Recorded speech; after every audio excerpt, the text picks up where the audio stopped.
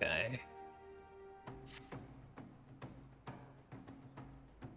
Voskun, have you any interest in history? If so, I would sure give you an opportunity to study the ways of the ancients. A curiously refined and well-read marauder visited the guild the other day in the hope he might meet an arcanist of exceptional skill.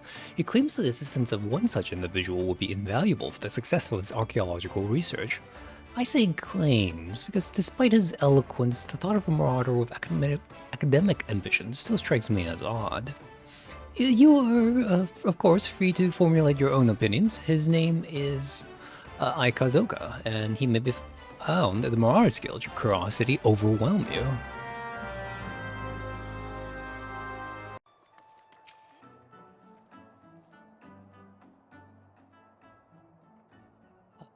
Thank you for setting aside your preconceptions, Vopiskun. I am acutely aware how unusual it is for a marauder to conduct research, as it were.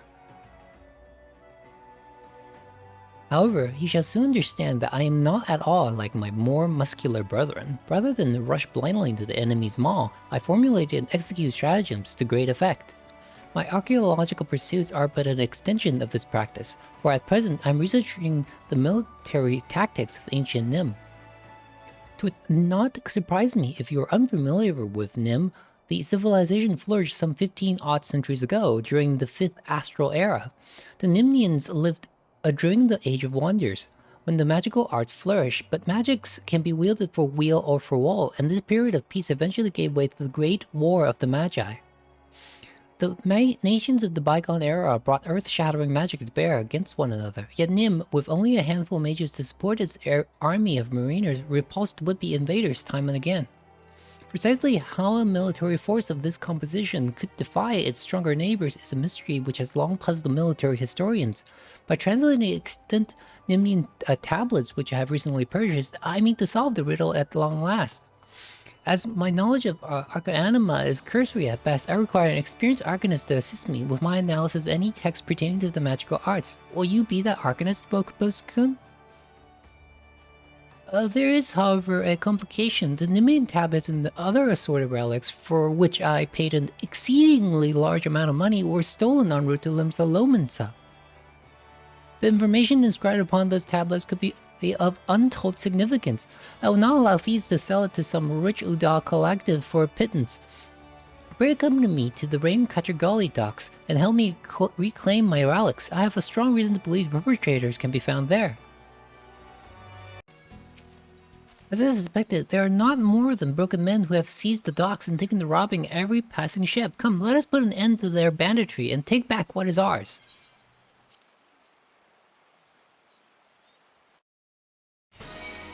What?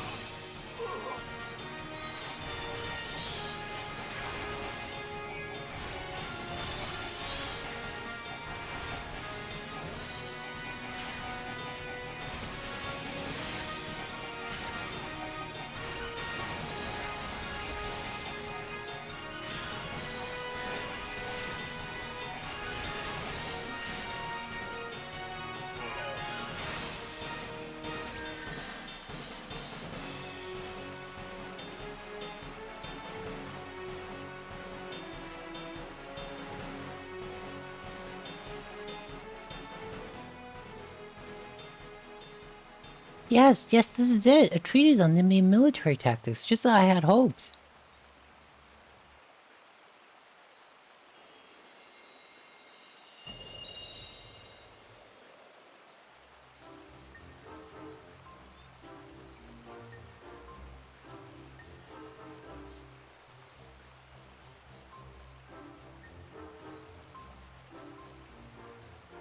Uh, hello there.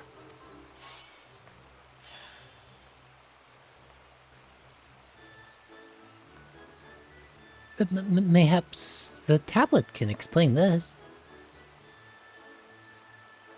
Minerals, scholars, familiars, fairies?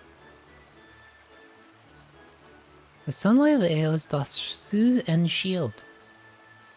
The moonlight of Selene doth silence and strengthen.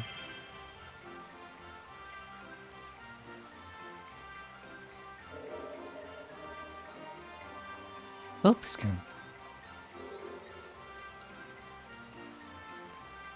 By the 12, have you any idea what this means? We have rediscovered the long-lost magical arts of the Nemean scholars.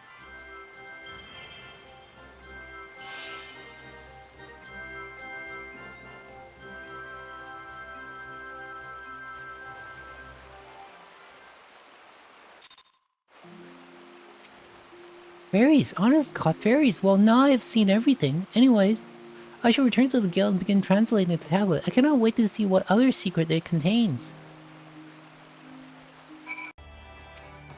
Excellent timing, Luskin. I've just finished transcribing a section that will doubtless be of interest to you. According to the tablet, the crystal from which the fairies sprang forth is called the Soul of the Scholar, and contains the wisdom of the long-dead Nemean ages.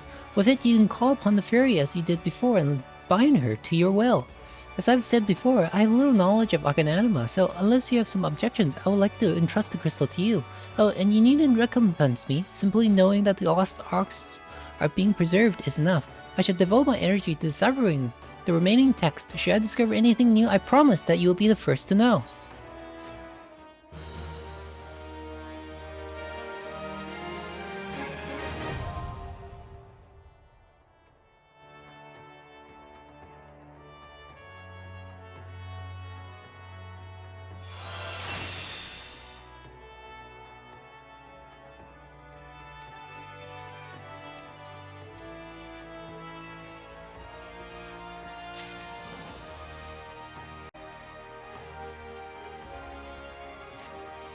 Well, I was hoping you might come along. Deciphering the treaties has proven more difficult than anticipated, but I've nevertheless made progress. It contains a wealth of military knowledge, much of which details the role of scholars in Nemean unions.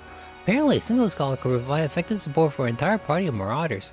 To employ their magic to heal the wounds and enhance the abilities of their allies. Moreover, they often serve as leadership roles, as they were highly trained tacticians.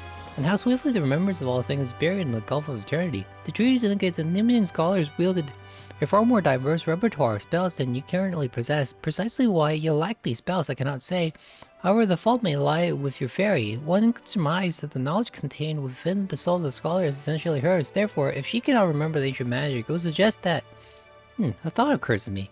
If it is indeed the case that the fairies, having been sealed for 1500 years, has yet to fully regain her senses, mayhaps visiting a familiar location would hasten the process. And I can think of no more familiar place in the city of Nim, but rather what remains of it in outer Lanosia.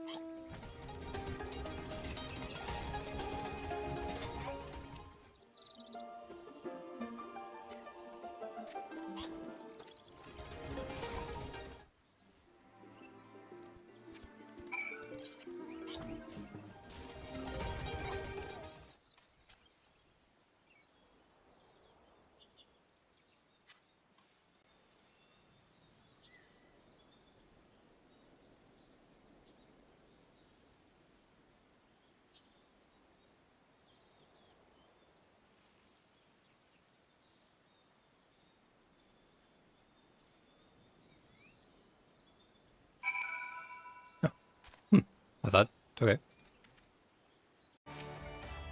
Welcome back, Fobskin. I got the experiment with success, and this strongly suggests that each fairy is a distinct individual with her own thoughts, feelings, and memories. Well, I must redouble my efforts to translate the remaining text. At this rate, your discovery is threatening to overshadow mine. Not to bemoan your accomplishments, but I have yet to discover any equally amazing stratagems. Soon enough, though, soon enough.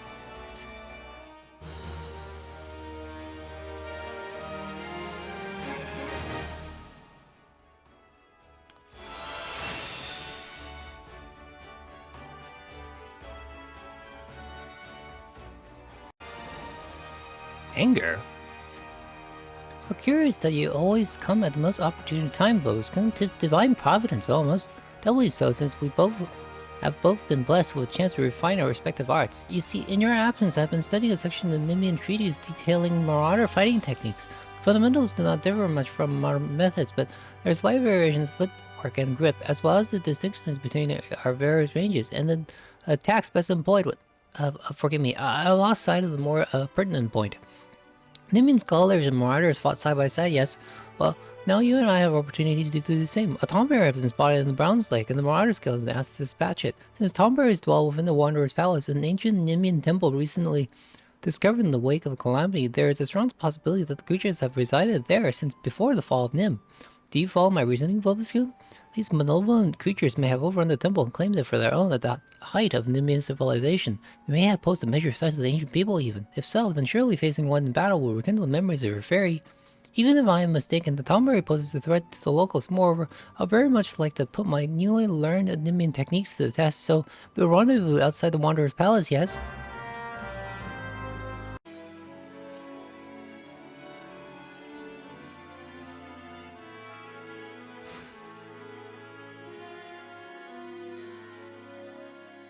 Well met, Vobiscum. I had only just arrived myself. Just in the vicinity the tomberry was last sighted. With luck, it will not have come far.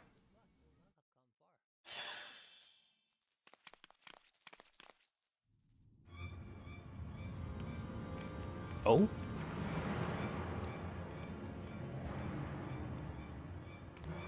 Look, atop the stairs! That's a cute tomberry.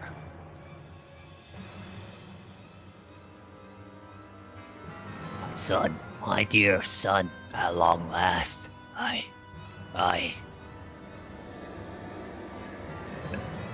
Rancor, it rises. It rises. It comes. Did you just disappear?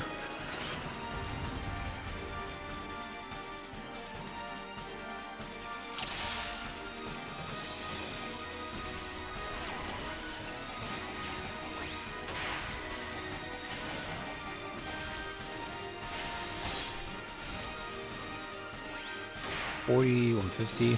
What's the point of this? I don't understand why they kept this. Have a galvanized.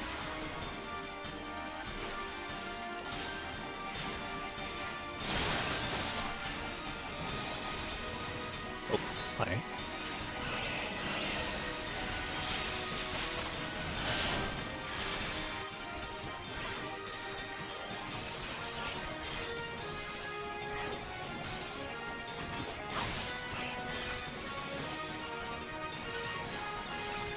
Fire it.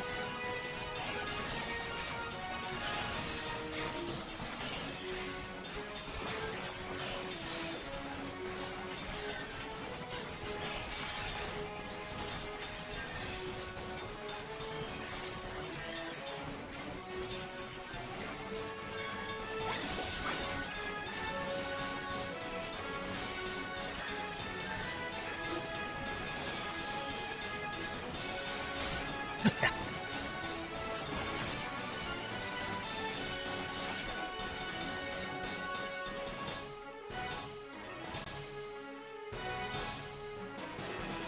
Ah!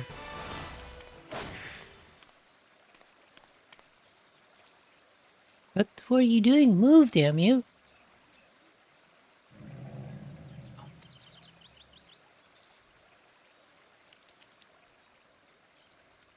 Confound it all.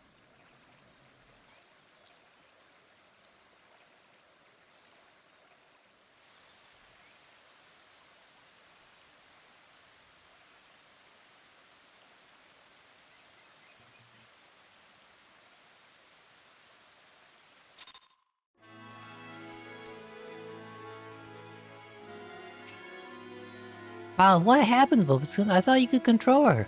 Oh, I apologize. I know you have only begun to work with the fairy. Some disobedience is to be expected. Ex-Master Warnzon will be disappointed, but there is naught we can do. The tomberry is long gone. Let us return to Limsa Lominsa.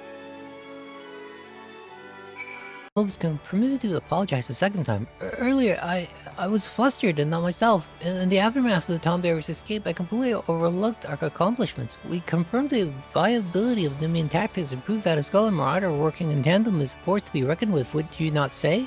And correct me if I'm mistaken, but your fairy regained some of her memories, yes? With that in mind, I feel comfortable claiming that this was a worthwhile endeavor. However, do try and gain a greater mastery over your minion, Obscon. I will hate for a repeat of that incident.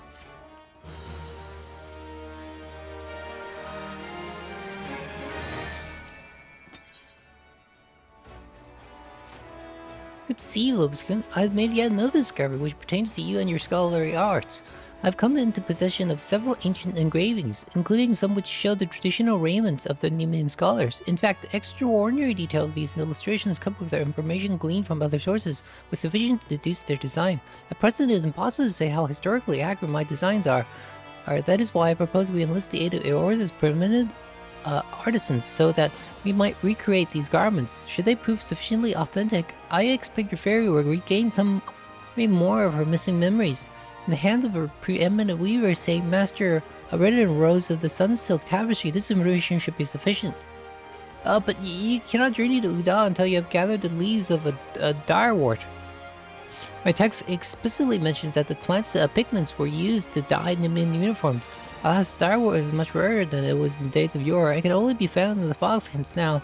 This you think I mean to make you do all the work? Worry not. While you scour Mordona for the plant, I will contact Master Rose and convince him to help. Though I doubt it will require much effort. I think that was a lot more than I was expecting. Oh, by level 9, sorry. You never threw checks. Always not simp duty. A hot minute?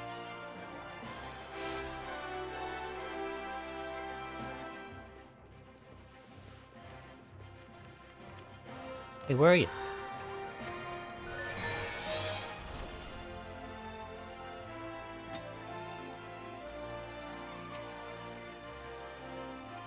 I suppose you do have a rather scholarly air about you. I've been expecting you, Boscone. Have you the leaves and the Alcasoca's designs then? But...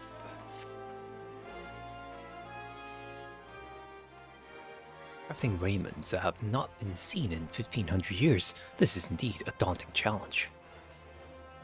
But it is one I suspect I will enjoy a great deal, for rare is the day a weaver revives ancient fashion. I shall begin at once. You may observe if you like, but be aware it will be a lengthy process.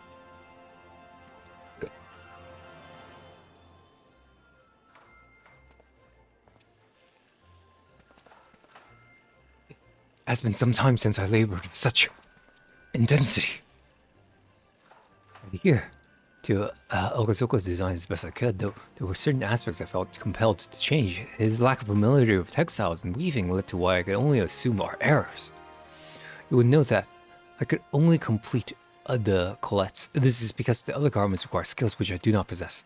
This true serendipity of the Geva and Geva of the goldsmith and leatherworkers guilds respectively can provide the finishing touches to the remaining pieces.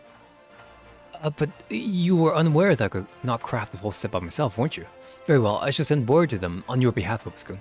You will need only visit each guild and present to them my unfinished work. Greetings, Obscone. Red said you'd be along shortly, so let's see what's on the motorboard. See that motorboard? Motorboard? Motorboard? This shouldn't take long. Wait here a moment.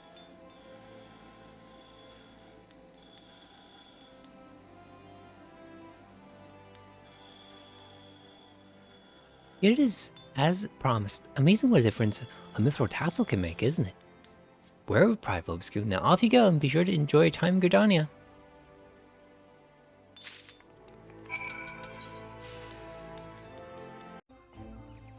Obscure, the man who would single-handedly revive the scholarly arts. Alright then, show me what you got.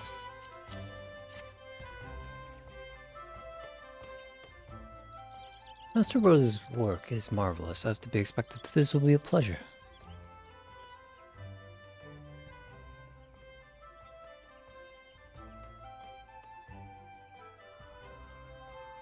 There you go. One pair of fingerless buffalo leather gloves. perfect for the scholar who prefers that his protection does not come at a cost to dexterity. With boots, Belly will see to those. He's an expert cord wainer, so you needn't worry about the quality. Besides, I've already spoiled you by making your gloves for free.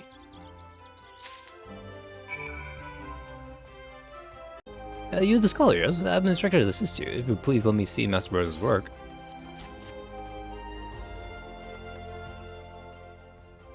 This craftsmanship is amazing. I can't not wait to get started.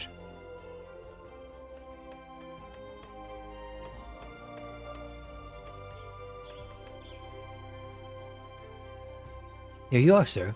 Made of the finest board and buffalo leather, in accordance with Akazuoka's designs, which are very impressive, I must say. You must be dying to see the complete set. I know I would be, had I gone to such great lengths. You ought to be surprised him by wearing the garments when next you meet him.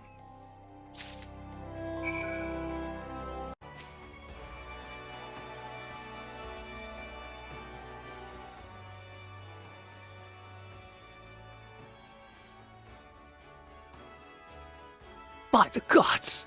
I feel as though I've been transported backwards through time! You are the very image of the Nimian scholars of Eld! Well, a minor scout, but still, never in my wildest dreams did I think it would turn out this well! I see you approve as well, little one. Suffice to say, we can consider this a great success!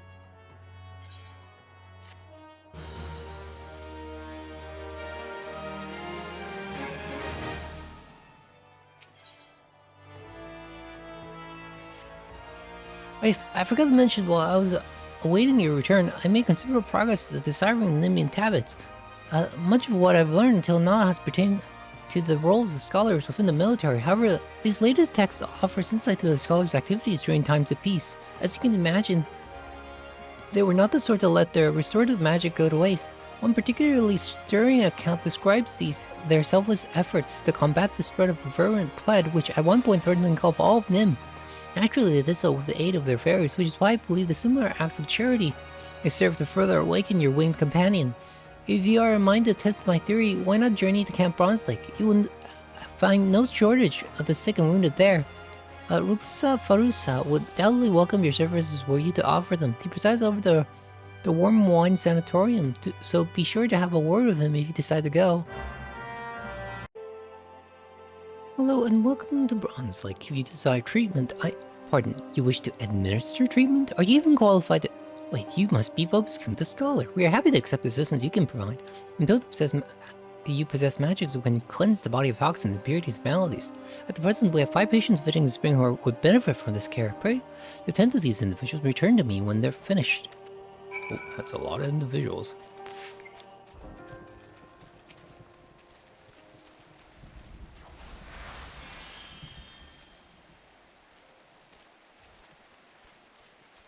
Do you really need a scholar to get through this, though?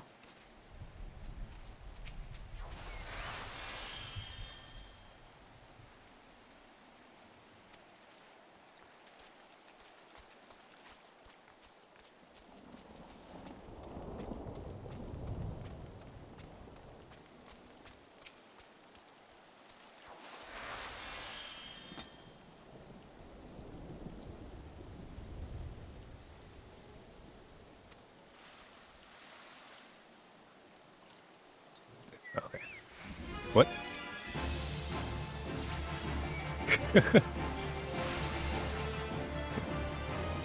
Death blood poison. No wonder that guy had an extra animation.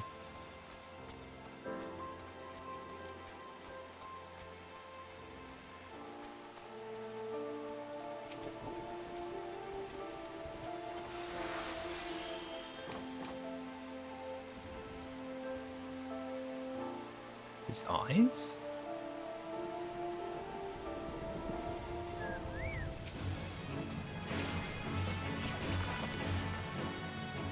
It's kind of bad using level 90 skills on level 40 mobs. What? What's swarm? Alright. Strange to remember what?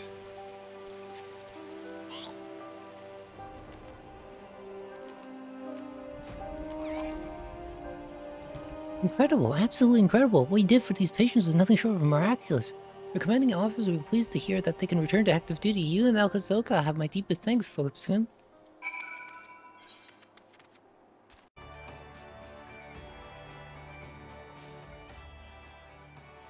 Phillips-kun, Rukusa Furusa tells me that your prudent magics exceed all expectations.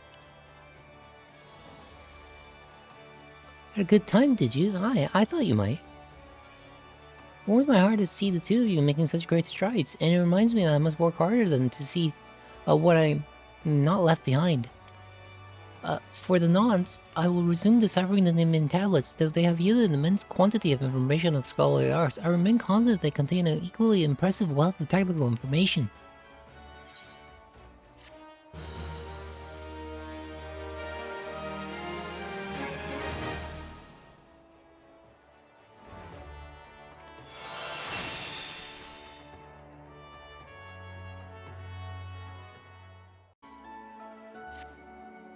Phillips-kun, you must come with me at once. Another tomboy has emerged from the Wanderer's Palace. A traveling peddler caught sight of the fiend and fled to Camp Bronze Lake, once again to follow the Marauder's Guild to find and slay it. This time we will hunt the tomboy in greater numbers so that we may surround it and cut off all the avenues of escape. I've not forgotten our previous end to slay one of those foul creatures. Nor have you, I trust. I have your assurances that you will keep your fairy in line this time, yes? Then let us make for Bronze Lake at once. Our comrades have already departed, and I do not wish to fall behind. We will rendezvous with them at the same place we battled the first Tomberry.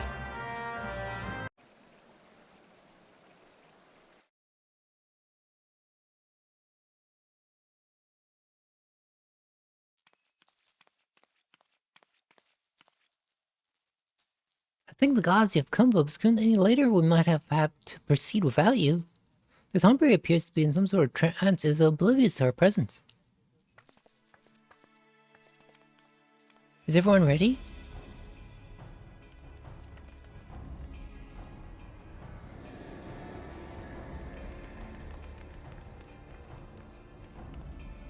Excellent. Remember, we must surround the fiend. It cannot be allowed to flee. Son, my dear son, stay away. I cannot.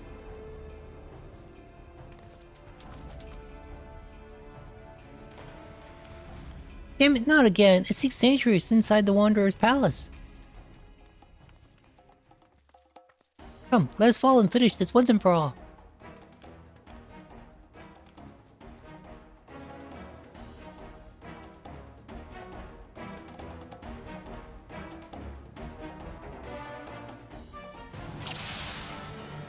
Wait, where's my, guys?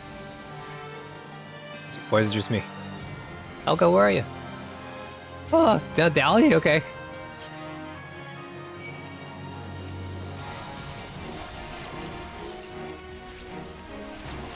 Can't help you.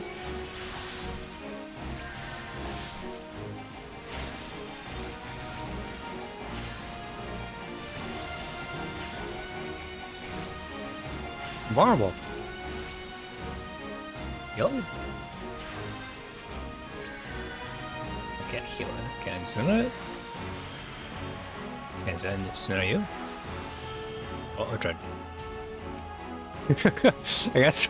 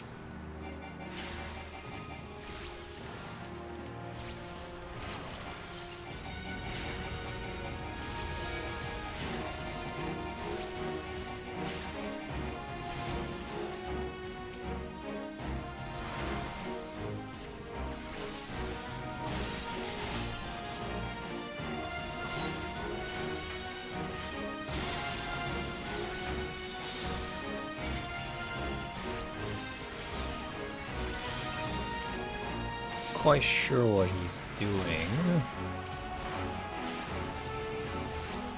Pretty sure I'm just making things worse here.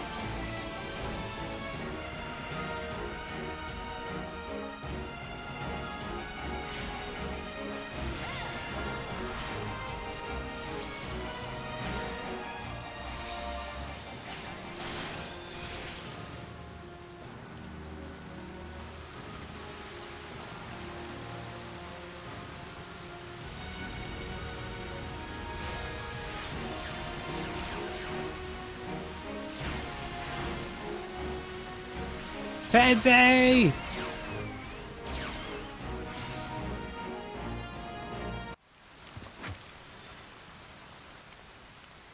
What? Again? Why do you protect this demon?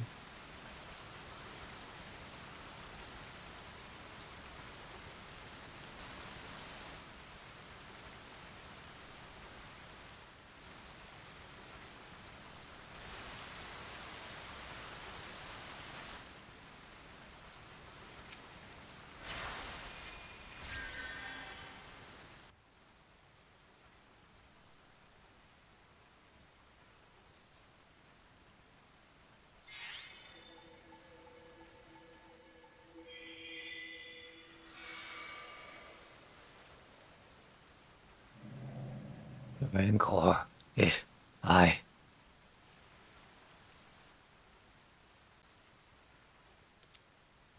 Lily? My son? Why are you here? Who has summoned you?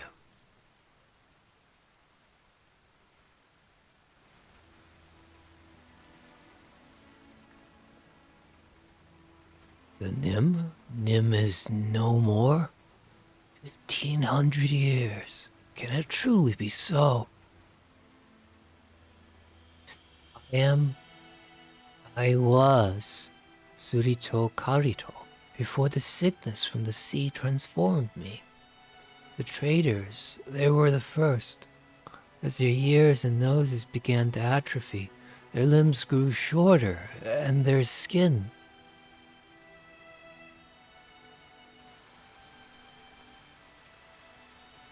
The scholars tried to halt the spread, tried to find a cure, but in time we too fell ill. Sympathy turned to fear, and fear to anger. Monsters, they called us. Abominations. Then you were once a man? They sealed the sick within the temple of magics, tried to drown us, tried to forget us. Though our bodies had been changed, our minds remained intact. Within every man lurks a beast, and those whom you call kin deny you, come to hate you and despise you. I too succumbed to the rancor, until you reunited me with Lily, my dearest son. Long has my mind been clouded with hatred, but by the resplendent light of Lily, at long last, I am free.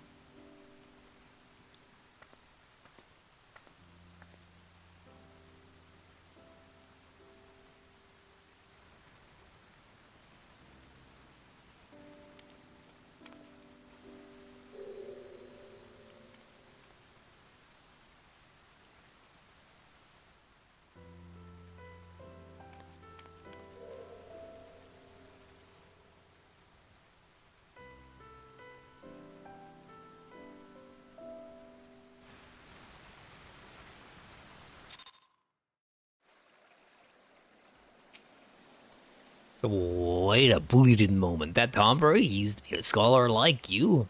Does that mean you've turned into one of them? You keep selling those spells, or did I misunderstand what you said back there? Oh, the hell's with it.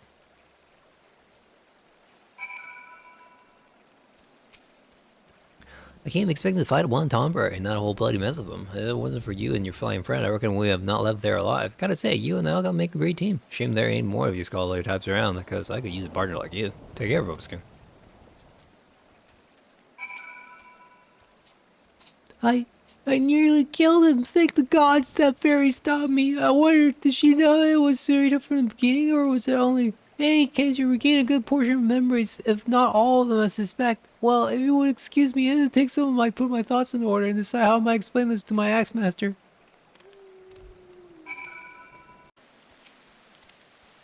But the traditions of my people have not been lost to the ages is a great comfort to me. I do not know how the soul crystal came into your possession, but I am glad that it did. The sickness robbed me not only of my body, but of Lily as well. Though the scholar no longer resonates with my ether, I cannot summon her. Only you can. Only you are fit to wield the magics now. Here, a gown that befits a scholar of your standing. I bequeath it to you, along with the knowledge of my sacred soil, my most versatile art. I cannot thank you enough for purging the rancor from my heart, but there are still countless others who have yet to see the light.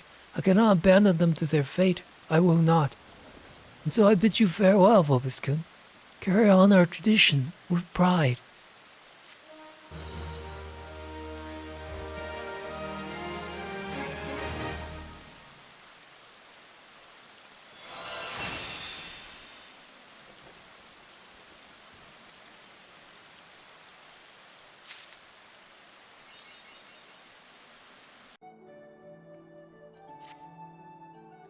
You have astonishing timing, Vobiskun. Would you believe that I meant to send for you this very bell?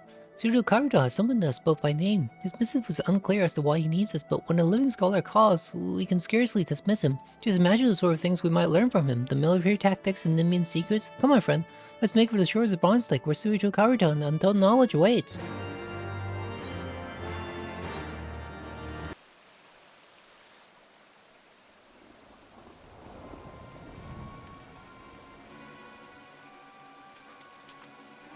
Thank you for coming. I hope the journey was not too taxing. Not at all. Both of us are ready and willing to help. But pray tell, why have you summoned us? Allow me to start from at the beginning. After Lily freed my heart, I returned to my people for the first time in an age. I was myself. And I was not alone for long. Many of my kin regained their sanity once the palace was freed of the Tomberry King's malignance. Our minds were our own, our forms remained monstrous, and we dared not venture outside. Yet within our halls, we were content with our own company and the quiet life. But it did not last. One by one, we began to grow ill again, and then grotesque. The sickness that transformed us into tombearers has returned. What? Are you certain? Beyond all doubt, 1500 years past, powerful magics were used to seal us in the palace alongside with the sickness. Even these could not withstand the calamity. As we arose from our long slumber, the sickness awoke within us. As a scholar, I must see my people restored in mind and body both, but finding a cure would take many moons, perhaps even years, and that is time they do not have. Yet I presume you will not stand idle while their condition worsens. This is why you have summoned us, is it not? Just so. I plan to seal the worst afflicted within a section of the palace. There will slumber once more. This itself is no cure, but it will afford me the time I so desperately need to find a permanent solution. Now, as for the seal itself, an enchantment of this nature is not unlike a net. It is anchored at several points. If not laid down in perfect balance, the magics will falter. In order to accomplish this balance, my people created keystones focused and dispersed ether. It is these keystones I have need of, but I dare not seek them out myself with being hunted. Then we will gather them in your stead. It is we, is it not, Vobiskun? Thank you both. The original enchantment encircling this lake and 2 of the keystones should be somewhere along the banks. If you search the shores, I've no doubt you will find them.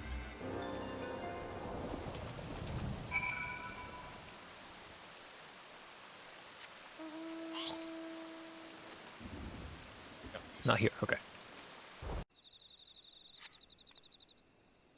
Hair Guardian of Eld. You don't stand a chance.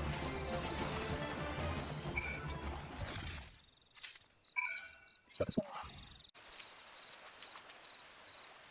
as you search for keystone-born fruit.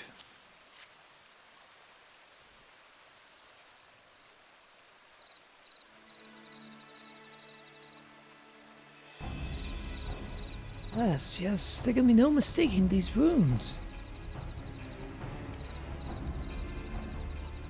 I have it. Whew, that was a pitch battle, tell you. The keystone was in the clutches of an Ergonite. An ill-tempered one at that. Explains the distinctive odor, but the runes leave no doubt. Thank you, Alka-Selka. It was the least I could do. I trust you can see away the worst stricken of the Nimians now?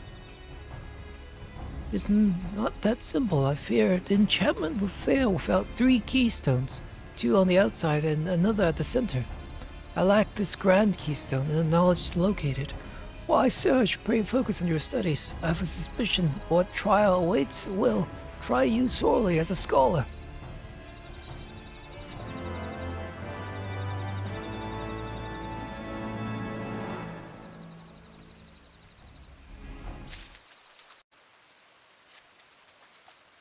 We have divined the location of the Grand Keystone, my friend. It lies in the ruins to the east.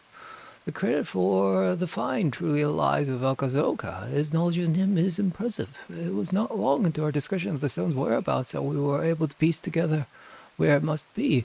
As you can imagine, he could not contain his curiosity. Even now, he is combing through the ruins. Please, see that he comes to no harm. We often let guardians to watch our most precious assets. I told Alka-Selka this, but he firmly believes the enchantments have worn thin. I'm less sure. Be careful when you take the Grand Keystone. Opus-kun, you have arrived in time. I believe our prize is just yonder. I trust Suriku Karuto mentioned the guardians. I have my doubts they still guard our prize, but better safe than sorry. Should any awaken to our presence, we will reduce them to rubble. Sure.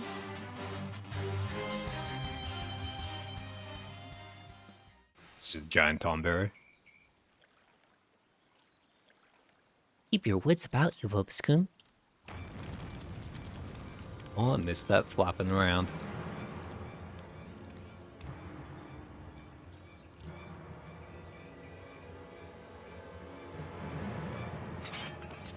The Guardian, well, we have dug up much of Nim's past. Perhaps it's time we put a piece of it to rest.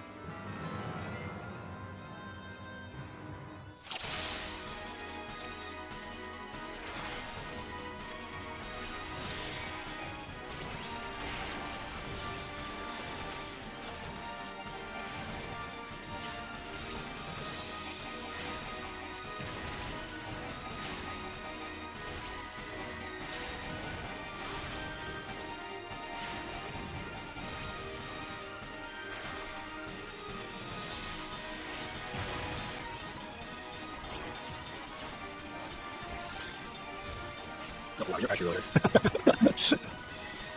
that double drain. It's kind of funny that you can heal himself. I'm helping. Just standing there, you oh, okay. You better blow up.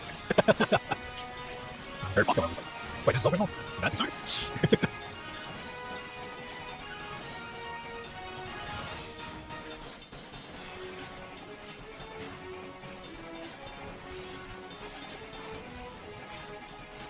It was so tall, I couldn't see Silver still.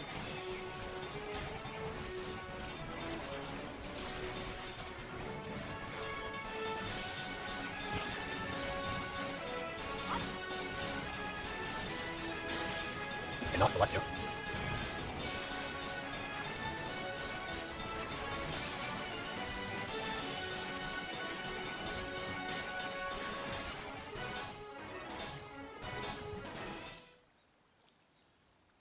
Ah, what a team we make. No foe can stand against Scholar and Marauder. The Grand Keystone is ours. Suito will no doubt be happy to get his hands on it.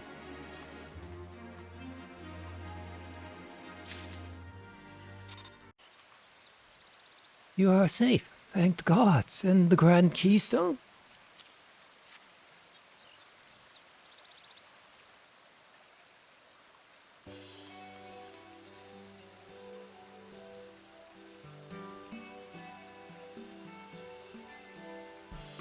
Well done, you two. With this, I can cast a sealing enchantment over those of my people suffering most. I'm full glad to hear it. Soon the worst afflicted will be at peace once more, safely segregated from the others. But this is only the first step. I will need to learn to cause the sickness before seeing my people cured. You're not alone in this, Suito Karuto. We three shall see an end to this plight. Thank you, Akasoka. Lopez-kun, I am proud to have you both at my side. Lopez-kun, it is time that you learn a new spell for giving succor to your comrade-in-arms. Indomitability, once it was the sole providence of high-ranking scholars, may serve you well henceforth.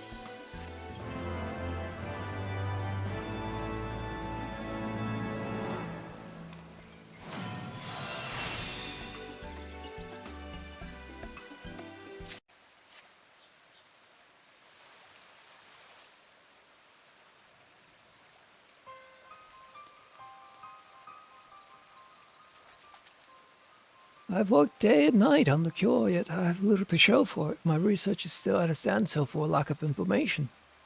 I feared as much. If ever man had knowledge of the sickness, it was long lost long before this age. Even after a careful study of Nimian tablets, I still learned a little more than what you've told me, that it came from the sea. Traders returned from the southern seas, yes. They had lost their main mast in the fearsome tempest and drifted, victims of the current, until at last they ran aground on a desert isle. Half dead, they stumbled ashore and have perished, but for the Lalfelden tribe that lived there, these natives nursed the traders back to health and helped them mend their shapes. They even sent our men home with an amphora etched with ornate designs, a gift of friendship.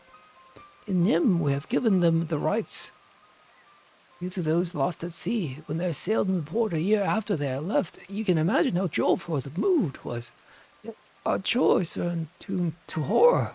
The traders began to grow ill, for the sickness was upon them. They transformed, and the rest, you know. Stories suggest traders contracted the disease on the isle. The voyage home must have been... Hold on. The traders were hale and hearty when they returned to Nim. Yes, the sickness became known only after they reached port? You mean to suggest that it was not the men who bore the disease? Then who? Or what? Something they carry, perhaps? Something like the islander's gift? It does seem the more likely culprit, but without the amphora, this is all in conjecture. I'll be astounded if even a shard remains after 1,500 years. As would I. It was placed on display in the royal halls for all to see. If only I had considered it a possible source. Royal halls? I know exactly where those used to be. Precious little remains of them, but I will scour the area, and if Obiscon joins me, mayhaps we will be lucky.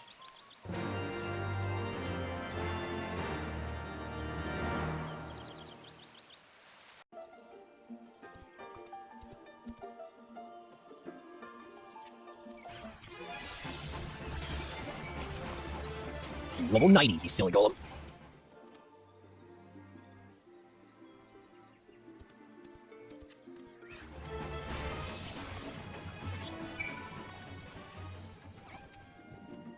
Oh. Is that what yawns below me? Okay. Oh, nice. Empty. Empty. I beg your pardon? You found it intact? Well, sort of. Incredible. I remember this as though it was yesterday. This is the self-same amphora. Then it truly is an honest-to-God's miracle, though it occurs to me now that we should handle it with a bit more care, assuming it can turn us into tomberries.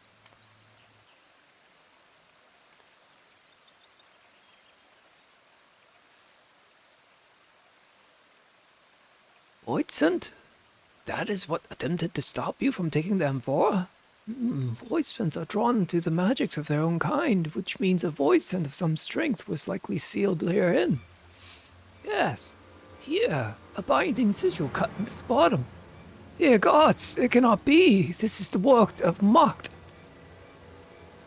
Mocked, beware of the dark. Keep away or lose your heart. That Mocked? An apt rhyme Dallas inherited from Nim. Mocked was our enemy, raptious and unwise. Their magie trafficked with the void grew mighty from shadows and attacked our lands time and again. Look no further than this, the sigil which sealed the void sent in this gift. The islander must have been their pawns in a plot to bring us to our knees. We were fools. Once do we consider that everything from the Tempest to our trader's miraculous return might be a void mage ploy. I must return to my tomes. Pray allow me time to research this, and please tell me if you begin to transform.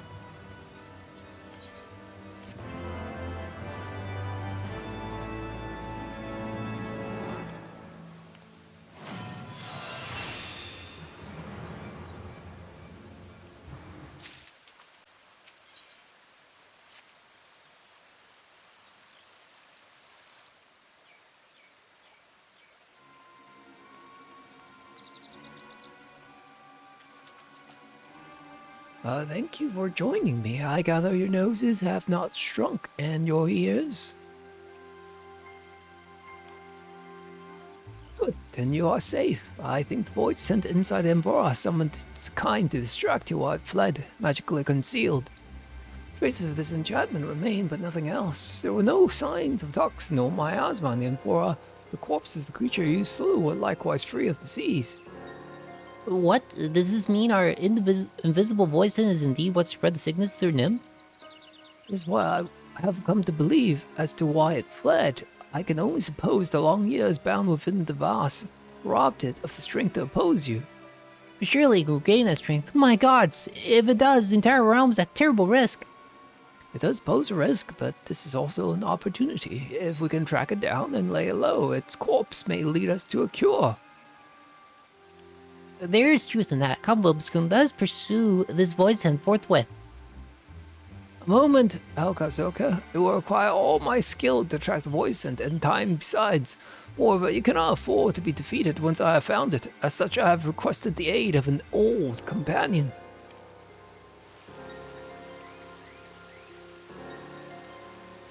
I'm gone to shite. If these sorry specimens are all the Royal Marines we got left, they'll march like proper soldiers when I'm done, or my name isn't Helga Toga. Sergeant Toga, Phobos-kun, do you understand who this is? Before us stands the greatest drill instructor of the Nimian military. Come on, we have much and more to learn.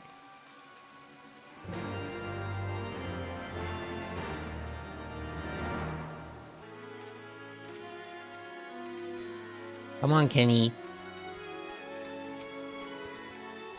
I think you are what it takes to be a Royal Marine, huh? You make me laugh. Ever worn glasses into battle, boy? Expect you float away while you wipe the blood off from the lenses, do you? And the scholar, hell, a lot like you in the war, more used dead than alive. Having their corpses piled high around us kept us safer than their damn magics ever did. You are a bloody joke. But I'm here to turn you into Royal Marines, and Royal Marines you will be first decreed. To victory, come hells or high water. Come on, let me hear you. Okay.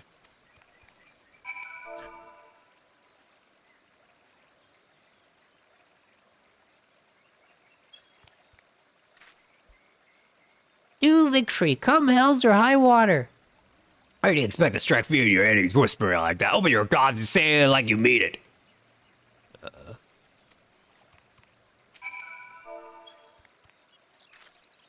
To victory, come hells or high water, sir.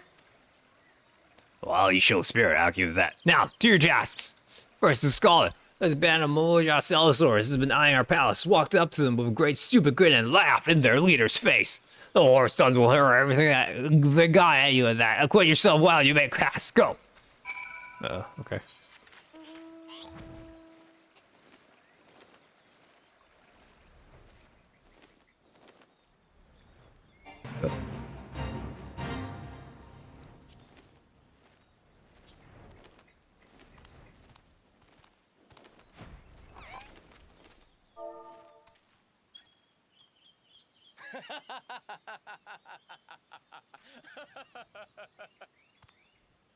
Well, why you laugh? You think Momo funny? No, you funny. I laugh. See? You die now!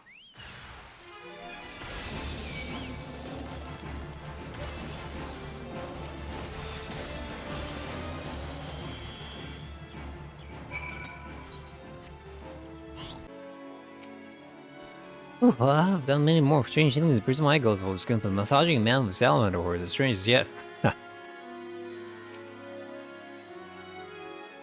That's a reference. Ah, yeah, both still alive, not half bad. Any real Marine could have done twice as fast. You truly are the sorest accuser of you that I've ever seen. With all due respect, sir, the tasks you gave us were... Hey, what was I supposed to achieve by massaging that man with salamander oil? You bloody fool. You got an ass and clearly learned nothing. And you, scholar, you're gonna tell me you don't know why I had you fight without a protector? Chaos reigns on the battlefield. The Marines around you are all of you of God, and they will die for your failings. Marine scholars, everyone has to do what it takes to survive, to be all they can be. Until you understand that, you're not even fit to face the weakest voice, and that is all for today. Now get back to training. You're dismissed.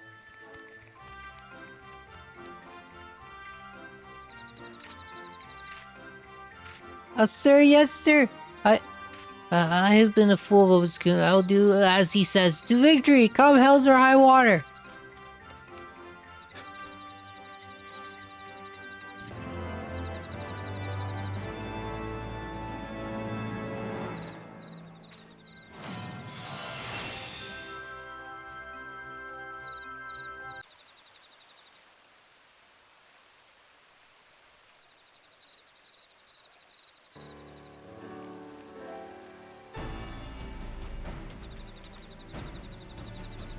How goes the training, friends?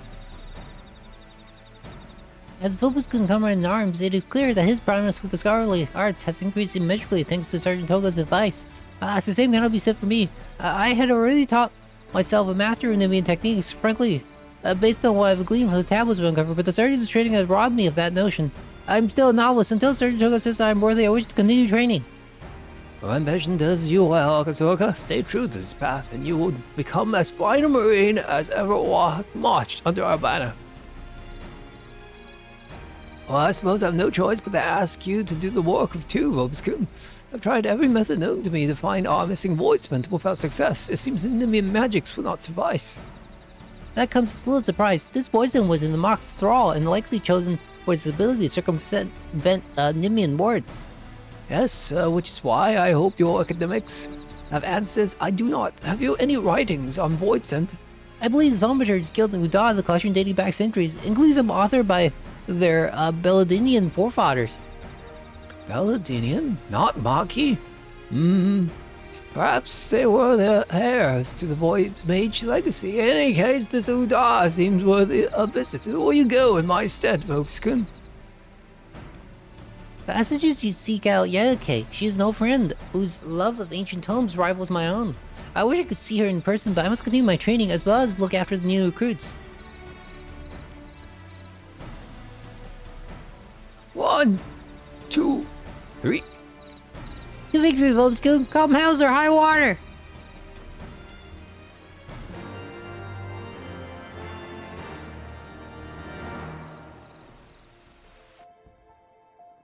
Welcome to the Thaumaturge's Guild. It is fate that has guided your steps here, friend. Elka? Elkazoka? That is not a name I expected to hear, but I'm glad my fellow book lover as well.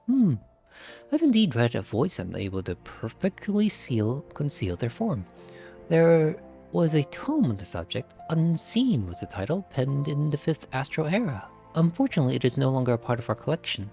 A member of the guild borrowed it for his research expedition, a project which was to last some few moons. However, that was 5 years ago, and he has not been heard from since. A pity.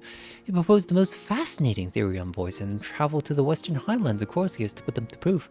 Alas, that area was rendered inhospitable by the calamity. There is a chance, of course, that the man is alive, and the book unharmed. We traced his journey as far as Falcom's Nest. Perhaps someone there can point you towards where he ventures next.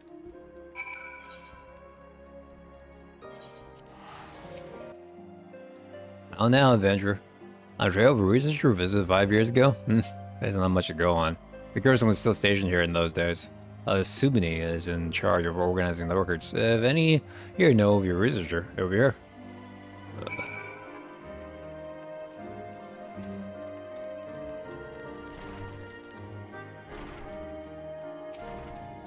Oh, hello. How may I help you? A man researching voices? Yes, yes. Where was it he was mentioned? Oh, that's right. He stayed here for a time before taking the North Star downriver, which is one among many sunk by the fearsome Primal's rampage during the calamity. The lucky few have made it to shore were then eaten by Falcon? Well, the boat ran aground and hasn't moved since the river froze over. You may wish to search wreck yourself, though do be careful with the local wildlife. Ship was for. This quest takes you to some cool locations and then actually gives you context for where you're going, which is very different from the other quests, which is nice. I'm level 90. Bye.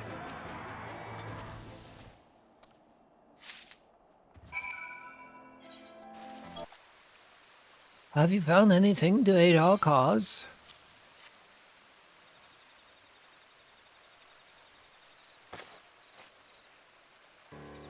These things have all seen better days. Ah, but here is the book, and the writing is still legible. It will take time and patience, but I'm hopeful its secrets will allow us to snare our invisible void scent. Do mine yours to see me, or did you track down a book? Splendid, Vobiscum.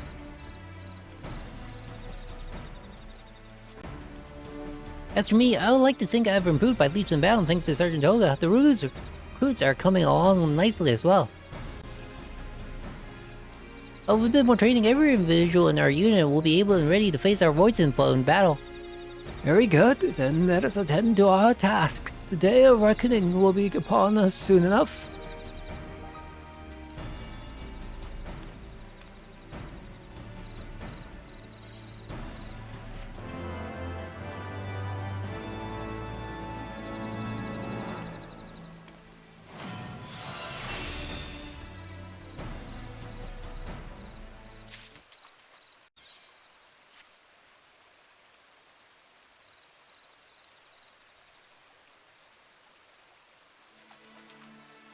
I have the means to track our invincible void scent. The time has come to discuss our attack.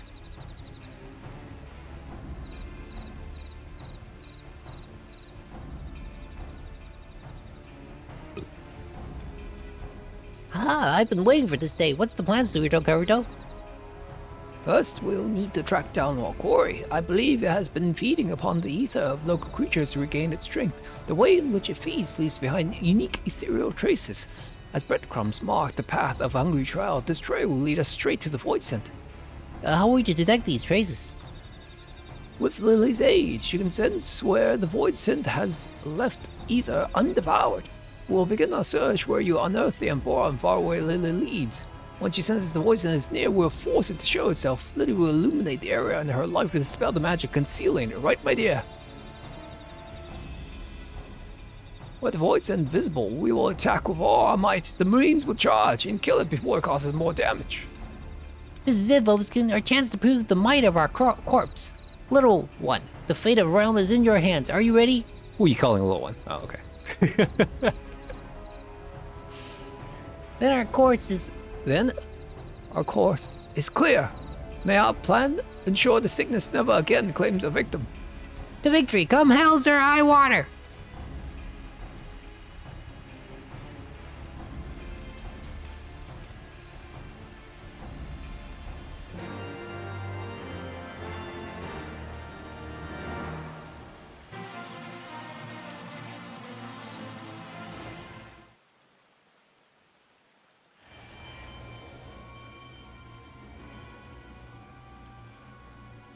Through the ethereal traces remaining from the devoured player, your fairy senses the voice and is moving towards Zelma's run.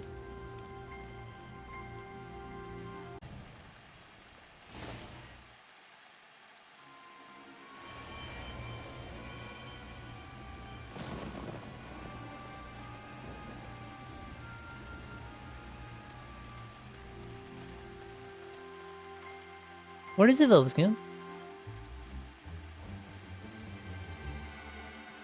That way lies Camp Bronze Lake. What purpose could it have there? The healing waters? No, I suppose it is home to... Of course, the Wound of Maelstrom War soldiers. It means to spread the sickness anew through them. We must stop it quickly to the camp.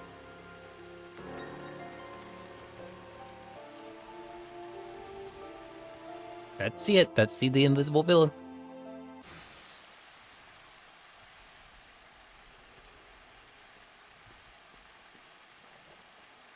God damn it, this place is bloody crowded. We don't find the poison quickly. There's to be a lot more tomberries. But how do we draw it out in the open if we can't see it? Get the soldiers evacuated. Bubskin, find a poison with Lily's light.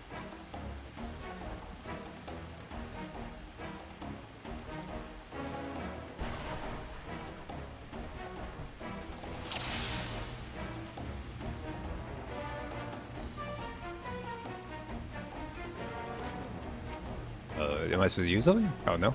No skills. Hello. Oh, oops. I am no longer at level 90.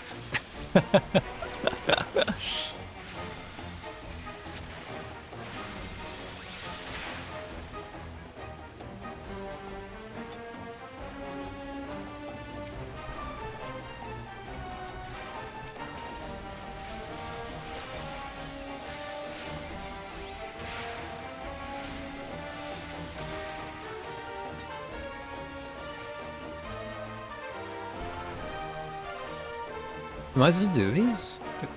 Only the green ones, or...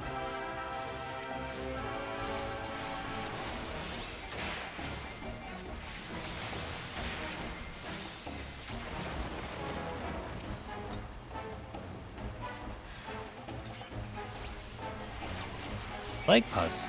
Yikes.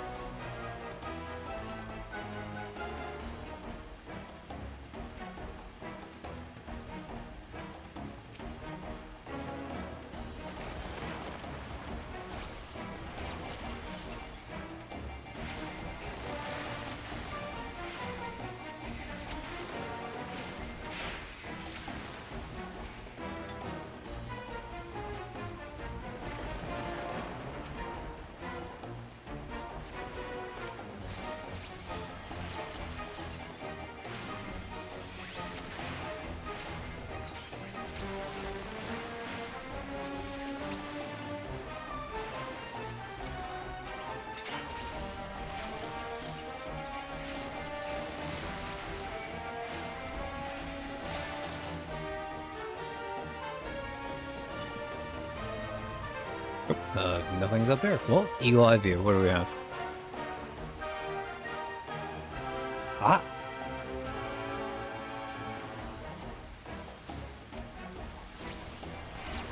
Discarnate? I am not really doing any damage. Oh.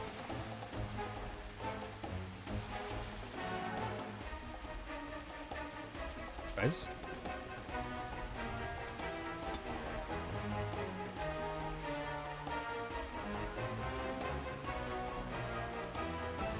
Show yourself, fiend!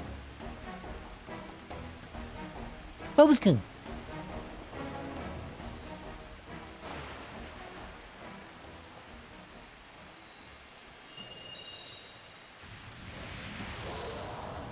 Oh.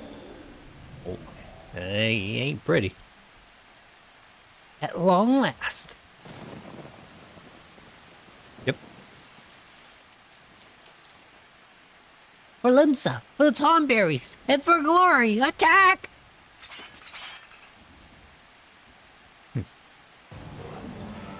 How many times are you gonna say that?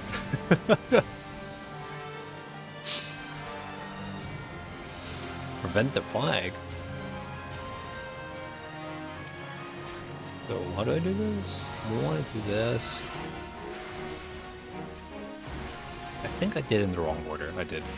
We're supposed to galvanize first.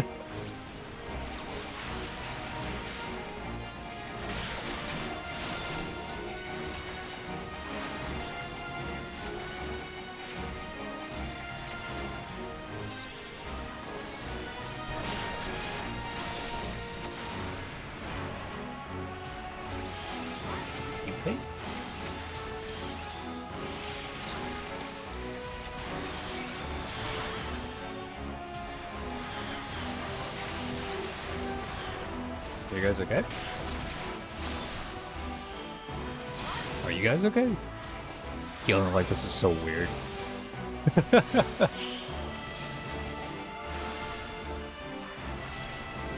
Yeah.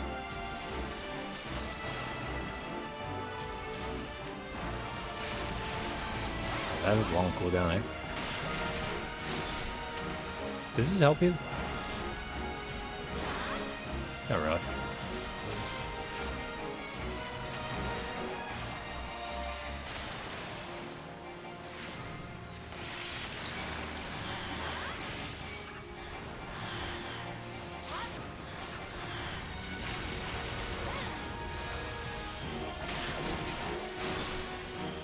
Oh, that's a lot of town berries.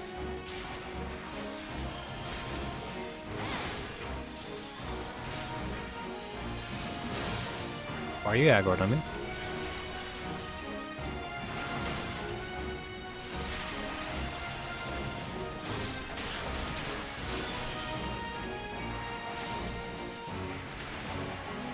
Wow, that has a really, really long cooldown.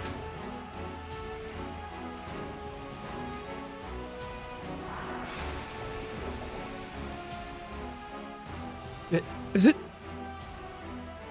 Get back, it's trying to infect us.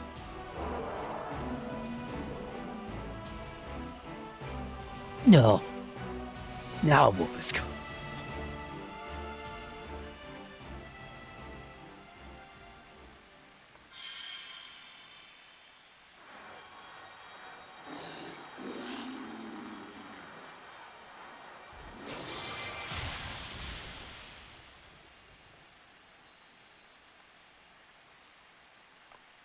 Ah ha ha, we are victorious!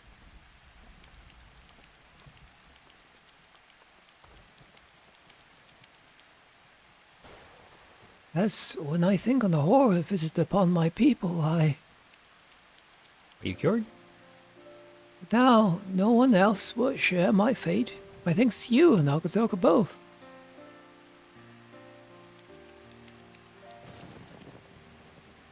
You got my gratitude as well. Good to see proper Royal Marines at it again. Indeed it is. Today the torch is passed to you. May the Royal Marines evermore defend the people.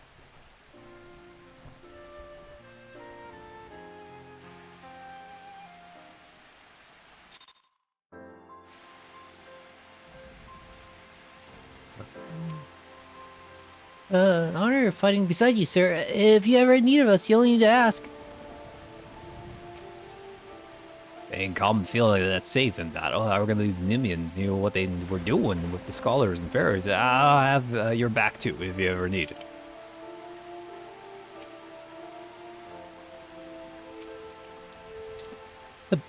Bloody Thornberry eyes always running with. Bah, who am I kidding? You did a fine job indeed. Because you dare think of easing up in your training on account of one victory. If you saw the name of my beloved Marines, I'll flay your skin off your back. Won a great victory here today, my friend. Your allies will appreciate it if you tell them so. Imagine, Vopskun, defeating a Voisin over 1500 years old. When we first met, I didn't dare think we achieved such things together. The threat is gone and the Royal Marines are born anew. Not a bad day's work, I dare say. But we are far from finished. I do not think what threat the future holds. I do not know what threat the future holds, but they will not find us unprepared. Not as long as I have aught to say about it. To victory, my friend. Come hell's or high water. I've gathered the voids and remains. With careful research, they should yield secrets I need to heal my people. I am not so naive as to believe the answers will come quickly, yet the cure shall be ours one day. For now, my people will labor so that we may walk with yours towards a brighter dawn. I would see a future where we are part of the realm, not shunned by it. Thank you, my friend. Lily chose most wisely in you, allowing to pass on to you one of Nimian's mightiest abilities. Dissipations. It is a secret spell meant for use only by those gods who have earned the full trust of their fairy companions. Use it with care. Now I must return to my people, and you to yours. Fare you well, and may our efforts make tomorrow a brighter day.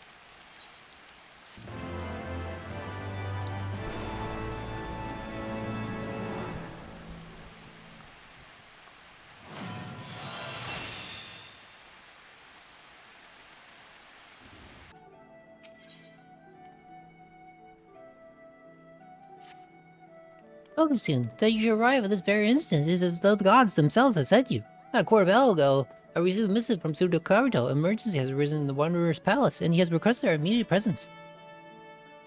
While the exact nature of this trouble remains unclear, we can scarcely ignore this call. He awaits us at the usual place. Come, my friend, we have a moment to waste.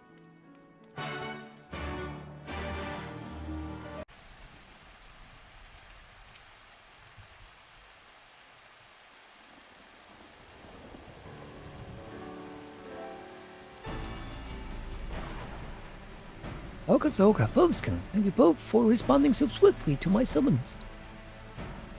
Forgive my brusqueness, but I believe it best if we got straight to business. I presume the both of you remember the invisible Voidson we defeated not too long ago.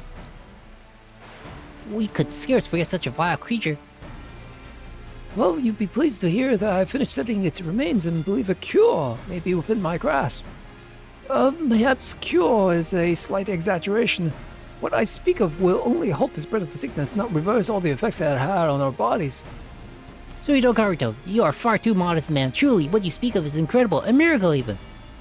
Alas, it is not to be praised for the progress I've made. I asked you here today. You see, Setoto, one of my comrades, has been assisting me in my experiments, has mysteriously vanished. I'm terribly worried. While the Rancor has subsided from most of our hearts, we will still retain our Tomberry forms. With the wonder too far from our home here, any number of organizations will be more than happy to have us hunted down. That's why I would ask that you, my two most trusted associates, locate and escort Setoto back to the Wanderer's Palace before it's too late. Of course we're doing it. We can hardly ignore the pleas of one of NIM's foremost scholars. I was gonna have an idea where to start. Let's check the Grand Company to see if a bounty has been placed on Setoto's head.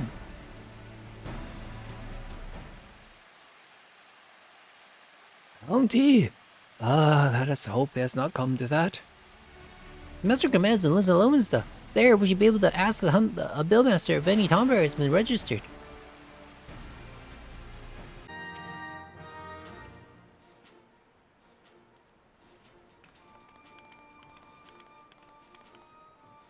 Good morning to you, sir. How may I be of service for you today? We're looking for, slay a Tomberry. A Tomberry, eh? We currently only have one Tomberry marked for the hunt by the name of Marberry. Marberry, if I recall correctly, was marked for the hunt from even before Setoto disappeared. The possibility of there being a mix-up between the two is slim. It seems we must continue our search elsewhere. Hopeskin of the Scions.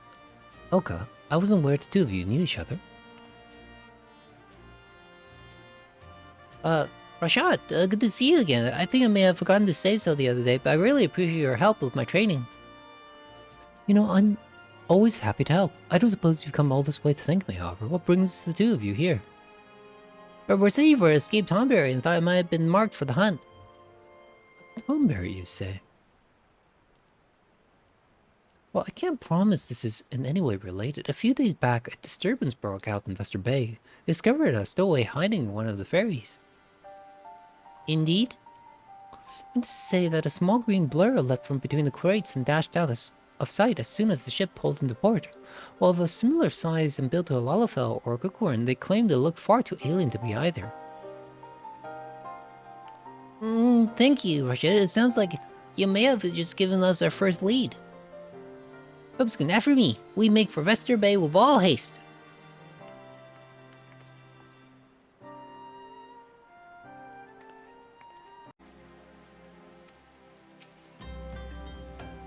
Oh good, for a moment I thought I had lost you. Let us begin by questioning this man here. He appears to be one of the men from which the ferry Rashid told us about. Are you asking if I saw the stowaway? You bet I did. It wasn't just any stowaway that went board the ship. Hey, I suspect it was one of the old fella, a gob, without his mask. Either that or it's a rare beast he can't find around these parts. Not that it matters, mind you. Whatever rewards the prize plays are after it. You best to be sure they'll catch it. Indeed, thank you for your help, sir.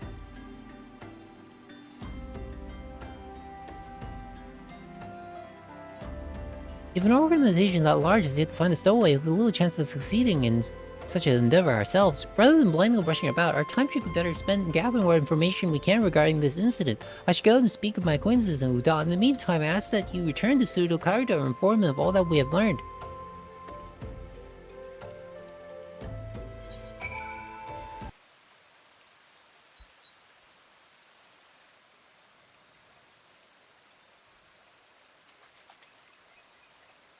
Obskun, I can only hope your swift return means you've come bearing good news. Across the sea, and likely now in Thanalan, you say? What could possibly have spurred our friend to do such a thing? Pseudo Kaido, forgive my tardiness. I made a smart detour to Udon to speak with my associates. Unfortunately, they could tell me nothing aside from the fact the brass blades are looking into who the stowaway might be. I've nevertheless asked that they keep an ear to the ground and report to me should they learn more. Thank you, Aksoka. If, as you suspect, our friend has fled to the vast continent of Aldenoir, there's little sense in us conducting any more searches. Judging by the brass blades' inability to find their quarry, we should have no need to worry about the hunt or any other institution capturing Satoto for now. The best option is to wait until we know more. I'm inclined to agree. Should you come across any new information, I'll send the word to you right away.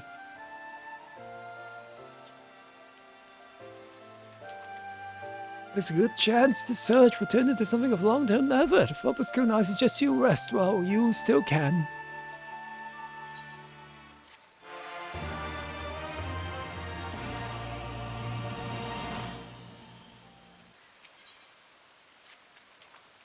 Obskun, what brings you this way? Oh, it seems that Aksoka's last missive somehow failed to reach you. He has uncovered information regarding Satoto's possible whereabouts and is currently waiting for you to join him at the Marauder settlement. You best hurry. Welcome, friend. My contacts have recently caught wind of rumor that the brass blades are once again on the move. It seems they have spotted a creature matching the description of Vester's Bay's stowaway. Luckily for us, their quarry has fled into the Black Shroud, an area that is out of their jurisdiction. Well, there is much we do not know. At least we now have an idea of where to begin. That is immediately apart to Camp Tranquil.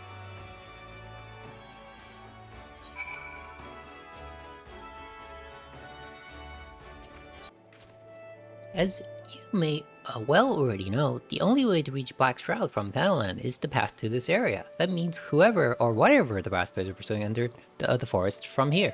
If our hunch is correct and Setsuto is in there, we best hurry. A Tonberry who has seen a little of the outside would likely not last more than a few days on his own.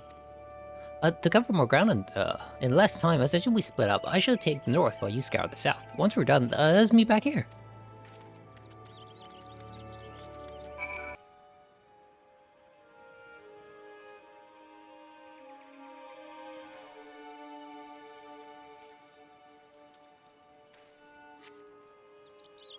Nothing.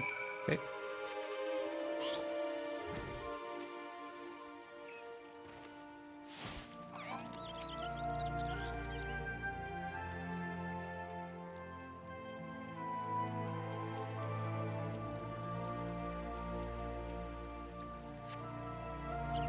Nothing.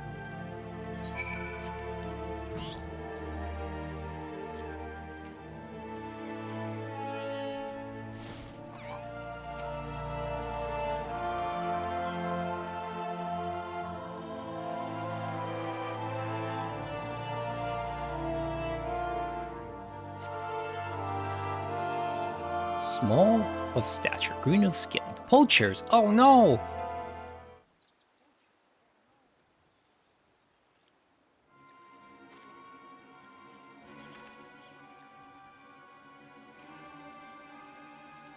Looks like we struck gold. Haha! We skin and sell this thing. We're guaranteed a fortune.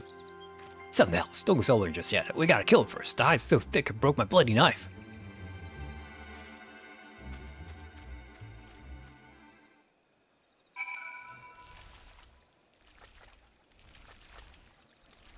Hello, can you not hurt my friend, please? Hello. I am level 90. 1. You don't stand a chance. Father, is this where it all ends? Pierce injured. Aldoquinium. Oh. I thought this skill was called Galvanize.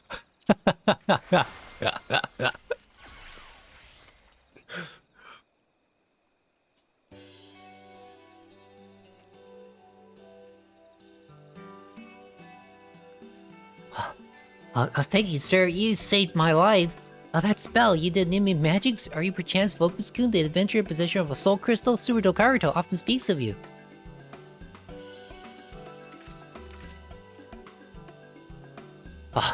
Thank the gods.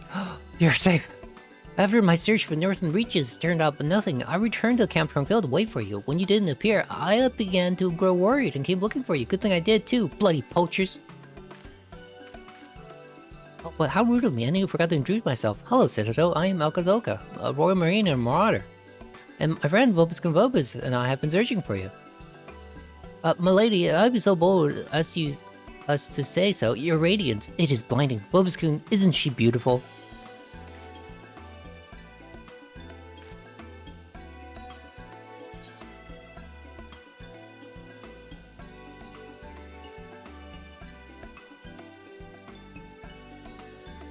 Why am I trapped in this situation? Alright, let's just be a contrarian. Very amusing, Vopuscun. I suggest you temper your jokes, however lest the young lady before us takes offense. Now, Citadel, what prompted you to leave Bronze Lake so abruptly? So, we're just not gonna answer this question? Wow. Okay, I see how it is. As you are likely already aware, Suito Karuto saved us. While on the outside we remained as tawberries, he has purged our hearts of the rancor. That is why I left. There is something I must take care of now that my mind is once again my own. What, pray tell, is that? Over 1500 years ago, back when Nim was still at its peak, my father was a scholar and a Royal Marine. He was dispatched upon a secret and incredibly dangerous mission to infiltrate Ambador. Ambador? But poor. The day he left was the last time I ever saw him. I suspect the reason he never returned was because he was discovered and apprehended by the Andapori. And so you came here to the place the ancient nations once stood. You do realize, regardless of whether he survived or not, your father, he... I know, I'm under no illusions that he might still be alive, even if he somehow escaped Ambador. Unlike those of us sealed away in the tower, the passage of time would have eventually robbed him of his life. I'm only looking to find something that reminds me of him. A keepsake, if you will. It sounds as though you loved your father a great deal. Very well. If this means that much to you, we, the Royal Marines, shall volunteer to aid you in your search. Right, Vopuscun? The two of you would really do that for me. Oh, thank you so very much. Now let us return to Camp Tranquil. There we can discuss how to proceed.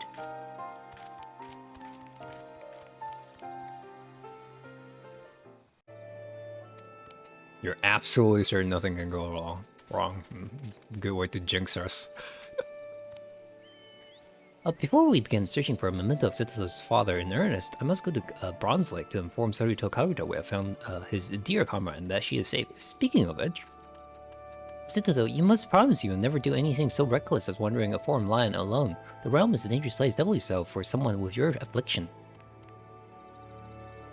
Very well, if it means that much to you, I shall make that promise. Good, that is all I want to ask. Vopuscun, I ask that you look after Citadel and see that she gets some rest, that she might recuperate from her ordeal. We shall make for the lost city upon her full recovery.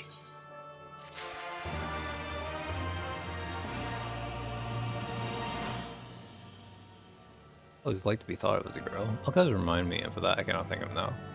Wait, how did you know? Now I feel like a buffoon.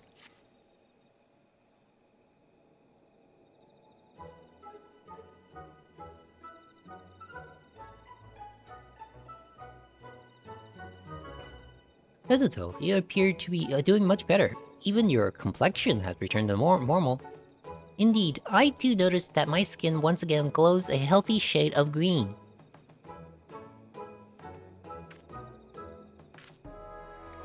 Well, soon, now that Citadel has recovered, our search can begin. Ere we depart, let us quickly review what we know. Citadel's father was a scholar in the Royal Marines who had been dispatched on a mission to infiltrate Amptor. He was to return with a cure to the disease that threatened to engulf Nim, only he never did. Yes, I'm almost certain he was caught, captured, and then killed by the Marauder-Warrior. Even if it was not the case, after 1500 years, we can safely assume he is no longer alive. I hold out hope, however, that some of his belongings remain. The Marauder-Warrior were extremely dedicated to expanding their knowledge of healing magic. Anything in the scholar's possession would have been of incredible value to them, and had your father been captured, they would have confiscated all he had. It would have likely have been transported to a more secure location for interrogation. That means our chances of finding anything that once belonged to him will be highest in Amdapor Keep. Oh, Alka, not only are you terribly kind, but you are keen of mind as well.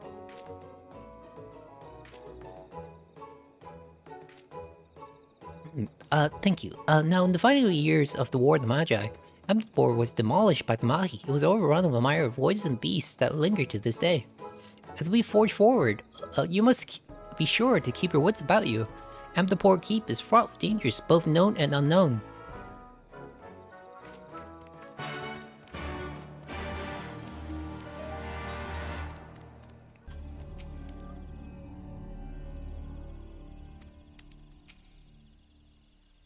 We found a maid of Obscurity. If you're ready, please lead the way. Lead the way. Am I the Royal Marine or are you the Royal Marine? I guess I'm still the Royal Marine, but still.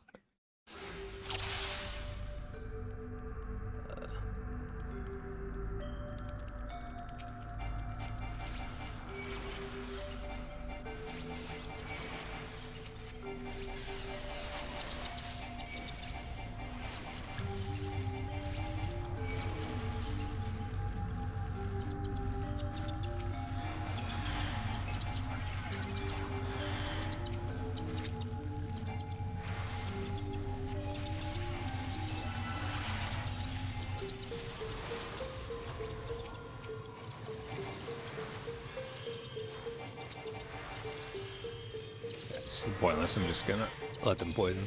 So Toto doesn't get hurt, eh? So.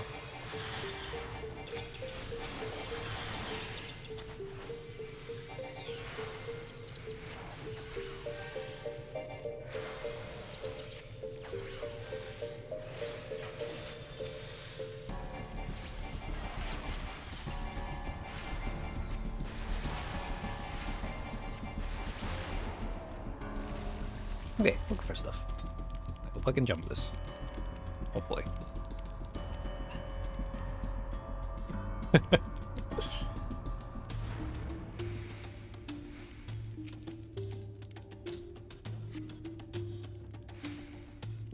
Nice little.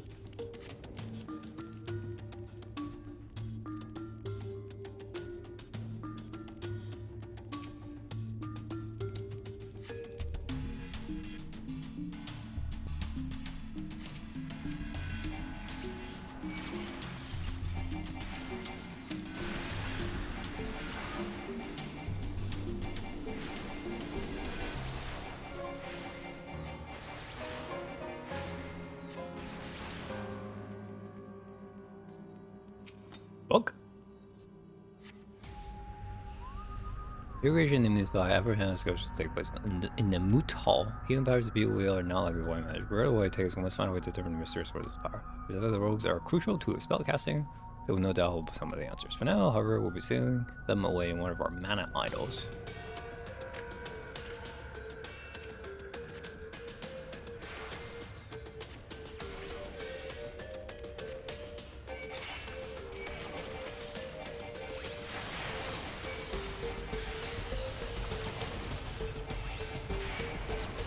You move, what the?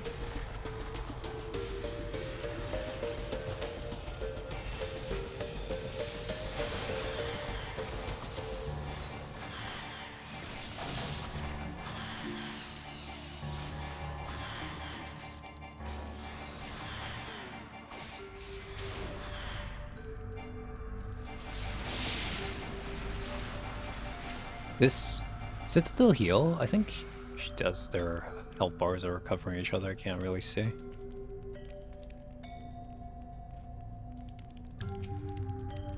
One of these? Okay.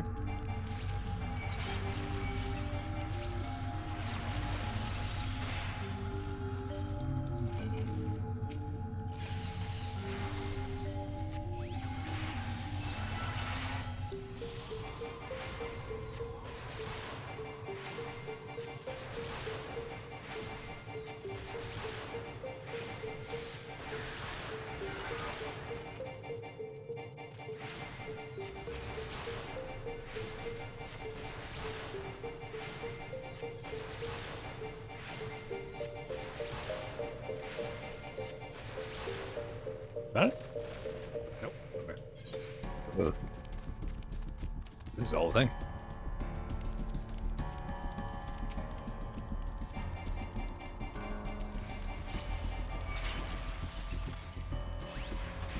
You follow me if I keep running. Okay. That was okay. Goes okay, I need help. He does fall. Alright, good.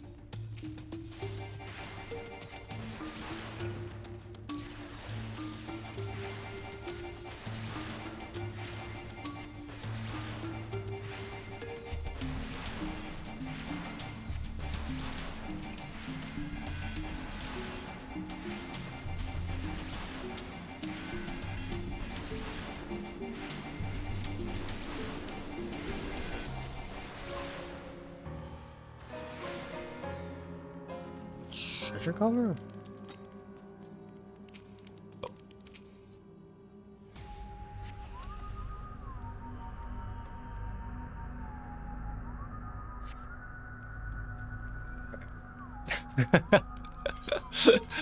Treasure? Mm, and then we didn't actually get anything.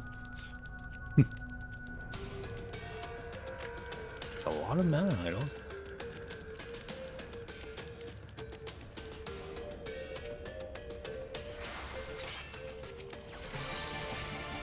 Let's see.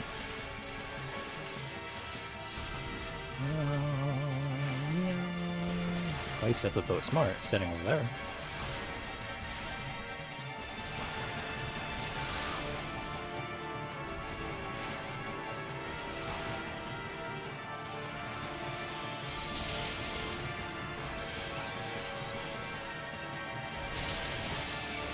What? That hit me. Oh.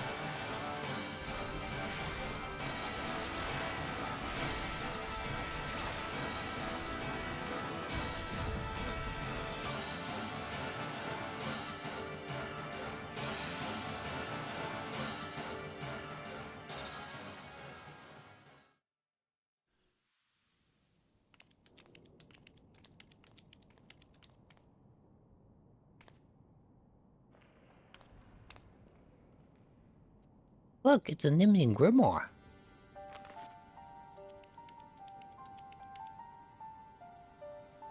I recognize this. It's my father's, and these are his robes. They're from the day he left. All of it's been so perfectly preserved. It's almost as though he was wearing them, but yesterday. Oh, what's this?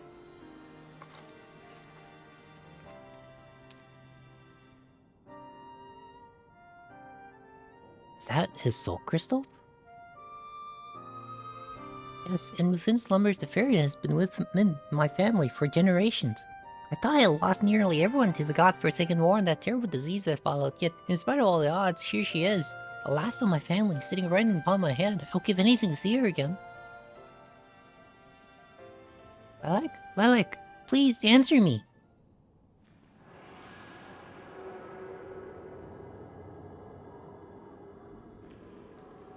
That's not good. That looks kind of demonic to me.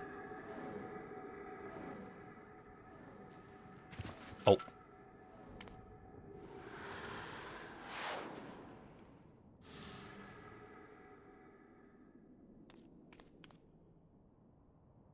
Setsuto, what happened? Wake up! Robeskin, something's wrong. She's not responding. We must get her back to Camp Tranquil immediately.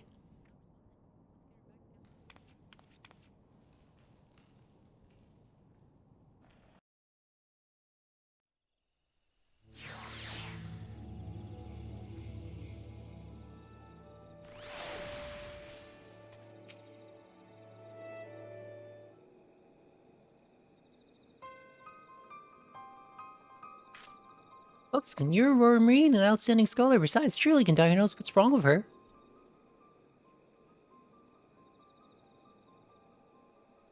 No external injuries. Her breathing and pulse are stable. Despite she has slept in the coma, which she will not wake anytime soon. Something's wrong with her soul. She'll be waking up anytime soon. No, that can't be. What in the hell's happened back there?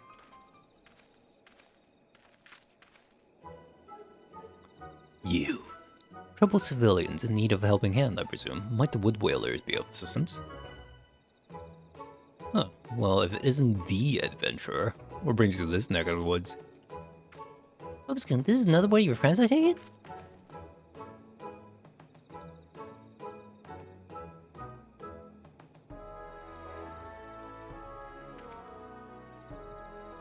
So, in essence, a botched invocation rendered this thing unconscious. The solution to that is simple enough. Just leave it there to rest until it wakes up. Thing! How dare you speak of Setsuto in such a callous manner? And to think that you would suggest we leave this beautiful young lady out here in the open until she wakes up. You must be mad. Young lady? You're quite sure that what he or she is? My apologies. I shall carry the young girl inside and see that she is given a proper place to rest. But before that, this coat of green mucus isn't contagious, is it? Green mucus? That's not green mucus, it's... never mind. No, it's not contagious. You should be fine. Thank you for your help, sir. It is greatly appreciated.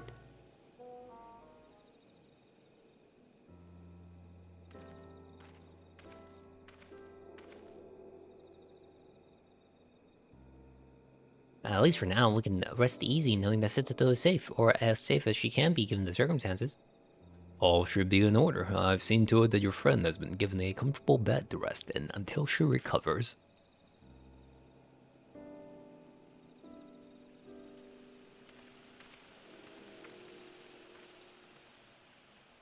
Lobskin, I should return to Bronze Lake and inform Surito Karuto of all that has happened. Perhaps he'll be able to shed light on what is wrong with Setsuto. In the meantime, I would ask that you remain near on hand and keep an eye on her. Don't worry, I shouldn't be away too long.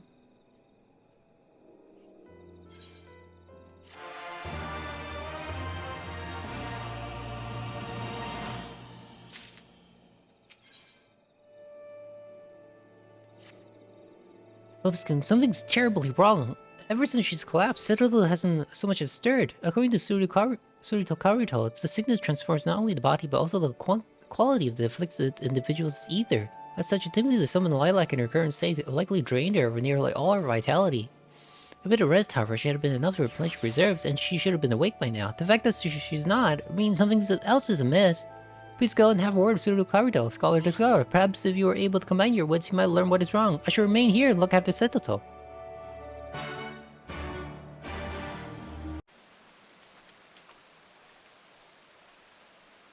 So Setsuto still slumbers on. Normally, when scholars summon the fairies, they do so by extracting a portion of the ether circulating through their bodies, willing to take shape. Releasing that form, they can then dismiss it, and the ether will flow back into their bodies. This is what should have happened to Citadel when she fell unconscious. I can understand why she remains asleep. Unless, what if she only managed a partial summoning? There's a possibility that all of Citadel's ether fled from her body upon calling Delilah, causing her to then fall unconscious before the fairy can fully manifest. That would mean this unbound phantom is out there somewhere, aimlessly roaming the land, preventing her from regaining consciousness. You and Alka must hurry to find and dispatch her before it wanders too far. It may be the only way to wake her.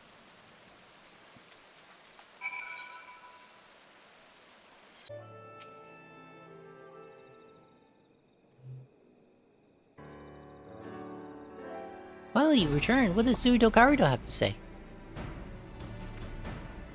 Are you a summoned familiar? Then, as Suido Karuto suggests, we must hunt this thing down and destroy it. Do you recall how right before Setoto fell unconscious at the ruins, a purple spear of light appeared before us? There must be the phantom fairy to which he refers. Problem is, the moment its materialized, it vanished from Abattoir Keep. There's no telling where it could have gone. The two of you are looking awfully somber. What's wrong? Does this thing by any chance resemble a floating violet orb? So you've seen it? No, but lately many of the whalers have been claiming they've encountered a specter in the forest. In fact, the reports have been so numerous in number that I've given orders to investigate the matter. Interestingly enough, the description they've given me seemed to match this phantom fairy of yours. Hi, that'll be it alright. Well, I'd like to immediately begin my search for this fairy specter. There are a few rather pressing matters I must attend to first. Not to worry, Boba's and I will take it from here. We've already troubled you enough as it is. Very well then. My men have spotted the thing along the upper paths in Snake Mold. You may want to begin by searching both of those places. Thank you. I'm not doing it for you, I'm doing it for the young lady. It's not as though I could simply stand by and watch as a helpless girl fights for her life.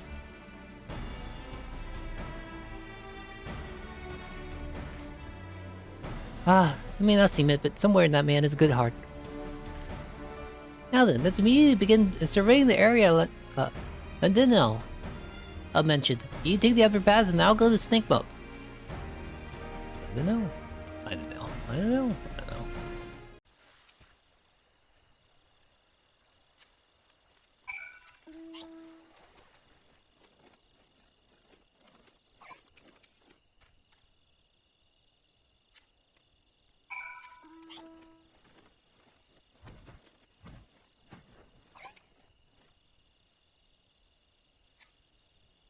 What's me? Getting a stream. Oh no! Purple thing in my mouth.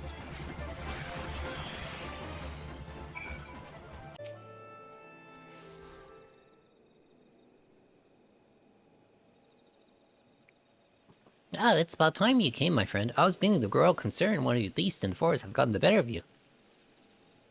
I myself encountered a fair few woodland creatures during my search, one of which was a purple spear of light. Alas, it turned out to simply be a will-o'-wisp, but the expression on your face assumed your investigation went no better.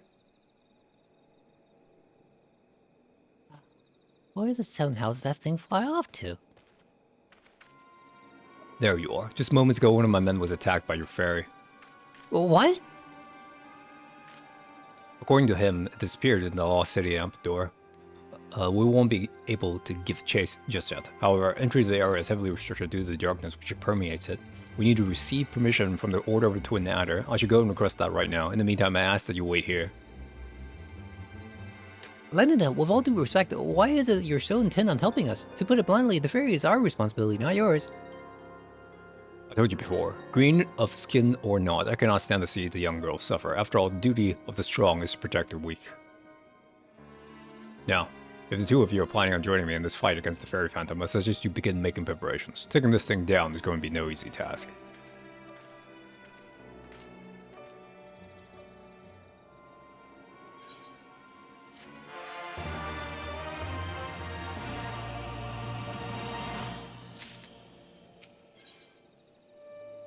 Bobskin, you're here, excellent.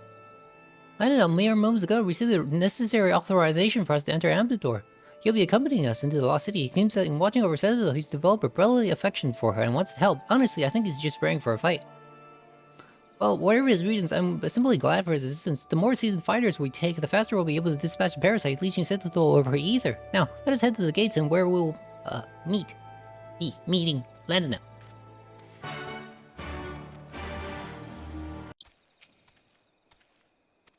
Yep. Yepers.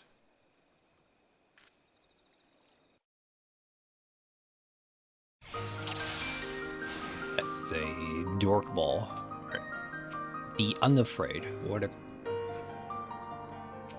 No.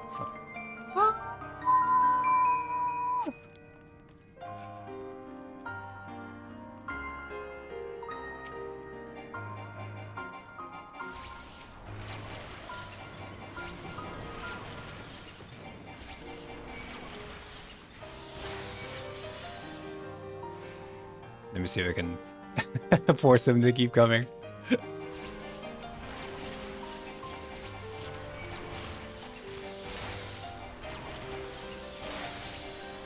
No, he's not following me! Oh, he's gonna die!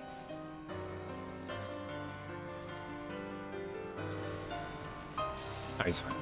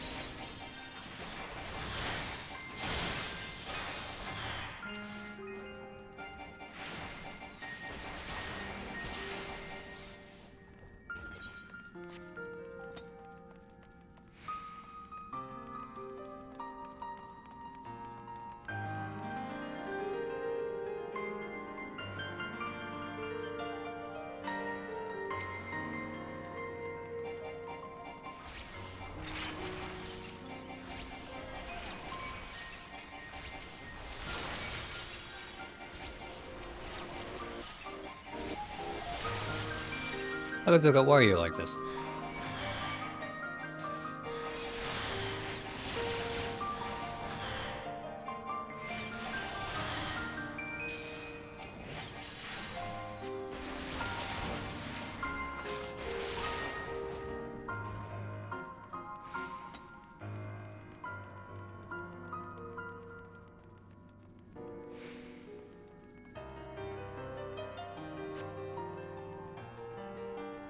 Well, that's the theme of this dungeon.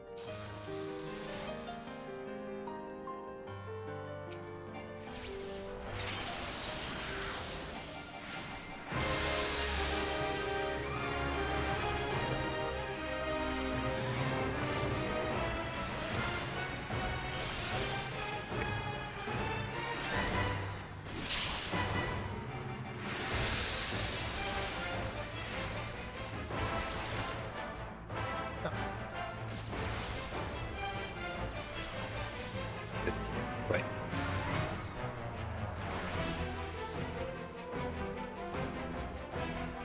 I'll run in different directions.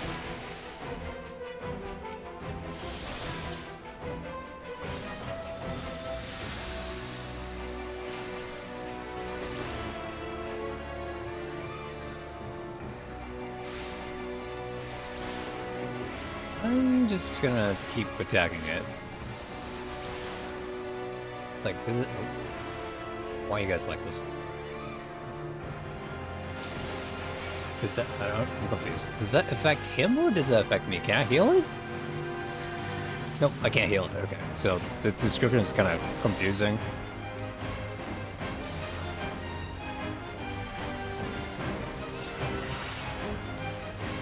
Yep. Oh god, you Dumbo.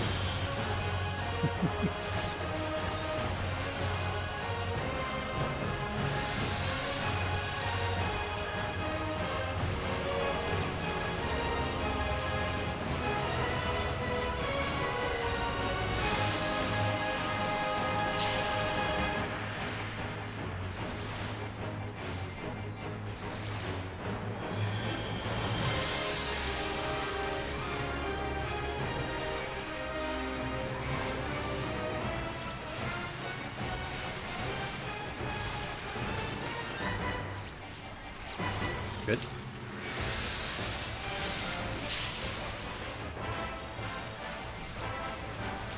Good.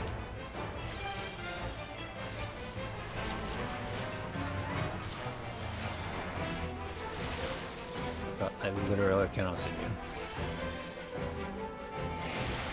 Oh, he's heavy, yeah, okay. Okay.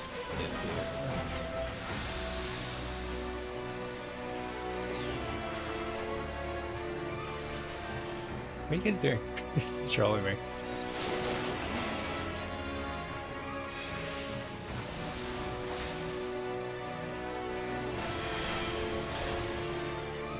It's instant. Okay. Something.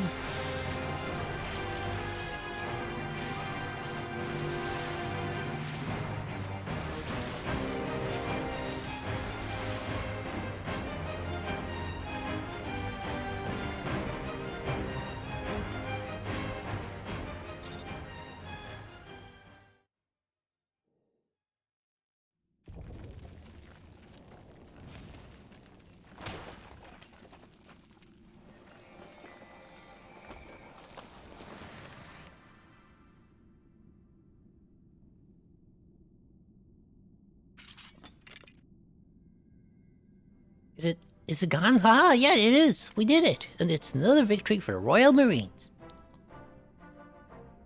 The statue stopped moving, and the earlier dread I felt has begun to recede. It appears the Phantom Fairy is no longer. Yes, which means there's a good chance that Ether has returned to her. She'll be up at soon. Let's hurry back so she might have a friendly face to wake to.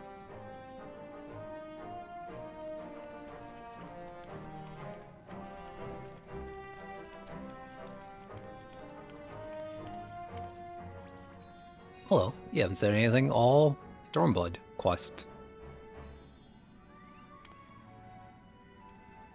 You're gonna free your sister, Lilac? Oh, what the?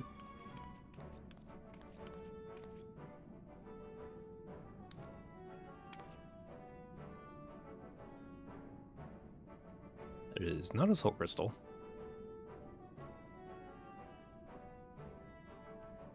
Elfskin, what in God's name are you doing? Come, we must return to Camp Tranquil post-haste.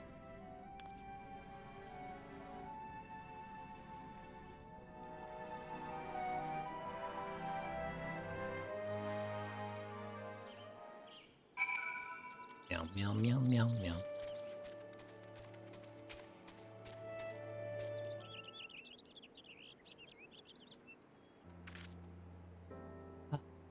That fight got a lot more out of me than I thought it did. Where's Citadel and Landonell, for that matter?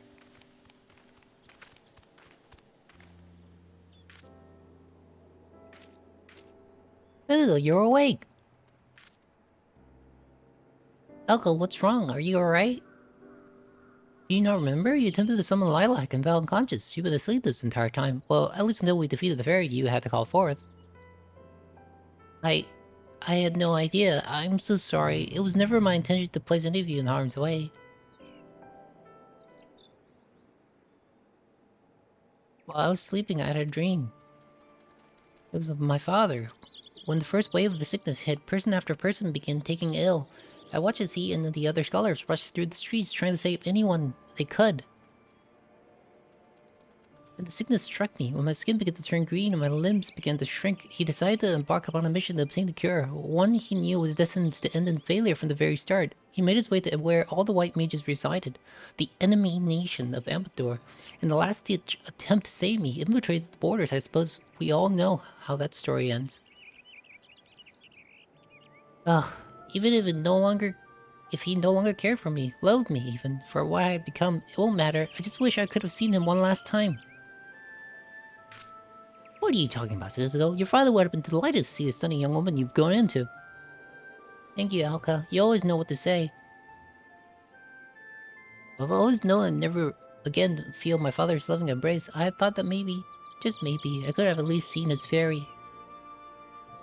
In my selfish desire to do so, however, I put everyone in danger, including Lilac. Words are not enough to express how sorry I am. That reminds me, Citadel, do you have any idea why Lilac was so drawn to the lost city? You not worry about it, friend. There's likely little rhyme or reason to the actions of a frenzied spirit. Maybe, but the way she was moving seemed deliberate, almost as though she was trying to show us something. Do you have any ideas, Vobscoon?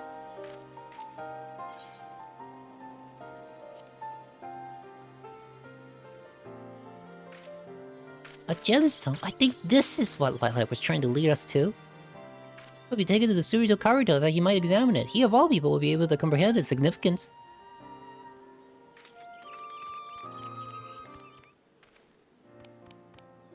I nearly forgot. Landonville, thank you, sir. Thank you for taking care of me when I was unwell. Think nothing of it.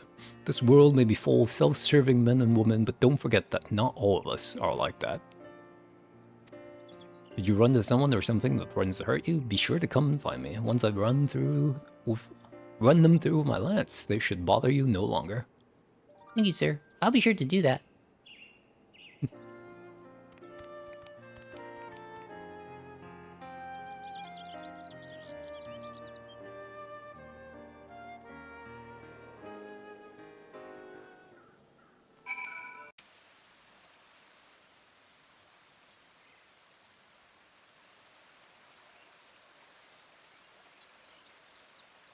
Surito Karuto, there's something we would like for you to examine.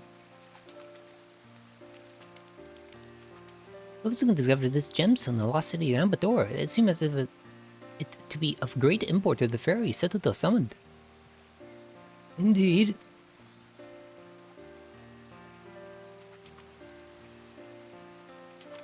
Dear gods, it couldn't possibly be. This gemstone appears to contain concentrated white magics. How did you find this? From what you described, I can only surmise that this is the Guardian statue's crystal core and the source of its power. Is it possible then that this is what Setuto's father sought to acquire by infiltrating Ambador? It is very likely had the Nimians managed to attain and analyze one of these gemstones, we could have found the remedies to any number of ill diseases, possibly even that of the sickness which destroyed our lands.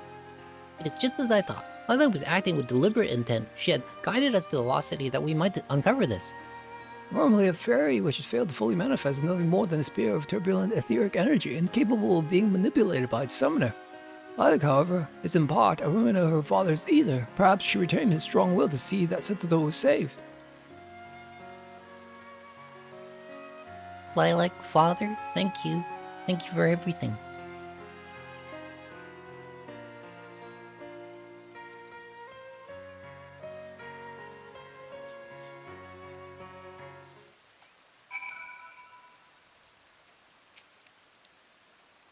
In my selfish desires to reconnect with my father, I caused the two of you a great deal of distress. For that, I'm terribly sorry. Setuto, there's no need to apologize. Your undying gratitude is more than enough. Thank you, Elka, for everything. That you should even now treat me like the young girl I was. It is perhaps what I've come to like about you the most. My apologies, Setuto. I didn't quite catch that. Do you think you could... Setuto, are you alright? You're going red. Mayhaps you need to lie down and rest? I'm perfectly fine. Although, Elka, the next time Royal Marines are training, would it be alright if I joined you?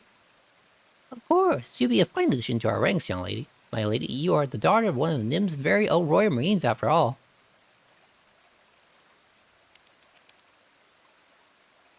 For now, this is enough. When the day comes that I regain my original body, however, I pray that you will give me the strength, Father, Lilac, that I might one day convey my feelings to him.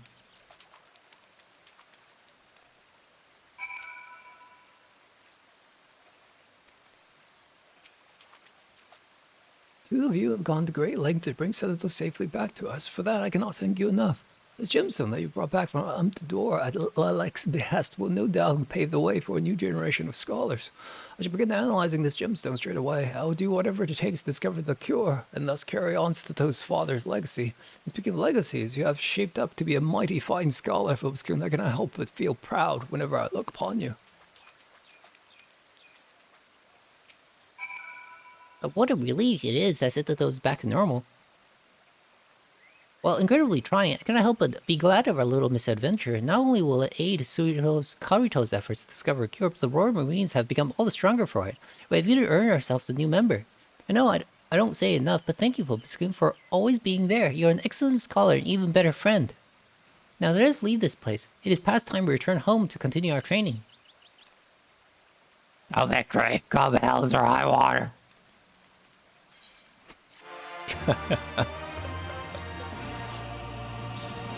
Sorry, he keeps saying that. He keeps saying that.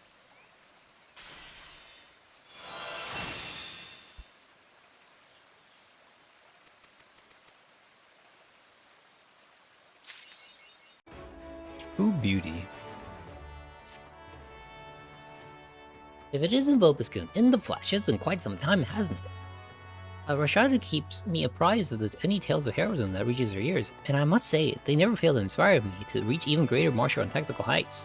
I've thus been seizing upon every opportunity to hone my skills, be it through employment or study. In fact, I have an appointment with Sudo Karuto shortly to review marine stratagems for securing thoroughfares and byways. Would you care to join me? Excellent. It'll be a pleasure to train alongside you again. I shall meet you at Camp Bronze Lake. Sudo Karuto awaits us there.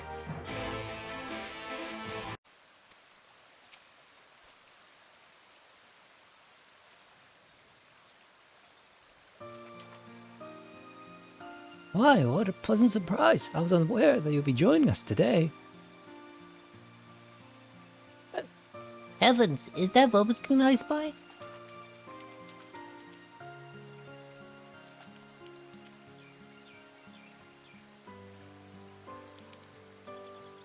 Little, pleasure to see you. Have you come for the exercises as well?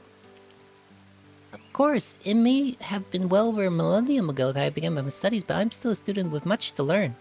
Though I'm somewhat hampered by the small matter that is my inability to summon a fairy while it's trapped in this grotesque form. You are hardly grotesque, my lady, and I'm confident there is some way you might once again call forth a fairy. We need only find a way to tap the royal marine spirit within you, come hells or high water. Let us hope you are right.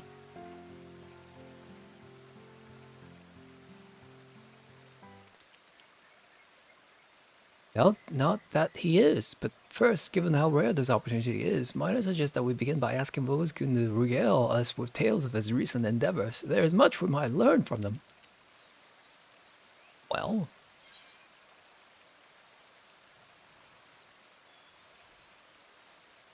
Skills Y major. Yeah. Go. This is more accurate.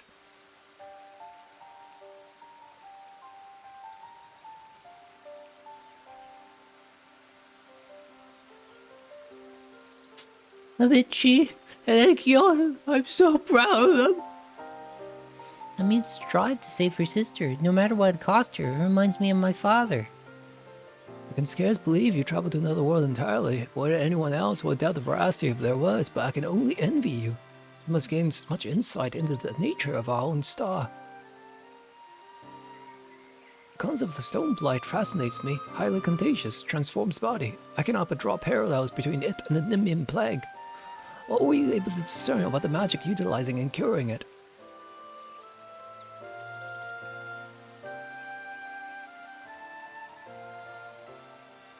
Perhaps the application of a high concentration of ether.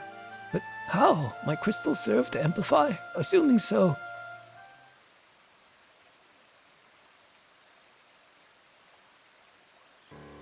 It may work. The similarities of stone blight to our own affliction. This may well be the key to a cure for the Nimian plague. You mean to say that my body and my ability to cast healing magics could be restored? Precisely. It will be a complex process involving trial and error, of course, but I assume you are interested nevertheless. Very good. Your assistance will hasten the process considerably. So I'll have your aid in preparing the experimental compound. We'll require instruments that allow for a high degree of precision. Akazoka, you must consult an expert goldsmith to procure suitable supplies. I believe we might make use of revival root as well, though I know of no better source of it than the 8 strands of Snakebolt. It'll be something of a walk, I realize, but I entrust this task to you. A challenge between the Royal Marines, and to it we shall rise.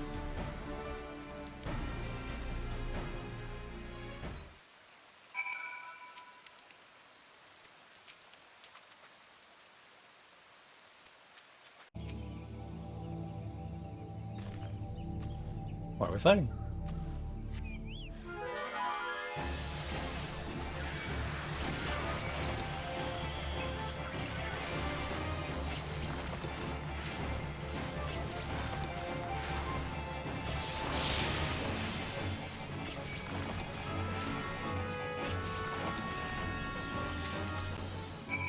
Good. Not even Lendadale.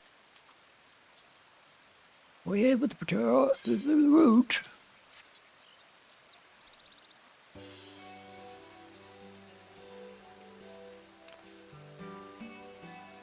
Thank you. I expect this will be sufficiently potent. Now we only need to await Okazoka's return and...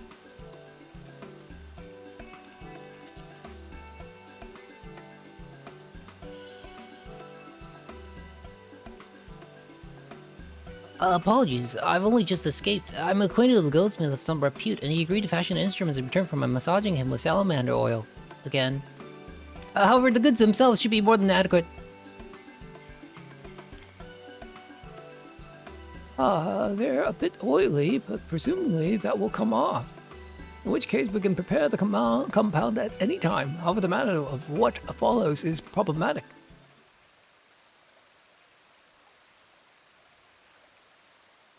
But problematic in what sense? Well, I'm fairly confident in my theory. The experimental compound is just that, experimental. I did state that before the process would involve trial and error. As the Nimian plague does not affect beasts to test it on any but a Tomberry is impossible, yet as its ingestion will result in disruption of the body's ethereal balance, there is a possibility that the subject may find himself worse off than before. I have no intention of inflicting such a fate on any of my brethren, naturally, and so should I be warped beyond recognition as a result, the task of destroying me will fall to you. You can honestly believe we will agree to that.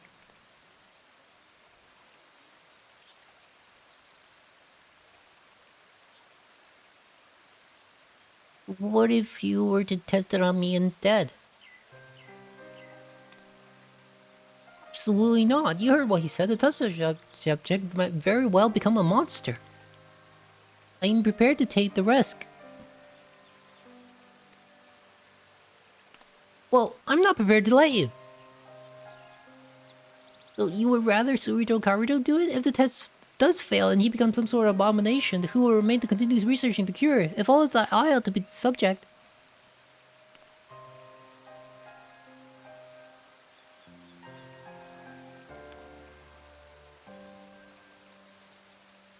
I'm supposed to accept that? It's not your choice to make. Please, calm yourselves. The administrator will take some time to prepare. In any case, we can discuss this later when we all have the opportunity to think.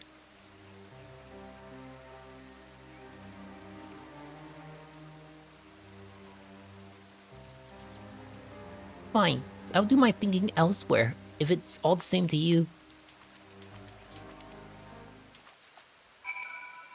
Bad way to play out. I don't understand. I was merely trying to prevent her from placing herself in harm's way. I believe you would too would be well served by a reprieve, perhaps a bit of exercise.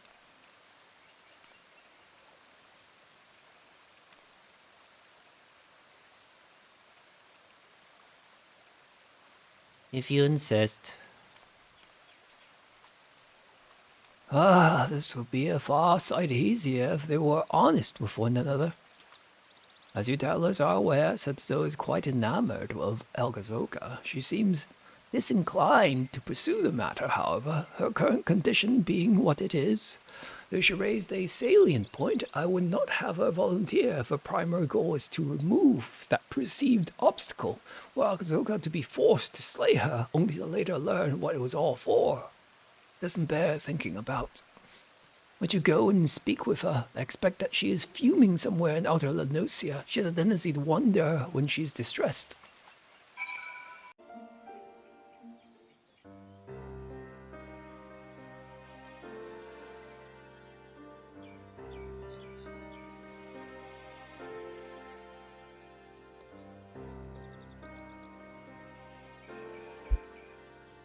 I apologize for my earlier conduct. I have no intention of changing my mind, though. My logic is sound.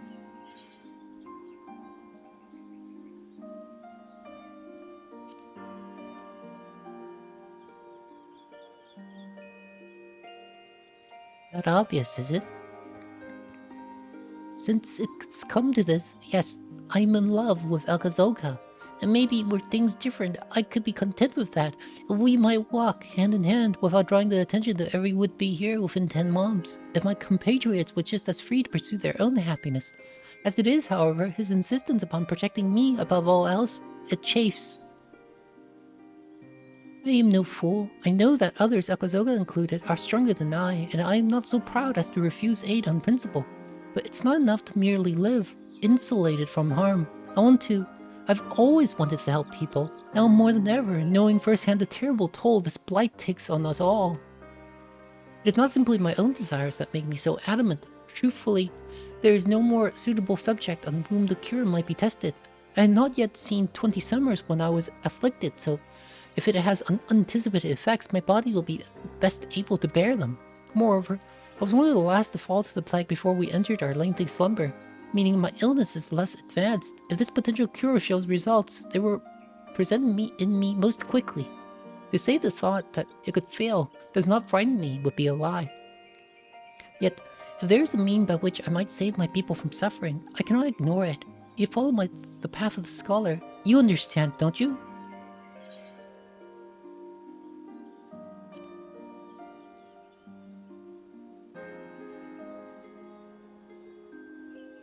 Thank you. Talking this through with you has helped to clear my head, I believe. I'm ready to speak with the others.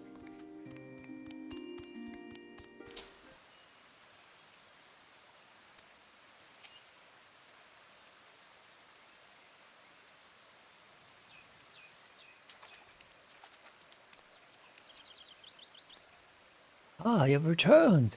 How are you feeling? More confident than ever. You must test the cure on me. Aka, please. I'm not making this decision in haste, nor do I take it lightly. Truth be told, I'm terrified. But I need to do this. Hope is gonna agree. It must be me.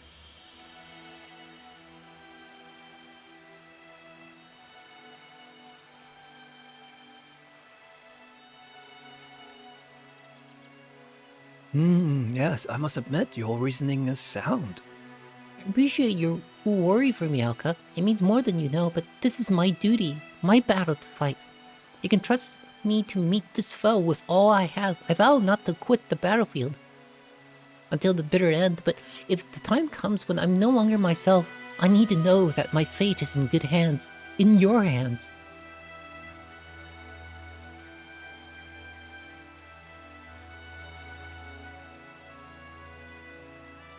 As you wish. I will be at your side, as any true mariner would, but know that I fully expect you to seize victory, come hell or high water. I will, thank you, Elka. Very well, if both of you are resolved. I will abide by Sentato's decision. Before we begin, I must explain how the process is meant to work. First, Sentato will drink the compound I devised. This should destabilize the ethereal composition of her body. Once she has done so, Akazuka, you must stand at the ready with this, the gemstone retrieved from the empty door. It shall serve as a focus.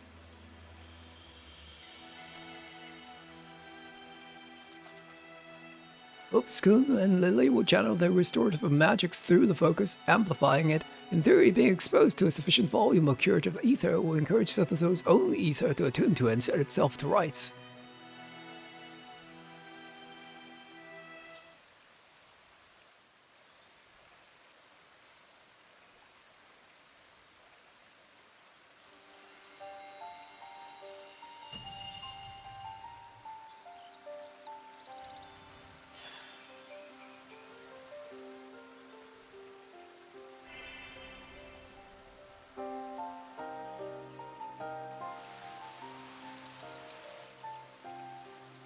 If all are clear on what must be done, let us commence.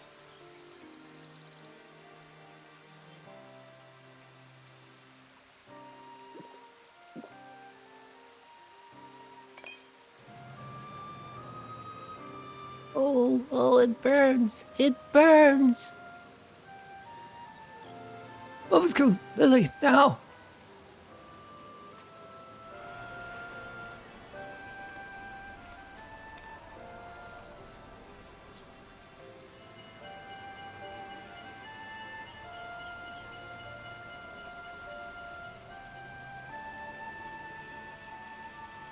Fight it, Citadel.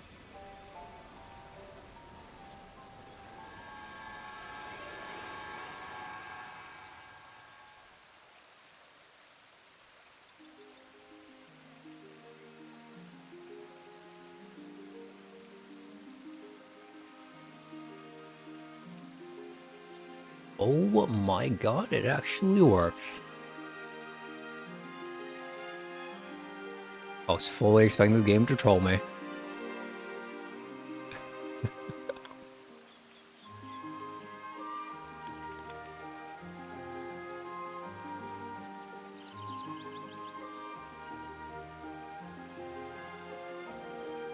You're truly radiant, Citadel, inside and out.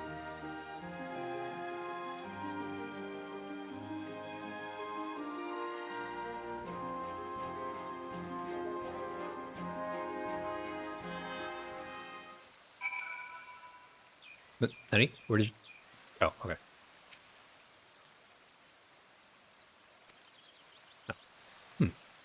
What that means is that tomberries can't feel anything on their skin.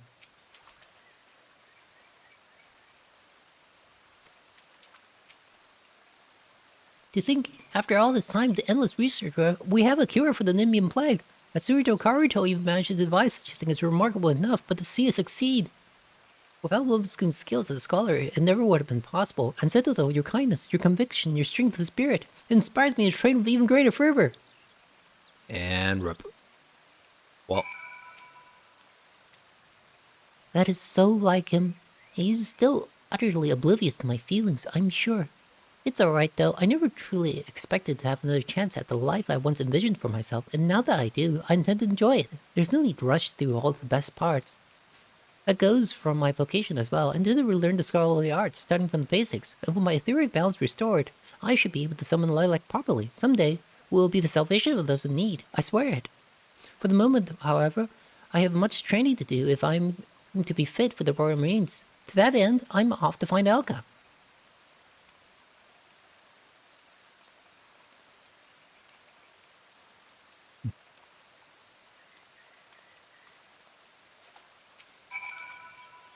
Having labored so long, so fruitlessly, even to see the cure realized at last, I find myself at a loss for words. I'll need to monitor those conditions for a time, of course, lest there be adverse effects that were not readily apparent. But this is progress, astounding progress, toward the day when we might see all tomberries restored to their former selves. In the meanwhile, inexperienced in matters of heart though they are, you didn't worry over much for those two. I have confidence that they will sort themselves out in due time. Fare you well, in whatever worlds your travels lead you to, and thank you.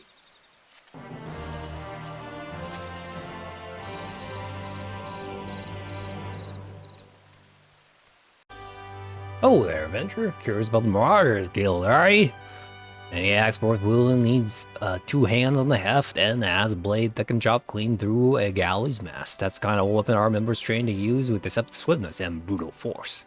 If you mind to make the Martyrs art your life's work, then our guild welcomes you open arms. What say you, lad?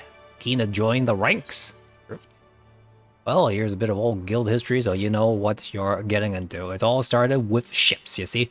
What have ships got to do with axes, you ask? Well, building them would be pretty bloody difficult without sturdy tools to lop down trees for timber. And since only the navigator herself know when the ship will run afoul of a storm or worse, it makes sense for the crew's carpenters carry an axe on board. But any tool on a ship can become a weapon, and the axe is perfect for hooking yourself over the rail of an enemy vessel, laying loose in the war of steel and generally laying waste to all value. As more seafarers took up the axe as their weapon of choice, so the bloody art of the marauders began to take shape, especially among pirates, where strength and skill decided your place in the world. Well, with an eye for assembling crew or battle-ready raiders, the pirates started teaching you the proper way to wield a chopping blade to their new recruits. And that's how the Marauders Guild first came to be. After the Galadian Accord was signed, though, the Marauders Guild was never the same. It was taken over, restructured, and purged of its pirates elements. It had been reborn as an institution dedicated not to the teaching of the axe fighting. The member of this new Marauders Guild weren't no greedy driven cutthroats, neither. They were warriors of what thought to use their martial prowess for the good of society. Still keen, are you? Think it over, then let me know if you decide to join our ranks. You have decided then. You're ready to join the Marauders Guild. Alright then, all that needs doing now is to speak with the Axe Master himself. Sounds simple? I've seen folks slink out of the door rather than put themselves in the path of old unnerving glare. That's the bloke right there in the middle of the room. Warzone's his name. Put some steel in your spine and look him straight in the eye when you talk to him, lad. Good fortune to you.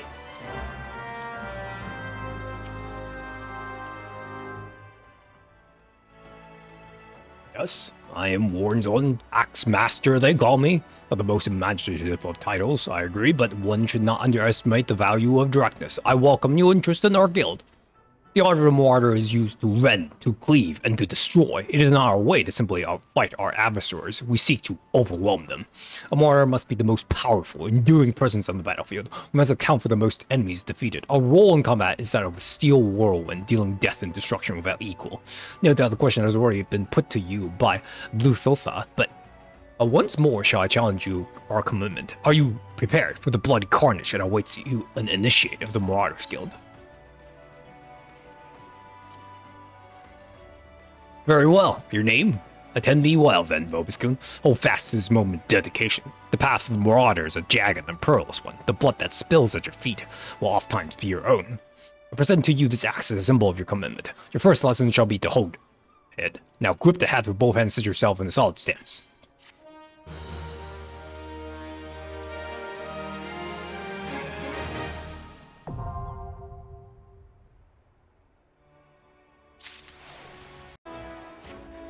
Aye, you got a striking figure, Vobiscoon, but heroic posing is unlikely to cut a swath through your enemies. You stand now as a student of the axe. Let us waste no time in testing the edge of your chosen weapon. You shall wade straight way into combat, as befits a novice of your discipline. Go forth and slay the bleeding, scurrying, crawling pest that plagues the outskirts of Limsa Lominsa. Lost lamps, war rats, and little ladybugs shall be your piteous adversaries this day. Return to me once 3 of each creature has fallen to your blade. You'll return to me, a different man, or your face shows a harder cast, a realization of the slaughter of which you are capable. But there's much training to be done before you will wield the axe to its fullest potential. Learn well your lessons, build your strength, and make each swing an instinctive act. Every blow of your weapon will clear another step towards the mastery of the Marauder way. Implacable, relentless, such must be your memento on both the practice ground and the battlefield. Vobiscoon, you approach me with Marauder strides, determined, unswerving, and bereft the hesitation that marked our first meeting. I am pleased. The time has come for you to begin a new stage in your training. Now, what sets the axe aside from the gladius or the dagger? It is the raw, unstoppable destruction wrought by its thick, heavy blade. And that overwhelming power can only be properly directed by an extraordinary physical strength. That's what comes to the core of this day's lesson. The strength as a marauder must possess is developed through a traditional method passed down through the generations through the guild, a method that you too shall be taught to employ.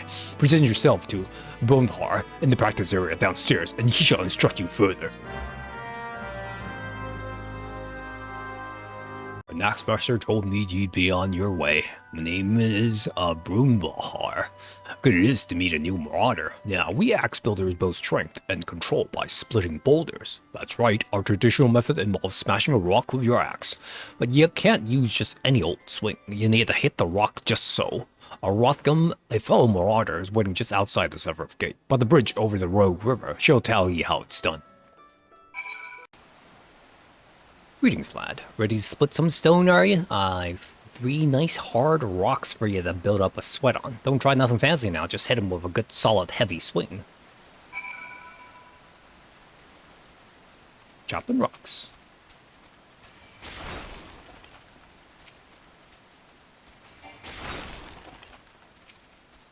Making it look easy.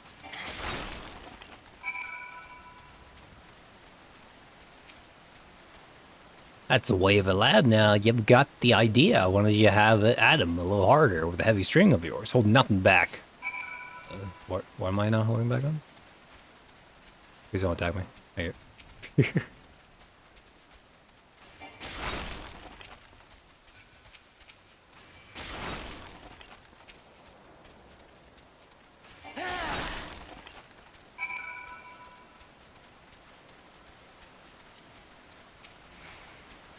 I can see you're natural. My head's still ringing with the sound of old cracking boulders. Take yourself back to Axe-Master One Zone and let him know you're ready for something harder. As the training loosened your muscles and focused your mind, Foskun, an urgent request to help has arrived from the Red Rooster Stead, and I've chosen you to respond. It appears a hostile group of Megalocrabs have unwittingly elected itself the next test of your proudness. As this is your first outing as an official Marauder duty, you shall be accompanied by a veteran conjurer by the name of Soulweb. Soulweb? Soulweb. He awaits you on the floor below. May devastation follow in your wake. Ah, Loboscoon, I know who you are. My brother often has me escort his fledgling marauder on a more dangerous task. I suppose, Warnzone, expect me to give you the details then? Very well. It seems the farmers need us to clear out a megalocrab next near the Mourning Widow in Lower Lenosia. I shall trust you to find your own way there. Just don't forget your axe.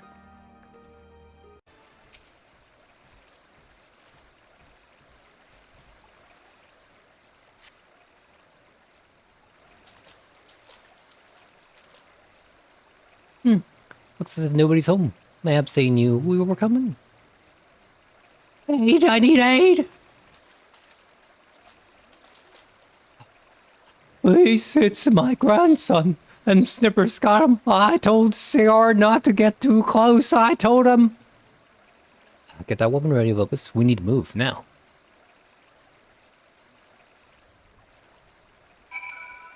Ready?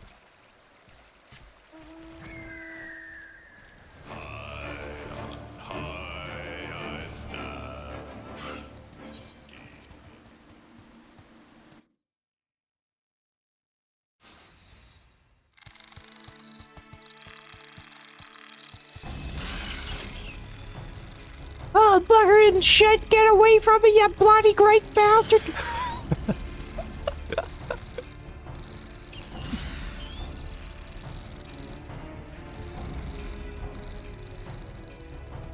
Oh, the joys of playing LFL. I'm just naked.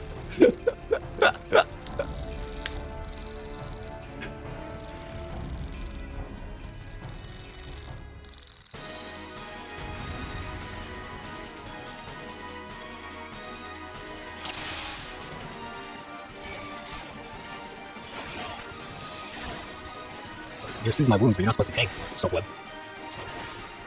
And there's the extra targets. Oh, I can't hit him. He's too strong. Oh. Well, I can hit this guy. I get my friend in earlier. I can't count the 2 health.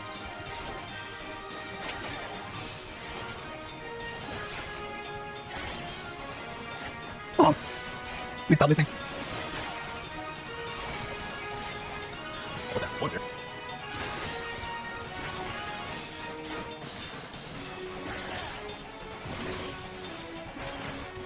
Oh, how many crabs are there?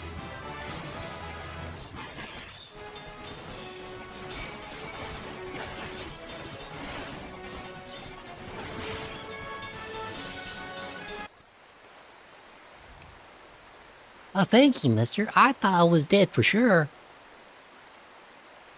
I can't even play outside no more with all these scary monsters about. My ma and the pa were both killed by some nasty bugger not so long ago. And oh, big as a mountain.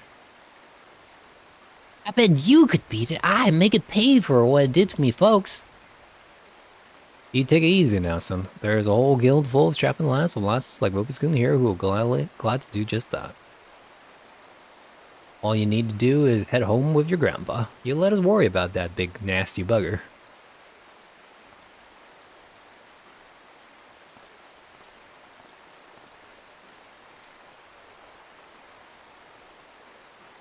Consider your first duty a success, Pobuscum. It's time you headed back as well before Wormzorn begins to worry. I've left your corpse for the crabs.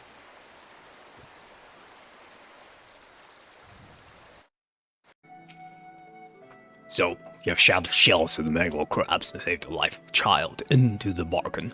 Thus does our violent craft prove its merit. Well done, Pobuscum. Though no longer a threat to the farmers, you should know that it is unusual for such crabs to be found so near the stead. By all accounts, the creatures were ousted from their usual feeding ground by a more fierce beast. The beast of which I speak is a known terror in the lands of Lanosia, ever seeking to expand its territory. And that boy's parents were but two of the many victims to fall to its rampages. It is a threat that must be dealt with ere long. Do thoughts of vengeance flit through your mind, Vopuscoon? Nurture those urges, but not yet act upon them. This monstrosity is far beyond your present skills. If you would answer the lad's cry for revenge, then you must grow stronger, become the raging behemoth this challenge demands.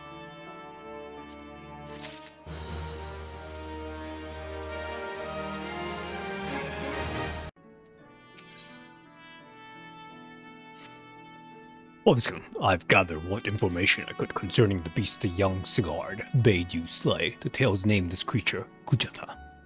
Those who have witnessed Kujata in the terrifying flesh also call him the Stampeding Mountain, such is immense size and bulk. Again, I will not seek to dissuade you from claiming vengeance for the boy's parents. In fact, I encourage it. But to topple this lumbering colossi, you must first become his equal in strength and ferocity. As a single step towards that distant goal, I send you to blind iron mines. We have had word that folks are falling prey to the claws of the local Galagos. It is your task to protect the weak from these unruly creatures. Learn to channel the rage inside you. Let your axe blade sing in righteous slaughter. Welcome back, Vopuscoon. Your actions have saved many from needless injury and anguish. But though your efforts are to be commended, there is yet much work to be done. Kujata, the object of your vengeance, trampled the farmer's wagon as he thundered through the lands of Tiller's Rest. The foodstuffs spilled from the overturned wain have attracted all manners of hungry predators. Without produce for the market, the farmers will surely suffer for coin this season. Your duty is thus clear. Put down these rapacious scavengers and preserve the cargo.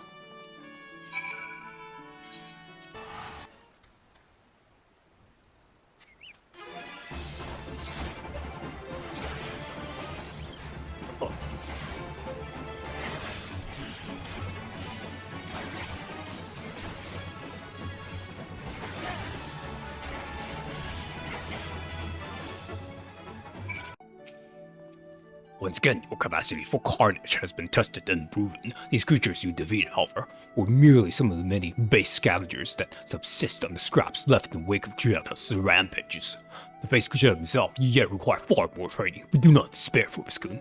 As an axe master and fellow marauder, this I swear, I will not rest until I have taught you how to wring every last ounce of power from your weapon, until the blade of your axe can slice cleanly through the thickest hide, the most knotted muscle, the densest bone. This menace will fall by your hand.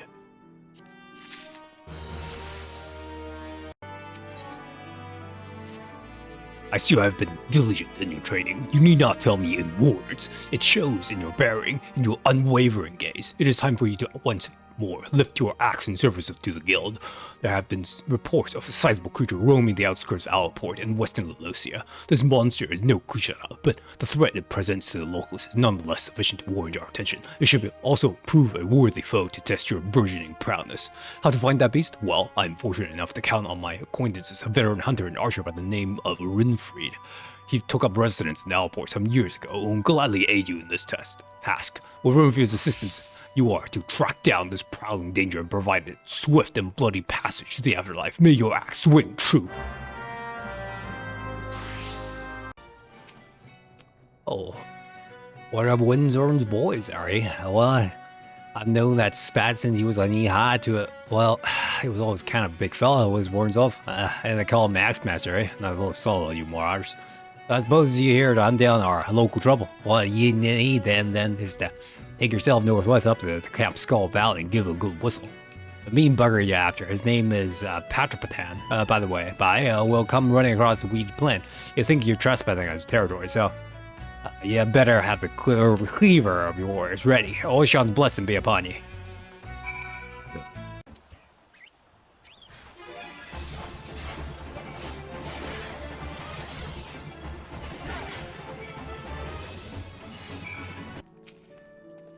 I've been contact Runefried, and he has not been praised for you. Your presentation of the guild has been exemplary. There's one more task we'll have you complete to say, a task that will demonstrate for you just how strong you have become. Report to Captain Gim, where he awaits on the banks of the Ageless River, and he shall help you unveil the untapped power of your axe.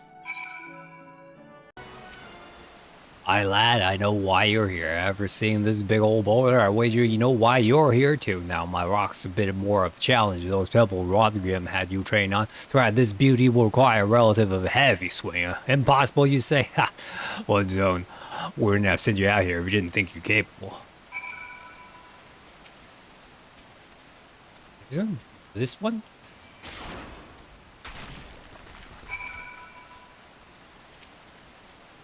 Ah, will you look at that? On your first attempt too, well, I guess it's back to the Axe Master for you.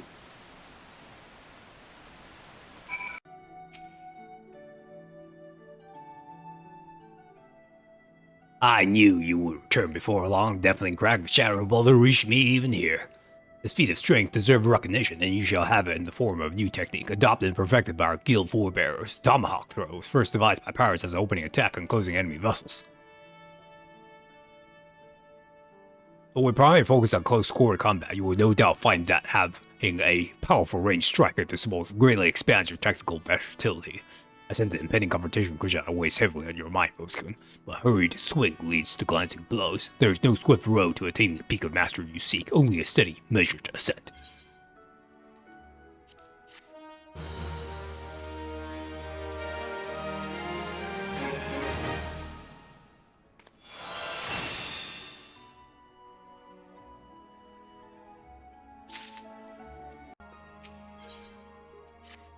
Okay, there's trouble afoot. Do you recall the lad whose parents were slain by the priest Kushata? The boy's grandfather, Nedard, but recently contacted us to worrisome news. Young Sigard has gone missing. There's been sighting of Kushata in the area, and it would seem that the child felt compelled to seek the creature out. As you're familiar with the boy and his tragic tale, I will have you attend to this matter. My sister, Sogweb, awaits you at Bismarck. She has been apprised of the situation and will aid you in the plotting a suitable course of action. Whoops. I assume you're here to discuss the missing child. Now some ample boiled mutton stew. First things first, I would advise again dressing off the pier under every rock in the countryside. We need more information to direct our search. I suggest we head to Red Rooster Stead and learn what more we can find our camp from Old Nedard.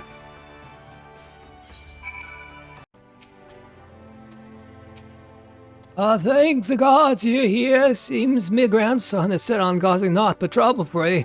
Surely you can know the lad is feeling how it's bowling with hate for that murderous beast. And the last time when he came along like a avenging angel and showed them the strength of your steel, well, he lit a fire in his belly.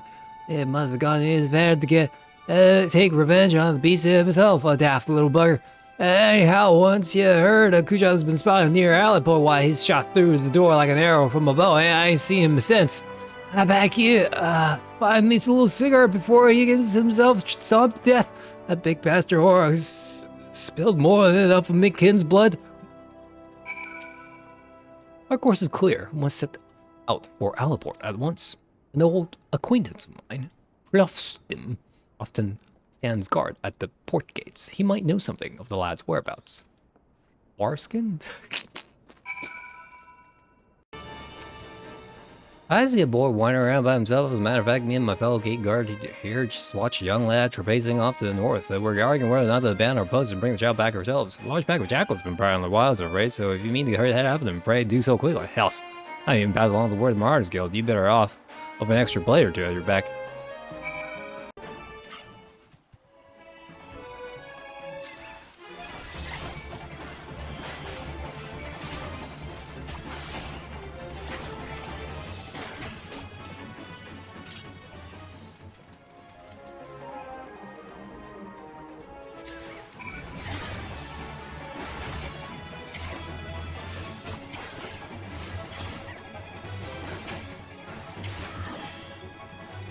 I don't want to.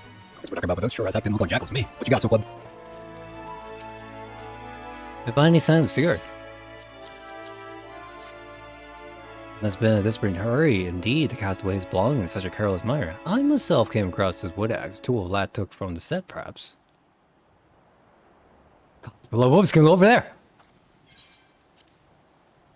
Where?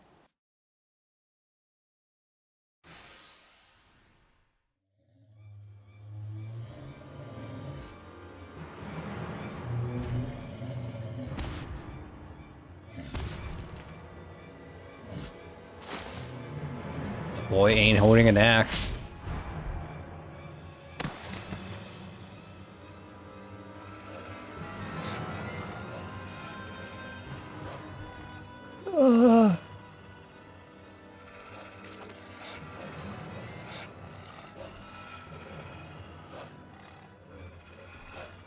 Oak skin.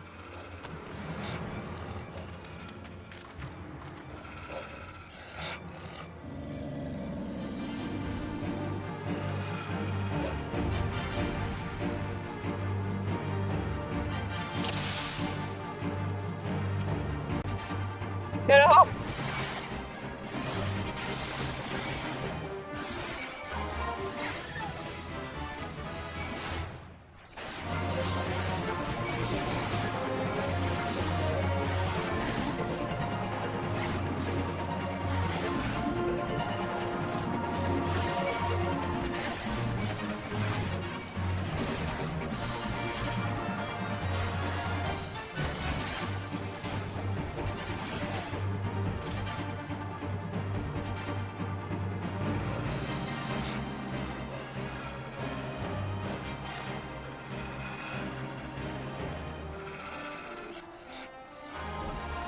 Step aside.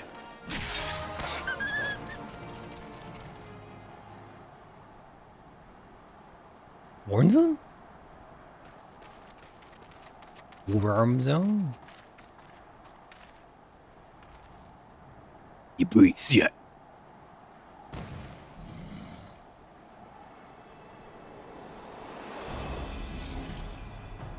We've dropped the red roosters there. Follow my lead, boys.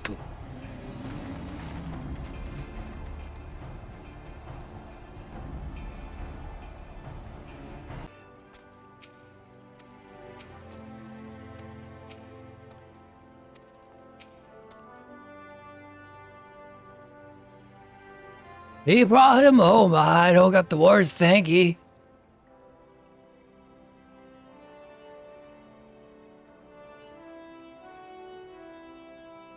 The lad's past the worst of it. He struck his head in the fall, though, and it may be some time before he opens his eyes.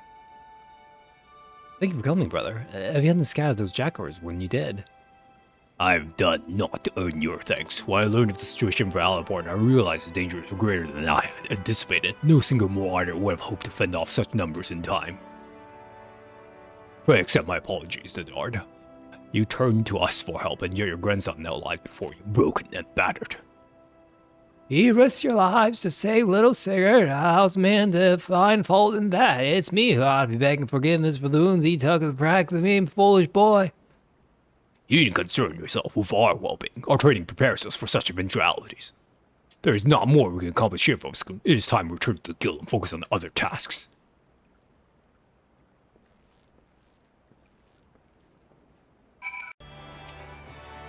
I'm glad the lad will live, but I fear this will not be the last time Cigar abandons caution in his thirst for vengeance against Kuchula.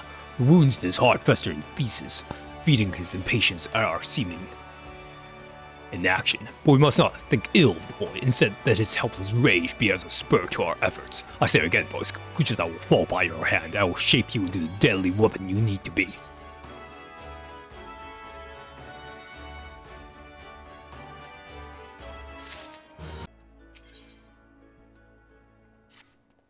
Boyskin, our near disastrous encounter with the pack that followed Kuchula has been prying my mind. The overwhelming number of beasts was beyond what I had imagined. Even the most dedicated marauder could not hope to carve through this snarling wall of flesh. If we cannot dispatch the pack, then Kuchula remains beyond our reach. Thus, I have prepared for your trial that shall unleash your deepest reserves of destructive strength. As before, Zolkweb awaits you at the Bismarck to guide you on your path. Do not squander this opportunity for good, Fobiskun. The pride of the guild itself right on the keen edge of your axe.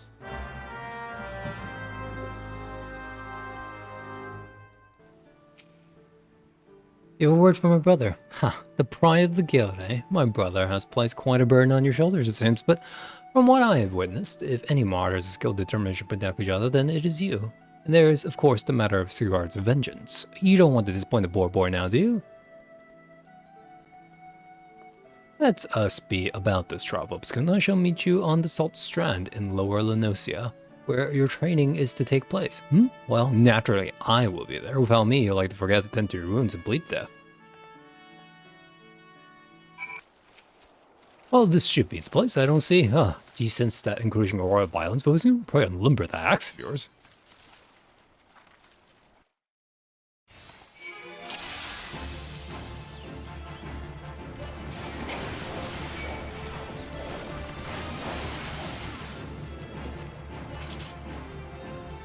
No way, that was it. This seems to be the last of them compared to what we've faced before, though. It wasn't terribly. This is the indomitable Lopus cum Lopus. What? What in the seven hells are you? Wait, is that? Well, deemed you worthy of our challenge. Come, Marauder, let us test the edge of your steel. Oh, brother.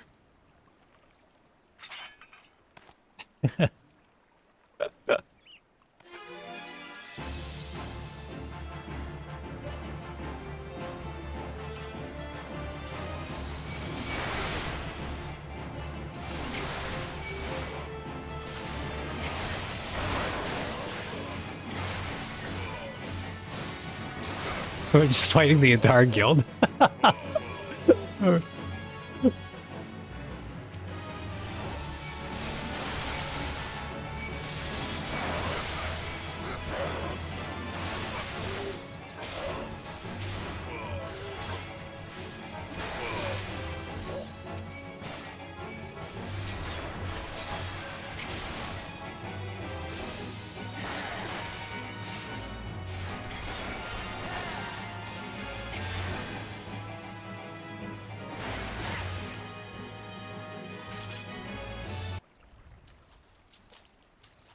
It seems my underlings have provided you with poor sport. Very well, I shall take your measure with mine own blade.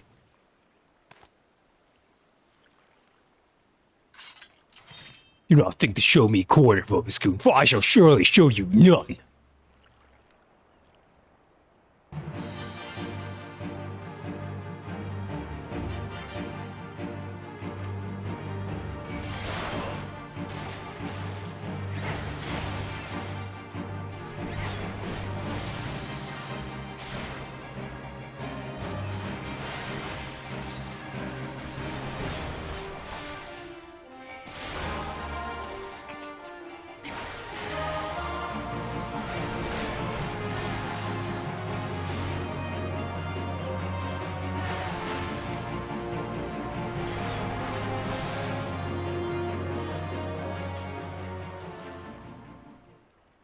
I yield. Your strength has humbled us as well. It might be just enough. We're done here, my colleagues. Drag away those who cannot stand.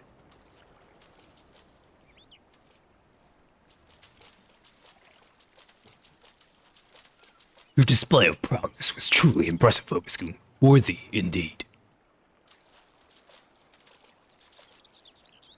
What a ridiculous charade. The Yannis think we couldn't see through those paltry disguises.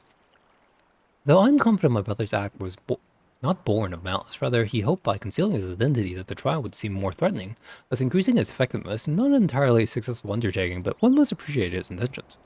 It is time you return to the guild. Oh, and as a favor for me, pray indulge Warzone in his little deception. Subterfuge is not a marauder's forte.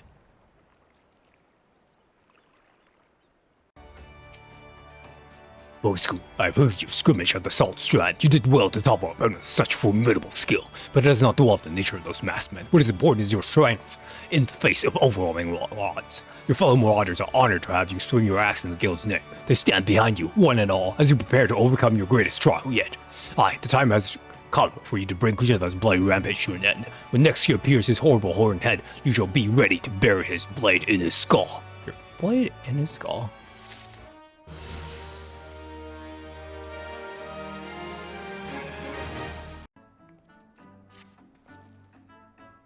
Your confrontation with the beast is at hand. Kujetha has made his presence known. Report. Place the creature to the northeast of Red Rooster Stead, in the vicinity of the Grey Fleet.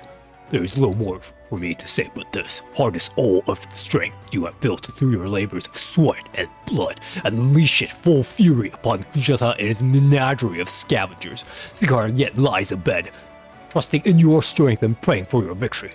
I ask that you go to the lad before the battle and tell him you venture forth to fell the object of his vengeance, so that you should cheer his ailing heart. The time has come for his convulsions. May your axe strike deep and true.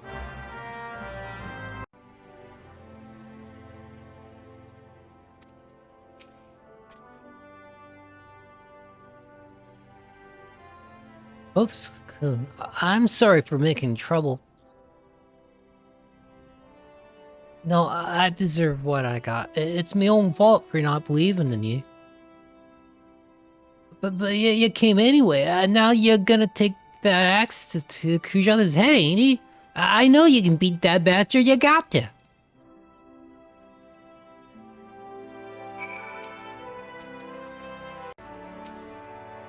Urged as rid his ugly head again, and reckoned you'd not be too far behind. They were objecting me lending what aid I can. We've been through much, and I hope we'd see this tale to its end. Brombar, well, he felt much the same, so here we are, a pack of two offset the ravenous beast that follows in Kujata's wake.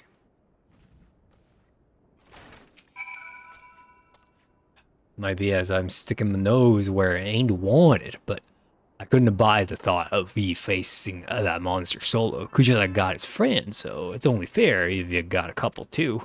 And what are friends for if not to lighten your load? I already did some of the groundwork for you. Seems like a farmer's and his wain had fallen victim to the fiend's pack. If you follow the trail of destruction, it might just lead us to the bigger bugger himself.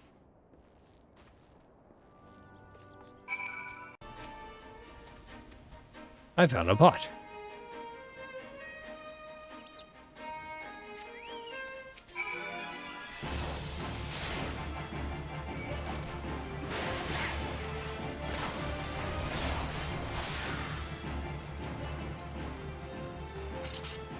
A fruit barrel.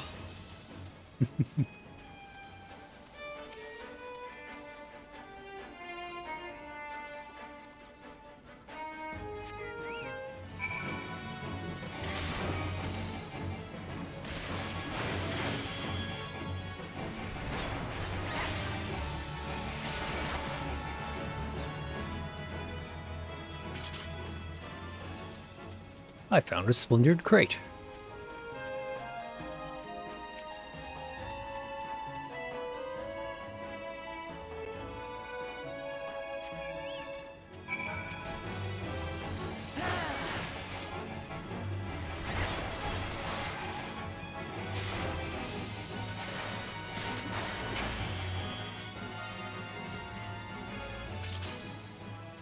There we go.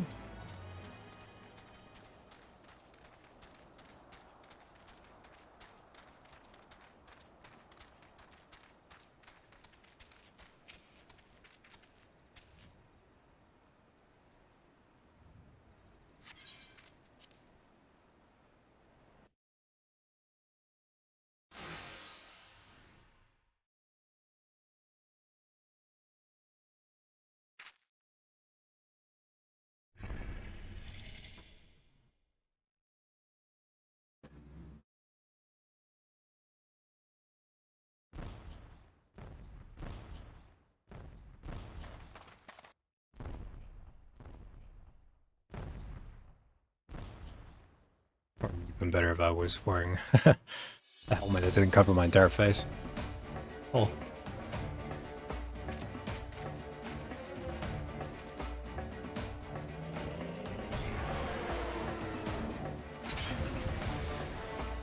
Meow.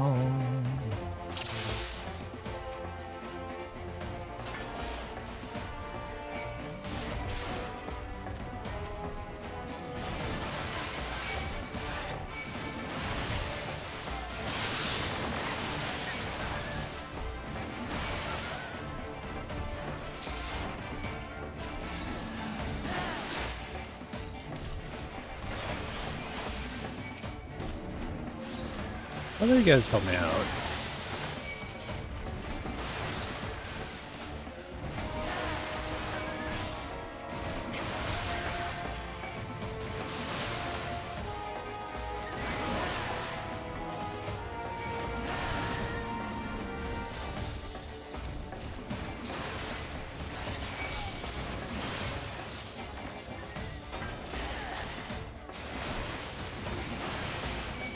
Why is he followed by a bunch of jackals?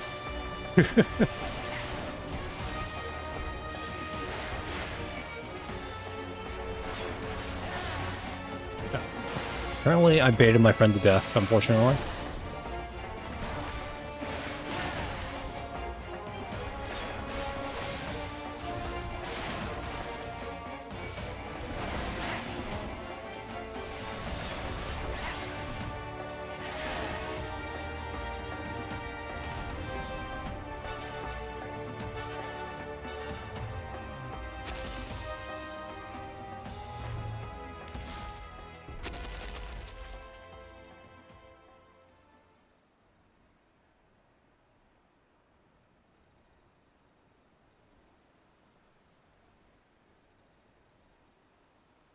Oopskin.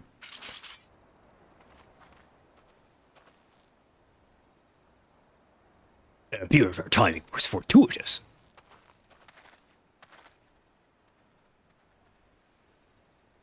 The Act Master carried me here so I could see.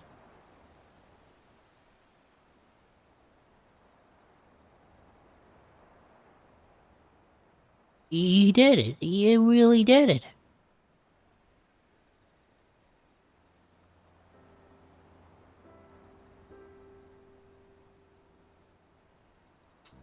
Ma, Pa, Da, do you see? Bob will soon kill the bastard. He's finally dead. Thank you. Thank all of you. Opasoon, do you reckon I could learn to swing an axe like that? Well, I was bigger. I mean, I want to protect folk too. Keep them safe from, monsters and things.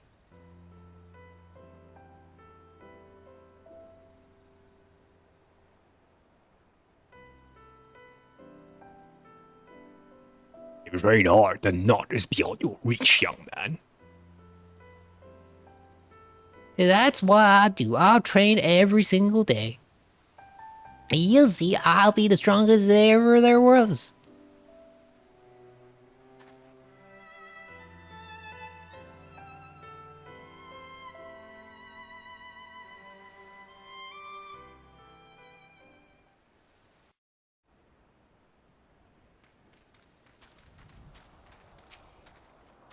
Well done, Lubiskin. I knew from the first moment we met that you would rise to meet any challenge.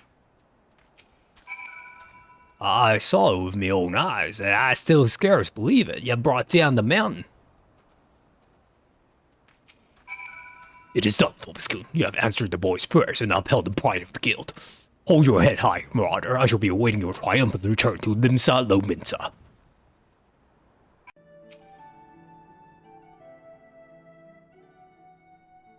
That was truly a mighty feat, Lubiskin. Never have I seen a Marauder so dedicated to attaining the pinnacle of his discipline.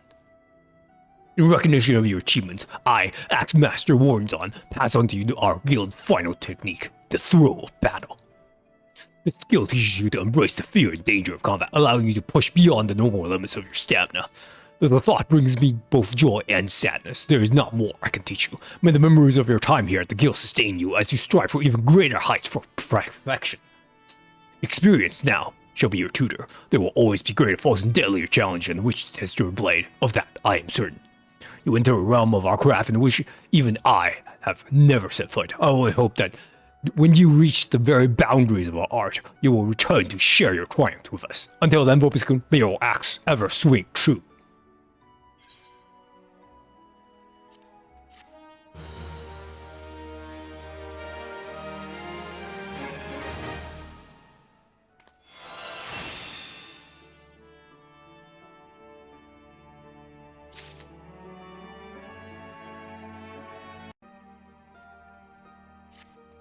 Ah, Vosco, just the man I was hoping to see. Aye, it's plain as day that you have no equal in our guild, and I have a task that I entrust to no ordinary marauder. To wit, I just received a message from the old comrade in arms of mine, who now serves as guardsman in Costa del Sol. It would seem the fighting's grown fierce in those parts, and he finds himself in dire need of reinforcements. Mind you, this man is no white-livered whelp. He can wield an axe with the best of them, as evidence of Master Gregor Ruju's paying good coin for the service of he and his men. No, any enemy who would fluster that bunch is not one to be trifled with. I sent Sorwell on ahead to tend to the wounded. Seek her out upon your arrival, and she'll apprise you of the situation at hand. Webscone, ever the sight for sore eyes. Nicey veiled turtles have been preying on the area of late, snapping and gnashing at everything in sight. Why even the best men that Master Garuja could find themselves no match for the creatures. Word has it that the beasts have been sighted swimming in from the lightly guarded northern shell. I shall send you there to investigate the cause behind their burgeoning numbers.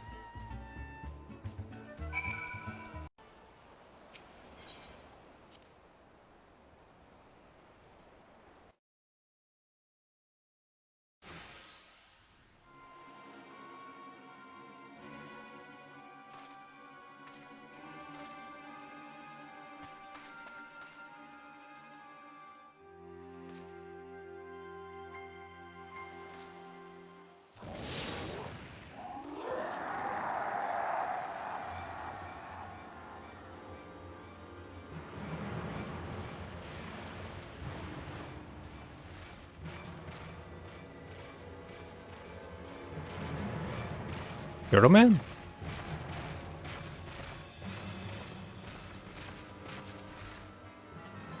Oh, damn it all, Webscone, we must see to these beasts.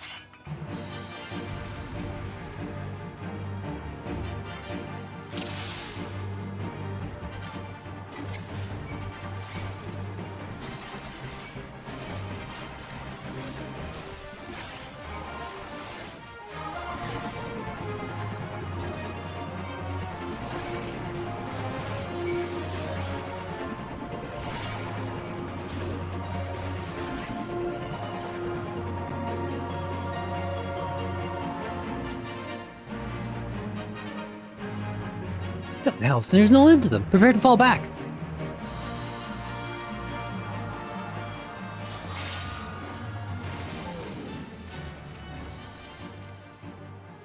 I'll see you to the shellbacks. You whelps just try not to end up as turtle grub.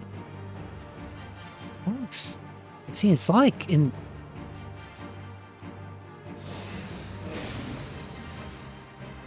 Listen, we must do all we can.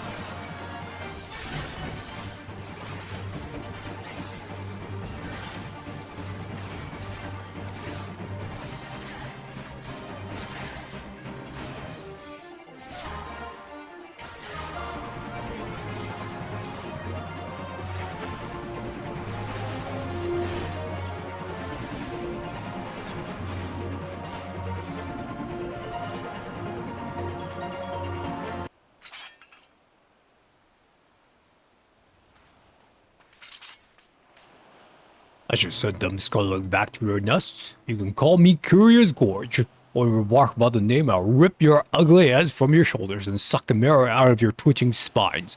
You two are guards from Costa del Sol, I reckon. Not as such. We are of the Marauders Guild, sent here by Axemaster Warnzon to assist in the defense. I'm Sokwev, and this is my comrade, Vilpska. From the guild, you say? Well, blow me down and call me a bogey. As you told me sooner, I'd introduce myself with proper respect. You're Volpiskun, right? We only just met, but I see in you a strength not found in ordinary men. What say you unleash the beast within and become a warrior with me? Warrior, say? So it was you I saw brandishing bounties I thought lost to the sands of time. Lost? Perhaps in these parts, but where I come from, the way of the warrior is alive and well. My tribe has been handling them down for thousands of years. Yet our numbers dwindle with every new summer, so this is why I left the mountain where I was raised to come here. What say you, Vobiscoon? If you will walk the path of the warrior with me, seek me out at Hidden Falls.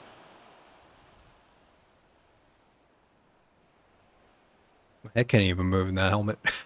The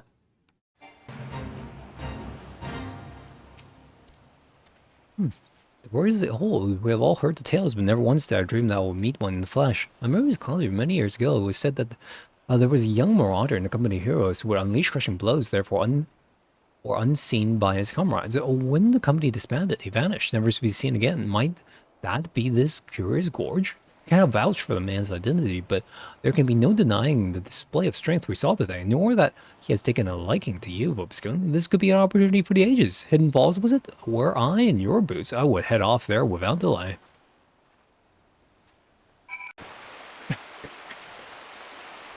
I knew you would come, Vobiscoon. Let us begin. Any man can take up an axe and call himself a warrior, but to become a true warrior, he must prove he can tame the inner beast that guides the blade. I witnessed your battle with the turtles, and I say I was impressed. You have proven yourself far more worthy of this than I could have imagined. In your hand lies the soul of a warrior, a crystal within which the deeds of the thousand warriors from histories are recorded.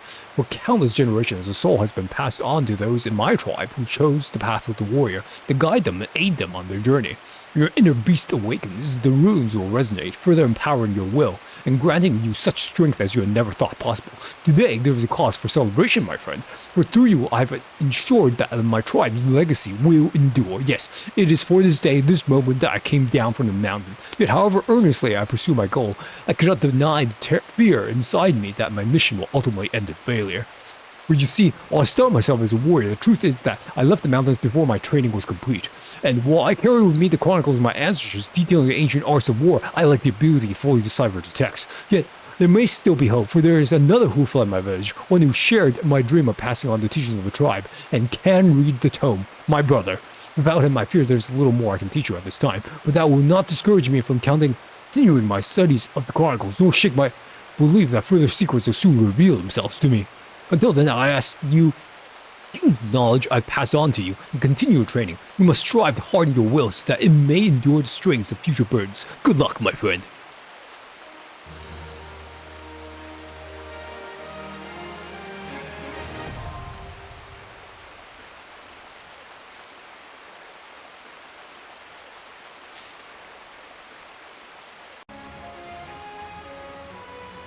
Welcome back, friend. I can see you've not neglected your training. For my part, I fear that deciphering the ancient chronicles of my people is proving to be a much more demanding task than I imagined. Mind you, it hasn't helped that I've been somewhat preoccupied. Wait, a comrade of mine from my days in Company Heroes asked me to do a favor, and it's taken me back and forth across the realm like some bloody fairy.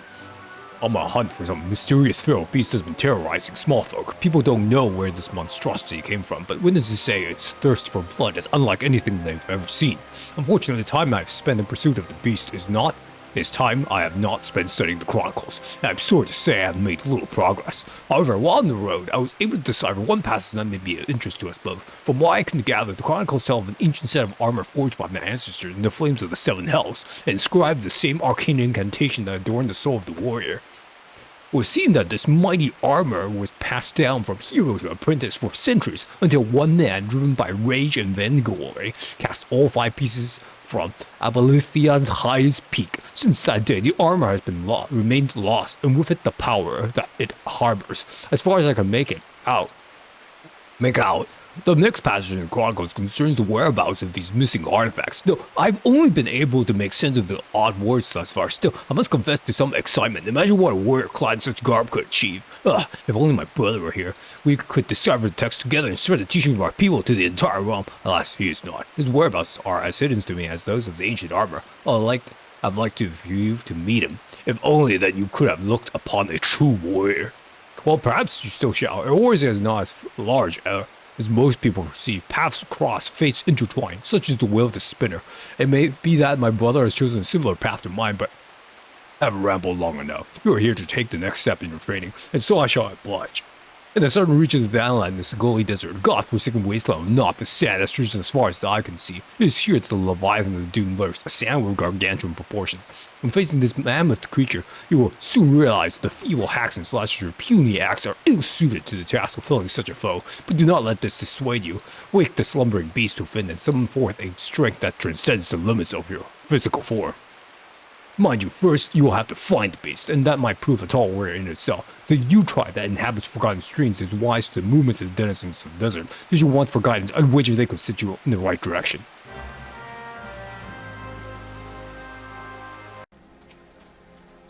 Leviathan Jones saw the fearsome bugger not a week ago preying on a group of merchants south of the Baragot Strike. The smart ones dropped their wares, turned tail and ran. The dumb ones, well, at least they can say they died rich.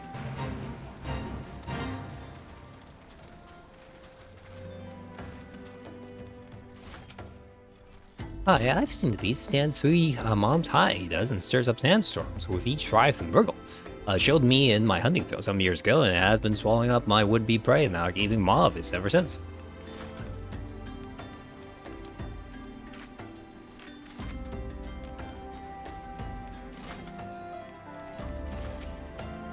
Sandworms are particularly sensitive to vibrations in the earth, such as those made by running. If you're looking to summon one of the beasts, I suggest you search for their tracks and run about making as much climber as possible. Also suggest you seek a cure for your madness.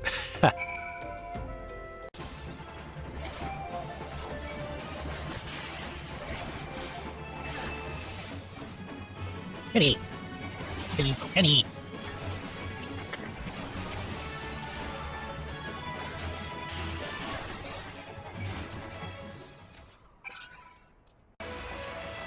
Obviously, the crystals grows ever stronger, and filling the raging sandworm, the beast within you slowly but surely rouses to wakefulness. When next you do battle, methinks you will find yourself capable of movements hitherto unfamiliar to you. When you have mastered your new talents, return to me. In the meanwhile, I shall continue my study of the ancient texts.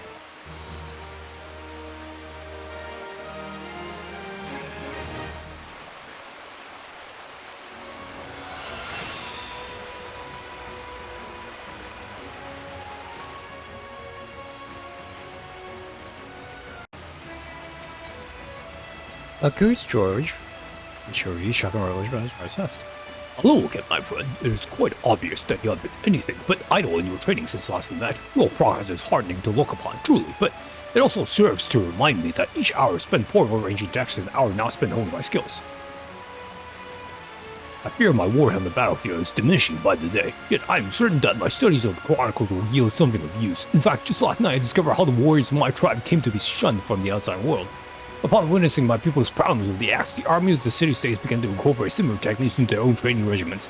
These are the self-same techniques I have been instructed in you in, Phoboskin, one which call upon the inner beast. The consequences, of course, were dire, yes. Their soldiers became nigh on unstoppable, but they also became wholly uncontrollable, and both friend and foe fell prey to the ensuing carnage. Of course, the head of the city-states laid the blame for these atrocities solely at the feet of my kind, prompting banning the ancient arts and imprisoning anyone suspected of teaching it, or so the chronicles say.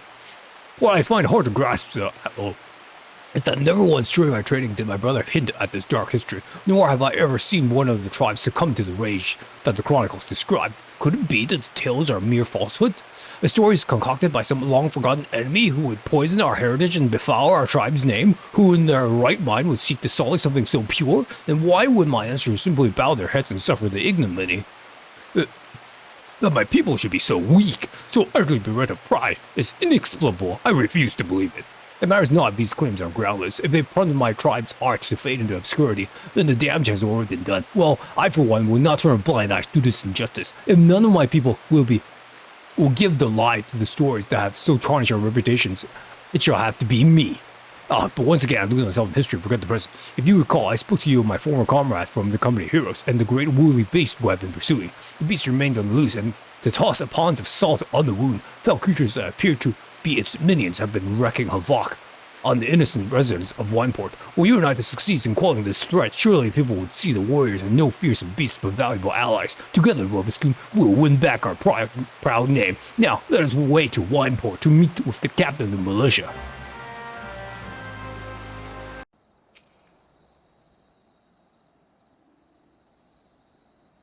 My friends, one port is much obliged for your aid. The fiends come relentlessly, and what few able-bodied men we have find themselves hopelessly overmatched. Indeed, the western gates have been so besieged that they are currently left without any manned defense. Leave defense to us, my good man. I will secure the western gate. Bobscoon, you defend the town from the east. Together we will form a bulwark that not a single fiend can penetrate. Once the enemy has been driven back, we return here to back up the captain. Got it, Bobscoon?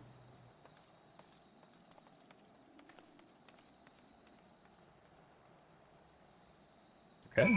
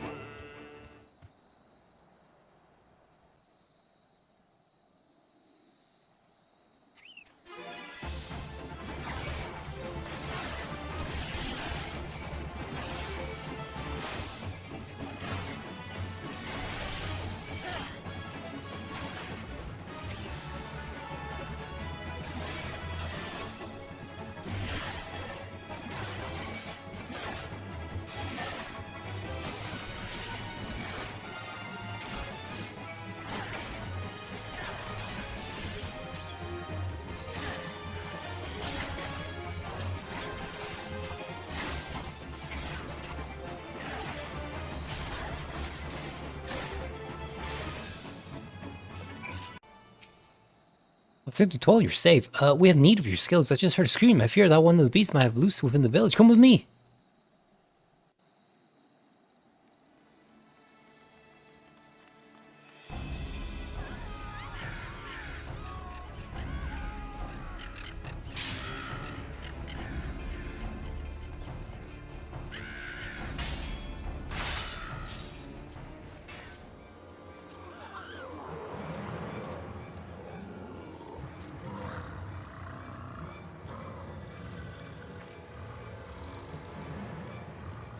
You monster, get away! Get away! A monster, but I...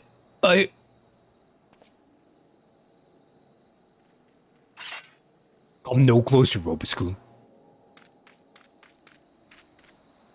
I beg of you.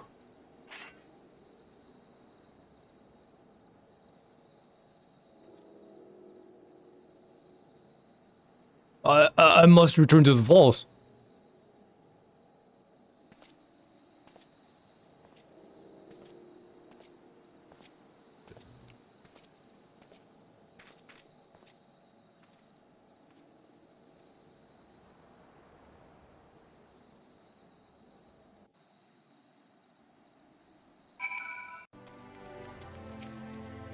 Whatever gotten into Curious Gorge? 'Tis true that he fought like a man possessed, but mistaken for the very beast he hunts. Methinks the child's parents have been feeding her a few too many ghost stories for her own good. Worry not, friend. I shall speak to the villagers and clear up this most unfortunate misunderstanding. Do return to the falls and assure Curious Gorge that Wineport is indebted to him for his aid. Roboscoon, please forgive me for leaving so abruptly earlier. It was a hasty reaction to a situation for which I was completely unprepared. While both you and I know that I was in complete control of my inner beast, I now realize that to the inner human eye, it may have seemed that, well, the opposite was true. Perhaps it was this misapprehension that lent weight to the lies which led to my tribe's disgrace. If that is the case, then perhaps I should return once more to the Chronicles and endeavor to reassess their message in light of this discovery. Speaking of light, your soul crystal, Roboscoon, it sparkles. Does the soul of the warrior have aught to reveal to you? Any whispers of import? If only they hadn't forsaken me as they did my brother. Yes, well, I suppose that is that. I must continue my studies. And your training. I hope to have something new for both of us very soon. Until then, my friend.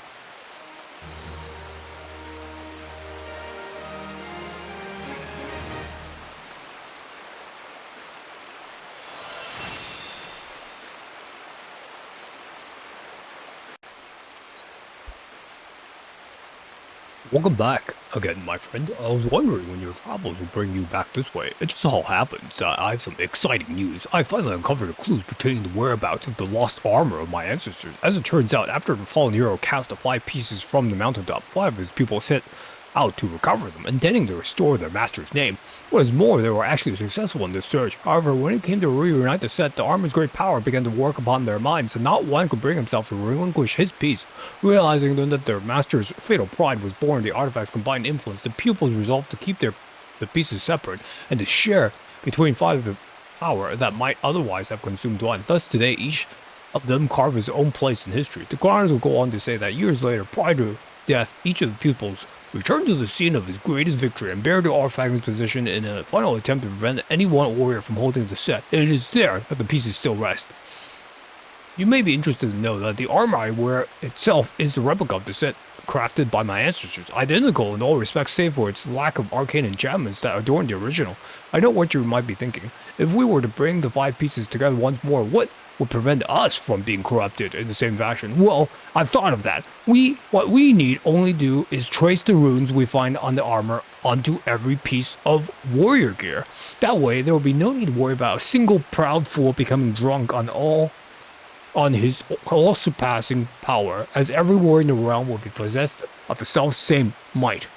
It's quite brilliant if I do say so myself, so how about we split up and begin the search straight away? Through the location seems quite self-evident. I will entrust the search there to you while I track down the other 2 with tome in hand.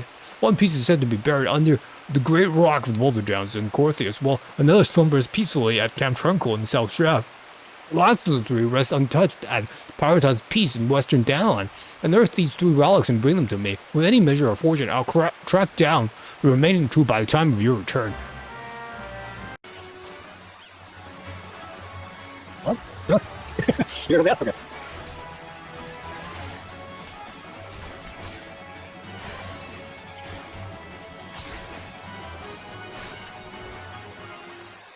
This one isn't really good, though.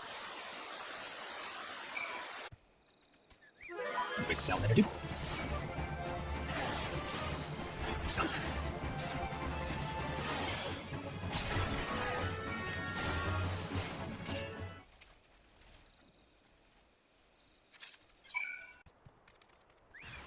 Oh.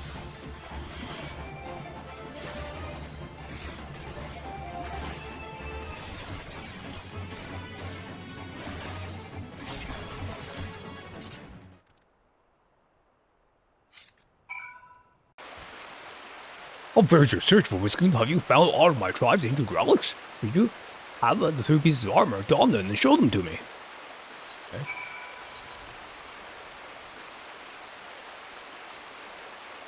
Oh, soon.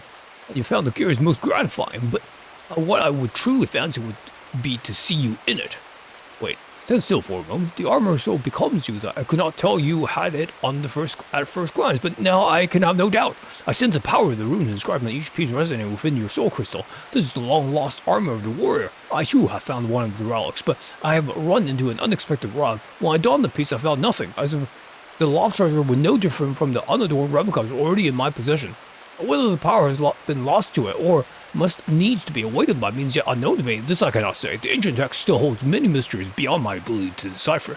But before I forget, I should mention to you that I did indeed track down another piece before I was waylaid by this current conundrum. You should find it sealed away at Red Mantis Falls.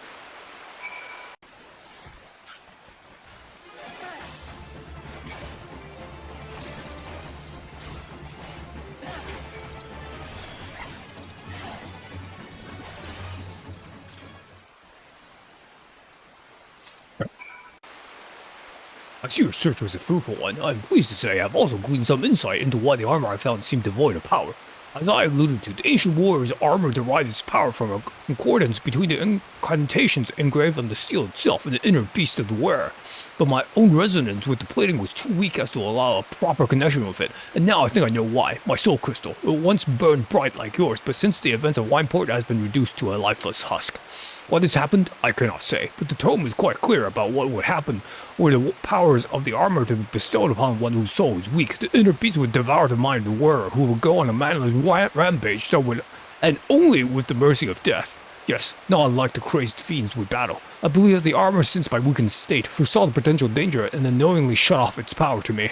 I dare say we are fortunate that it did. I feel as though an apology is in order at this juncture. I must tell you, I left this final piece of armor where I found it, the breastplate, as the piece closest to the warrior's heart has powers far greater and more dangerous than the other pieces.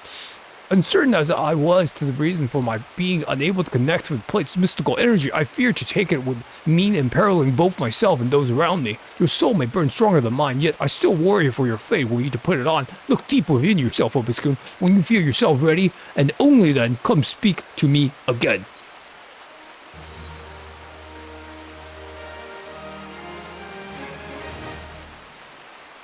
You will truly seek the ultimate relic of my people, the armor that could consume the very soul of the most puissant warrior? Very well, if truly convinced of your readiness, I will not be the one to stand in your way. But I beg of you, Rosen, the moment you feel yourself losing control and your inner beast overcoming you, cast the armor aside, cast it from the highest mountain or into the depth of the ocean, I care not. For once the beast consumes your soul, there is no going back. You will rage on, a monster, leaving naught but carnage in your wake. The realm will bleed and history will repeat itself. I cannot allow this to happen. No, my people have been shunned long enough. I will see the coming of a new age, in which warriors protect the weak and are loved and admired by the people of the realm. My years of battle and sleepless nights spent poring over the ancient decks, all has been for this day. Brother, I know not where fate has led you, and yet I feel certain that, in spirit, you stand with me today. Today, we will restore the honor of our people. You must forgive my sentiment, Bobiskun. As I said, that's been a long time coming. The breastplate you seek is in the highlands of Corthius, at the spring they called the Weeping Saint. I will stay behind. The events of Wineport still weigh heavy on my heart.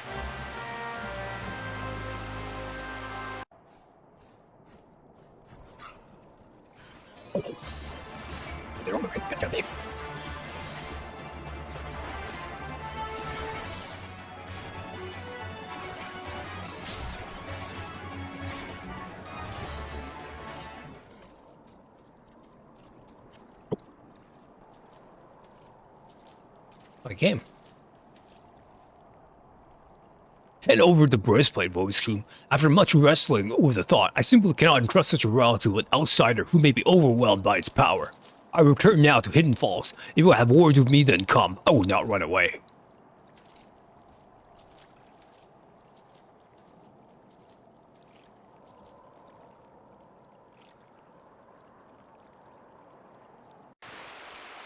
Voice-Kun, I'm sorry. I did not mean for things to happen like this, but I had no choice. I had wrestled long and hard in this matter, but this is my decision. I cannot entrust you with this power when I do not even trust myself.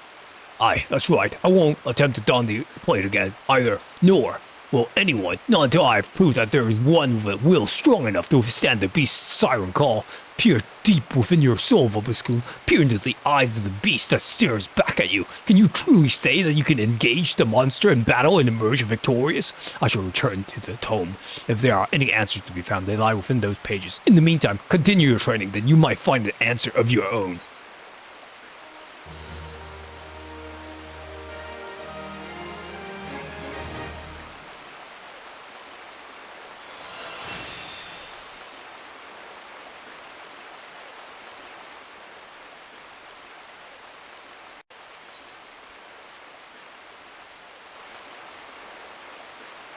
Obiscure.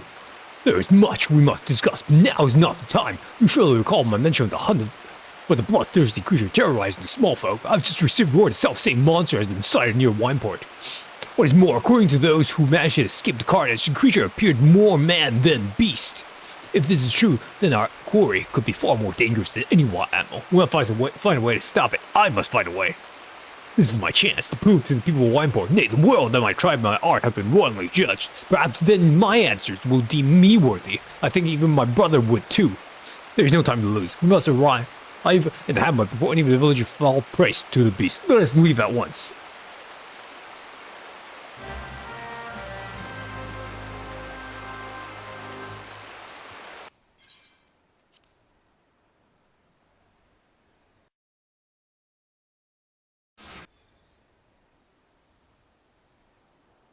Thank God for your presence. Wineport is in your debt once more.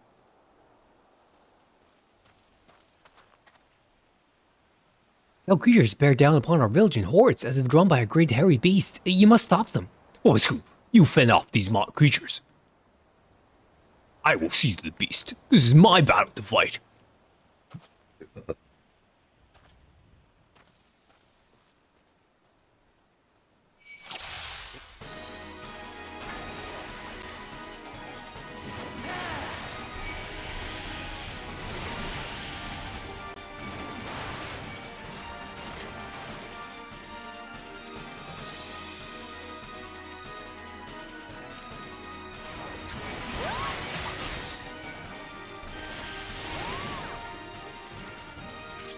Okay. I was like,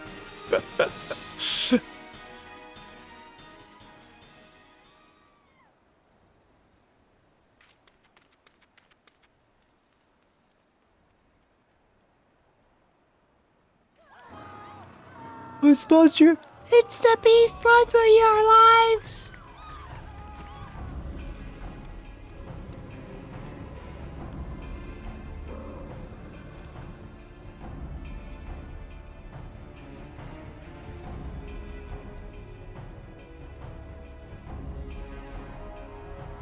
Stop! These people are not your enemy. The enemy lies within.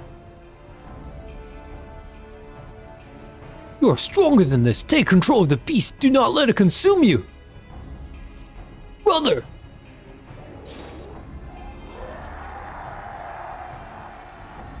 Look what you are doing. You're destroying all that work to restore. The fate of our people rests in our hands, brother. Your weakness could cost us everything. I cannot let that happen. I will not. Our ancestors have chosen me to lead our people to glory, and no one shall stop me.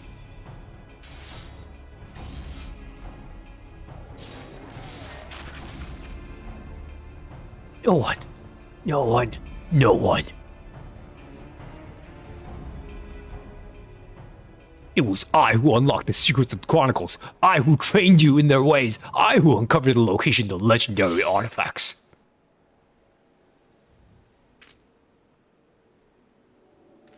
I who defeated my tribe's greatest warrior. I am the master now. I am the master. Return to me what is rightfully mine.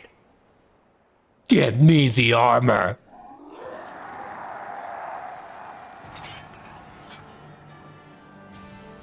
Or I shall tear it from your bloody corpse.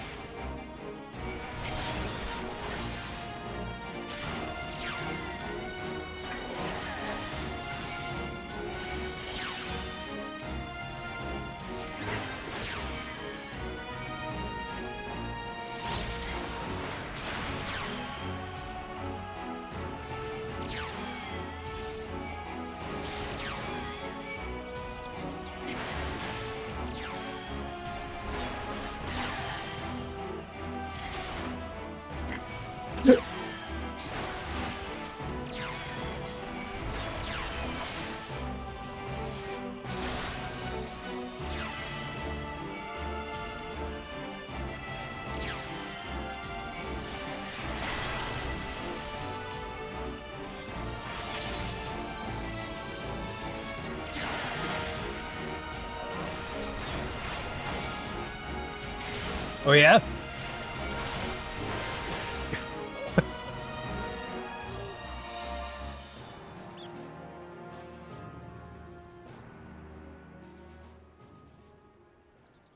I failed.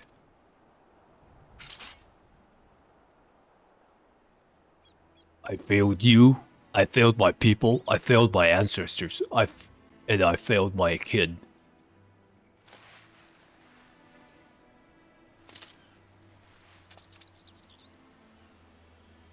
I found out long ago what had become of my brother, but did everything I could to deny it. I thought that if only I could prove myself stronger than he, the people see his madness as the product of a weak mind, that they would believe the problem lay in him, not in our tribe. Yet all the while my own soul was growing weaker and weaker. The inner beast had taken hold, and it would not let go. It drove me as it drove my ancestors, the keeper of the armor, and my brother. Our tribe had lost sight of who we were. In seeking ever more strength, we allowed ourselves to fall victim to that which we had long scorned in others as weakness. Instead of learning to harden our wills with resolve, we steeled them with anger, and therein lay our folly. Like a bonfire, anger burns hot and bright, but only when the fuel that feeds it is spent, all that remains is ash. By accepting anger as our guide, we left our wills at the mercy of the inner beast. But not you. Your will is more akin to the lava which courses through the mountains of my homeland and burns as strong, nay, stronger, than any bonfire, and when it cools, it becomes hard and firm, unbreakable. This quality allowed you to keep your inner beast at bay.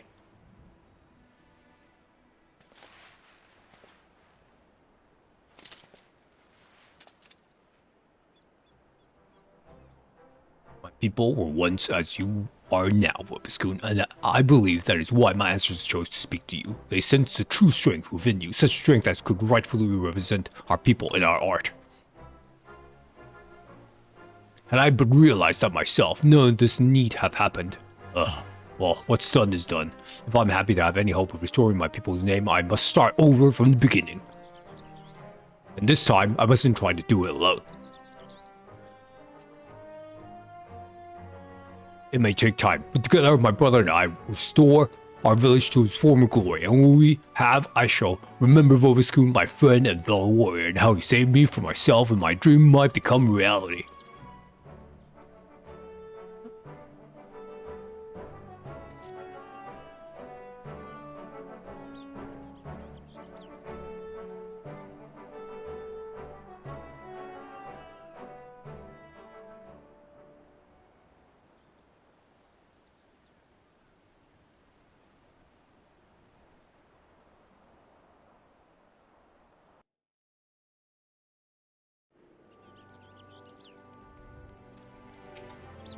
Whiteboard isn't your dead once more, Wobiskoon. Once more, we have seen the truth with my own eyes. Pray tell Courier's Gorge as much that we will be relying on him for his protection. He's a true warrior, and our humble hamlet will be lost without his strength.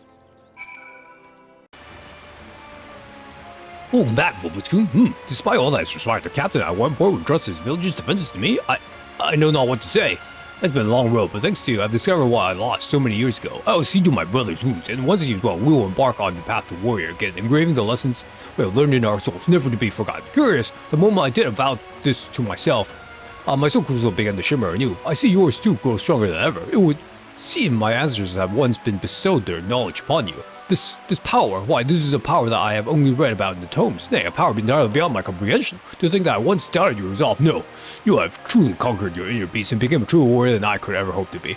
Know that you stand before me the equal of my tribe's greatest heroes. Ever steel your resolve, Wobiskoon, and go forth in the realm and protect those who need your strength. With you representing us, the redemption of my people, the new era I seek is surely close ahead.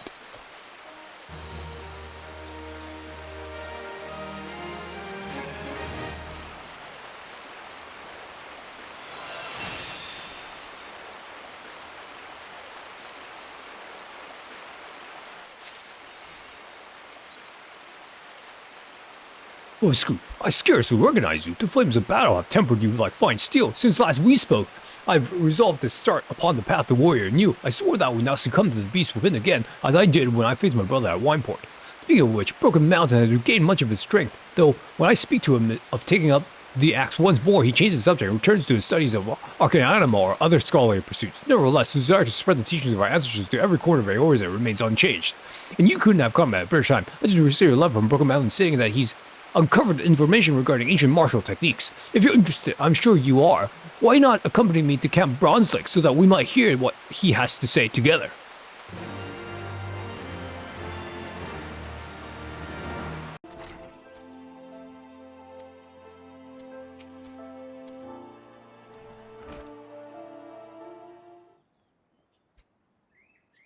Well do I remember you, Wobiskoon, the sole warrior to tame his inner beast. I shudder to think what might have happened had you not been there to save us from ourselves. You know the precipitous nature of the forces we wield, as well as the consequences of losing control for even a moment. The beast does not scruple to discriminate between friend or foe, and if given free rein, will lash out at both. I pored over countless tomes in search of knowledge of how to tame the beast within, as you did, but my efforts have thus proven fruitless. All I have found are ridiculous tales of techniques that, if the author could be believed, could make Rogar himself cower in fear. The elders often told tales of legendary wars to inspire to use. Are you sure there is no truth in yours? Quite.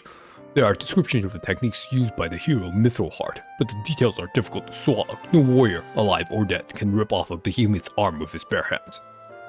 The tales are filled with similar outrageous accounts, brother. It would be a waste of time to investigate the veracity when we know so little of how to tame the inner beast. Besides, you know as well as I that Mithril is not more than a fairy tale hero. What if I could prove that Mithril was flesh and blood? Would you be willing to continue your studies then? Never did he stray from the path of the warrior, even as the years took their toll. Axe in hand to Silver-Tear Tall Falls he would go, never to return, which means that if he truly lived, then there may be something there which proves it. Keep your axe sheath, Gorge. You'd be better served by the time spent swinging your axe at a practice number than searching for ghosts.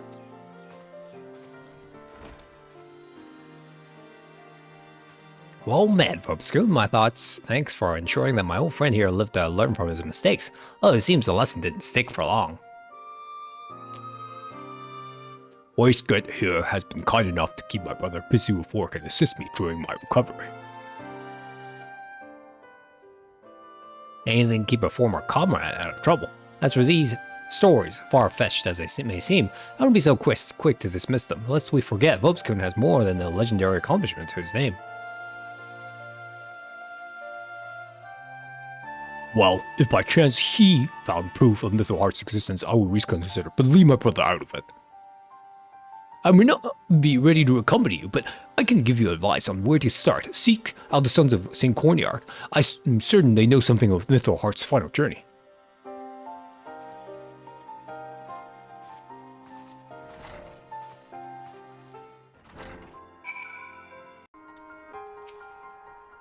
Relics belong to an ancient Houseguard-Warrior? Well, we are up to our necks in Algan artifacts. Cannot say that I've come across any that will be what you seek.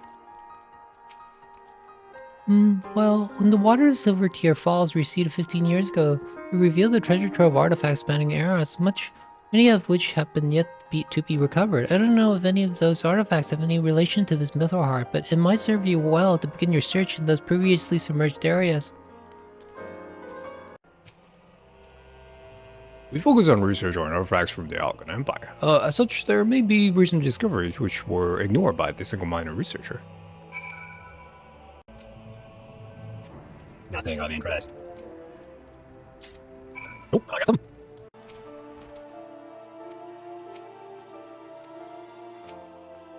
Well, have you uncovered any proof of Mithril existence?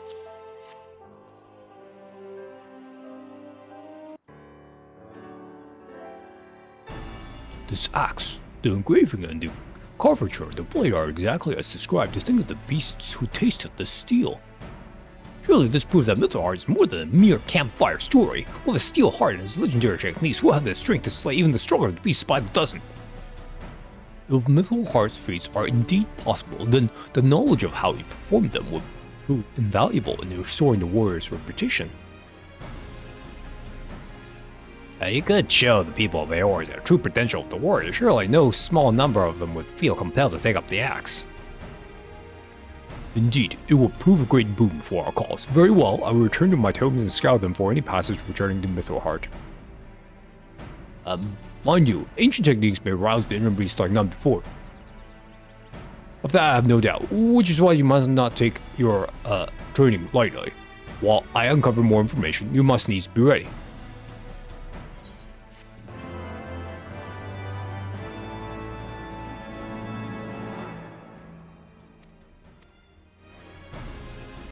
I can tell you have not neglected your training, Vobscoon, which is good. I have continued my research into the tales of Mithril and his legendary feat, and I believe I've come across a passage which may guide your next step. Before I share my findings with you, however, there's another matter of pressing importance that must be resolved before we continue. A ferocious beast has been sighted near the Weeping Saint in Corthair's Central Highlands, and I would have you, me and my brother go and slay it, as it poses a threat to any who venture nearby. I realize that this may seem like a trivial matter, but I assure you that it is of the utmost importance. I can't resist.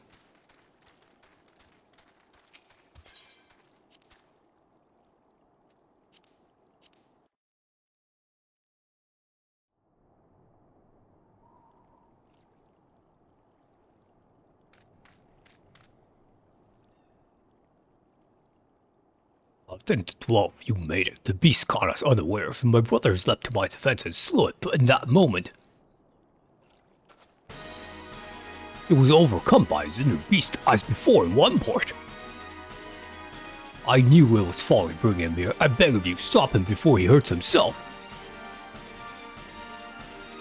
Kind of like broken down there. There, here's Gorge again. Actually, I'm like,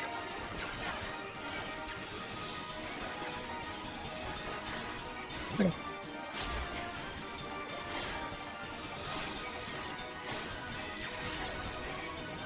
Ain't sure if I can like bond with this. I think it is.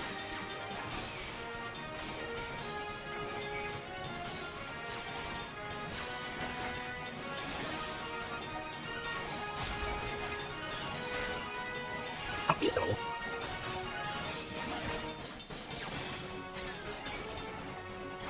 Man, you gotta stop this bad thing. Hey, that's cheating.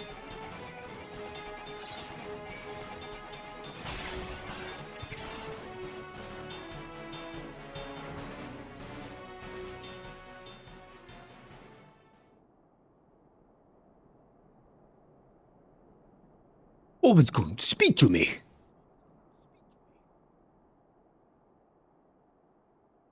Thank the gods you were awake.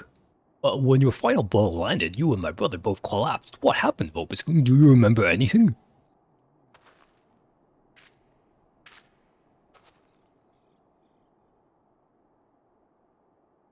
Your inner beast lashed out as if trying to escape?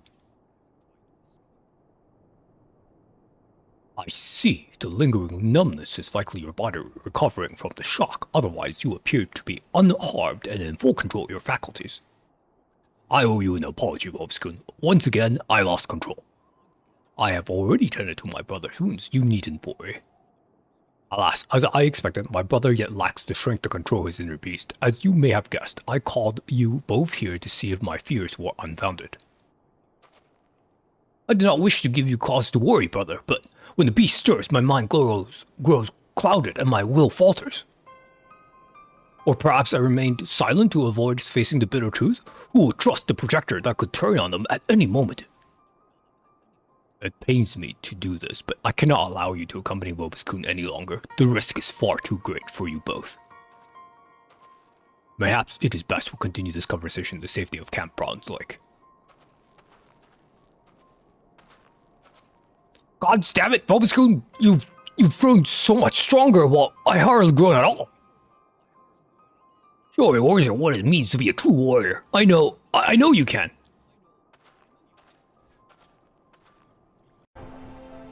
So my brother has been in a dour mood ever since we returned from Whipping Scent? Well, that is only natural given his lack of progress, and it may be for the best. The teachings of our people are too dangerous for those who lack control. That is why I chose to focus my studies on how to tame the inner beast. For the sake of my brother, I wanted not more than to solve this dilemma, but then fate intervened and I stumbled upon the tale of Mithril Heart. But perhaps we need not forsake one pursuit for the other, though in seeking the techniques of Eld, we may discover the reason why you can hold the beast in check so easily while my brother and I fumble about like children. However, I am concerned about what you told me before about your inner beast lashing out during your duel with my brother. Can you tell me of that once more? Simply recalling the duel rouses your inner beast from its slumber? Wait, it all makes sense. Only the flames of animosity may temper a warrior's soul. I came across these words in a passage. I did not understand their meaning until now. The inner beast stirs when we face an opponent who pushes us to surpass our physical and mental limits. Only in that moment can we attain mastery of new techniques. This must be how the heroes of Eld, like Mithril Heart, became such legends. They traveled the realm, testing their mettle against the fiercest foes they could find. Your path is clear then, Obiscun. You must challenge yourself as they did. You must grow stronger and hone your skills to new heights.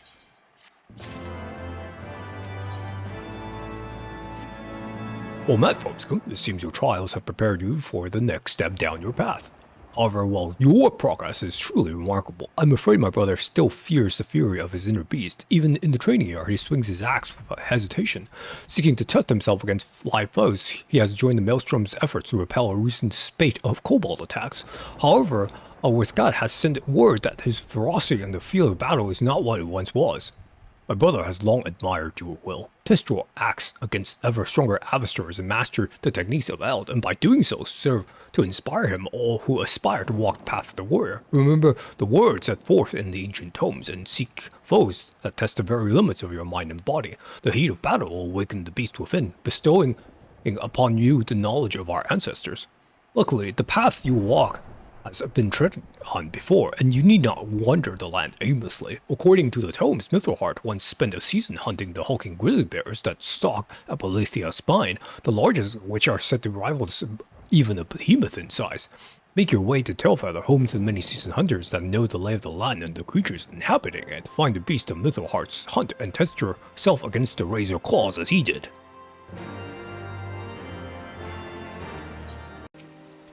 Hi. I can hardly for the size of the beast I saw that day. I was tracking a chocobos around 100 throws when I spotted a bear near as big as a house, drinking its fill from the waters. I didn't dare get any closer, and went home from the day's hunt empty-handed.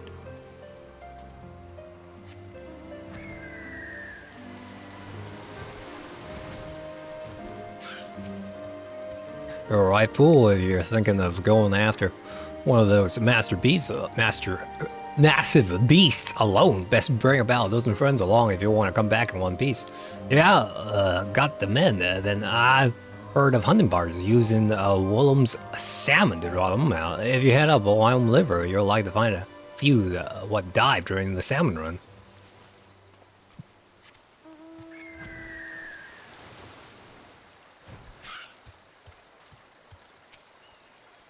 Ask any hunter around here about the grizzlies at Apolethia's spine, they'll like to tell you the same thing. If you see one, run.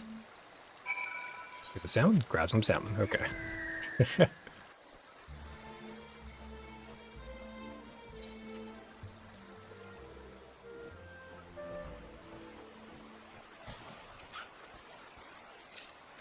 Just kidding. Okay.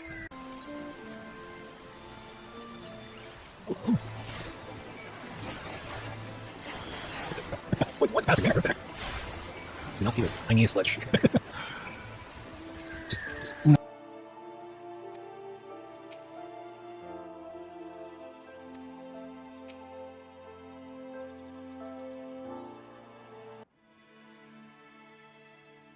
Vopiskun, welcome back. My brother and Westcott were just telling me of the Maelstrom's success in Lonosia. The kobolds scatter as frightened mice before our wrath. I dare say they'll think twice before setting foot on Lominson soil again. Vopiskun, as eager I am to hear your journey to Apolethia's spine, I can't afford to waste any more time away from my training. The kobolds may be licking their wounds for now, but they'll be back in greater numbers till next we meet.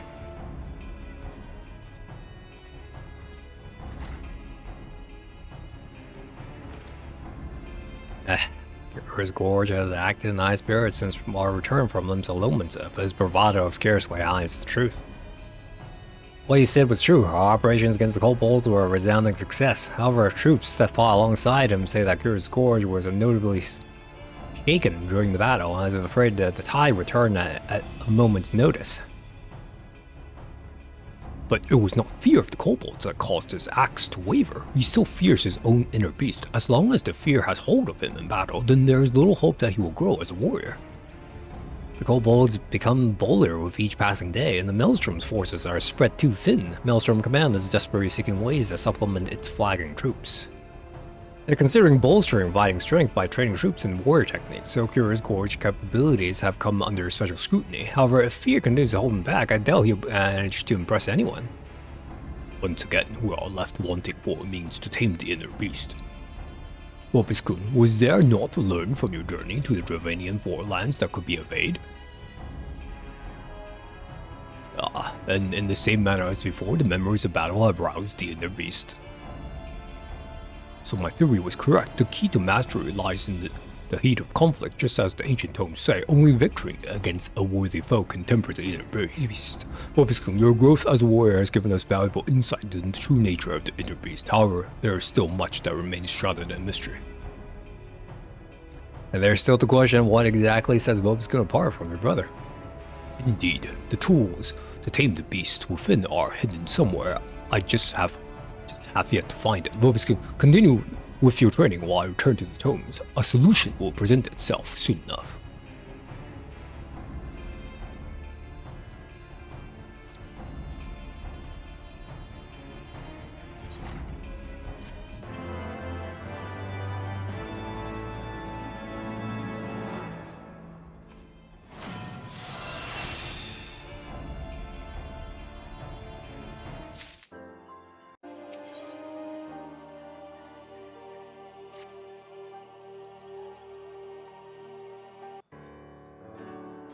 Wolfscoop.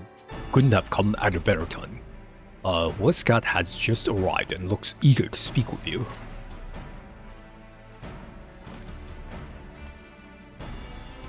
Ah, Wolfscoop, just the warrior I wanted to see. The nation of Limsa Lominsa is in dire need of your aid. The Maelstrom is short-handed and the beast tribe's attacks only grow more furious. I'm here searching for skilled fighters, and there aren't many more skilled than you. As you know, my brother has already answered the call, helping the Maelstrom defend from the relentless kobold assaults. Kobolds aren't the only thorn in our side. Pirates serving the Sagan have been pillaging along the coast of Lunosia. That's why we need your axe, Fobskun. They may be mere pirates, but their blade cut as deep as any I've seen. Limsa will be grateful to have your prowess on their side. Once you have made your preparations, hurry to Alaport and speak with the storm captain on duty for the details of the mission.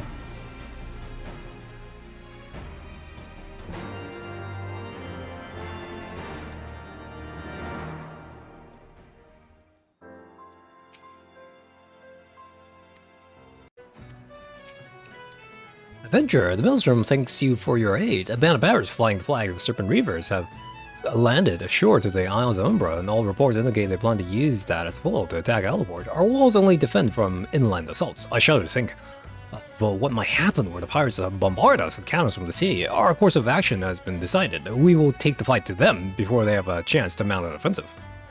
Our rendezvous point is at the Isle of Umbra. The pirates shall not weather the wrath of the Maelstrom.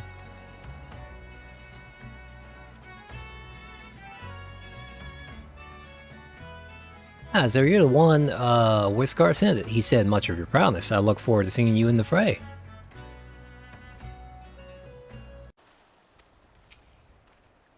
Good. Now that our troops are gathered, we shall move out at once. Our objective is to slay the pirate captain. Without a head to lead them, the Serpent Rivers will scuttle back to their moldy ships. However, the task ahead of us should not be taken lightly. Reports tell of a fearsome beast under the captain's thrall. Take care not to let your guard down, lest you become the beast's next meal.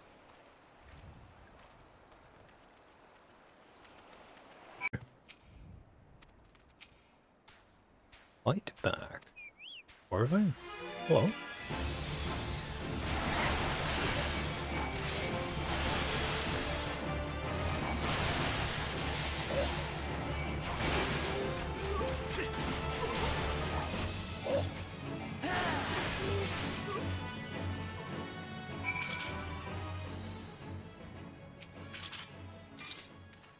The pirates attacked as if possessed. Think as well of your axe, cut them down. We shall press forward for Alaport.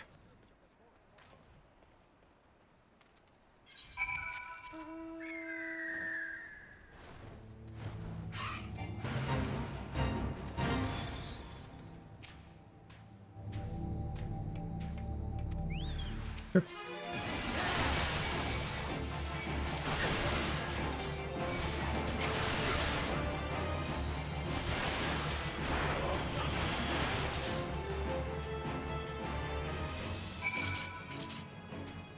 The pirates think they have the strength and numbers, but a storm captain is worth a dozen of them. We shall leave the wounded to recover here, folks. Come to me.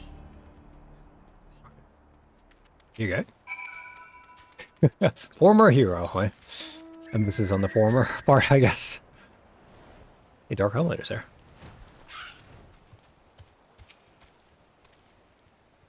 Don't let his bloody beast. What? Stop the Serpent Reavers? Ha ha ha! Well, if your hell's been on trying, it's been a long time since me pup had fresh corpses to feast on.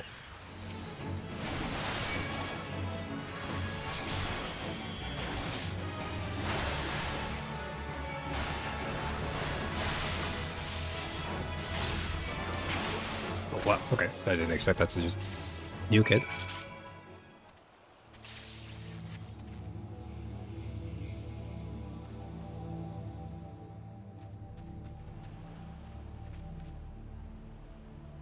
Such fine axemanship I've ever seen. However, now is not the time to dally about and all. This place fills me with foreboding. Let us meet again at Alaport. Random lava.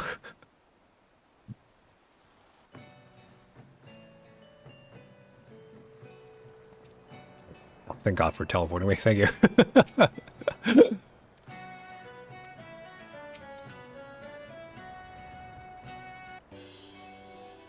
Bobskin, now that we are safely out of those cursed isles, I would like to thank you for your aid once again. Without the courage your fighting spirits bestowed on us, we would have been overwhelmed. The Maelstrom is honored to count you amongst our allies. The captain speaks for us all. Your ferocity inspired us to carry on in the face of the pirate onslaught. What drove you to fight with such fury?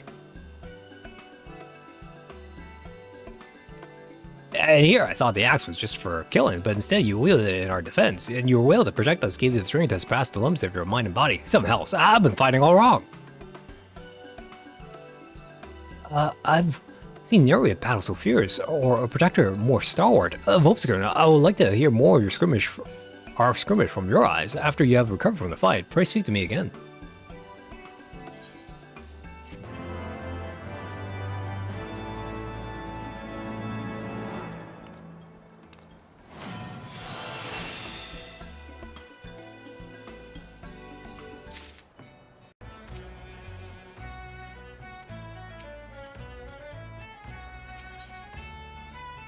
To train your warrior.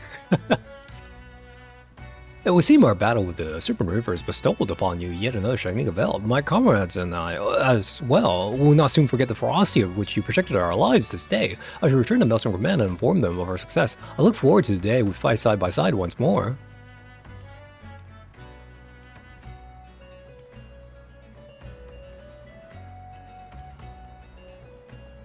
A lesson learned from your example will serve to aid me in countless battles to come. No doubt where Scott and the others are eager to hear back from you. Give that old marauder my regards.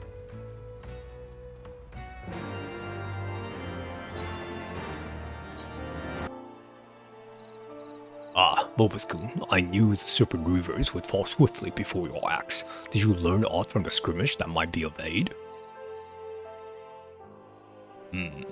I did not expect such feeble opponents to wake the beast from its slumber, but it seems your conviction to safeguard your comrades had much the same effect as pitting yourself against the bears that have released their spine. Obviously, this information may prove to be invaluable.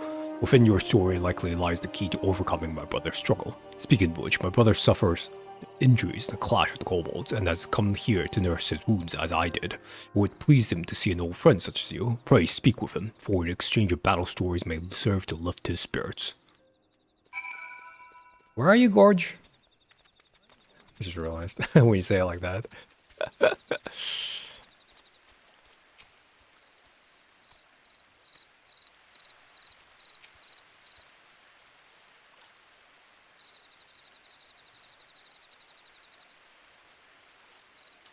Ah, Vopskun, I'm joyed to see you came through your battle with the pirates unscathed. If only I could say the same.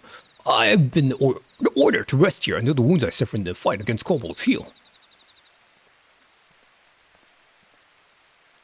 According to the unit's report, the kobolds unleashed a new type of explosive on the Maelstrom troops. Gorge valiantly threw himself upon it before detonation, shielding his allies from the worst of the blast. The new bomb had a destructive force unseen in the kobolds' primitive explosives, but my brother is still standing before us is no small miracle.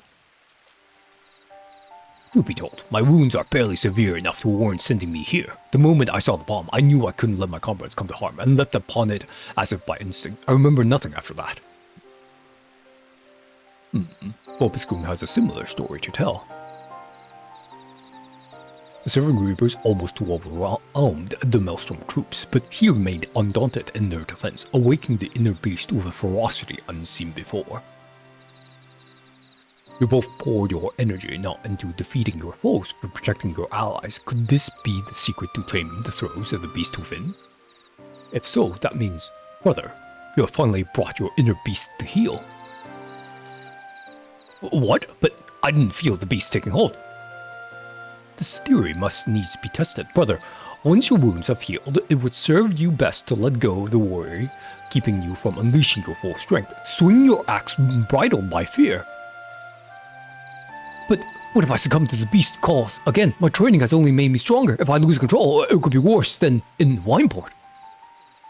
Now is not the time for doubt. Your allies, nay, your friends, will be by your side. They will ensure none are harmed should the worst come to pass. I know your theory demands that I fight without hesitation, but please, I must think on this. Aye, we should let Kur's Gorge wounds heal before we demand anything more from him. Rest well, my friend. We'll return before long. Obiskun, there is more I would speak with you about. Pray visit me when you are ready.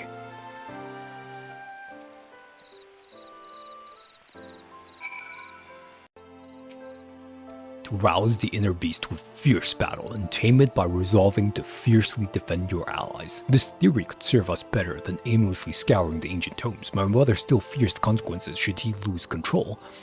If indeed his fears should come to pass, you must be ready to stop him, as you have before. Bobiskun, prepare your axe for our next battle. Ah, Bobiskun, I can see the power in your stride and feel the inner beast raging within you. You will need such strength for your next trial is at hand. Risgard and my brother are looking for more fighters to supplement the undermanned Maelstrom troops in a new operation. They've asked for you by name. Seek them out if you wish to raise your axe once more against the beast tribes.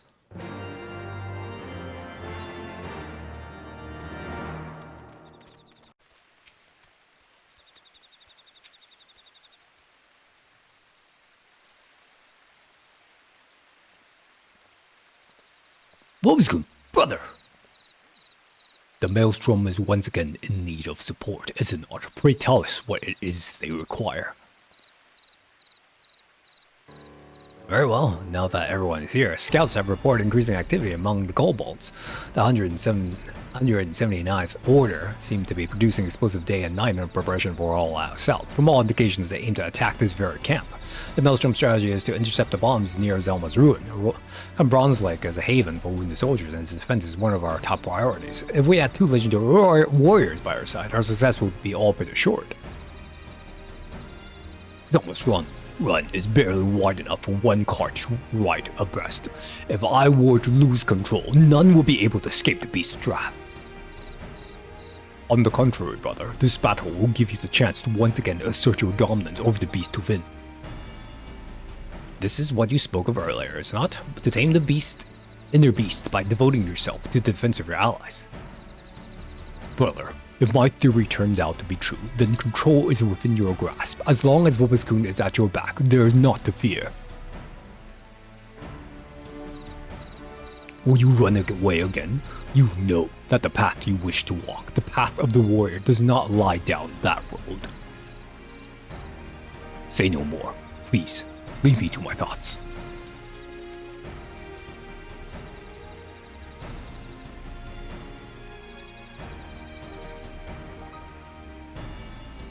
Well, with not much time for hesitation, the Storm Scathling waits near Zelma's run and will be departing shortly. If you decide to join the fight, pray tell Kur's Gorge if anyone can rouse him from his slump. It's you.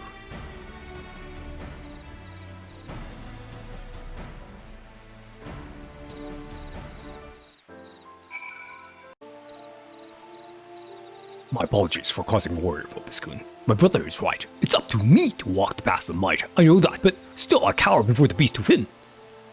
When a true warrior faces his fear, axe in hand, right? Come on, Vobiskun, remind me of what it's like to scoff at my enemy's feeble blows, awaken your inner beast and slap the fear right out of me. Okay. Yeah. God damn, what a blow! That's the stuff warriors are made of, Vobiskun. Thank you. I'll dominate the beast to win, and our axe will stand indomitable against those bloody kobolds. Our enemies will feel the full force of my fury, will not step one ailment into this camp. Come, Vobiskun, we mustn't keep the storm captain waiting.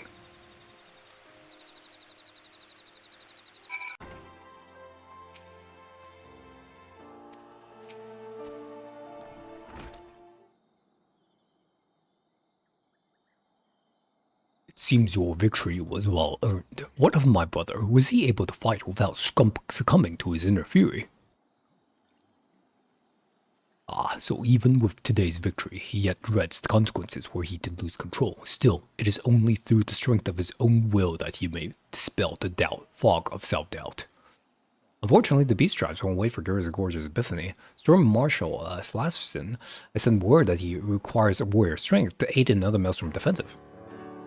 As you already know, kobolds aren't the only nuances we have to contend with. The Hagen has taken advantage of the distraction caused by our focus on the kobolds to launch a offensive against the Tide Gates. With the bulk of Maelstrom forces tied up with the kobolds' threat, we can ill afford to send any men to defend the gate near Camp Skull Valley, leaving us wide open to the Sagan threat. Vobiscum, if the strength of a warrior were to see the people of Limsa Lomans safely through the storm, then mayhaps the glory of our ancestors would be restored, and all across Eorzea would know of us as guardians instead of brutes. However, it saddens me to say, we cannot depend on my brother to be ready to shoulder such a weight. Vobiscum, when the time comes, you must needs be ready to take on the task alone. In the meantime, pray tell me of your battle at Zelma's Run, and recall the ferocity with which you fought, and lose yourself in the memory of your fight. As before, your inner beast is roused, and another technique of Eld is at your disposal. Your progress is encouraging. Continue on this path, continue to challenge the limits of your mind and body, and a victory in the battles to come is assured.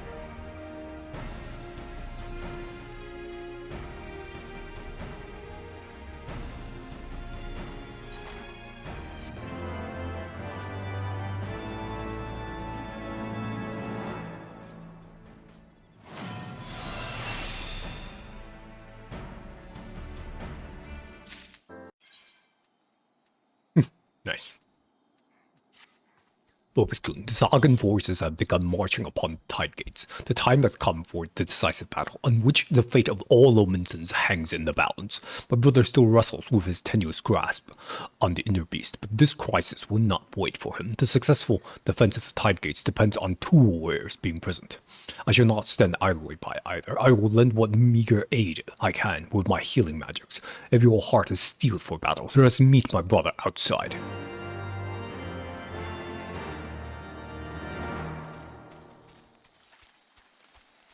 Got a nice slap for you.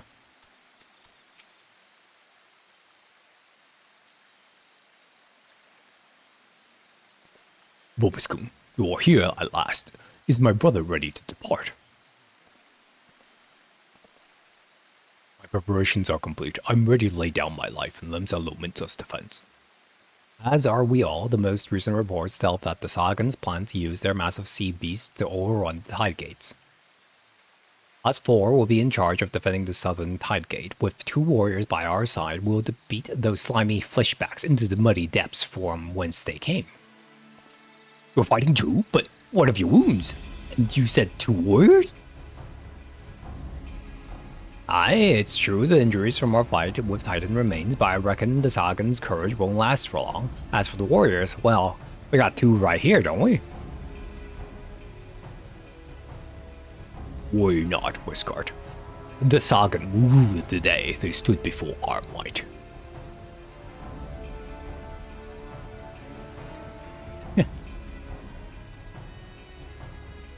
Alright then, let's set up the Camp Skull Valley, and Sagan won't soon forget this battle.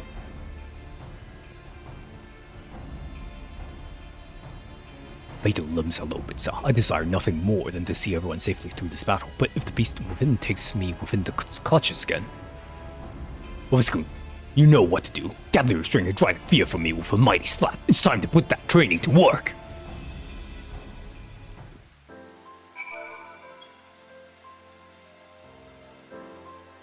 That's the stuff, Vobiscum. I'll be feeling that in the morning.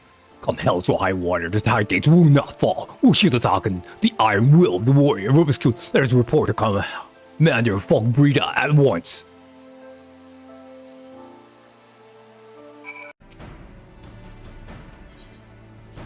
You're not a quest NPC.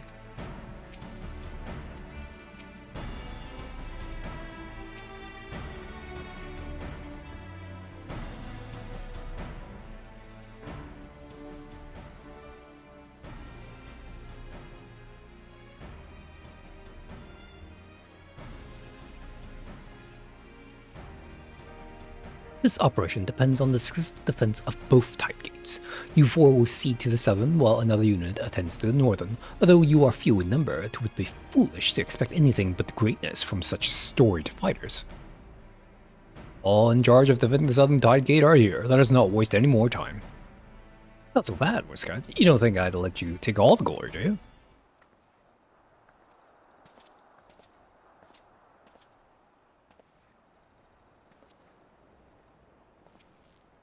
Storm Marshal, Einzar, you plan to fight alongside us? There was naught I could say to stop him. Once he has a mind to do something, there's very little that can. My sense of duty will scarce allow you to bear the weight of Lemsa fate on your own. My axe will be the first to meet the Sakan's wave. And what's more, I'd like to see the strength of these two warriors with mine own eyes. Something tells me this will be a fight to remember. Storm Marshal, it will be an honor to fight by your side. Our axes will see the people of Lemsa safely through the storm. Brave warriors, this day the Sakan means to descend upon us like a tidal wave, but you will stand strong. You will not allow the fishbacks a single ilm of land, nor will you give them any quarter. Our fate awaits us at Halfstone, to the Tide Gate.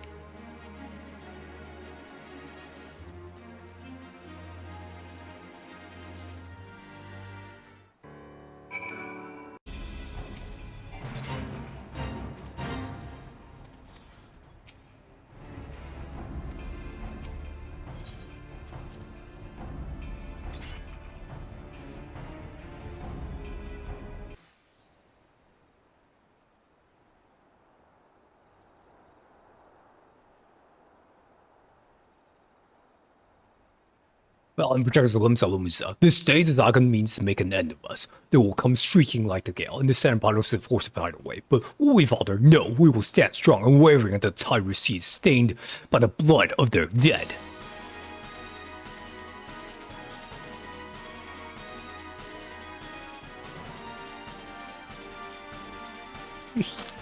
All these rows and one lava.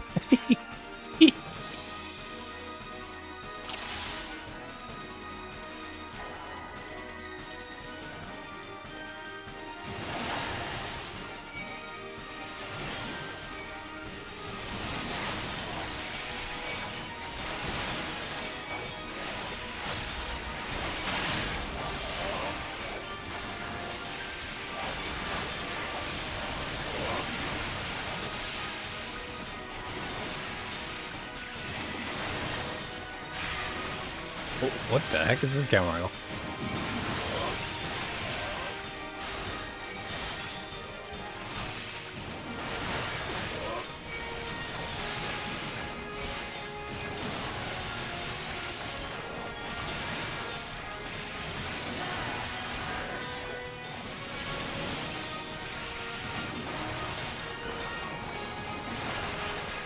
The man channeled that for so long I walked back into it.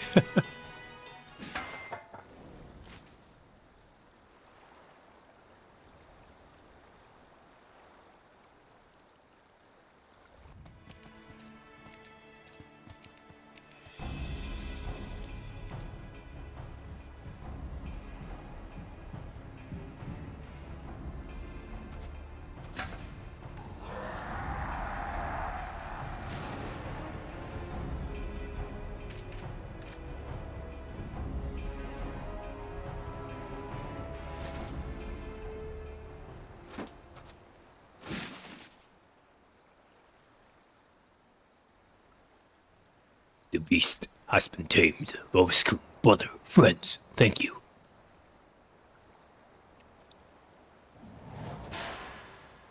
My axe remains steadfast. Friends, stand at my back. My inner beast shall protect you.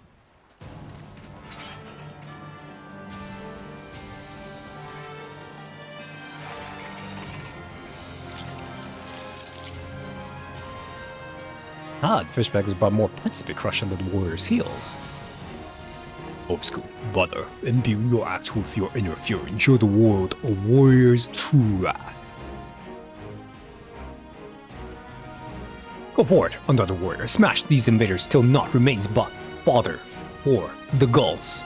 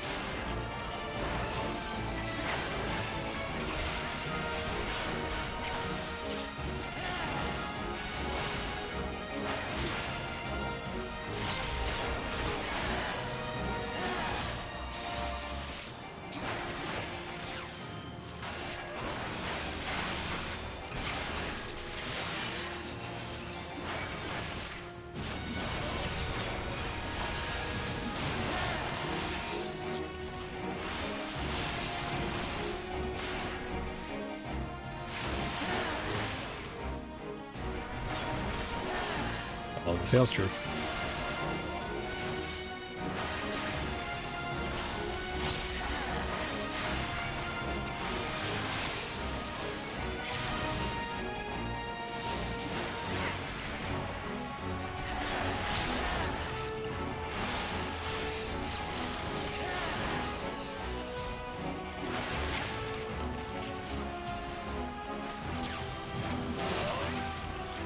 Oh. I was like, what? Why are there?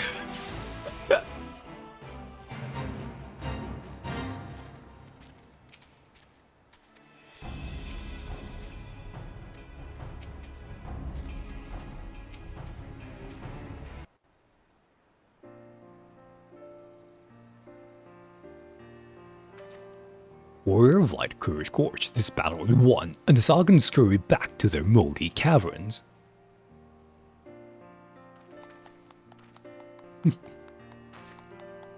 Today's victory is all to the might of our two warriors. Without you, we would not be standing here. Here's Gorge, where the died warrior with pride.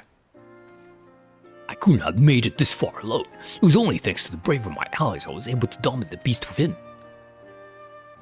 The day will soon come when, with proper training and instruction, all the people of Aeos Orzia can choose to walk the path of the warrior.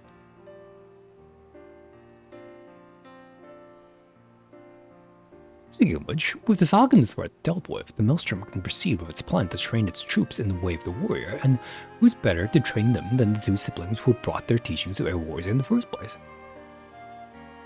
Here is Gorge, Broken Mountain. I invite you to instruct the Maelstrom recruits in the way of your ancestors. Forge our troops into mighty defenders worthy of their title. Eh? Many moons have passed since we came down from our mountain village, and finally we can begin to realize our dream. This is an honor. My brother and I will gladly accept this appointment.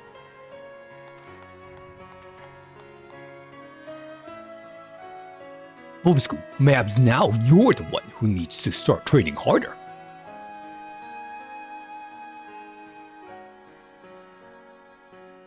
I dare say you're right. Bobsku has some proper competition. Both fight where we're needed, unbounded by fear or hesitation, and in doing so master techniques of Eld. Bobsku, look forward to the day we both reach the peak of our strengths. Or then you will face an opponent worthy of your axe, me.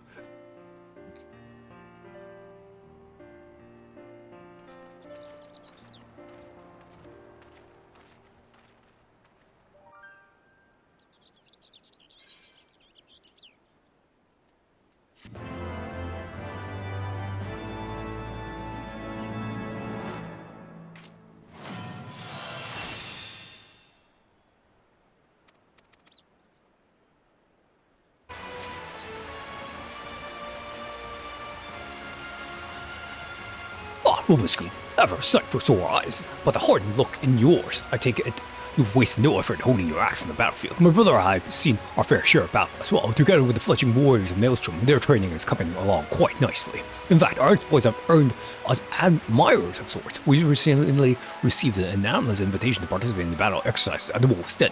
I haven't the foggiest ideas of who they are, but it would seem that you do. They mentioned you by name and insisted you join the fray as well. Perhaps they wish to settle in those core. In any case, who are we to deny them the opportunity to cower before the might of the warrior's axe? Come, Bobsku, my brother has prepared a boat for us at the Morabi dry docks. If it is a thrashing they crave, let us not hesitate in giving it to them.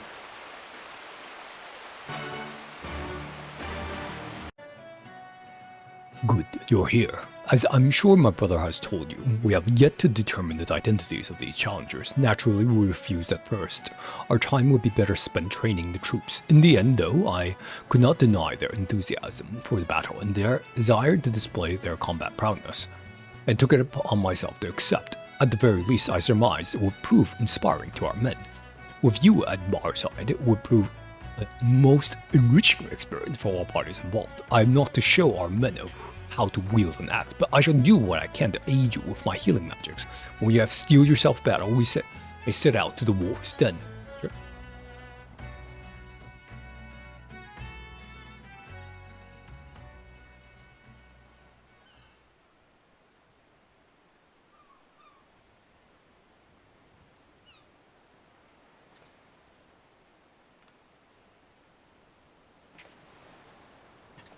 Horns on. Vobis cum vobis, as I live and breathe. It's been too long, or has it you've grown strong since the Battle of Salt Strand, even master of forgotten the art of the warrior. The warriors are wind, ready your axe and prove to me why men should fear the bite of your steel.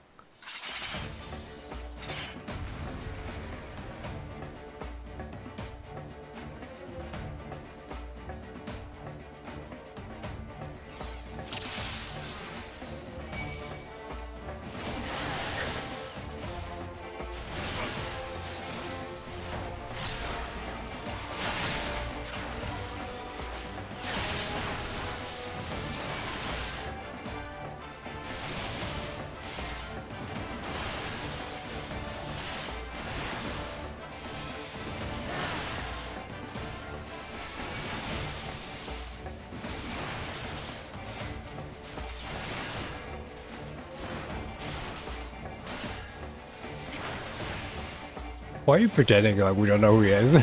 The dialogue already said who he was.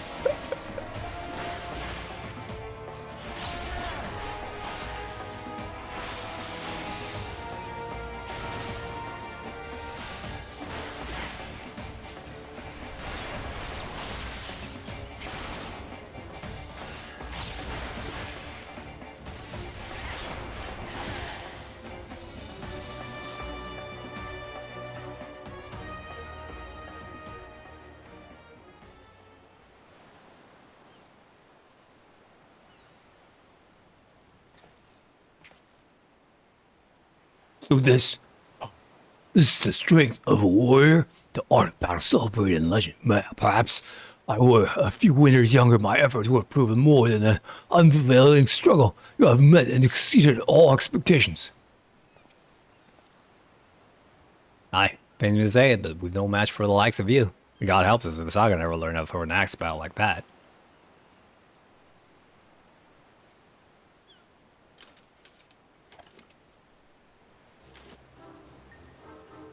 Indeed, the student has surpassed the master, the guild master, for it was I all along.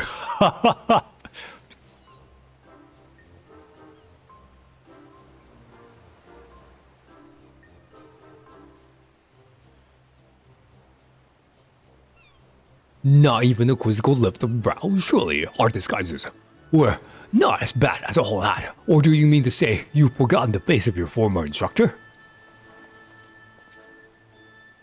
Orzen, by the 12, it is you. And then Bromar, I wasn't expecting to crush limbs of famed marauders under heel so easily. This was only a warm-up, yes? We've yet to even break sweat.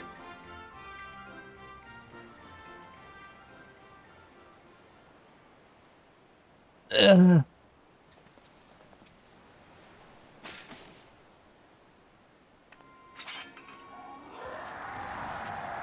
the fuck? Dorgo, whatever is the matter?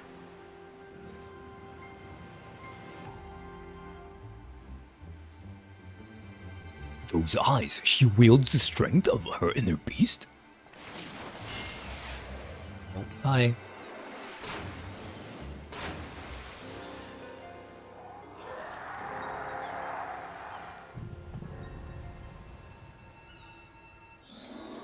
Oh no.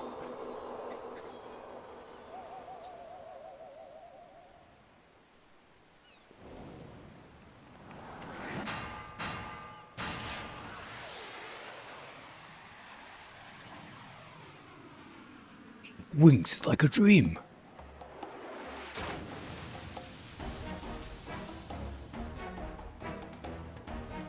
Brother.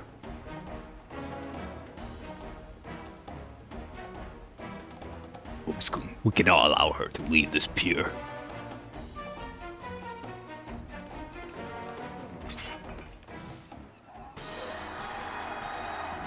She shall not leave alive. Oh, sorry. Phrasing there. Well, at least we're starting to have some fun.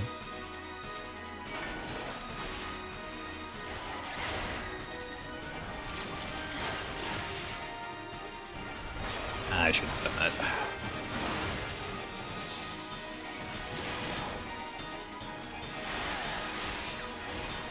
That does not work.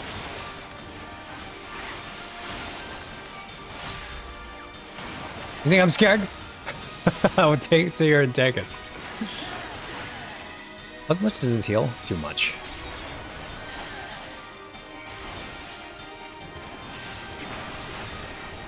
I am fear. Oh. Oh. Oh.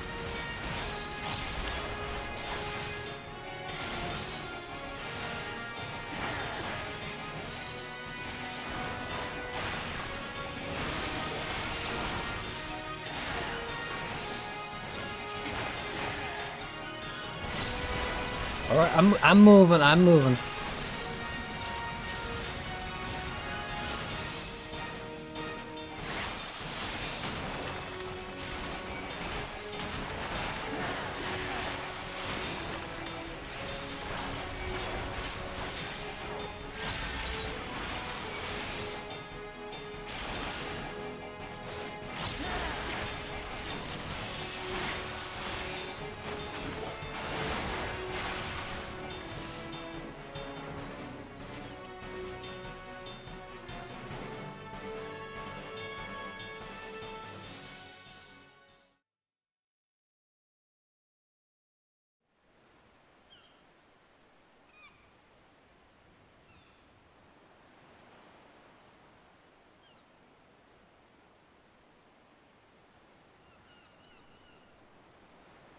My apologies. The will of a Karash burns brightly within me.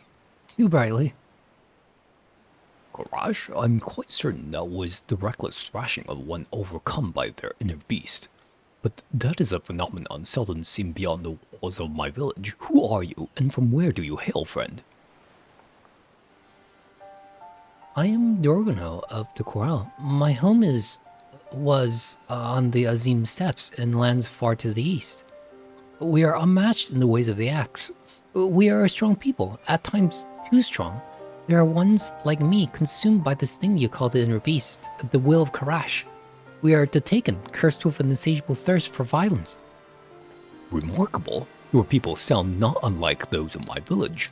Though I suppose this stands to reason others share this gift. The strength of one's inner beast stems from a primal instincts we are all born with. It is merely a matter of learning to draw it out, a technique we warriors have long since mastered. Yet you would call it a curse? Have your people not learned to control this power? The will of Karash, this inner beast, can be controlled? Perhaps then I can at last return home. The Taken are sentenced to exile. That is why I traveled west to train further in the way of the axe. If I can overcome this affliction, I may have a chance for the redemption. Well, this is certainly an unexpected turn of events. As our most promising recruit, I wish to see how she might fare against hardened combatants. I never thought she could actually defeat the likes of Curious Gorge. Seems to me further time training under our roof will be a waste. Might you be willing to take her on? Well, we can't very well leave her unattended. If she should succumb to her inner beast, there's no telling what havoc she might wreak.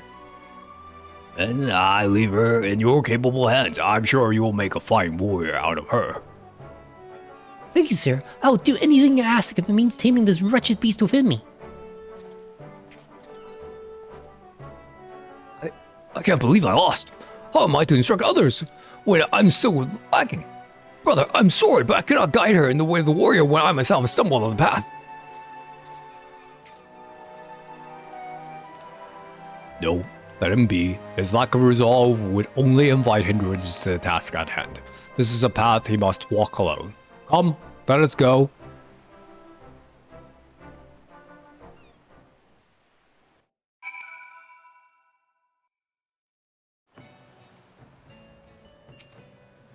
With my brother engrossed in his own training for the interim, I fear I will be spread too thin, overseeing the instructions of Maelstrom recruits to give Gono proper guidance. Gods help us should she be consumed by her inner beast. A worldly adventurer such as yourself no doubt has other pressing obligations, but you are the only one capable of containing Dorgono should the worst come to pass.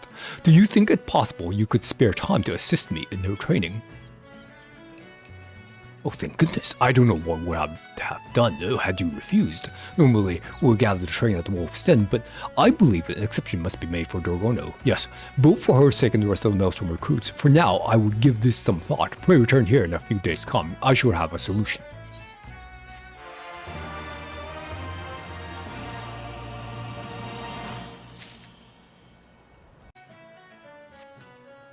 Fortuitous timing, Bobiskun. I've decided on how we might set about training Dorgono. Unfortunately, as you are already aware, my brother will not be present. It seems his situation is more grave than I initially thought. Ever since his clash with Dorgono, he's been unable to draw upon the strength of his inner beast. He insists revisiting the basics of the axe work at the Marauders Guild will restore his abilities, but I suspect his troubles lie elsewhere. The same can be said for Dorgono. Though my brother and I did not complete formal training in the ways of the warrior, you may recall we at last discovered a way for him to control the savagery of his inner beast, a dire encounter that hardened his resolve to protect his allies, thus allowing him to temper his rage.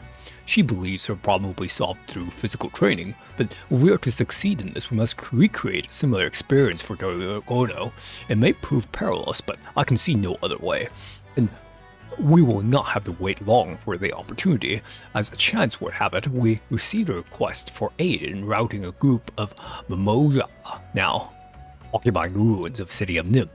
They originally came here for want of work. Unable to find it, however, they took to pillaging and plundering, and not even the Maelstrom convoys are spared their attention. To make matters worse, the area also serves as the front line of ongoing battles with kobolds. Either of these tribes alone is already a handful for our forces, and we cannot well cope with both. That is why our squadrons of newly trained warriors have been called to undertake this incursion. Laguna will be accompanying us, and your presence will be imperative in the event she loses control. When you are ready, make for the ruins in Outer Lanosia.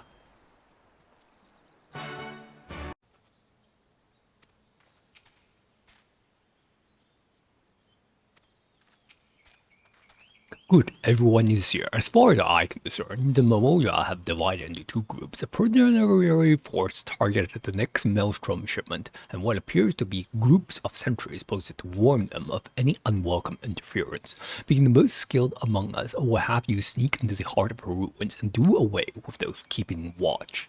Meanwhile, I should lead the others along a northerly route toward a long climb and engage their primary force. If all goes as planned, we should be able to meet where the two paths join.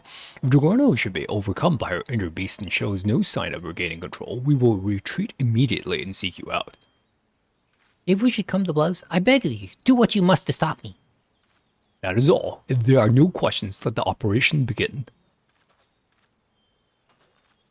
Oh, she's excited. I swear, there's a lot of warrior quests here.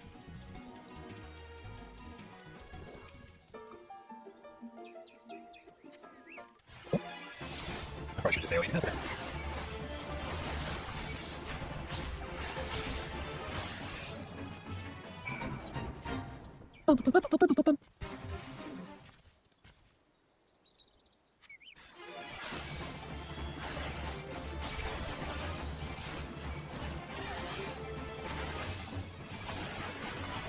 Ooh.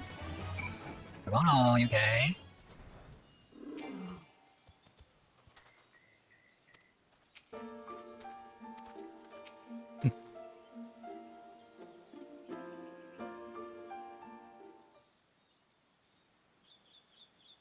Ubiskun, by the lack of sweat on your brow, I assume you made quick work of the sentries. We, for our part, managed to claim a narrow victory over the main Momoja force. And despite the chaos and havoc of battle, Dorgono remained unaffected by her inner beast. I am a slave to Koresh no longer. I am master of the inner beast.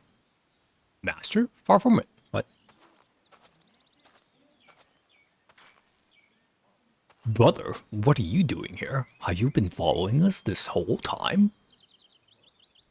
Oh, nonsense. I was merely taking a walk. Yes, I was taking a leisurely walk through ruins of Nim when I happened upon your small altercation with the Mimoja. I couldn't help but notice your form, Dorgono. Your battle form, that is. Anyone with eyes could see you were hesitating with every swing of your axe. You'll never learn to control your inner beast if you're too afraid to push yourself and draw it out. Believe me, I know. Afraid, am I? That's rich coming from the pathetic worm I sent flying into the waters, the wolves. then peer. Warm, you ungrateful little. Call me that again, I'll call you whatever I please, Worm. If you have any complaints, take them up with my axe. You're lucky I'm feeling under the weather today. When next we meet, I'll have to beat some manners into that pretty little head of yours.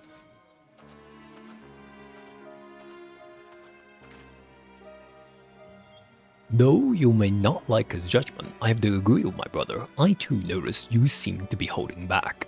Though the battle was hard won, you showed little need to overexert yourself, let alone call upon your inner beast. I never meant to hold back. It's just, well, I thought it better not to worry the others.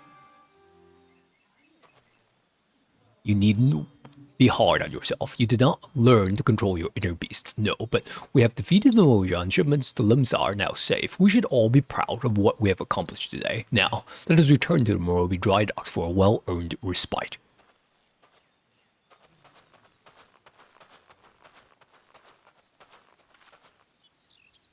Your thrashing in Mamuria must have been a glorious sight. Never have I met a man so fearless, so strong enough even to overcome me when my inner beast is unleashed. If only I could take you to the same steps, I have to go.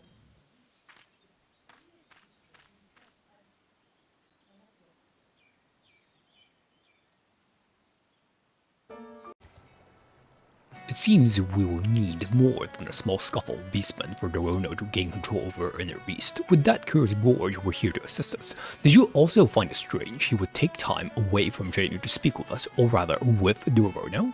If my suspicions are true, he faces an obstacle unlike any he has faced before, though I'm sure it's nothing you need concern yourself with. You have done well this day, rest now and gather your strength. We will surely need it for the trials to come.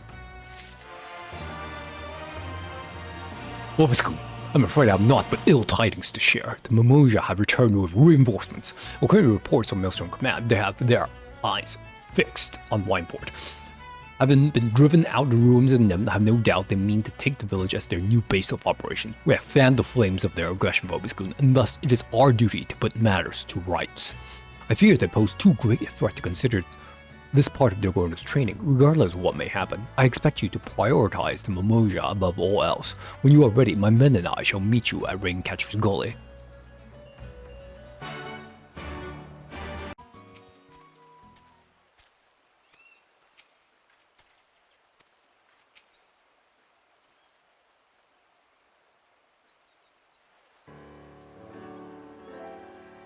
Our scouts tell us Mimoja are still to the south.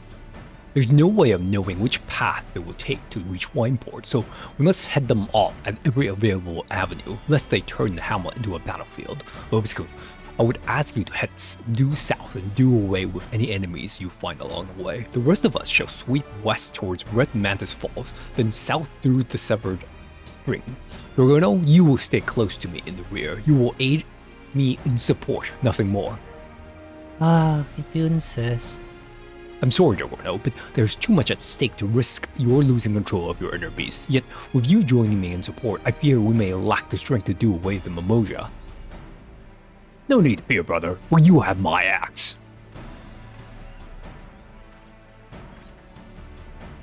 What a welcome surprise. Are you sure you're able to fight? After bashing boulders and tackling titans with the Marauders, I've never felt better. You again. Come to slow us down, Worm? No more than the horned mad cow unable to control her inner beast. How about when this is over, I show you my inner beast and... Enough. Both of you. Brother, if you're sure you can handle it, I would have you take the lead.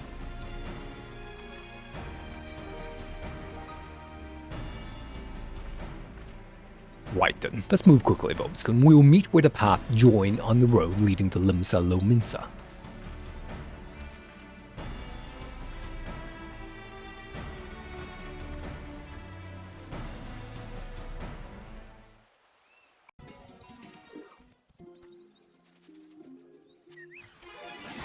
God dang it. Okay.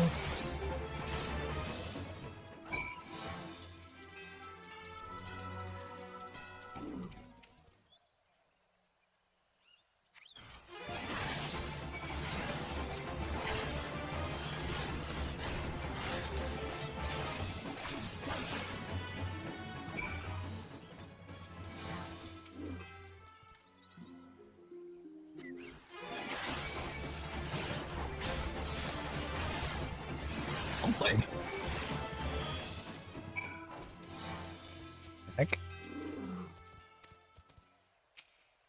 Oh. Vobskun, oh thank goodness you are unharmed. In Marauder, they caught us unawares as we passed through the severed string. We had no choice but to make haste towards the rendezvous point. As I feared, brother's boasting was just that. He was first to falter and failed to keep us up as we fled, him along with Dorono. Please, you must find them before they are slain by the Moja, or worse.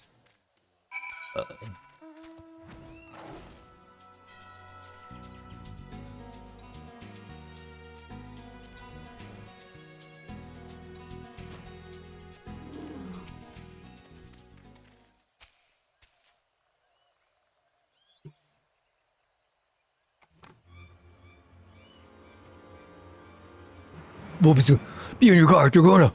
He's defeated Moja, but her beast has consumed her. My strength has failed me, Vobskun. Please, you have to stop Dorono.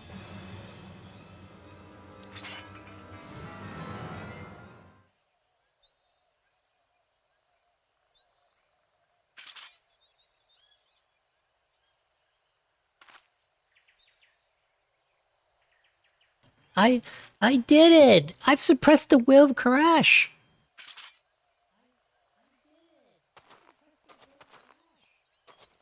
Could it be? She overcame her beast through her resolve to protect me? The flames of the spirit burned so brightly, and yet it feels as though mine have all but guttered out. For returning others without me, I cannot face them like this.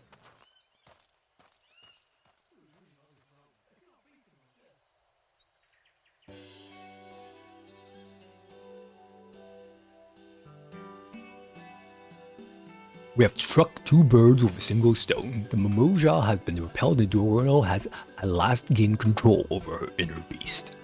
The power of Karash is now mind control. Soon my people will welcome me back with open arms. I would certainly hope so. Let us return to the Marauder dry docks and prepare for your send-off, shall we?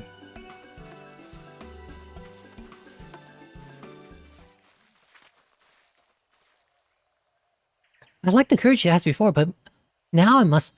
Vobskun, would you return with me to the Azim step? There is much my people could teach you, just as you could teach us. With your help, we would never need fear the will Karash ever again. Please, Vobskun, say you will join my clan.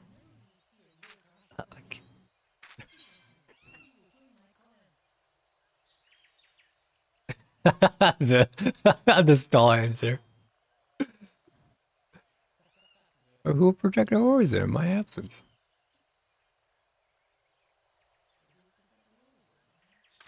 But mother, of course, how could I be so blind? I could never deprive Eorzea of its protector. Forget that I asked. It was foolish of me to think you would give up your life here in Eorzea. Come, we should return to Marauder dry docks. The others are waiting.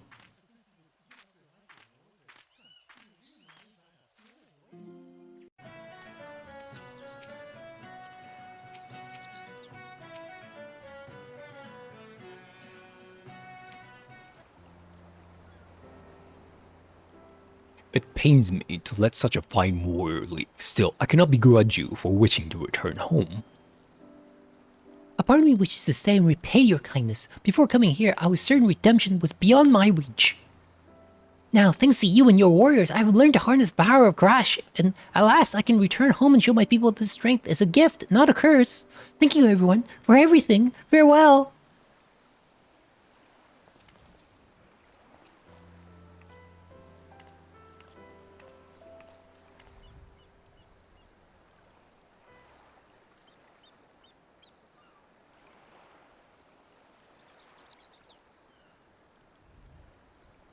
Once again, we are indebted to you, Vobskun. Not only have we eliminated a Moja threat, we've helped Dorono on her way to reuniting with her people. Yet there still remains the matter of my brother. He would not dare admit it, but I knew from the moment he laid eyes on her that he was in love. And therein lies the problem. The only love he has ever known is that for his axe in the throw of battle. In light of her less than favorable treatment of him since his defeat here at the Wolf's Den, I fear his love and loathing for her are at odds with one another. Unable to get a grasp on his emotions, he lost touch with his inner beast. He'll be distraught in her absence, to be sure, but as they say, time heals all wounds. All we can do now is wait and hope he recovers. If anything should happen, you will be the first to know.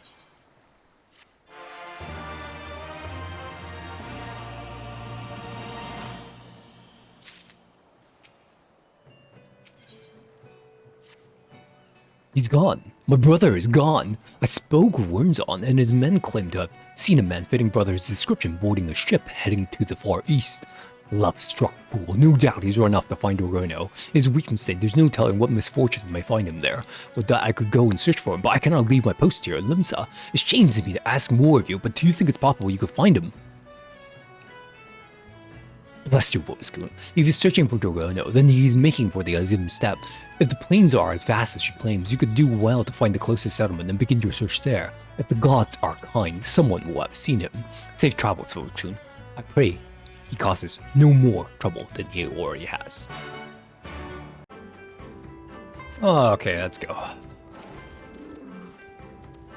A large man with an axe? You have any idea how many brutes with axes come stumbling through these parts?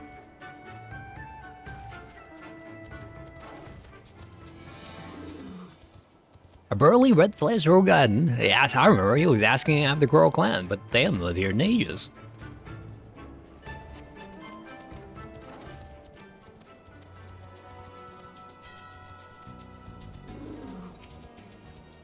Ah, that unruly fellow in search of Coral Clan? If he took my advice, he's headed due west to search for their settlement, or what's left of it.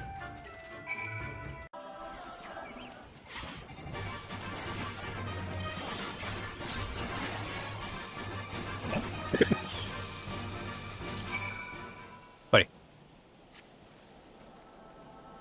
Oh, thank you, kind stranger. I do not arrive. Oh, what up? Oh, what's going? What are you doing here? Oh, I'm not gonna wait. The Cronos people are under attack. Come, we have to help them.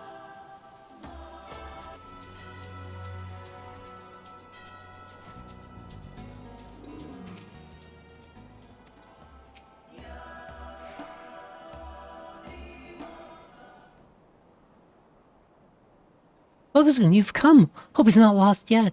Though I fail to see why you chose to bring the worm. Worm? Why, you... Oh, could you tell us what happened here? The Coral Settlement was attacked, but I was too late. This is all there was to be seen when I arrived. You needn't worry though, they escaped. I managed to track them back to a reunion. Upon finding them, however, I was greeted with looks of fears and disgust. It would only suffer me long enough to explain the will of Karash is to blame for their woes. The exiles of Kuro have created a clan of their own, the Chang'e. They offered me shelter when I was first cast out.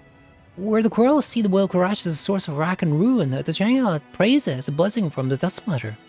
They committed all manner of heinous acts when Karash takes hold. Some would even slay their own kin and claim it in the name of the Mother. I cannot abide their savagery and soon left. Still, my people mistake me for one of the Chang'e now. After all that work, all that training, they would deny me. If I cannot give up, I will avenge my people and earn their trust. Your opponents are warriors who freely indulge in their inner beast. You do not stand a chance alone. I will help you. I have no need of your aid, Worm. You will only get in my way with your wriggling and writhing. But Bukun's proven axe, on the other hand, would be welcome. What say you? No. Why is that? I see. Then I have no choice but to face them alone. What are you saying? The woman's goon I know would never let her comrade rush along the danger alone. You must help Nugono. Thank you. Your presence alone is worth 100 warriors. Aye, and with me at your side, there's another 100 at your disposal. Deal with the chance should be as child's play.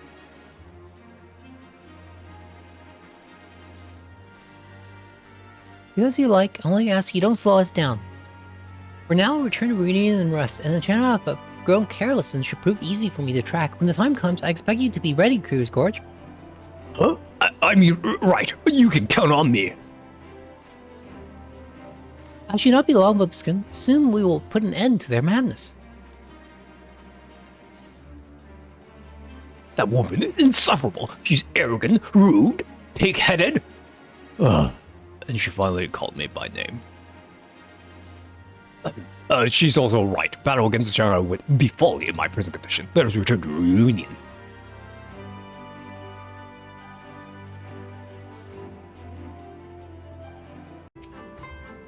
Boys, let us speak plain. Why exactly are you here? But no worries about me, does he? It seems I've made good company of trouble in the recent days. Ever since I was bested by Dorgordo at the pier, everything has gone wrong. My inner beast remains dormant and my ability to fight alongside with it. There are moments when my blood quickens and I dare to hope that the inner beast will awaken, only find myself racked by visions of Dorgordo and my strength abandoning me. I know not what is going on inside me, no, not how to conquer it. I knew only that I had to follow Dorgordo. What in heaven's name is wrong with me? You need to earn love. Love? I was hoping you would offer me counsel, not cruel jests. In any case, the problem is my burden. It will not be solved by thrusting it upon others. And if I am to be ready for our battle, it must be solved quickly. I won't keep you any longer, Hobskun. Do what you must to prepare, and I shall do the same.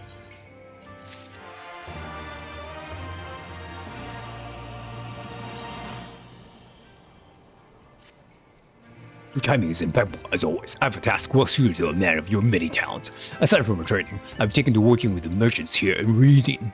I don't know why that's so hard with the voice. My most recent venture being the delivery of horses. I was asked to take a pair of horses up north today, but I'd feel at ease knowing there was another rider in both saddles. Speaking with the sprightly fellow over there, he will see that you are fit to ride. Make for Moel, and I will meet you there.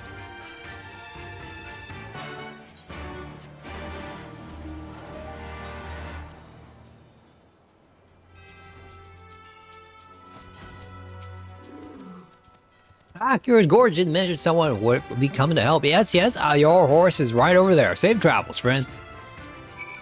I'm on a normal horse. I can't actually fly. Where am I going? Okay. I'm not quite sure what this up to being warrior. It's the discipline of doing the task.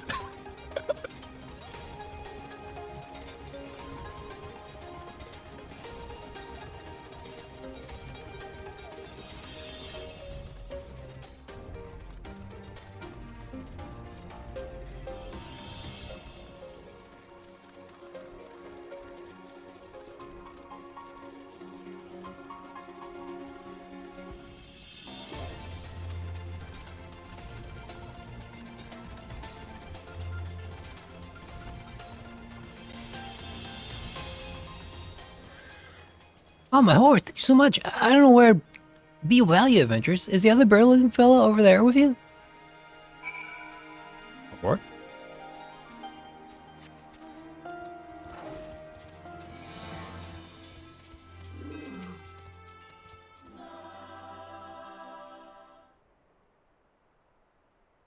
Ah, there you are. Was this not invigorating? The feel of fresh air in your face, the wind blowing through your hair.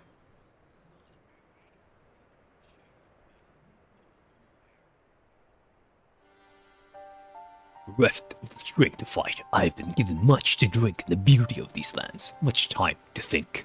Since I was old enough to hold an axe, the path of warrior is all I have ever known, the pursuit of ever greater strength my only purpose. I realize now how narrow my view of the world was. I was convinced my defeat at Wolf's Den Pier was the reason Dorgordo has been constantly on my mind. My wounded pride served only to further cloud my judgments.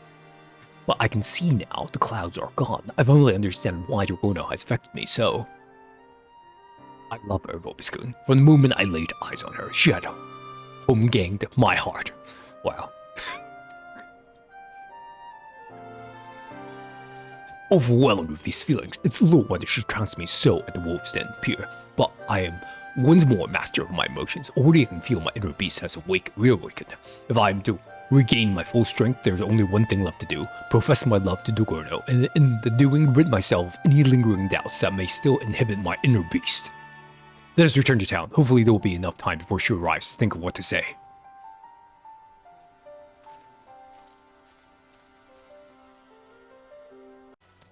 Oh, listen, thank goodness you're here. Not kidding. What took you so long? Every time I look into those powder blue eyes of hers, I lose all train of thought. Now that you're here, perhaps I can muster the courage to... Dorgordo, I love... What is wrong with you? There is no time for your drivel. The giant hand means to strike again. They've always been prone to violence. But I fear the recent attack on the quarrel has given them a taste for pillaging to meet them attack Moel next. Quickly, we must stop them before they can reach town. Which are all of that? Damn it all. Again, I was distracted by the quiver of her come hither relentless. I'm embarrassed to admit it, but love proves to be more terrifying than any foe. This fear must be struck out of me, literally. I want you to slap me as hard as you can, Bobascoon. Crack your battle-hardened palm against my face.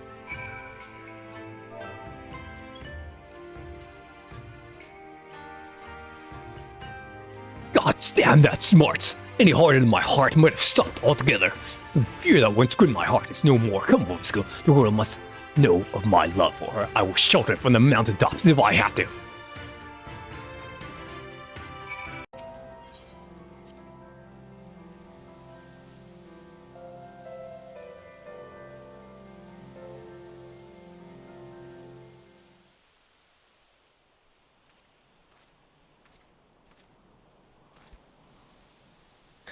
The John are close by. Overcoming their forces will be no easy task, but we must be especially careful of their leader, Nayaga.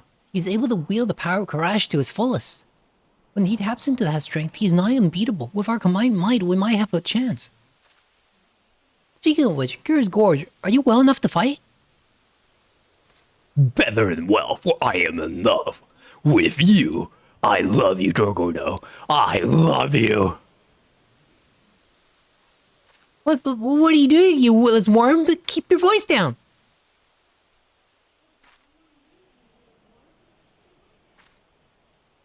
Your belly has given us away.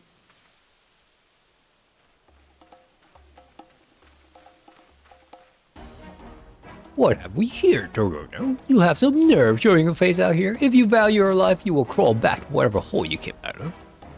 Never. What you have done to the Quirrell, your own people, is unforgivable. I will not allow you to bring such ruin to others. I was too weak before, but thanks to these warriors, the power of Karashi is now at my beck and call. I had the strength to put an end to you. What we do in the name of the Dustmaster. Mother, if you could defy her will, there is only one punishment fit for such heresy. Oh, Nama, the goddess of the dusk, hear me. Grant me the strength to smite our enemies for one glorious moment. Let the blood spilled here slake your unquenchable thirst. Bobascoon, Curious Gorge, prepare yourself. Leave it to me, my sweet vixen. I will show them what it truly means to unleash one's inner beast.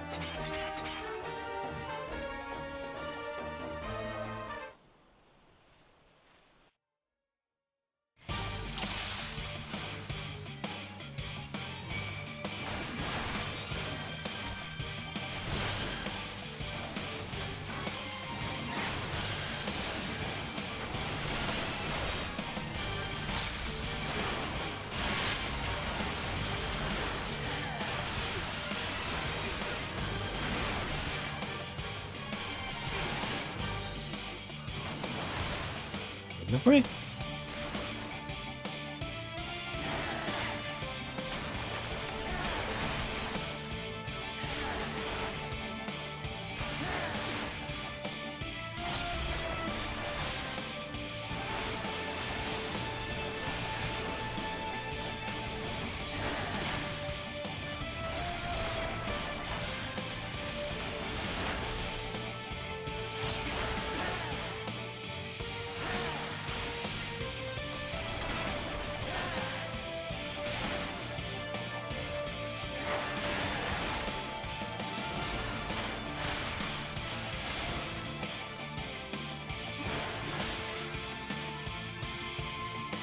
A certain direction? I'm confused.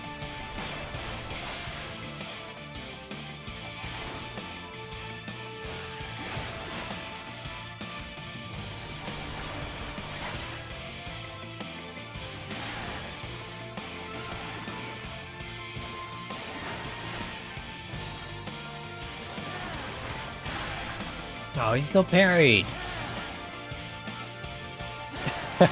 Cute. Okay. Oh, we can't generate fury. I was just using that to punch it back then.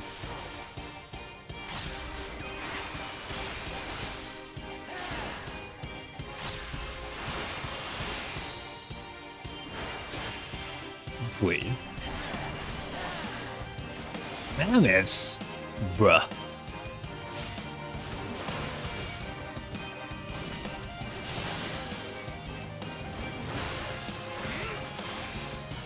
I can't really hurt him. I can't generate, like... a fury off of him either, so I guess we just jump around. Mitigate damage that way.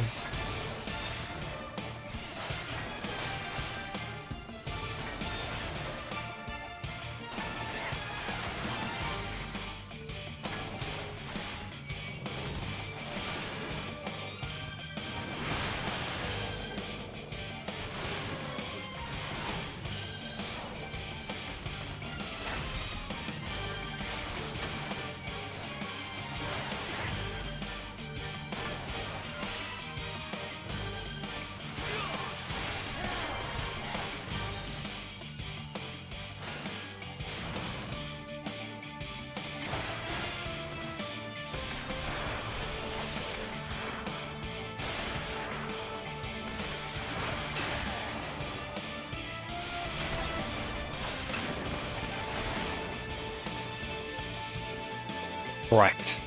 Oh, do I see the divine? Oh yeah, I do. Actually, I still have divine.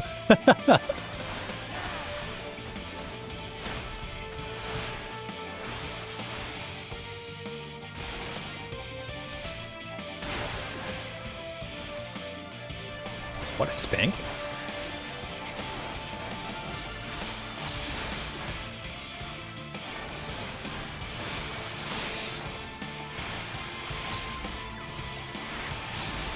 Buzzsaw special. Please?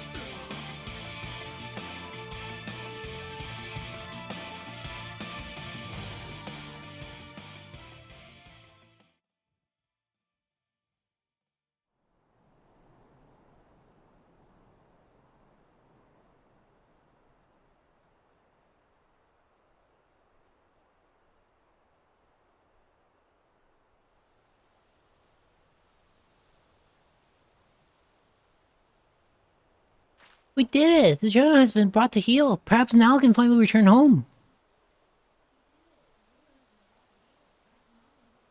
That was quite a display, Curious Gorge. The worm has at last shown himself a warrior. Oh.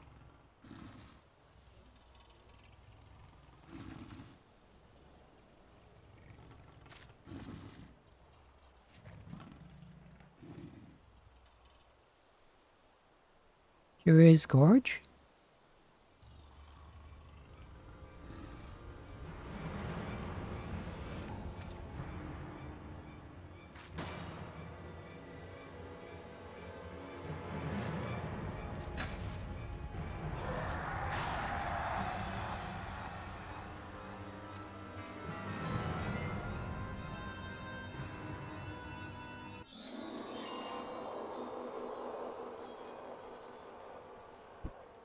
All's well that ends well.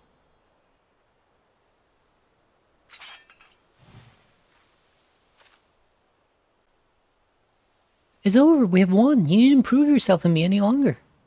You have always been so strong, so caring. I know I was mean to you before, but in truth, I love you, Curious Gorge.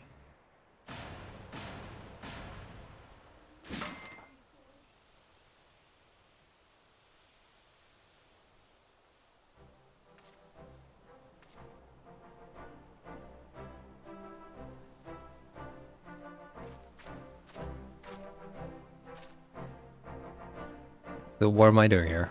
Aren't I just third wheeling? Let's get out of here.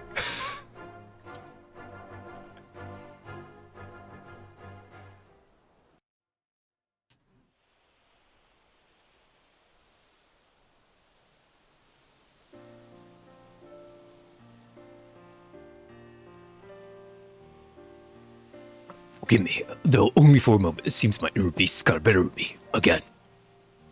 What if it did? Johanna has been defeated, and I owe it all to the two of you. When the Corral hear this, they are sure to welcome me back with open arms. I will share with them all I have learned of controlling the will of Karash, and I would do it with you. Come away with me, Curious Gorge, and together we can start anew with the Corral.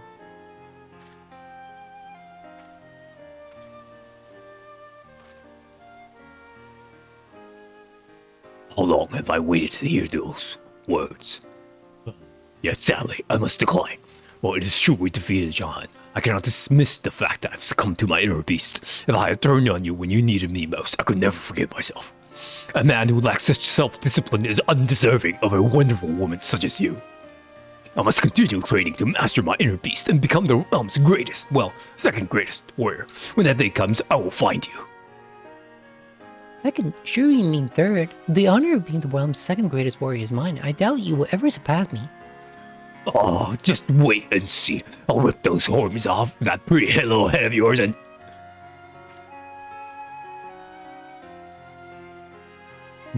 Well, you can certainly try. I will gladly fight to keep my title and can think of no better challenger. Until then, take care of yourself.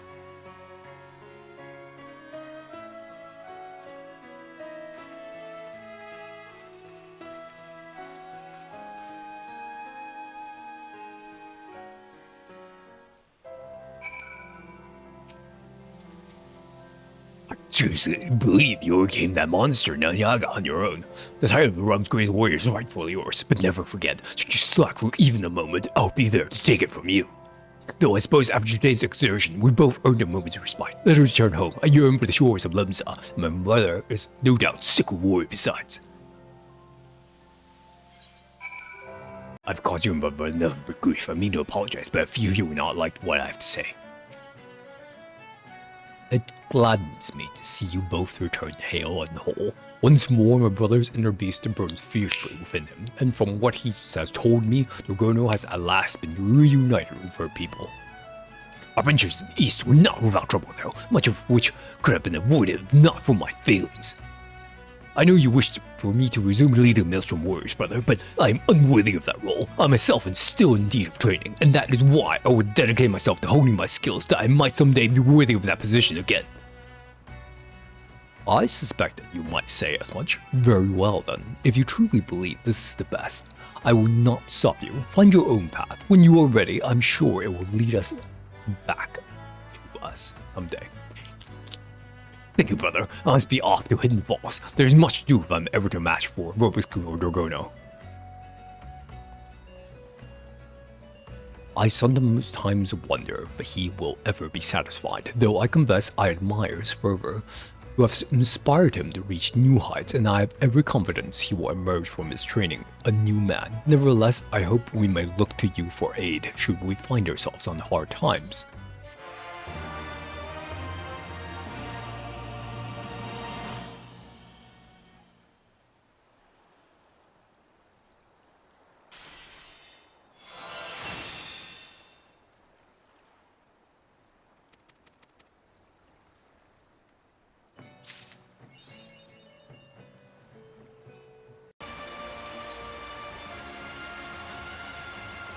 Oh, Obisku, how long has it been? I've been dedicating myself wholly to my training for some time now, day after day after day, but I feel my progress has come to a halt of late.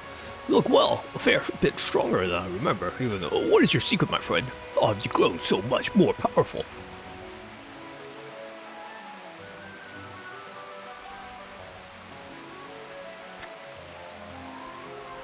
Oh, wait, I can tell this is going to take a while. Since I just finished my training, why don't we speak at length on dry land?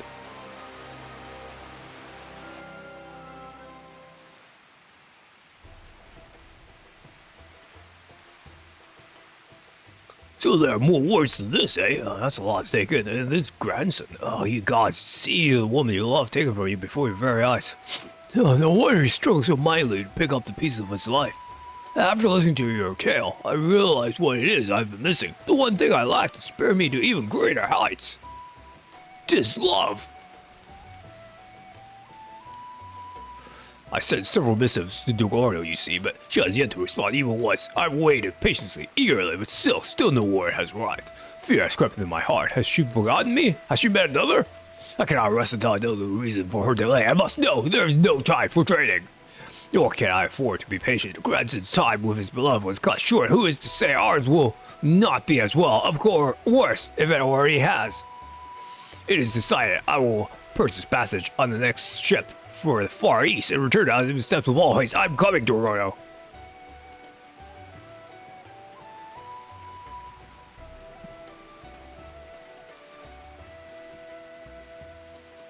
Phoboscum, fortunately you're here. I've been looking all over for Curious Gorge. The Marauders Guild told me he trained near here, but I did not know you did as well.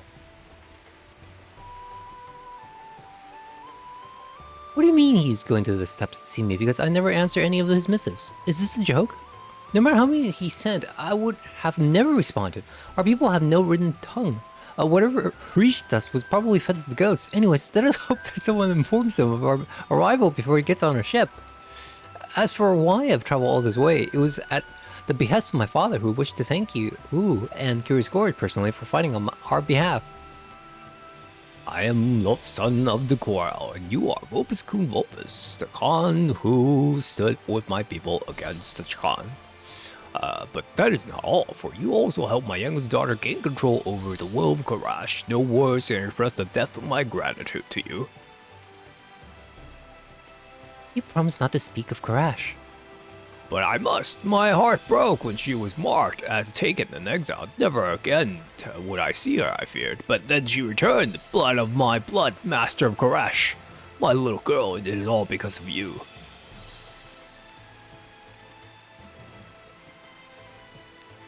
And thanks for your deeds. I wish to present to you 30 horses. Father, no! It is not the way of yours to give horses as thanks, and besides, he is a traveler. They will only be a burden. I apologize, Khan. Now then, I must also express my gratitude to the others. Where's the Maelstrom? Were they? I believe I recall the way.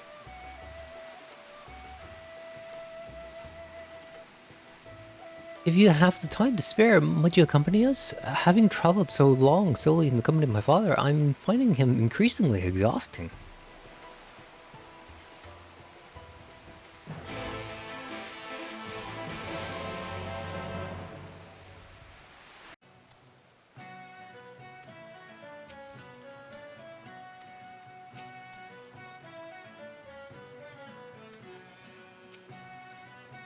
It is a pleasure to see you again, Vopus-kun, as well as Dormono. I'm surprised to see her as you doubtless are, and in the company of her father besides.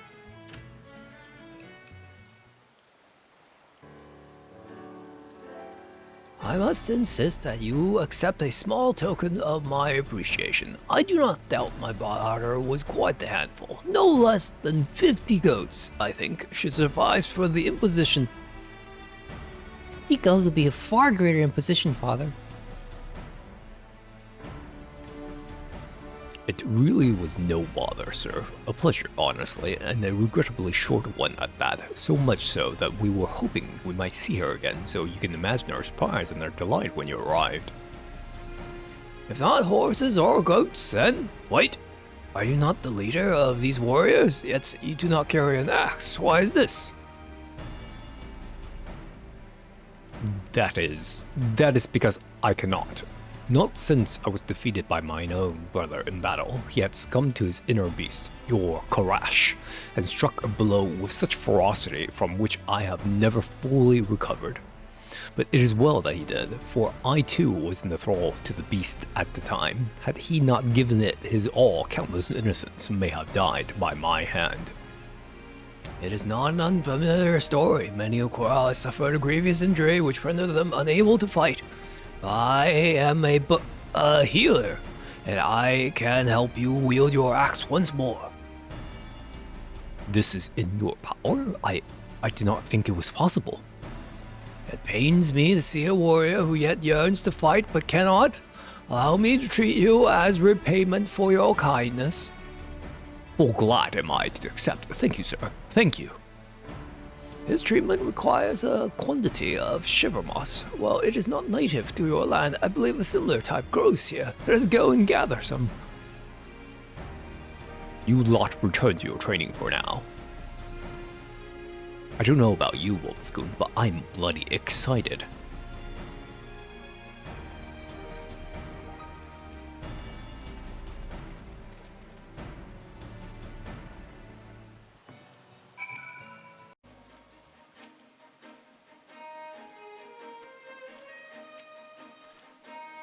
Moss, of which I spoke, I spied in this place not long ago. We will need a moderate amount for the ritual to heal Broken Mountain. You and Dorgono can both assist me in this. Look for mossy rocks nearby and shatter them with a heavy swing, and gather up the sugar moss. I remember this game. The Marauder was always breaking rocks to hone their skills. This will be easy.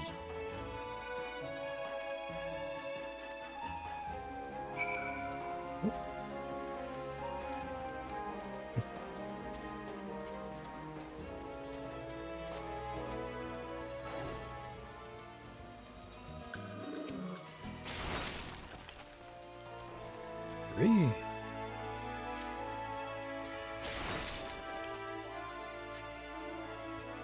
Ah.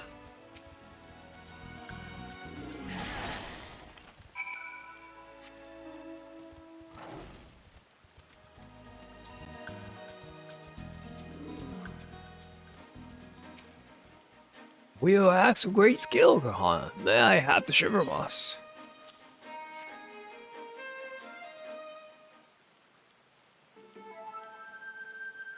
Very good. Now, before my daughter returns, there is one other matter which I must discuss with you.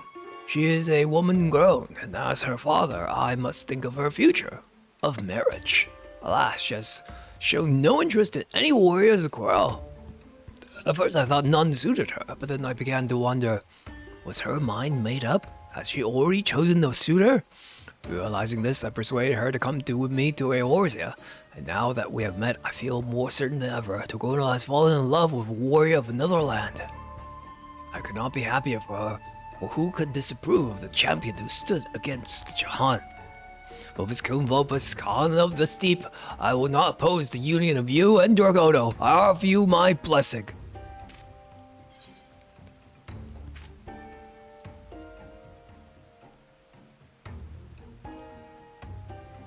So there's this bloke called Gorge.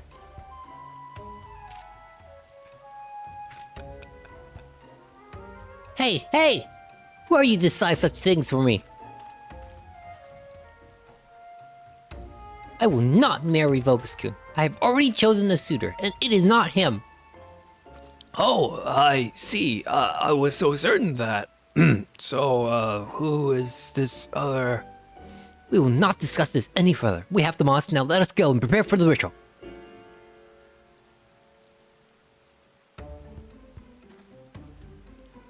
Hey, forgive me, Han. I spoke out of turn. Dorgono was right.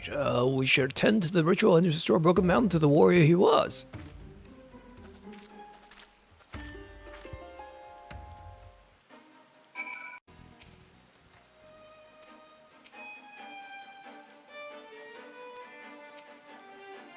I brewed an elixir using the moss. Drink it. Very good. Your body is ready. You must now receive the power of another great warrior. I can think of none more suitable than you, Khan. We must awaken Karash from him once more. I bid you summon the strength of Father Azim and strike Broken Mountain with all your might. You bid him what now? All your might. Hold nothing back. Swing to kill. Anything less and you'll be crippled worse or die.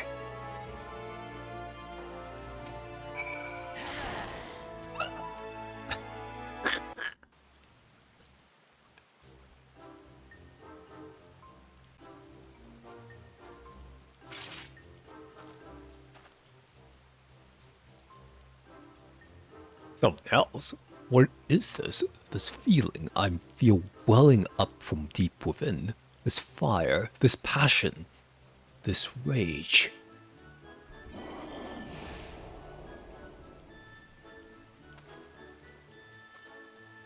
The beast stirs again. Its power is mine. It fills me with strength, yet I remain in control. Huzzah! Strength never left you, my friend. Your injury was not one of the flesh, but of the heart, a trickery of the mind, a deception of the self. The elixir served only to steel your flesh and dull the pain, so you could stand fast against Khan's steel. You will not need it again, for the fear that held you hostage has fled. I see. It was all in my head all this time. It's no secret that fear can cripple a man worse than any wound, but I never thought, gods, what a fool I've been. Thank you so much for helping me to overcome my foolishness, Lusan. You made me a warrior again.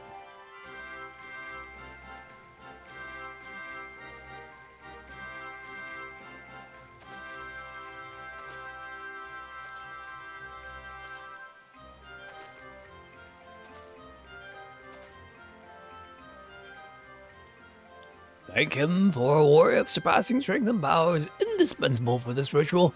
No other could have served as well. Aye, for there is no greater warrior than Bobus-kun.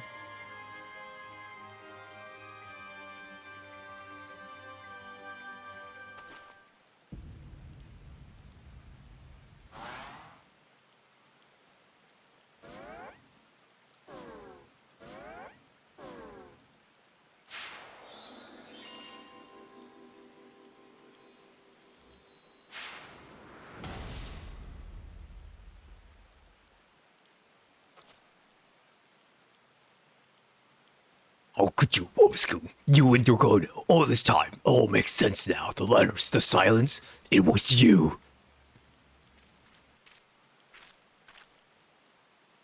Here's Gorge. What is this nonsense you speak? What's gotten into you?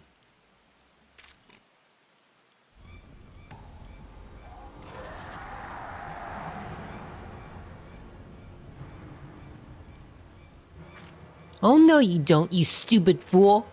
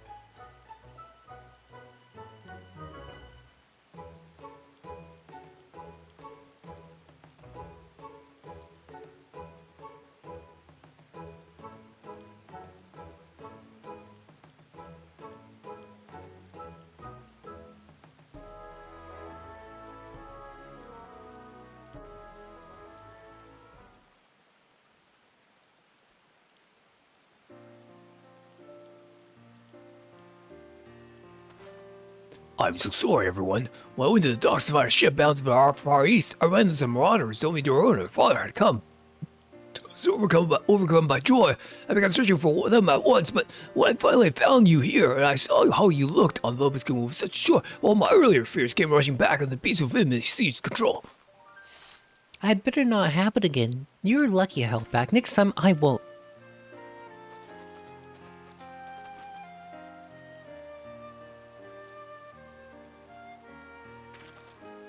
And brother, is it true that you're fully recovered? You are a warrior reborn? Congratulations! It is like a dream come true.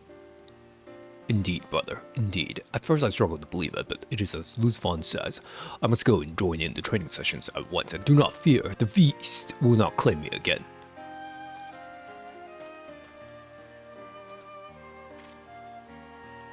I cannot thank you enough, Luzon. It has been longer than I can remember since my brother spawned, so you've given us such a gift. It is the least I could do after all you've done for my daughter. Thank you for your kindness and your hospitality. Our time is short, however, and we must be on our way.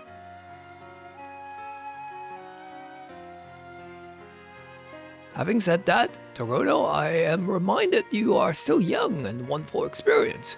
You are not yet a warrior fit to wed, and so I bid you continue to strengthen your body and mind here, in this land. It suits you, I think.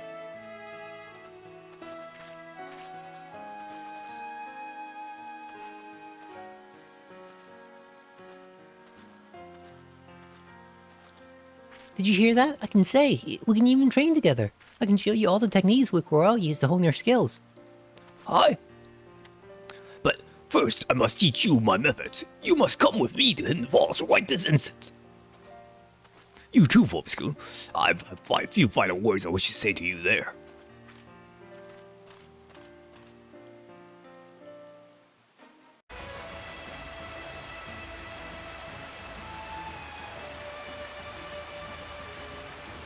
I trust you understand what this all means, my friend. Now that brother has taken up the axe again, the competition for the title of Mayor's greatest warrior will be that much more intense.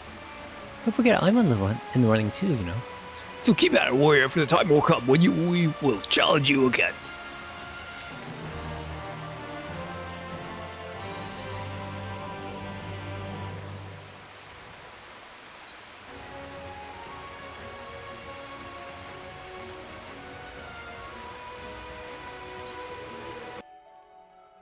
So, are you resolved to join the Archers Guild?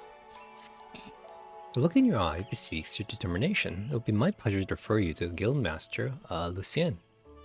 Lest you worry unduly, Lucien is an affable and kind-hearted woman. Even those not of the guild have been known to seek her counsel on various matters, and never have they been given fair hearing. Lucien awaits you in the training area yonder. Present yourself before her and impress upon her your desire to join the guild.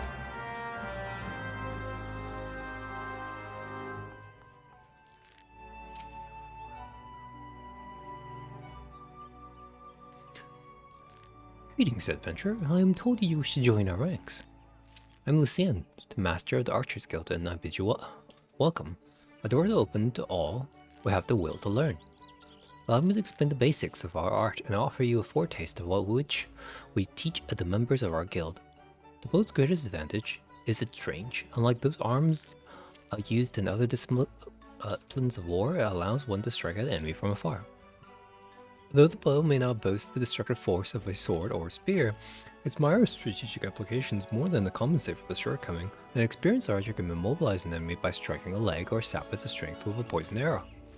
Rise to become a virtuoso of archery, and a veritable deluge of death will be yours to rain down upon your foes. By fighting from a distance, we can better assess the battlefield and thereby determine the most advantageous course of action. This is of paramount import, as our role in battle is to exploit the enemy's weakness, with the requisite placement and timing, but a single arrow may serve to turn the tide. To this end, the guild seeks to instill a discerning eye within its members, that they might learn to strike at vulnerabilities swiftly and surely. Now, any half-wit can bend the arrow, but it is no simple undertaking to become a skilled archer. You must be prepared for a long and arduous journey. Are you resolved to complete that journey? That is well. From this moment forth, you may consider yourself one of our number. Now, lend me your hunting log, if you would. I shall add to it and the names of such creatures that would provide a fitting challenge to an archer, and to help you on your way, I bestow upon you this short bow. Arm yourself with a new weapon, and then speak to me again. I would have you undertake a trial to gauge your fitness to join the guild.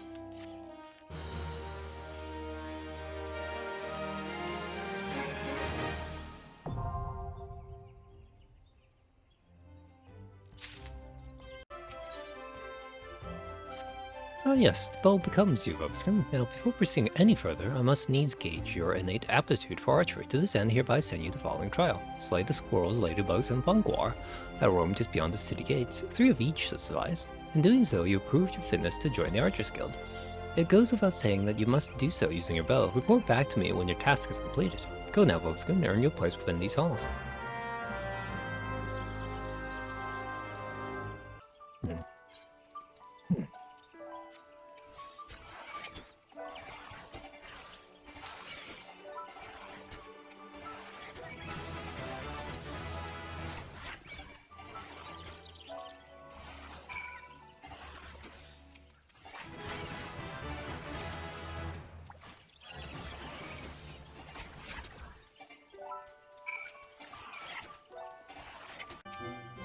Welcome back, Vobskin. It would seem you have successfully completed the trial. You have proven yourself worthy of a place within these halls. It is with pleasure that I name you an archer of the guild. As fellows of the path, let us together strive for greater mastery of our art. Now, though you may have become a member of the Archers Guild, know that your seniors will not coddle you with personal attention. It is up to you to seek out the experiences you need to grow as an archer. By way of a first step, I encourage you to practice proper technique, loose arrow after arrow, paying close attention to form, where the movement becomes second nature. When drawing your bowstring has become as natural to you as drawing breath, the world seems clearer when viewed down the shaft of an arrow. Return to me. Go well, my young apprentice. Evening to you, Vobskin. I felt that it was about time you returned. Have you grown more accustomed to the bow? Before we go any further, I wish to ensure that you have grasped the fundamental essence of archery. Tell me, do you truly understand what it means to see clearly? To see clearly is not merely to look, it is to observe with intent. Fail to do this, and no amount of talent with a bow will avail you. Archer must remain vigilant for any trace of his target, overlooking not just the smallest detail lest it prove crucial to the realization of his purpose. He must, in short, see clearly. The coming task will test your powers of observation. A number of targets has been hidden throughout the city. I will have you seek out and destroy them. Each will fall easily to your heavy shot technique. When you have completed the task, return to me and we shall continue. Okay. See you. There's no one shot. Okay, no one shot.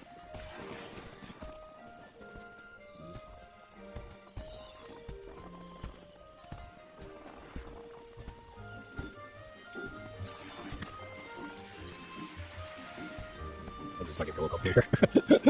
Just because of the amount of people that are here.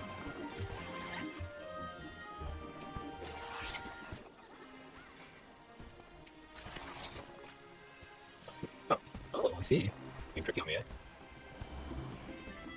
Well, obviously we're not going to another place, so it must be near the airport.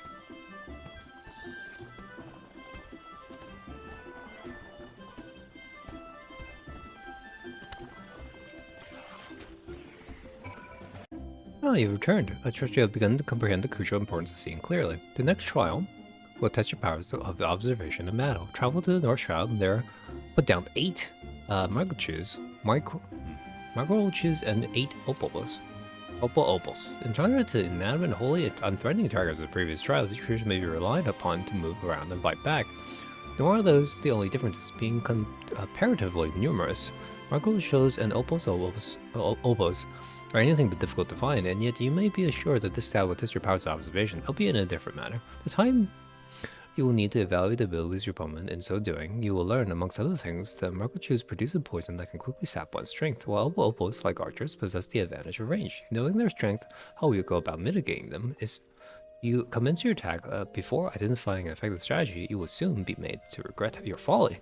But if you take time to observe your targets from afar, you'll surely glean the knowledge necessary to defeat them. I look forward to hearing of your success, Vobiscum. Sure.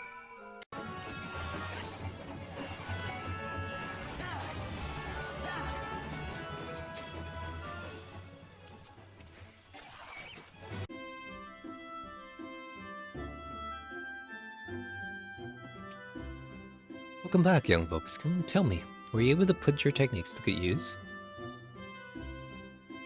When faced with an enemy who can attack from a distance, simply raining arrows upon it is wasteful and dangerous, but the battle will be not more than a context of strength.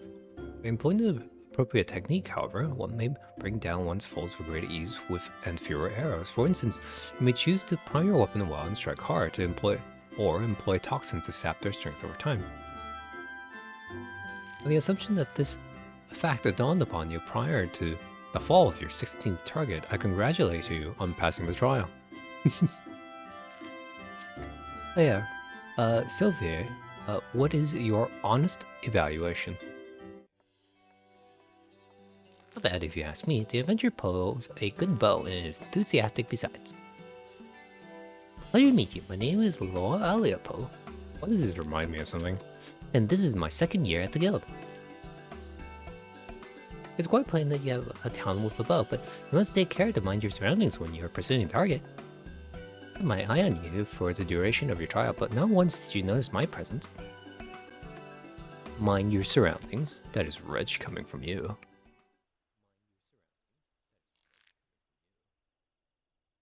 Your every movement is wasteful, adventurer. Your back is crooked and your elbows misaligned. It takes you an age to prime your bow and twice as long to loose an arrow. In summary, you fail on all accounts. You have no talent as an archer, none whatsoever. I just say it plain, Lucien, this man is not fit to wield the bow. For our sake and his, we should revoke his membership.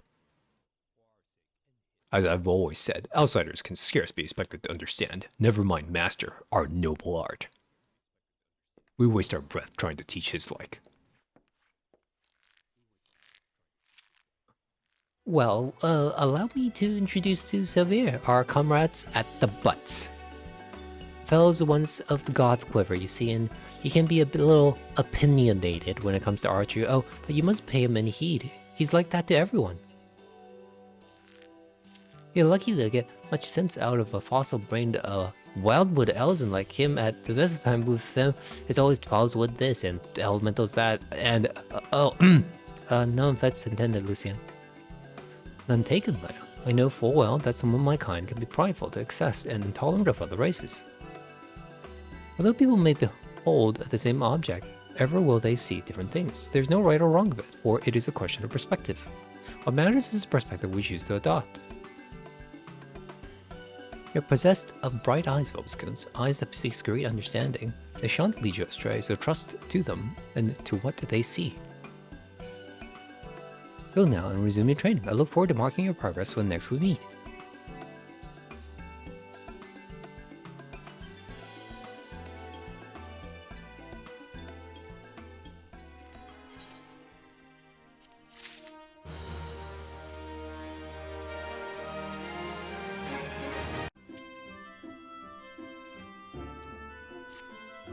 Pleases me to see how you have grown as an archer. Plainly, you have taken my counsel to heart and learned to see with your own eyes. Oh, now have you discovered what it means to behold things from a different standpoint? You recall Leia Eliapo, your senior in the guild. I have given you over to her care for this lesson. Speak with her and do as she bids. I've been expecting you, Bobskin. Shall we get on with it then? First, a quick review. Remember how the Bowmaster had you seek out and destroy targets hidden throughout the city? Well, I would have you do the same. This time, however, you will need to venture outside the gates. I'm sure you've realized this by now, but there is no guarantee of safety within the 12th. As you search, you should take care to mind your surroundings. You won't have the luxury of focusing solely on your quarry this time. You'll have to keep your eyes peeled to potential threats as well. That said, your objective is to destroy the targets alone, so avoid unnecessary combat and maintain distance from any hostile creatures you encounter. If you come under attack, take to your heels, risking direct confrontation only if you can't outrun your pursuers. The targets are hidden in the central shroud, and as before, use the heavy shot technique to destroy each one with a single arrow. Go well, Phoboskin. Okay. 6 again, eh? Oh well.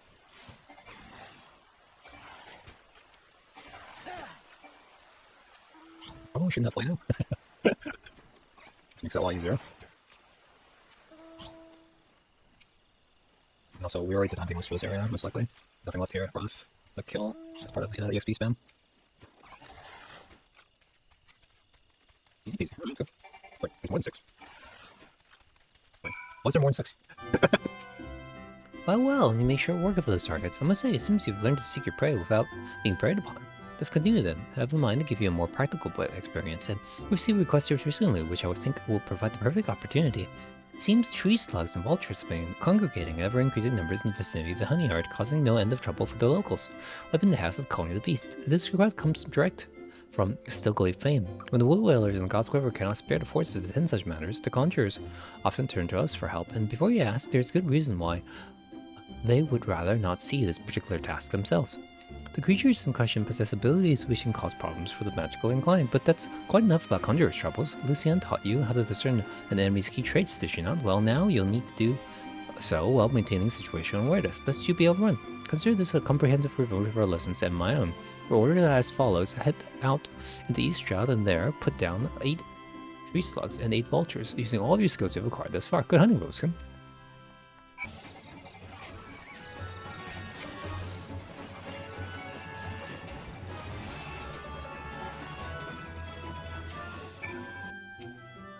Judging by your smug expression, I'd say you're acquired a feel for maneuvering to exploit enemies' weaknesses while covering your own. Vultures will to keep their opponents at wing's length, and attacks will send you flying. The solution to this is simple: maneuver to the rear. Tree slugs, on the hand, have an annoying knack of disrupting spellcasting with their secretions. As such, you would do well to keep the creatures away from any mages in your party. Needless to say, good positioning is the key to success in battle, which is why it is absolutely essential that you know your target's traits.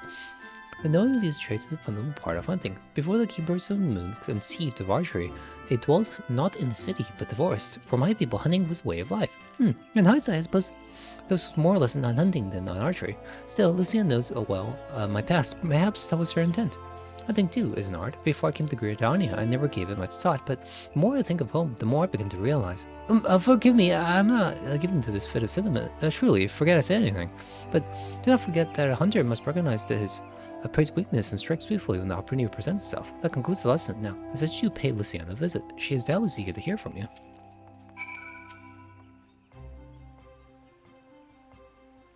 It is good to see you, Vobskin. I hope you have learned much from Leia. You here to complain? You, adventurer? Is it true? Are you the one who slew the tree slugs and vultures? Yes. How dare she entrust the security of our people to the hands of a stranger? I know Mikote works reckless, but she is downright irresponsible. Shame on her. Did I not warn you that it was folly to suffer that woman's presence in our guild, Lucian? Every time she wastes an arrow on game, she drags our noble art back into the darkness. Aye, and this boy too, he is an embarrassment to us all. But it's quite enough, Sylvia. Your skill with the bow is undeniable, as is your love of our nation, yet there is much more you have yet to learn about archery. Vobis-kun has matured greatly in the short time he has been with us. You know this to be true. This is... You come to terms with Vobis-kun's presence here, and you'll be giving him his next lesson after all, unless, of course, you have any objections? Good. As for you, Vobis-kun, I'll have you devote yourself all your training ahead of your lessons with Sylvain. Suffice it to say, he will not be an easy instructor in the press. On that, we can agree.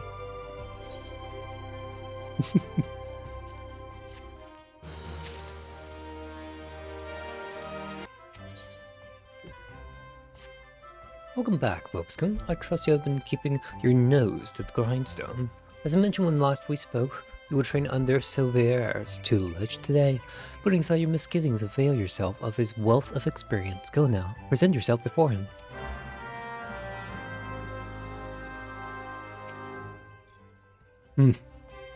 I see it was too much to hope you would not return.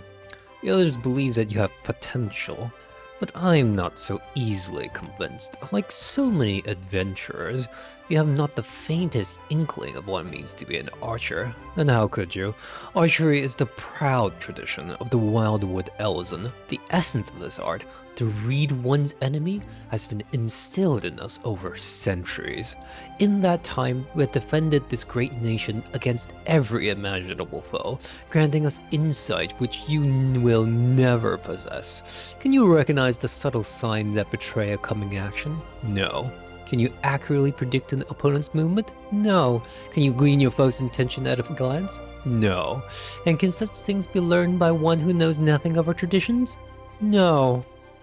It is only out of respect to Lucian that I have agreed to teach you.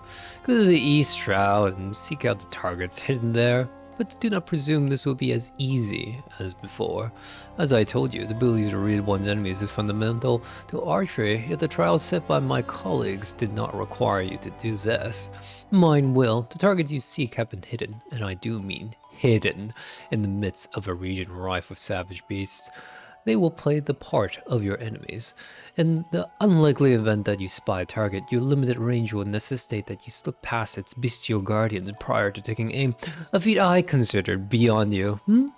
Was that a frown? Perhaps you are thinking that the Mikote set you a similar task? You are wrong. She asked merely that you considered where your foes are. I demand that you discern precisely where they will be.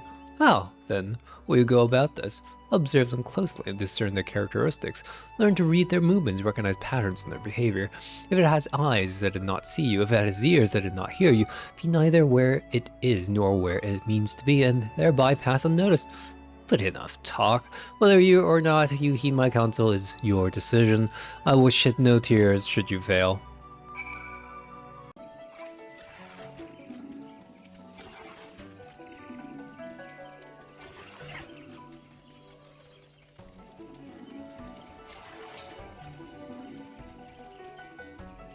Not supposed to have a mount?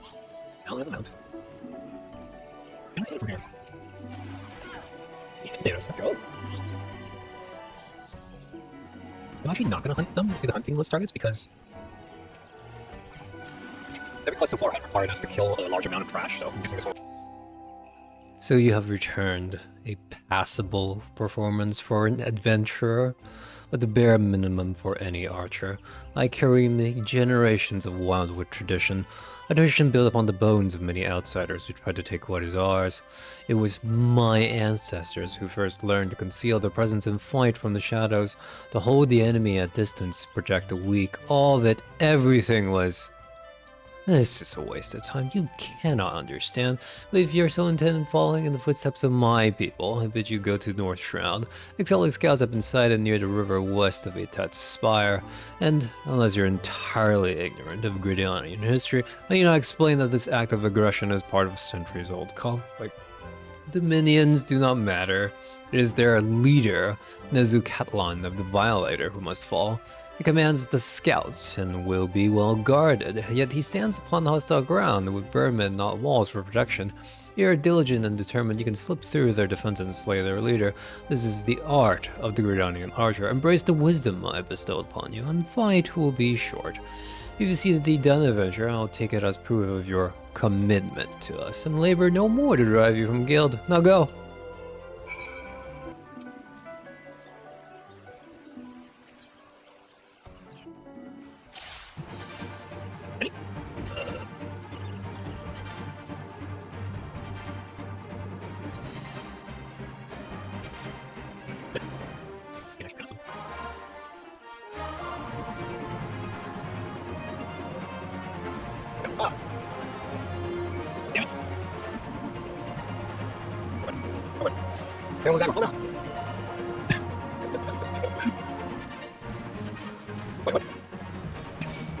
But he's not gonna respect me anymore!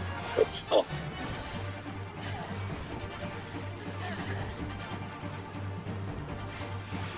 Hey, buddy. Yeah. Make it that 20% wrong. Who decided range classes are RNG based? Who made that decision?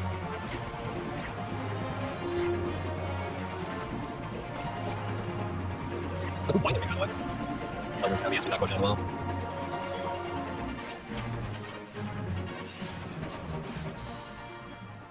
Wait, what was that guy? Wait, what was the guy help me? What the heck? Even now, I struggle to credit the sentry's reports. Yet here you are, and Nezukatlan's divider is no more. As a god's damn adventure should be so. Only by the grace of Nimea herself could you have survived, but even though it was pure luck, I will keep my word. Bobskun, should you stay or should you go? I care not. You completed the task and are no longer my responsibility. Go now to Lycia. She'll doubtless wish to lavish you with praise. Oh, you'll get no more from me. Off with you.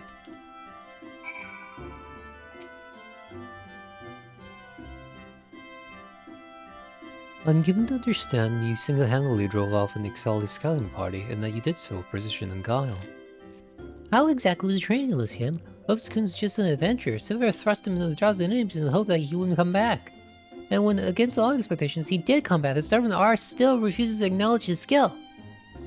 Is that truly your impression? Oh yes, he said it was pure luck. Mere noise. Severa sees Bobskun's skill, of that I have no doubt. Did you not mark the way he covered his mouth when he uttered the words?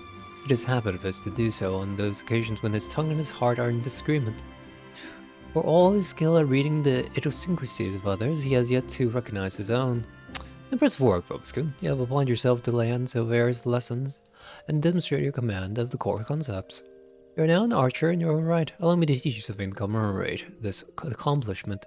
Repelling shot is an advanced technique that enables an archer to evade attacks while continues to fire on his opponent. Used wisely, it can grant you a brief respite in the heat of battle.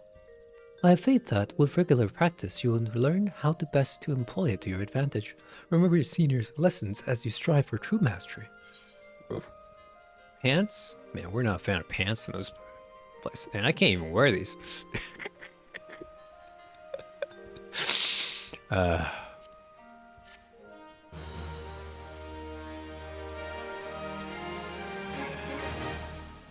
Kill some pants right now.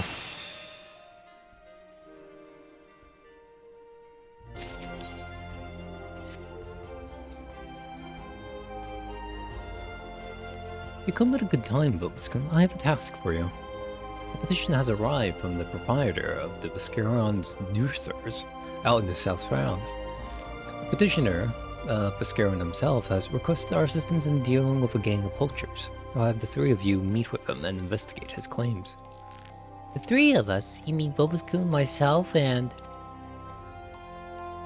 It would be better if I went alone, Lycian. The Mikote and the other one will only encumber me. No, Severe. You will go as three. Also, it is past time you recognize Bobskun as a fellow archer. I will not I've held my tongue in the matter of his continued presence here, but I will bend it no further. Who the seventh house do you think you are, Bowlord Lewin? In case you've forgotten, you aren't even a quiverman anymore. That may be, but I have shed blood defending our borders, unlike you, savage. Savage? You know nothing about me, you bigoted son of a... Enough! But one more word, and you shall have cause to regret your petulance. The three of you will go to Biscaron Duthers in the South Shroud. Now, out of my sight.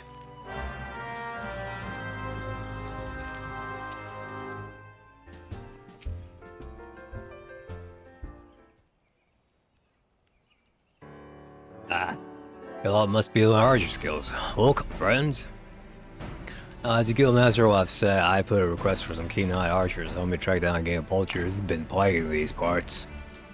If I may, it is not uncommon to find poachers in this region. While regrettable, neither the God's Quiver nor the Wood Dwellers deem them worthy of our attention. Why then did you imagine them worthy of ours? Because these ain't no common poachers. They're the Pala Mujak gang.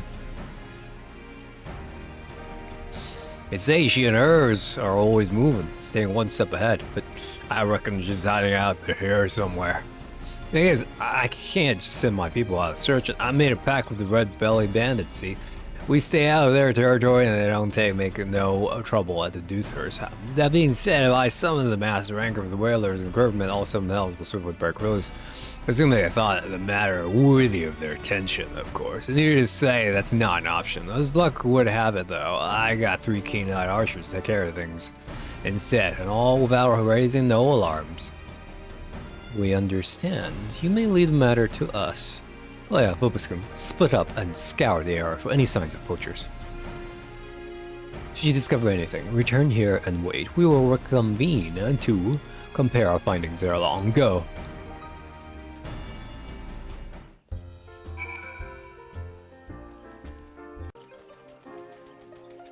Just looking for stuff. Okay. Got one arrow. What else we got? Crabs. Not very cool, but like crabs are.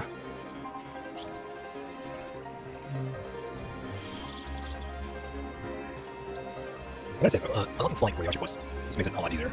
So you just need to skip a lot of the round work. So just it's definitely below me.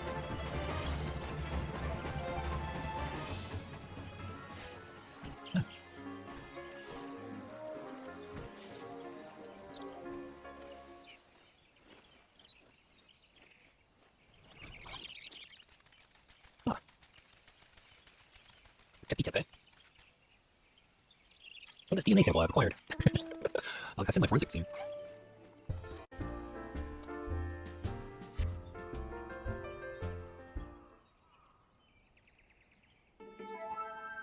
An iron leg trap and a poacher's arrow. These are both evidence of illegal activity, but nothing that will help us find the Pawa. And these me bottles are but the old refuse from before the Druthers was even built. No connection to the gang. What do you know of this Pawa woman, Sylvier? I know she's the most infamous poacher ever to walk the Twelves Wood. A born leader, deadly with the bow, she formed her own gang of Mikote hunters. She was apprehended once and would have been brought to justice, had she not tricked a foolish young sentry into releasing her before vanishing without a trace. Is that so? In any case, we scoured the area and found nothing. How do we know that this Pawa was ever even here? I said we informed the God's Quiver and the Wood Dwellers, taking care not to implicate Biscaron, and leave the rest to them. This doesn't concern the archer skill. It concerns Gridania, Leia. Pawa Mujuk is a savage and utterly immoral poacher whose actions, however indirectly, threatens the city's well-being. And what would a vagrant like you know of duty to one's homeland? No more than he, I suspect. How dare you? And you, Phoboscon, say something! We got a job to do?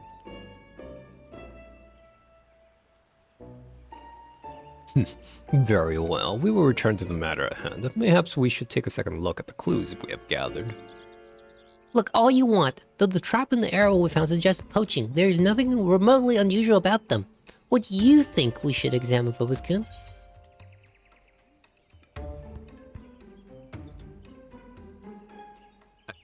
I feel like I should pick this one. I feel like I should pick this one. Because of the implication.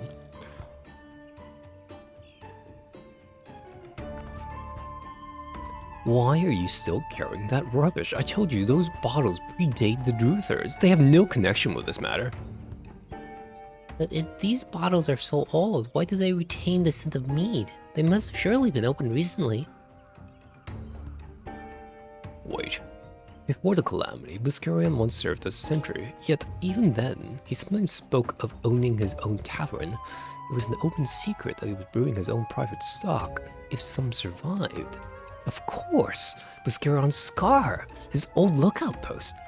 It may not be Pawamjuk, but we must investigate at once.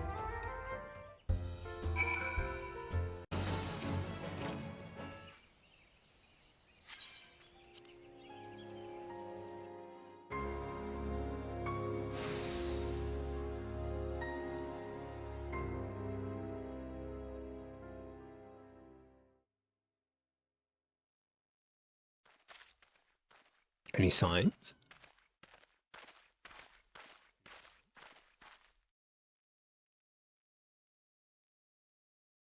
Look, the ground is covered in Mikote footprints. These tracks are fresh. Very fresh. I wish the bandits were alerted to our coming and fled. Else they're hiding near...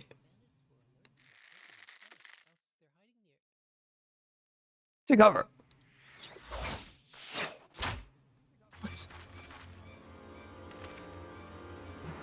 Eh? And there I was thinking we caught ourselves some of the meddling bloody masqueraders. Not that I'm commenting, having your face downright bloody rude when you ain't being introduced. Speaking of ill manners, don't you know it ain't decent to barge your way into a lady's bedchambers without knocking? You would lecture us on manners? Truly, I've heard it all. They have us outnumbered. We had best split up. The leader's mine. I'll try to isolate her from her litter. Silvera, Bobskin, the rest I leave to you two. As you will.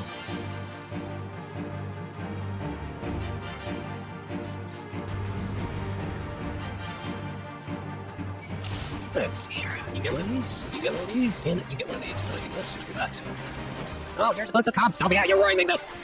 I had it all figured out.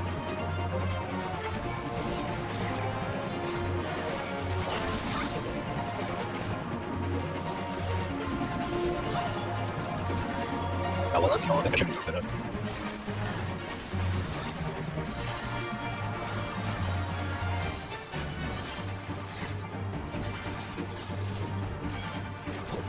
Got a stranger version of the gun. Quite allergic to it, in fact.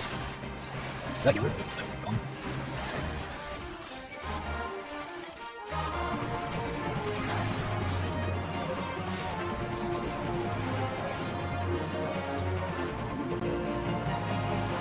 What are you doing talking about, Silfire? Was that the last of them? Have you seen the alley of Poe? With me, Vobskin.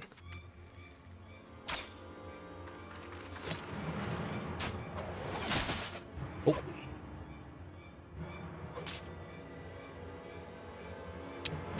That was a piss poor in the showing, sister. And you called yourself a keeper under with no fangs and nothing but prey.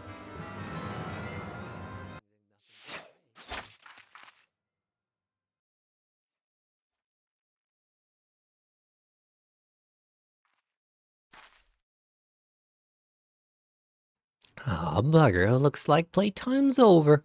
Been seeing ya, sister.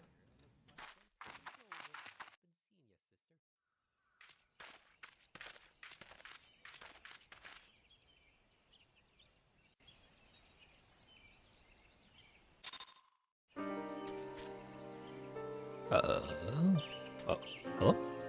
You guys okay?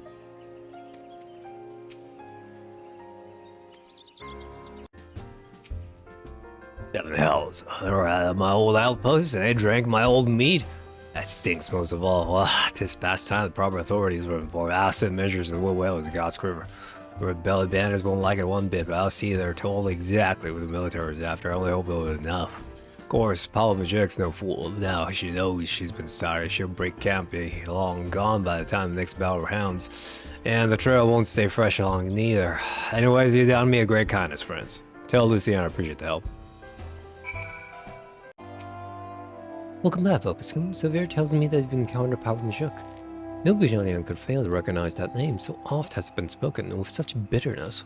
I swear we lack the strength to face her ourselves. This is a matter for the gods Quiver and the Wood Whalers. But you confronted her and survived as a testament to your growing mastery of our art. I was surprised to note that Leia and Silver were not at the loggerheads upon their return. I presume we owe this unnatural state of affairs to your calming influence? No? Modest though last, truly.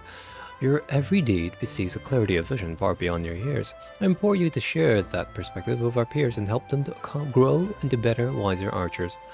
As you go forward, temper your skills in battle. Know that we always look forward to your return.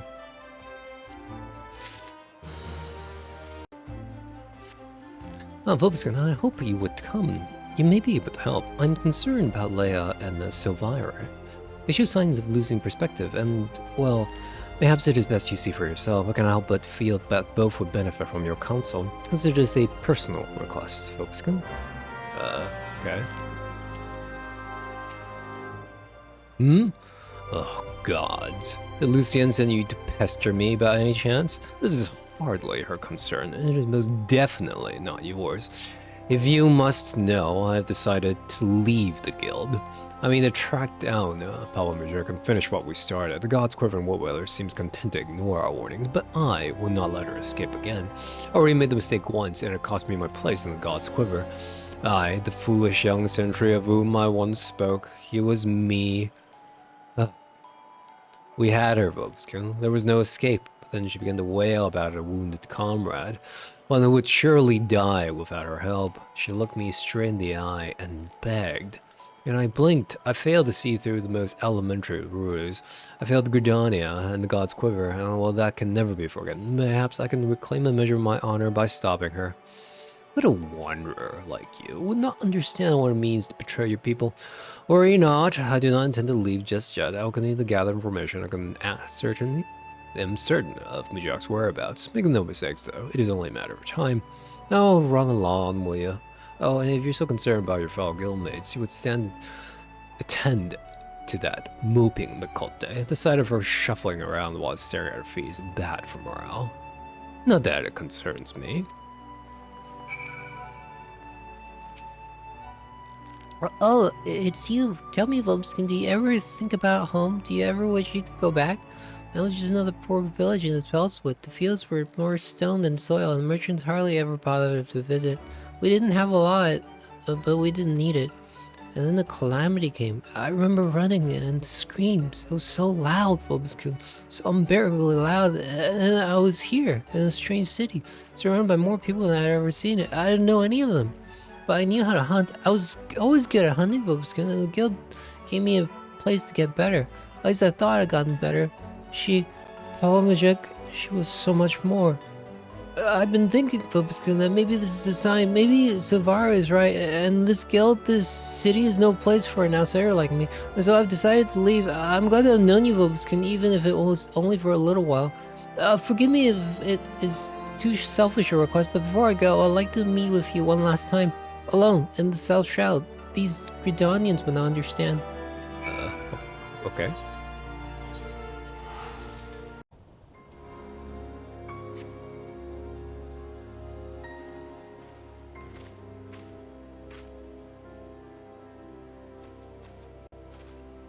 No, don't hurt him!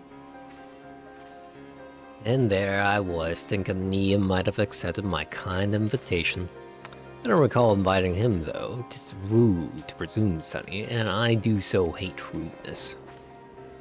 Wait, it's not his fault, it's mine. I invited him. He's a member of the Archers Guild like me, and he's not Gridanian. I do begin to recall his face. I knows how to hold a bull, that one. Well, he ain't the typical recruit, but I reckon I may be willing to make an exception. No, it's not like that. I wanted to say goodbye. Vobiscum, ever since I met Paula, I've been at a loss, but I realize now that my place isn't as the guild. with the Gridanians. They'll never accept me. This is where I belong, with my people, carrying on our tradition. Our archery, not Gridania's.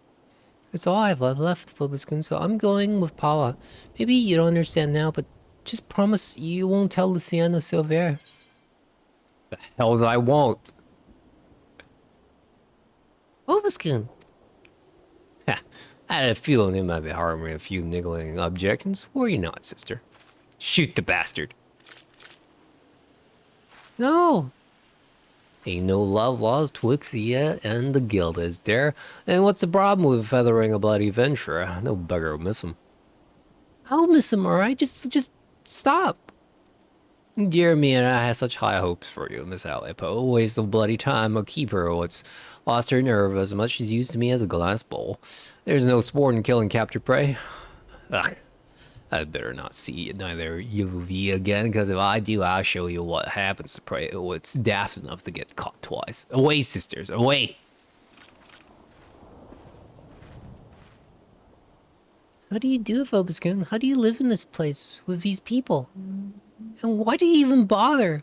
What have they ever given you besides scorn? Well, what do you see in them, Phoboskin? Even though you joined the guild after I did, you've come so far so quickly. Maybe you've even surpassed me. I have to know how you've done it. I have to know what it is that I'm doing wrong.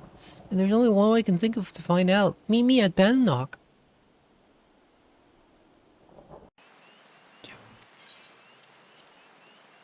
And defend yourself. Show me what these people have taught you. Okay. Archer versus Archer is very... a matchup.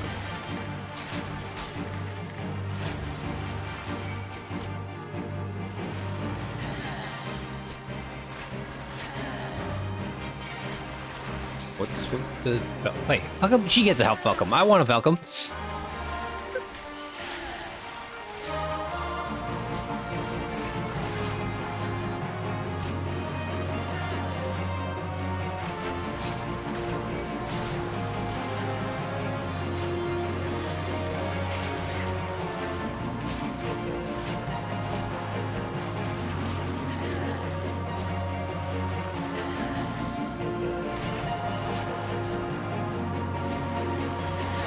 For you.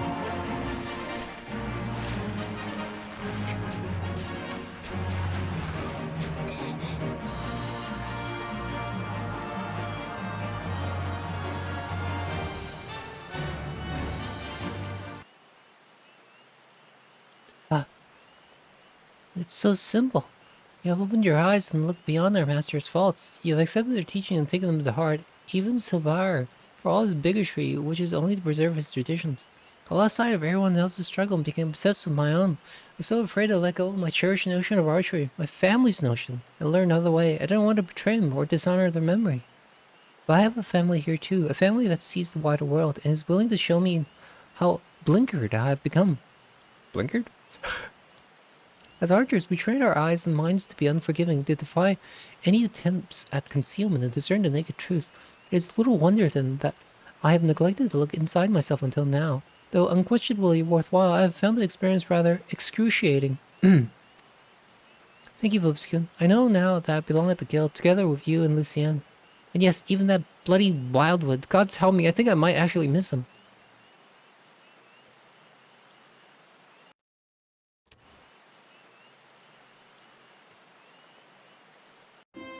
Welcome home, Vobskin. You need not say a word.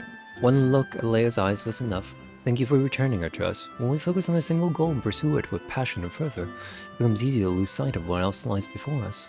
With your skill and vision, Vobskin, you can help your fellow archers to look beyond themselves, remember their comrades. I hope I can count on you or support in the future.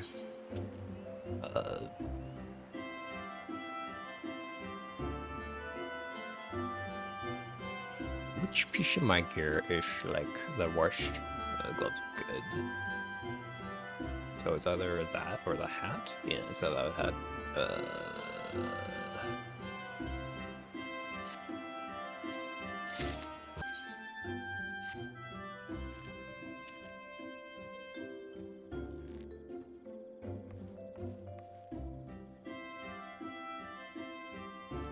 Thank the gods for come, Vobiscum. Perhaps you can talk some sense into this stubborn fool. Calm yourself, Sever. At least let us petition to the Order to Natter for it. There is no time, Lucian. Pawa would be long gone before the forces had even assembled. Alone, I can move more swiftly, take these poachers by surprise, and force them to divulge your location. We understand how you feel, Sevar. Sevire? Sevire? Severe? Sevire? Sevire? Is it Silvire? It's one of those names I can't forget, right? But this is too reckless. At least permit Vobiscum and me to accompany you. You, the adventurer and the savage? You cannot understand. Sevar. But I do understand. I know what it means to take pride in your home, to want more than anything to protect it, and to be consumed by guilt when you cannot see. I see what you're going through, Sevar, and I understand. This guilt taught me to open my eyes and see clearly. I beg you, Sevar, open yours. You have friends here, ready to fight. You have us. I've never considered you my friends. Do not follow me. Oh, he's lying. Because he's doing the thing. Well, his line certainly hasn't improved. Ugh. If you honestly think he's doing us a favor by forbidding us from getting involved, he's an even bigger fool than I imagined. Come on, let's get into the South Shroud. What? Our guildmaster is not going to say anything?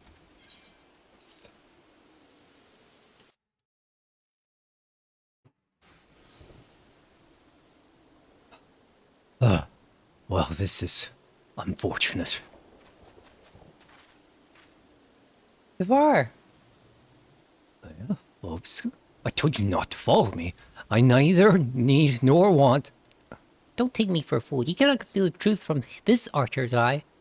Vobiscum, the others are almost upon us. We must make our stand here and protect Silvari.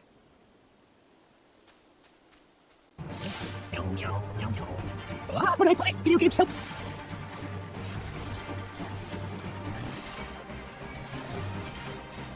Unnecessary. Not spraying the wheel. No, but they'll separate the wanted.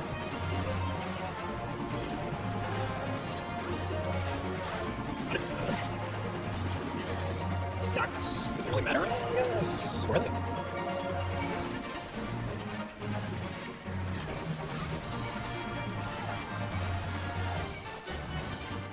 Wait. Really, 1 second. One.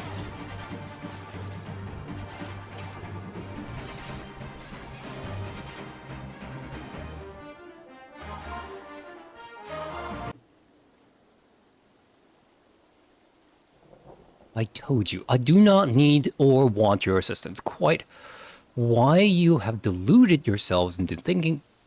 You're the one who's deluded, thinking you could deceive us when even the blind man could see that in the corner of your mouth every time you tell a lie.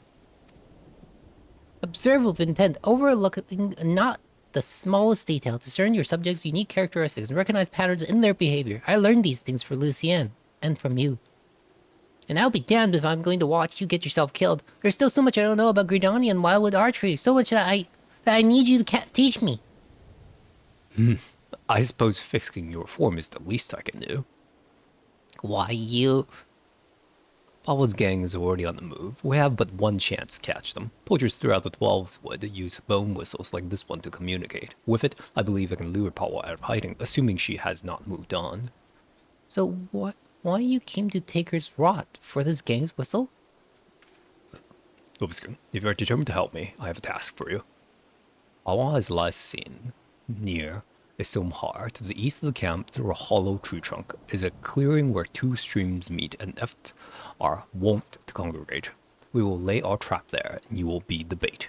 Do not fear, Vobiscum. I swear on my honor as a Gridanian archer that no harm will come to you.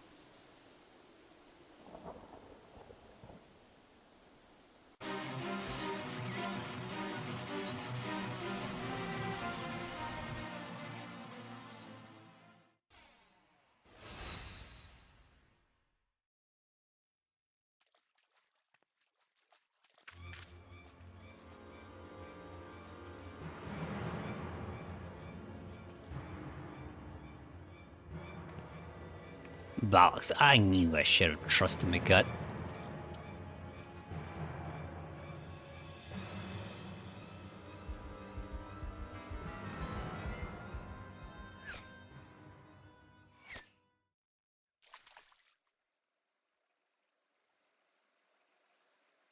Some blows just can't take a hint. I do hope you will forgive my forwardness, madam. No, no, sir. 'Tis most flattering.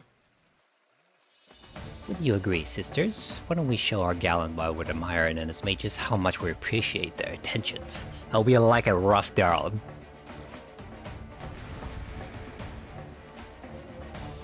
Meow, meow, meow, meow. Meow, meow. Oh, that is a lot of people. You got a healer? Or ghost?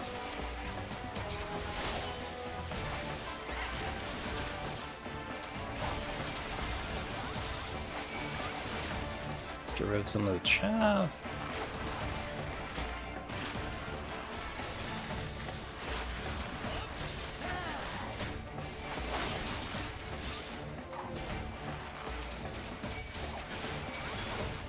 Good. Should have poisoned her earlier, but that's okay. All more, I presume. Yep, okay. Gotcha.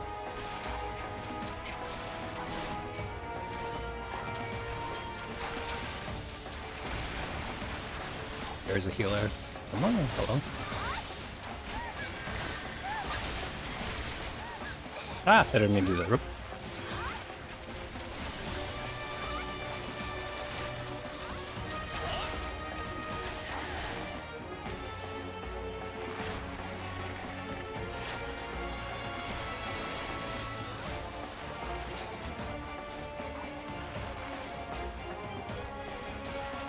I press 1.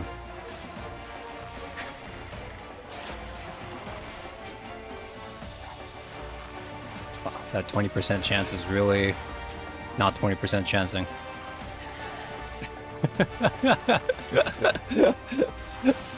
Oh, there we go. I got 120% proc. Nice. Chilling.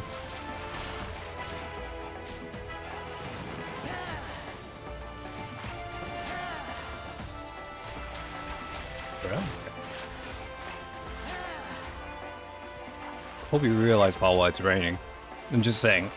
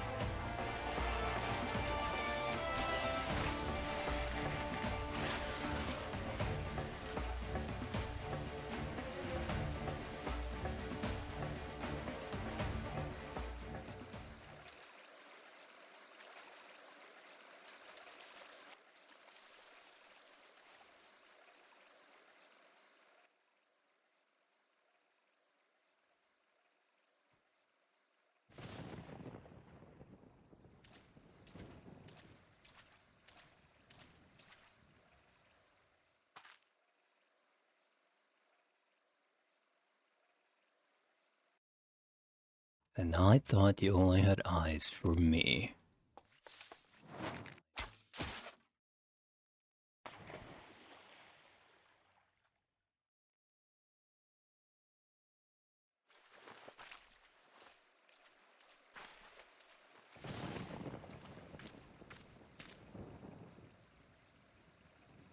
I can't. I won't.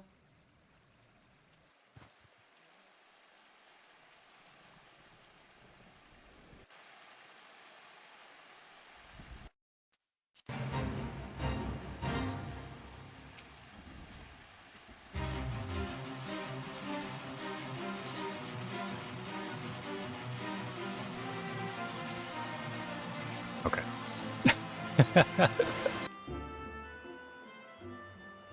I'm relieved to see you again, Bobuskin. The three of you not have been united in your purpose, Paul Majuk would still be free, and one or more of you would surely be dead. I'm so proud of you, Bobuskin. Not only have you mastered your teachings, and you have also helped your guildmates regain the perspective that they had lost. For showing such compassion to your peers, I wish to teach you a new technique, Wind Bite. With Wind Bite, you can bring the power of the very air around you to bear against your foes, and they will suffer on long after you have knocked your next arrow. It will serve you well in battle, I am certain. All archers walk the same path, Bobuskin, towards improvement, discovery. As long as you have the vision to see the path ahead, you will continue to mature and excel. Yet we all grow weary and lose direction in time. When this befalls you, I have no doubt but that you will find your way back to us. Trust in your eyes, Fokusun. They will never lead you astray. Hmm? Hmm?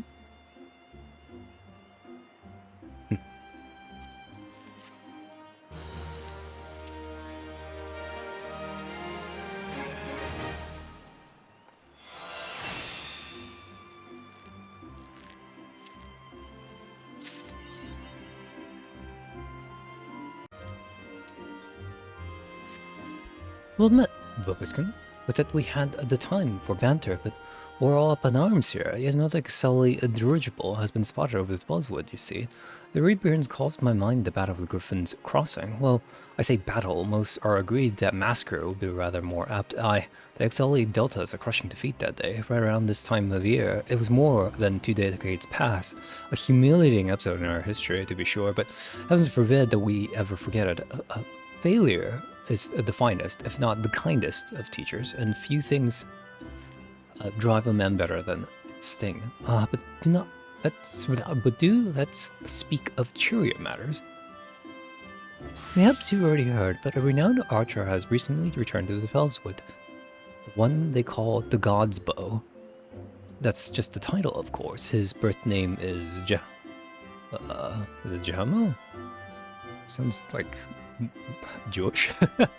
Jehandel, and he was once of the God's Quiver. The man was a legend even then, and there was no honor greater than being taken under his tutelage. But that's not all there is to him, mind you. Jehandel was also a skilled bard, one of the rare few capable of inspiring others to great feats through song. Upon learning that the God's Bow had returned, dozens of us flocked to him in hopes of training under a legend, yours truly included. Alas, the meeting haven't unfolded quite as we had hoped. Jehandel has refused to teach each and every student that has approached him thus far, though it should be mentioned that the topics he is reluctant to instruct us in do not include poetry, poem and song. He seems exceedingly keen to teach us all about them. Some few of us were tempted to take him up on the offer, save that we have a nation to defend. Far be it from my intent to belittle all those bards out there, but I like my chances rather better charging into battle with a quiver than a harp. And here we're hoping that transcendent mastery of the bow might be ours. But the sparkle in your eyes, I'd wager you have an interest in the self-same poetry and song. Come now. There's no call for shyness, and there is more to life than battle. You would present yourself as a pupil to Jehandel. I happen to know his whereabouts. I begin to understand he has made his camps somewhere west of Quarry Mill in the South Shroud. Jehandel is an agreeable sort of fellow and should be willing enough to meet with you. Truth be told, I'm still holding on to hope. If you could find a way into Jehandel's confidence, perhaps he can yet be persuaded to train us. I wish you the best of luck, friend.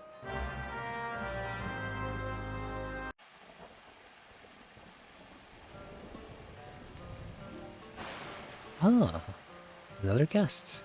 You're kind to pay me a visit, young one. Not give us elderly folk more pleasure than the company of the young. Add to that a steaming pot of tea and the beauty of the Fellswood, and we could want for little more.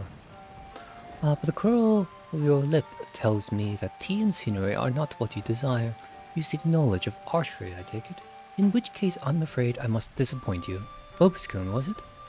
Yes, I'm Jehantel, the one they call the God's Bow. But that was in another life. I long cast aside my bow, taking instead a harp to my breast. For years I've lived as a bard, going wherever the wind blows, exulting in the beauty of creation through song. To be sure, I still have the eyes to recognize a promising archer when I see one. And you, young one, have promise. Keep your nose to the grindstone, and one day you may count yourself a virtuoso of the bow. Know that virtuosity is worthless without virtue. Aye, the words of the ballad of the vainglorious fool tells us this much. You truly wish to remain and learn poetry and verse? Well, I must admit to being rather taken aback. In uncertain days such as these, there are few indeed who would devote their time to song as opposed to more tangible endeavors. You intrigue me, young one. I find myself growing curious as to how the melodies of old might find expression through you. I do believe a certain friend of mine would be of the self-same opinion. Aye, that would be as good a place as any for us to begin. Listen well, Vobiskin. There is a Moogle named Puknopoki who can often be found wandering in the area situated east of here. I will have you present yourself to him. Puknopoki is possessed of a discerning eye for talent. If he sees potential in you, I should be well satisfied that you indeed have the makings of a bard. Heed me, or Puswan. Althik. Turn thee over the hourglass of time, that we might gaze upon the battles of yore. Wow! How could this has happened? It's just so embarrassing. A blunder of the ages, Kubo. You understand what I'm saying, don't you? That's a rare talent, I'll allow, but you got me at a bad time, Kubo. Now will be a good adventure and show yourself out. Jahento sent you? You should have said so sooner, Kubo. You do know that Jahento is no ordinary bard, yes? His songs can salve your heart and strengthen your resolve. They can banish your fears and fill you with hope. And that's not you scratching the surface.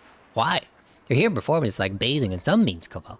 I've asked, begged, and played more times than I can care to account for Jahento to stay and sing in the forest. Only now has he deigned to set foot here again, but he's refusing to sing for us. That's a blatant breach of promise, Kubo. But what's this? Well, why your being resonates with chords similar to Jahento's, perhaps even identical, Kubo. As well, this means that things may yet turn out as planned. Why, you might even have it in you to surpass the man, and that's saying a lot, Kubo. Hey gods, your coming got so excited me, my predicament nigh escaped my mind. That's Charma. There's a charm that I had meant to give to Jahento, you see, but it was stolen as I napped, Kubo. I rise just in time to espy the thief and attempt to give chase. Alas, drowsiness robbed me of my balance, and I was delayed by this tree. Last I saw the overbold brigand, or possibly she, was scurrying towards the taker's rock, Kubo. I realized we only just met, but would you mind recovering the charm to deliver it to Jahento in my stead?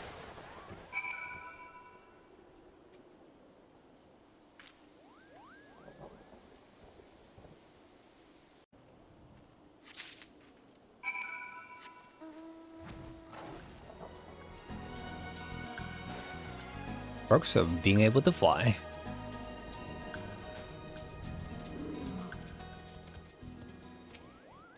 Have you carded the charm?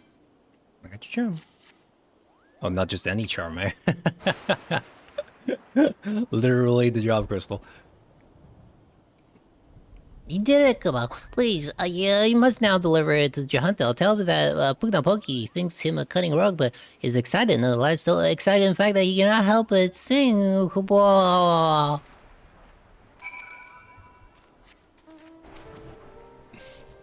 Welcome back, Vobiskin. You have a charm and a message from me from Puknopoki, you say?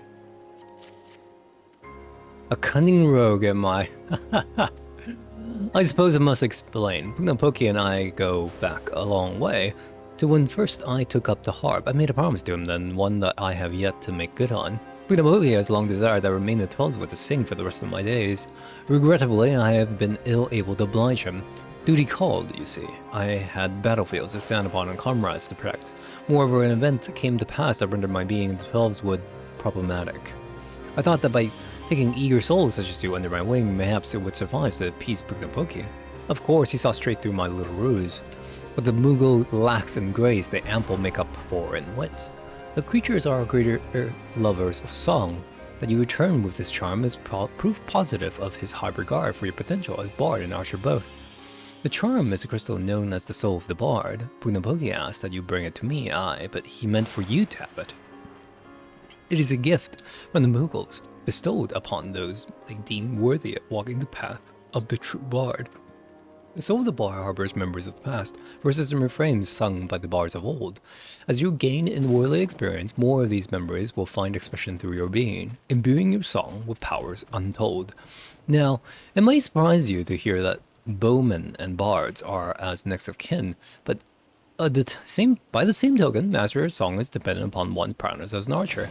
The sense in this will be lost upon you at first, but in time the realization will dawn that bow and the harp are but stringed instruments played by the same hand. Go now, Vobiskin, and let your body and soul drink deep of the melodies of old. When next we meet, I hope to see a fully fledged bard standing before me, one who exceeds even Puknopoki's wildest expectations.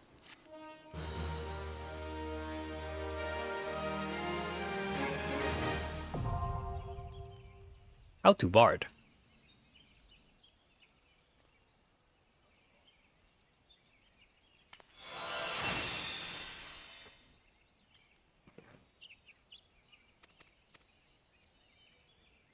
You have unlocked perform.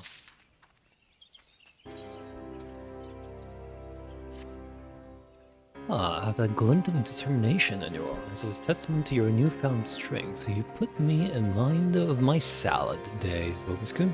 You know why I truly abandoned the battlefield, became a bard? That I took an arrow in the knee is what most folk believe, but it is quite clear you are not most folk. Very well, I shan't insult your intelligence with an untruth. For now, allow me to answer by saying that everything in creation is given to change. And man, most of all, I was drawn to the power of song, the power to touch the very souls of men, and decided that I must pursue it. Sadly, that power has been all but forgotten in this age of cynicism. Such songs as those performed by tavern bards serve no purpose beyond the amusement of drunkards. But that was not always the way of it. There was a time when song could shape the outcome of conflict. Ever since nations first quarreled, armies have fielded archers, wherewith they rained death upon the enemy from afar. As the battle unfolded, however, the distinction between the lines of friend and foe would grow hazy, yet the archer's part did not end there. He had to stay ever alert, with arrow nocked and eyes trained upon the struggle. Even as his comrades fell, turning the earth red with their blood, the archer could ill afford to avert his gaze, lest that moment cost another his life. One need not have a vivid imagination to appreciate the torrent of emotions that raged within him in that moment. Nerves near to fraying, his breast fit to burst, the archer did the only thing he could. He sang. His bow became a makeshift instrument, plucked as an accompaniment. At first, the archer sang only to still the roiling within, but his voice chanced to carry to his comrades. It inspirited those engaged in combat, lending strength to their sword arms, and to those who lay upon the precipice of death it granted a measure of peace.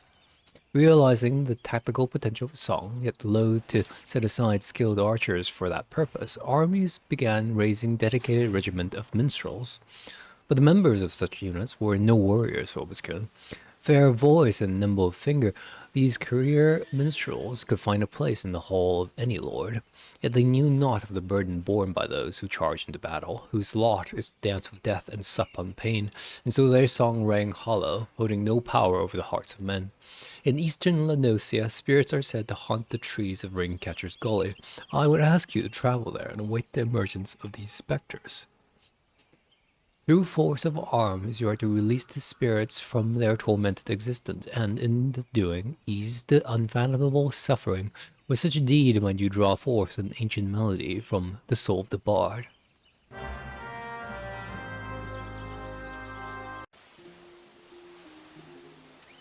Oh, what's nice about this? So much for taking nail on.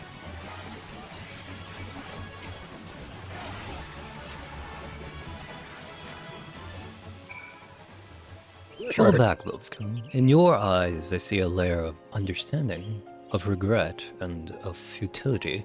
And in your heart, it now echoes with the strings of an old song, newly discovered.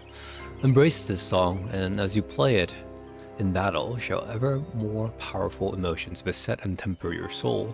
When your stock of tales have grown, pray return and regale me with stories of your adventures.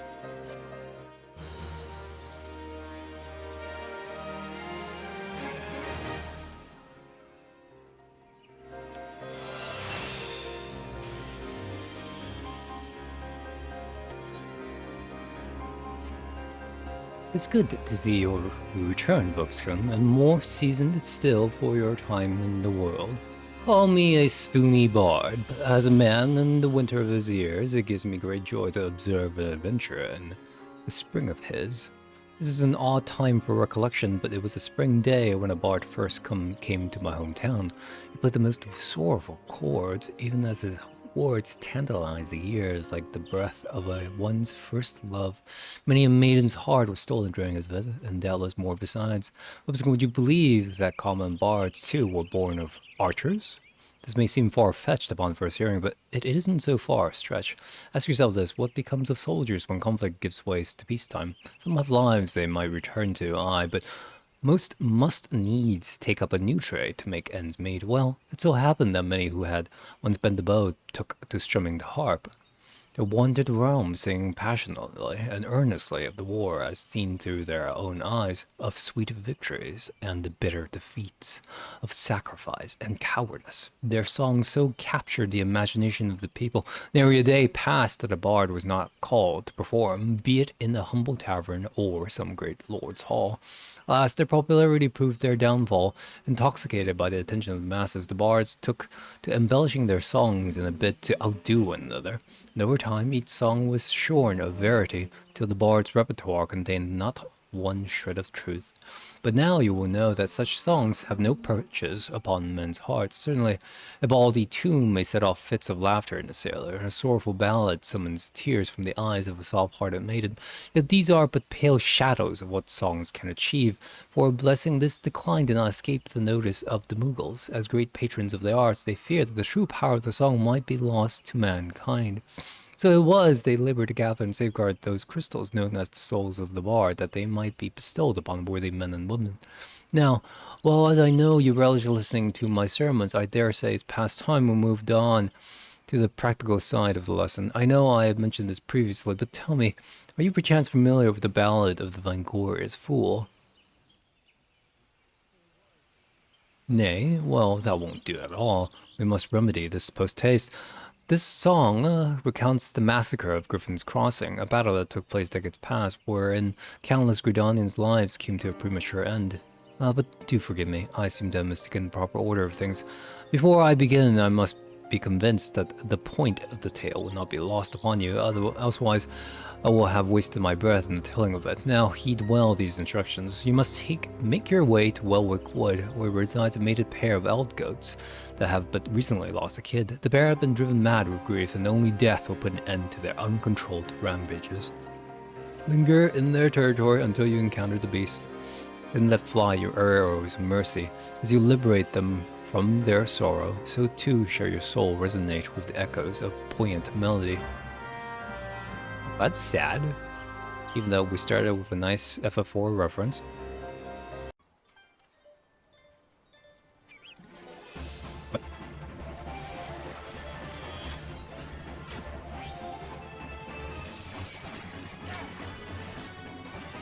A little late to be playing down over times right now. Welcome back, Vobskun. I can almost hear the cries of mourning that have seared themselves into your skull. You remain unbowed by such anguish as testament to your spirit's fortitude. Yet even as your heart swells to contain these new experiences, you must not neglect your skills with the bow. A resilient heart must needs have a robust body in which to beat. Once you have trained both to equal strength, then I shall perform for you the ballad of the Vainglorious Fool.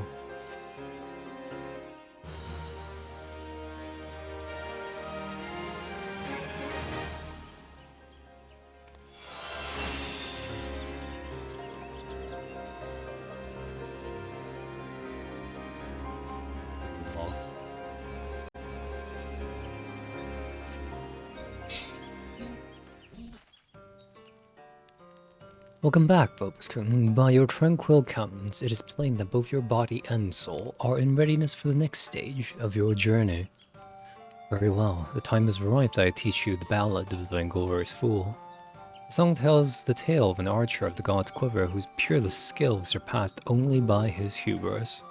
Alas, that hubris led to the annihilation of his entire regiment at the battle which has come to be called the Massacre of Griffin's Crossing.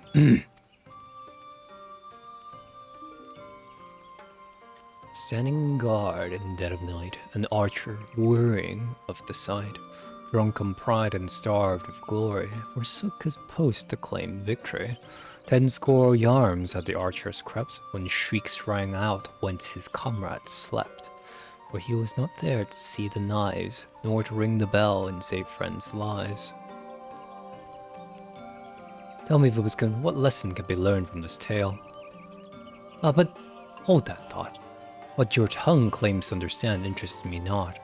As before, I'd sooner have you demonstrate the fruits of your learning with bow in hand. This time, however, you shall have the pleasure of my company. I would have you escort me to the Galmora ruins in the North Shroud. It is there that some few fallen from the massacre of Griffin's Crossing have been laid to rest. Pray honor this place of remembrance with a banquet of lilies. Heed me, O puissant ethic. Cast thee back to the reigns of the firmament, that we might gaze upon the battles of yore. Put that hiccups in the middle of that. Never have it easy, eh? Very well.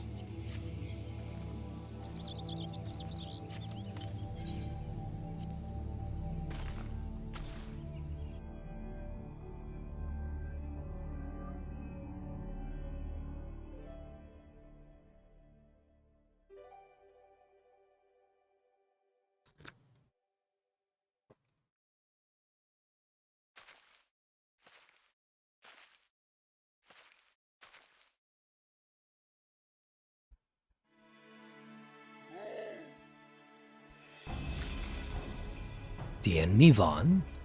Vaughn?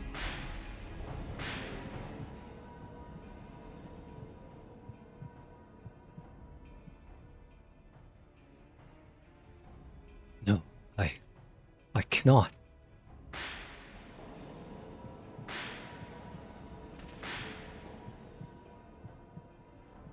Why do I still draw breath?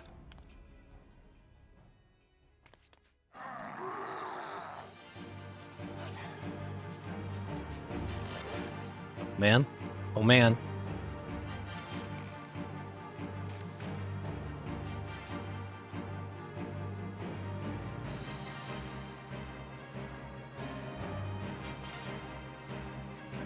That a sin of the past would beget another.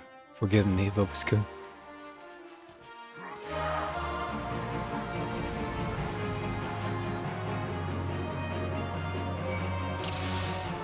Hello.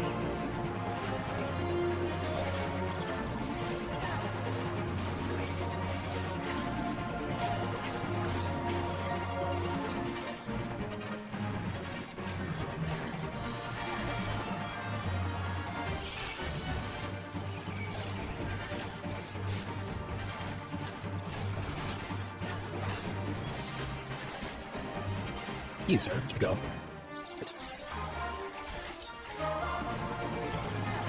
Bye.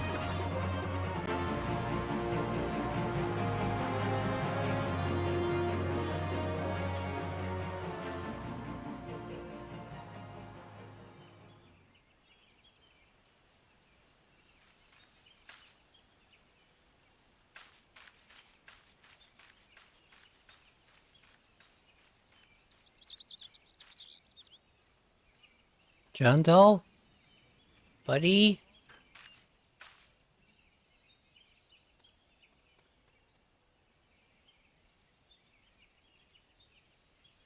As you have doubtless noticed, I am no longer capable of wielding a bow.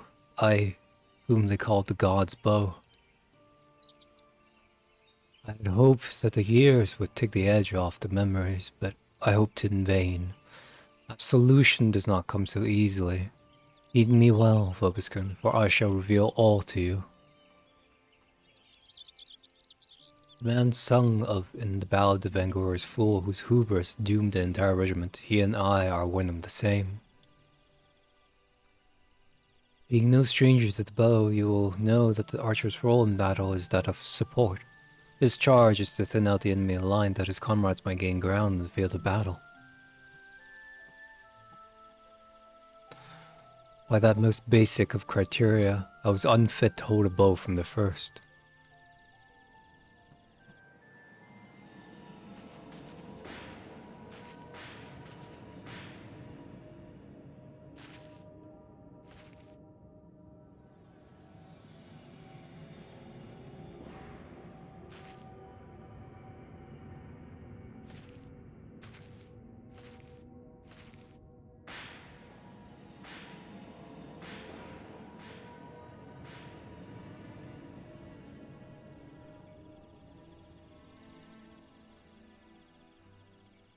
In my pride and lust for glory, I sent countless souls to the bloody grave. Good men and women all, with loved ones and bright futures awaiting them. I lost the will to live that day. becoming an empty husk of man, tormented in sleep and wakefulness both by the memories of my crime. But the gods were not without mercy. They gifted me with song that I might find a measure of solace in my wretched existence.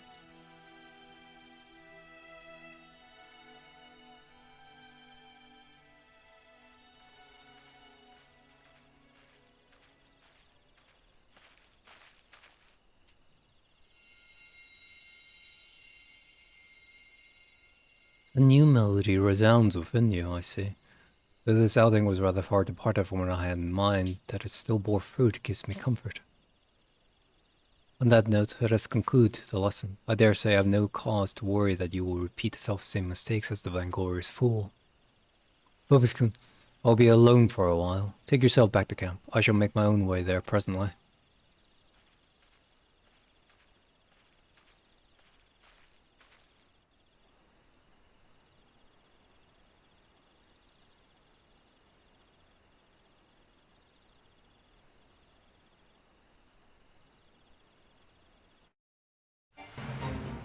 What the?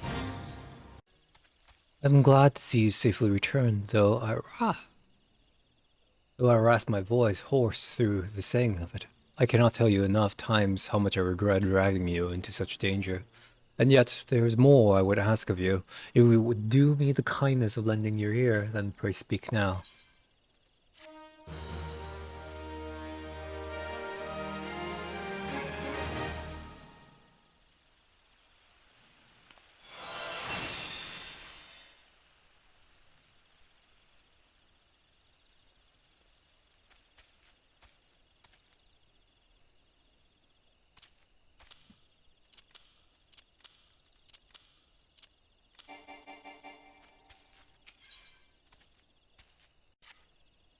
You will listen to my request, though you know me for the vainglorious fool I am. I am humbled.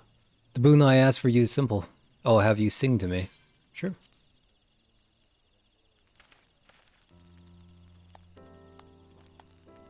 A heartfelt performance, masterfully delivered. You have come far in such a short time, young apprentice.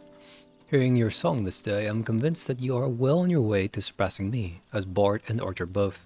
Soon, there will be naught left for me to impart to you. Obiskin, you have proven yourself worthy of the consecrated garments worn by the true bards of old to honor the keeper.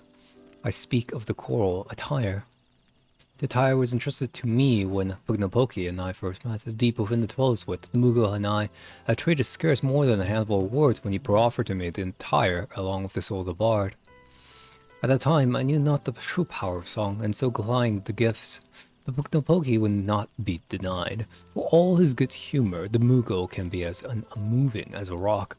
The attire chooses the wearer, not the other way around, he insists, and I find myself yielding to his will. In mastering the verses of war, I won acclaim beyond my wildest dreams upon the field of battle, and for a time I was well pleased. Alas, my lust for glory knew no bounds, the consequences of which you are already aware. It was in the wake of the massacre of the Griffin's Crossing, stricken with guilt, I wanted not more than the earth to open up and swallow me whole. I had lost the will to live, but I was too craven to end it myself, and so I took to wandering aimlessly, in search of a place to die, far away from the judging eyes of men. Disillusioned with the power of song, I committed an act of folly. I scattered the choral attires across the realm. If truly the attire chooses its wearer, I challenged, then let it find its way back to me. Determined that would not be proven wrong, I went to the great pains to ensure that the attire would never again see the light of day, and the pieces now rest in places of pearl. Being the proud fool that I was, it never crossed my mind that perhaps another was meant to don it. I would entrust the choral attire to you, Obskun, but as you can see, you must needs brave the dangers to claim it. I shall mark its whereabouts on your map, but I can afford you no further aid beyond that. I am deeply sorry that my folly of years past have entailed this burden upon you, but Alithek works in mysterious ways. In his wisdom, it may be that he has sent this trial to test your spirit. I mean not for my sentiments to encumber you, but I am convinced that you are the one chosen by the choral attire. But pray do not take that as a license for complacency.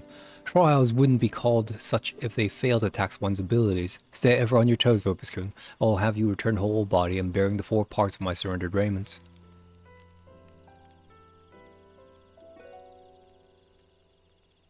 Heed me, O puissant Alethec.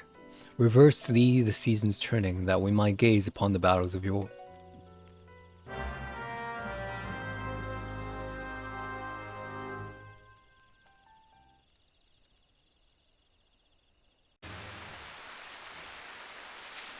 That's it? Okay.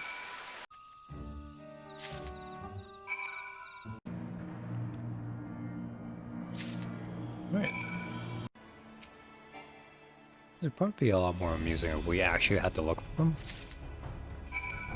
So, you have returned. Sound of body and mind, I trust, and you bear the 4 parts of the core attire. I knew for the true owner of these garments ere I heard your song. Since the day we met, your determination has reminded me much that I have lost, and would have again. I've at last settled my heart on a matter that has plagued me for some decades. When my preparations are complete, you shall know my decision. Until then, may your song lift the spirits of your allies, and your arrows seek the heart of your foes.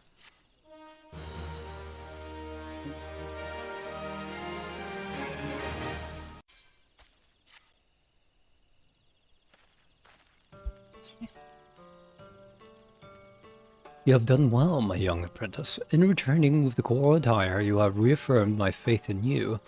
I see no further reason to withhold from you the existence of the final piece in the set, the piece that has brought us together. Listen well, Puppetskin. When I put down my bow, I vowed never again to set foot in the 12's wit.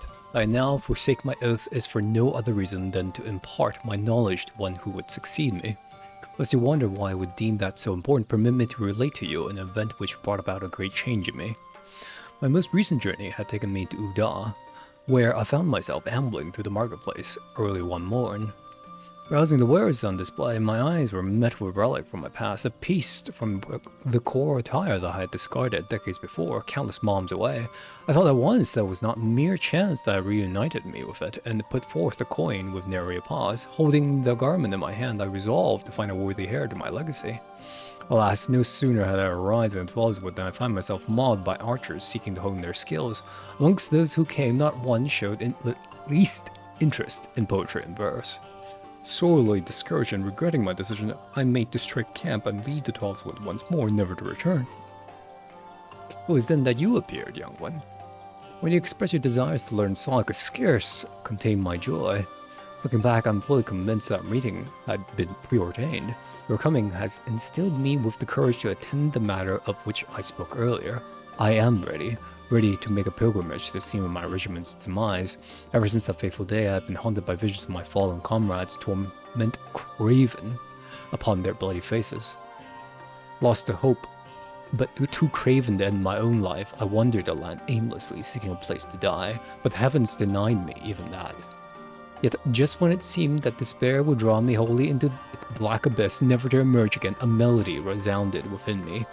It was then that I awakened to the power of song and found new purpose in life. I embarked upon a journey to master such verses that would bestow peace upon the fallen, that I might lay the tortured souls of my comrades to rest. It has taken long years, but now I believe I can offer a requiem worthy of my comrades. To do so, however, I require one last favor of you, Bobiskun. I would have you escort me to the west of the Observatorium in the Gorthia's Central Highlands. It is there that we shall find the scene of my regiment's demise. Presence kindles within me a courage I had thought lost. I would have none other by my side as I undertake this pilgrimage. Now, as I enter the most daunting stage of my life. Once you arrive, I ask that you pay your respects with a bouquet of Nemea lilies. When my requiem is sung, you shall have the final piece of the core attire. Heed me, O puissant Althec. Reverse thee the dance of the stars athwart the night sky, that we might ease the suffering of souls long departed.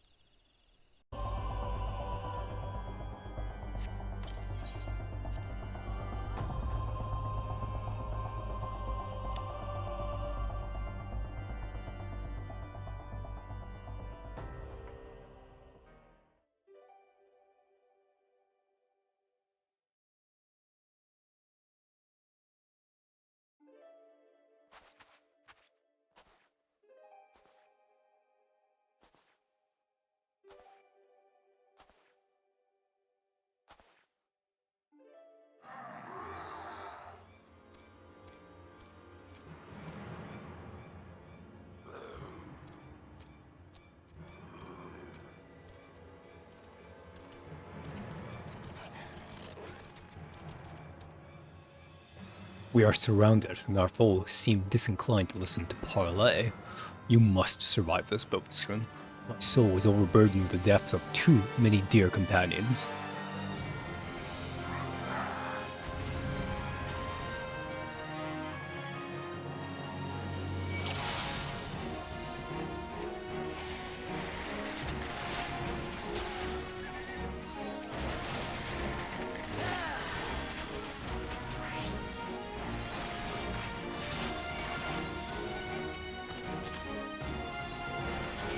Oops, I did not mean to do that.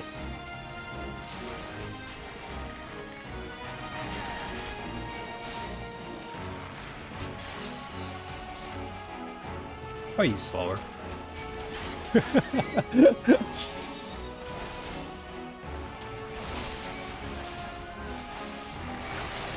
Nansunanga.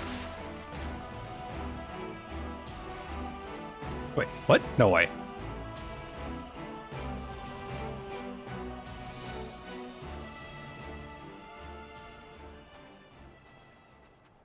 Lopuskin, without you, I would not be standing here this day. I thank you from the bottom of my heart. Forgive me, my friends. I have kept you waiting over long.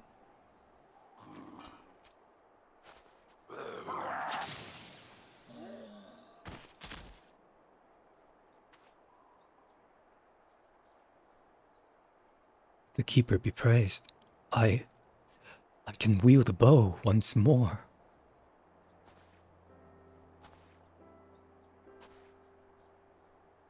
It was you, young one, who helped me to remember how. I've known this for some time, but your presence is as a salve for the wounds of my soul. Your coming has delivered me from the nightmares of my past. My worthy successor, to you I entrust the final piece of the core attire. Don it and go forward to fill the hearts of men with courage and purpose. The seasons may turn, bending a man's back and dimming his eyes. So long as there is life, there is reason to hope. Thank you, Lopuskin, for showing me the truth of this.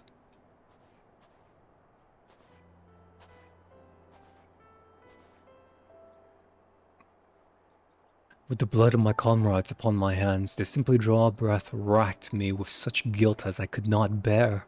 But the time for mourning is past. I shall take up the bow once more and lend what aid I can to the gods' quiver. In fighting for those who yet live, I do my fallen comrades the greatest honor.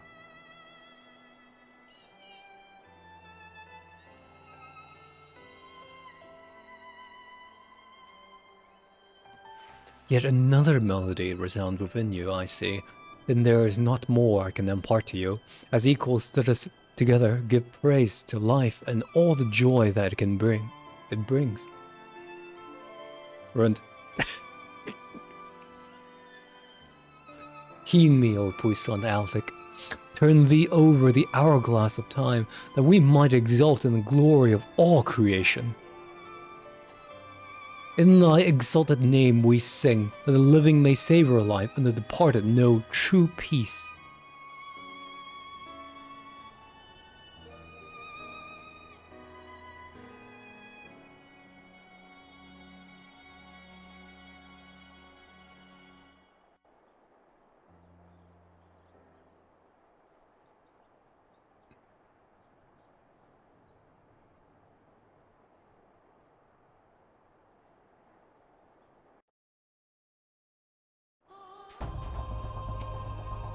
I thank you again, Bobaskun. You have blessed this old fool with the gentle touch of salvation.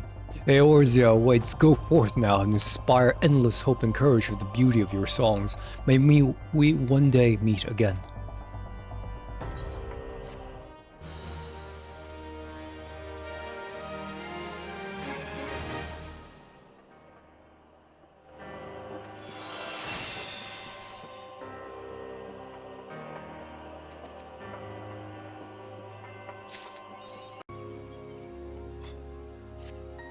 Ah, my dear Vopiskun, precisely the man I wished to see. You will know that I have been training the members of the God's Quiver. Well, the experience has proven most insightful. By taking a keen interest in the development of the younger generation, I feel that my songs have gained in power, and yours could too, my friend. If you have in mind to rise to new heights within our art, I invite you to come to Quiver's Hold. There is an individual to whom I would introduce you.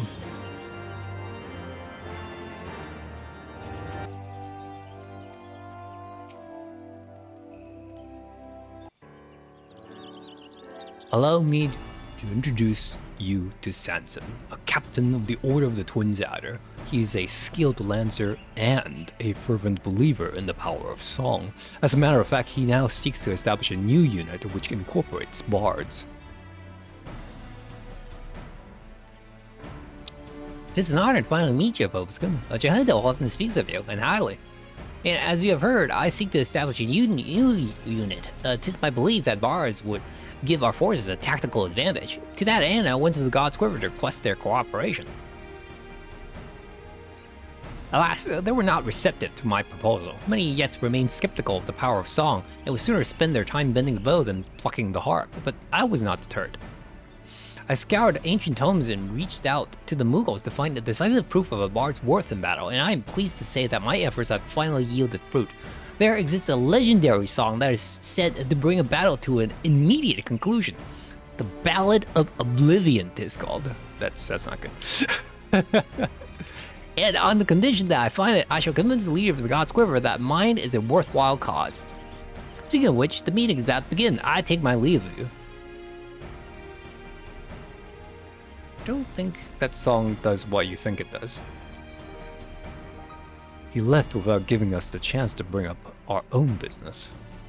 Actually, why don't we join Sanson in the meeting? As it pertains to bards, I doubt our presence would be taken amiss. Come, let's go to the seat of the first bow.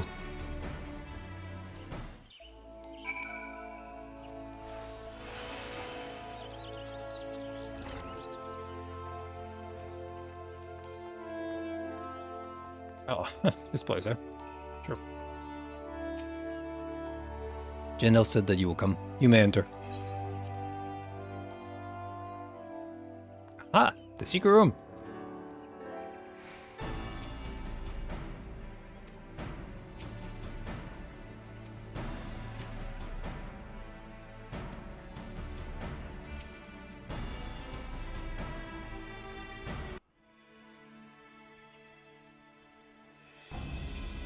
The meeting isn't faring well, I'm afraid. The God's Quiver are disinclined to cooperate.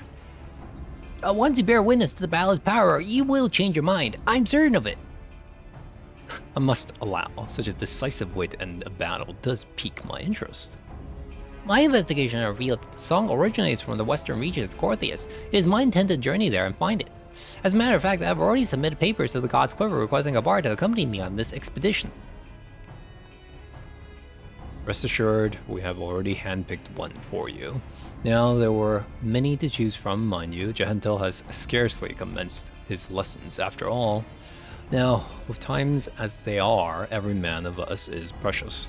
Therefore, before we commit one of ours to your cause, I would test your fitness to undertake this expedition.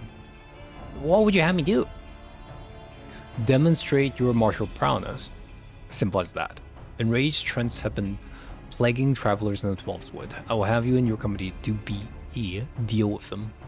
Lest you worry, we've assigned you someone capable. I shall have him join you presently at Amarixai Spire, near to where said Trents lurk. Good fortune to you, Captain.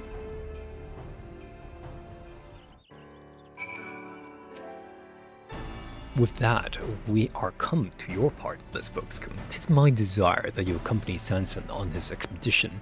I request this of you because I know no finer bard. Furthermore, I believe that you will gain something from this experience.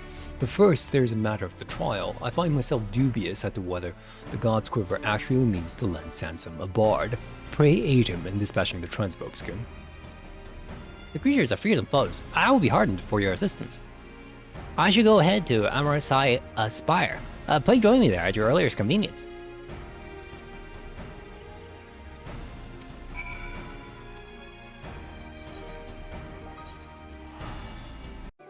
I was caught unawares. Be careful.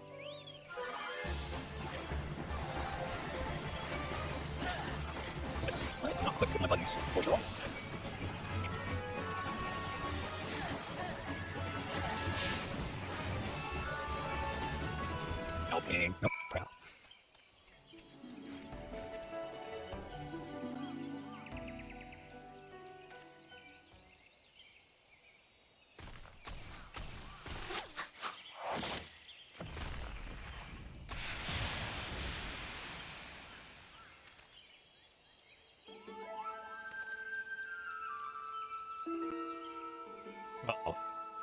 some tension.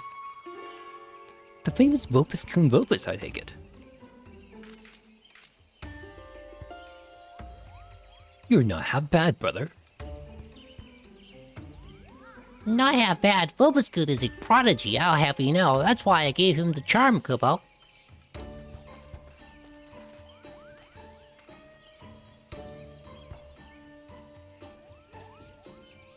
It's Guidolon, right? Do I pronounce the... I hate these type of names. Guidolon, what is the meaning of this interference? They were in the midst of a trial, for God's sake. Don't have a fit, old man. It isn't good for your heart. Besides, I wouldn't call it interference, seeing as I'm part of this merry band.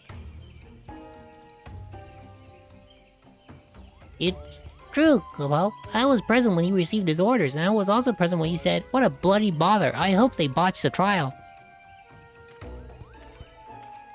I did say those words. I'll not deny it. But seeing Vobiscus in action has changed my mind. I'm Guidolon of the Golden Bulls. I don't care for fame and fortune. I couldn't give two farts about this dirge of the death-like doomness you're after. I do, however, have an interest in song. I can't pass over the chance to travel with an exceptional bard like yourself, and I promise you won't be poor for my fine company. Well, things have certainly taken an interesting turn. Know that Guidolon is among my most promising students. I can vouch for his ability. Ability, aye, but not else.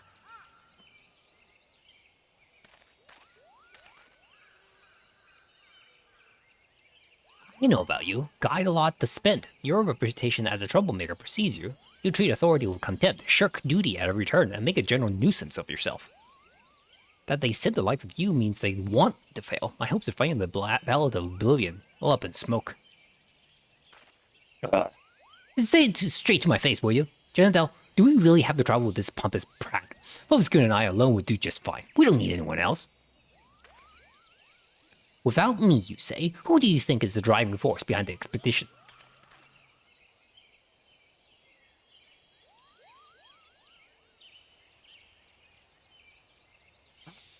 I suppose beggars can't be choosers, Vobiscus. I must return to Quiver's Hold to forward on the trial's success. Please join me there.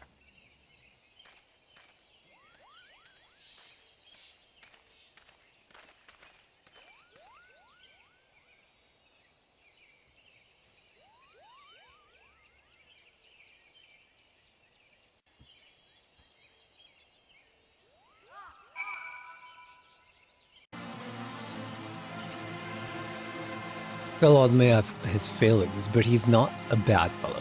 Truth be told, I intend to introduce him to you as well. To that end, I asked Budnopoki to seek him out, only to have him appear as our quiverman. Fate works in strange ways, does it not? A pity he and Sansum do not see eye to eye. Their personalities are simply too far apart, and the gulf will not be easily bridged. Though it would be a burden upon you, in watching over these two desperate souls, doubt not but that you will grow as a bard. But come, let us hurry back to Gridania. It's too early still to leave those two unchaperoned.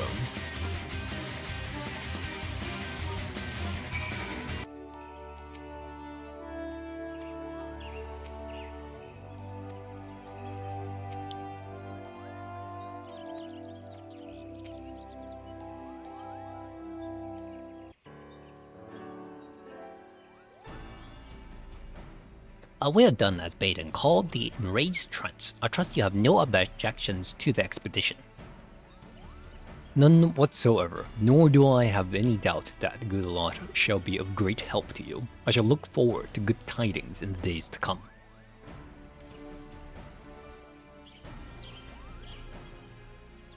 A great help indeed. At any rate, 'tis now official. We may proceed with the expedition. Let us depart for the Holy See at once. And remember, we have a golden chance to raise the standing of the bards within our nation. Let us succeed in our mission and find the Ballad of Oblivion.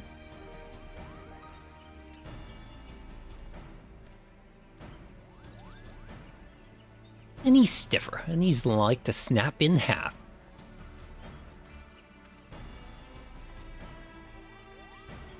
It'll be a grueling journey, but so long as you work together, you're bound to succeed, Kubo. So it is to Ishgard then. Safe travels, my friend. I shall await your return, all the while looking forward to hearing such songs as are born of your experience. Yuck. Snow and ice everywhere you look, and it hurts like a bastard to breathe, for all this open sky feels gloomier than the closeness of the 12's wood.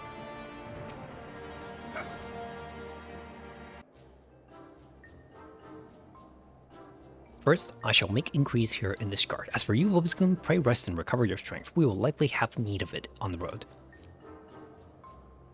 God damn it, man. Here we are in a new place, one that hasn't been open to visitors for over a decade, and you've got your nose buried in the bloody bug. Take a moment to get a feel for the city, I say, and do that, and I'm off to the tavern to get a feel for the locals, the young and female sort.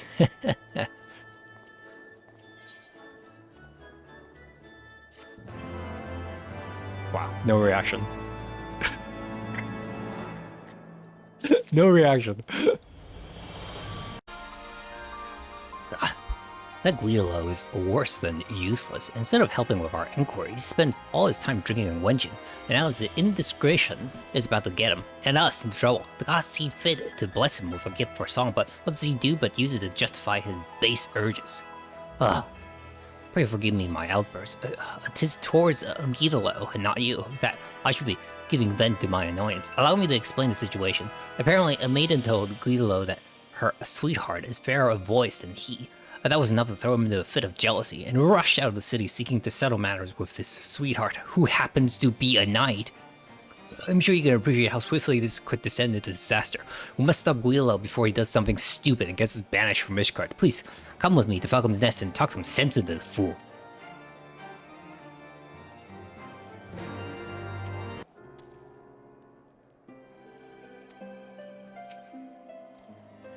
The knight in question is currently on patrol. Upon learning this, Guido continued north into the wilderness to find him. I must add that the knight and his unit are late to return. It may be simply a coincidence, or maybe our witless friend has done something we'll live to regret. Whichever it is, we had best go and see for certain. I shall go see for Guido around the Gorgonay mills. Pray focus your search on Twin Pools to the north and west.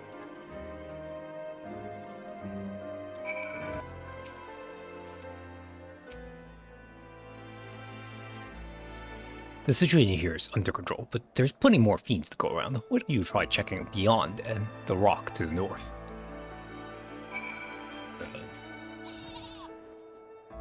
Hello.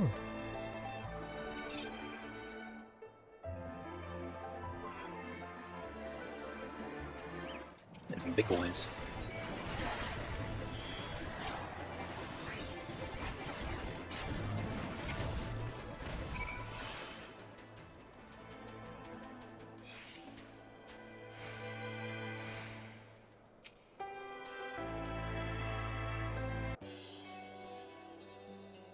Your sense of timing is superb, brother.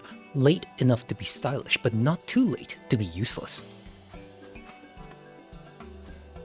What was good? What has happened? Guido did what? Well, why will he do such a dangerous thing? Sir Almanine, I presume. I got something here for you. A name day present for your sweetheart.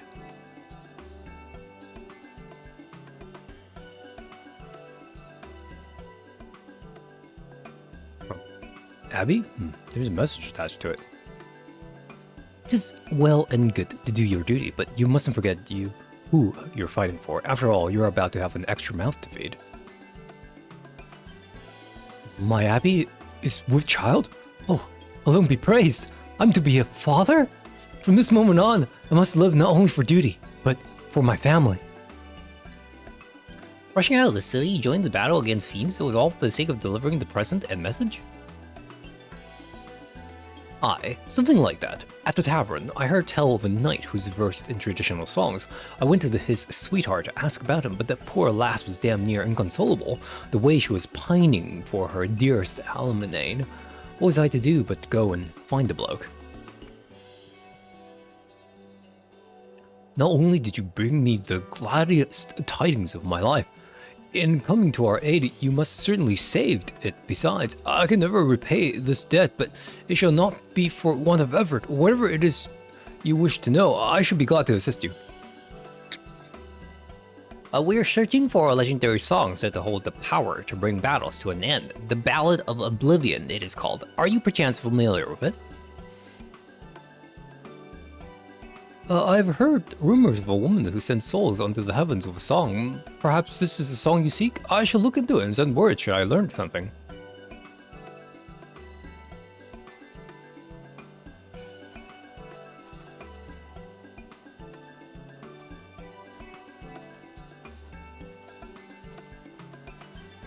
Weirdo, just because this ended well doesn't mean you're excused. You can't simply do whatever you please. Whatever I please? I was adapting to the situation that happens to be sought after in a bard. An opportunity presented itself, and I grabbed it with both hands. Insufferable man. Brazen though it was, his actions did save lives, so I shall overlook his lapse in judgment this once. Let us return to Falcon's Nest.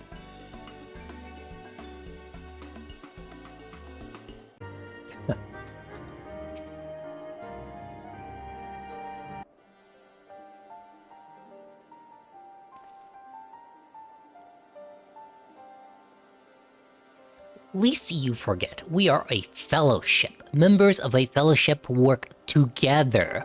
Do we have an understanding? Fight not the flow of life's river, for you will never arrive at the shoals. Give your body and soul to the waters, and Sanson the Stiff has no soul. Stop that! I'm trying to have a serious conversation.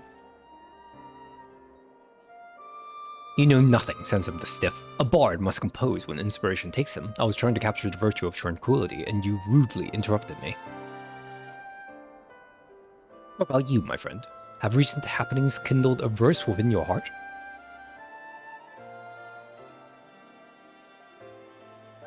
You see, Vopiskun too was moved to compose a lovely little ditty.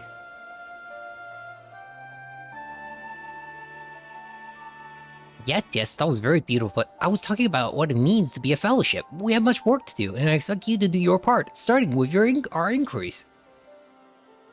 I'm inquiring, aren't I? As I've already proven, there's plenty to be learned from the common folk. I'll leave you to deal with your own kind, the stuffy, highborn sort.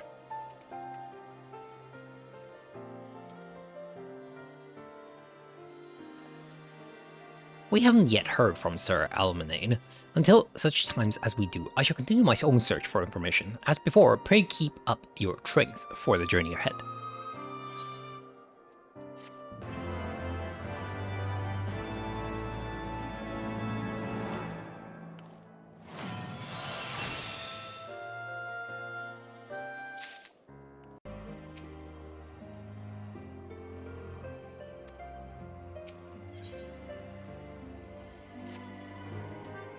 Good tidings, Vopiskin. We received information from Sir Almanane regarding the Ballad of Oblivion.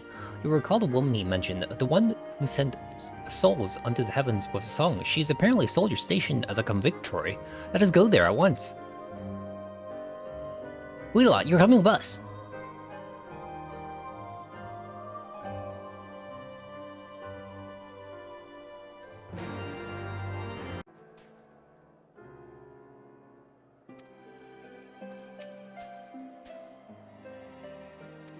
Okay. Wait, found the soldier from Vopiskin. Selene is her name. Alas, though she admits to singing the song, she refuses to teach it to us. This is probably not how you say her name, but I remember the dragon saying this word specifically, so that's how I'm gonna say it. Wheelot is doing his best to coax it out of her. For once, his way with women may serve an honorable cause.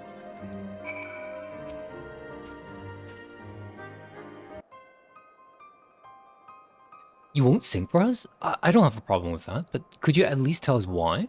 It helped to ease our disappointment. I'm no bard, just a simple soldier, and it isn't a song I would willingly sing.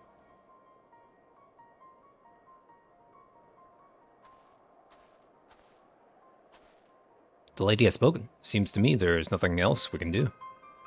You would give up just like that? We have a duty to accomplish.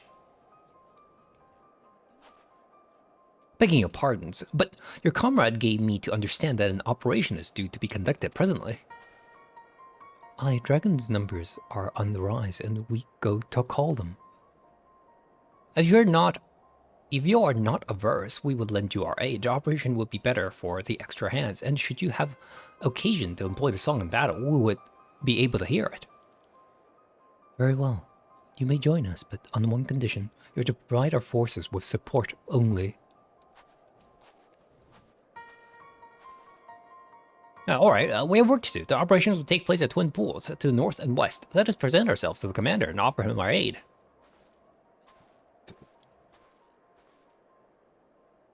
And he throws a hissy fit when I do something spontaneous. Well, let's make ourselves useful, the only way a bard can.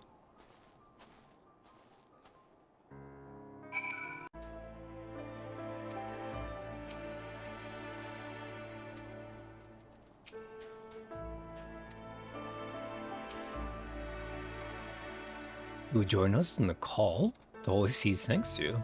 Seeing as you are skilled in the bow, you may help us by thinning out the beasts. I shall mark a spot on your map. Pray focus your efforts upon this area. I shall remain close by in case you have occasion to employ the song.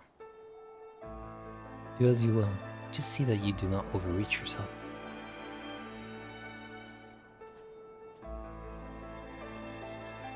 Go to our assigned positions. Do what we always do. Seems straightforward enough.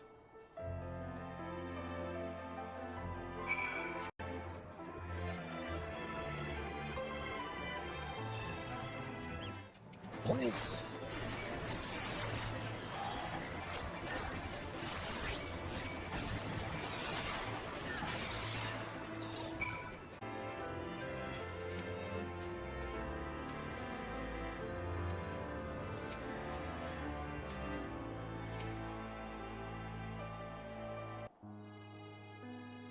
Not once has Selene performed the song, and though the operation itself was a success, her people suffered heavy losses.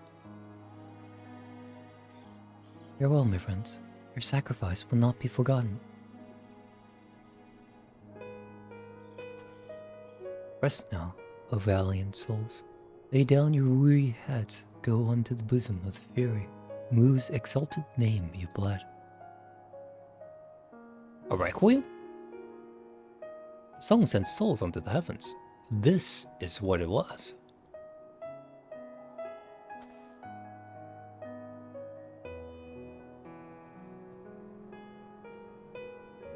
I was trying to make you sing a song of mourning. God struck me down for a callous fool.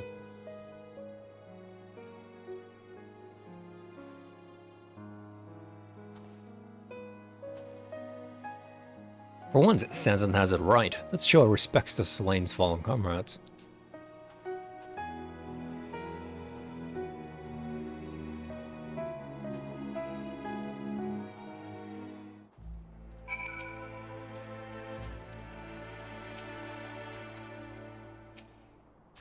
Again, so many lives lost. Salute!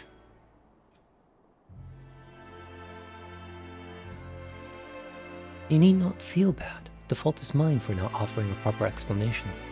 Men fall far too often in this war we wage.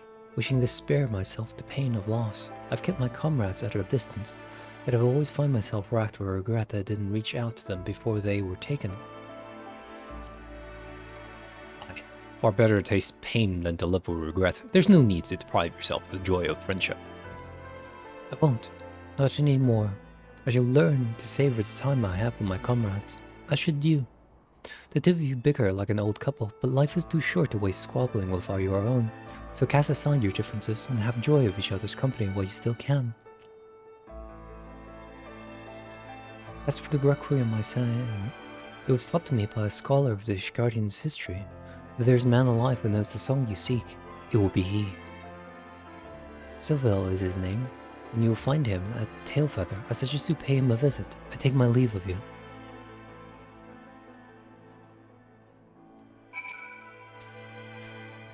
Let us go to Tailfeather as Selene commands. Silvo may note the song, and failing that, he may at least be able to direct us to it. It's the fervent desire to aid our comrades that besouls our songs with power. It makes me wonder, what sort of desire is needed for a song that destroys all?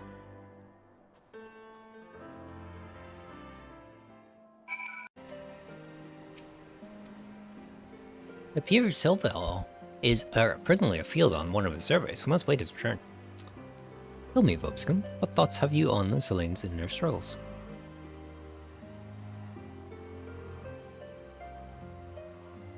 That's some deep stuff, brother. Truly insightful. I pity that's all lost in Zanzan. The bastard's got eyes for naught but his bloodied home.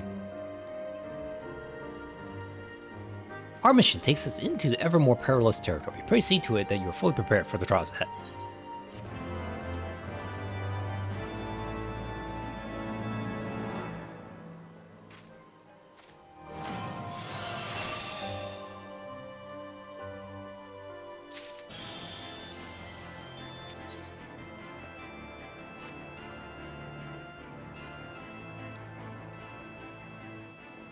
You come at a good time, Vobscum. Silvel and his expeditions are due to return any moment now.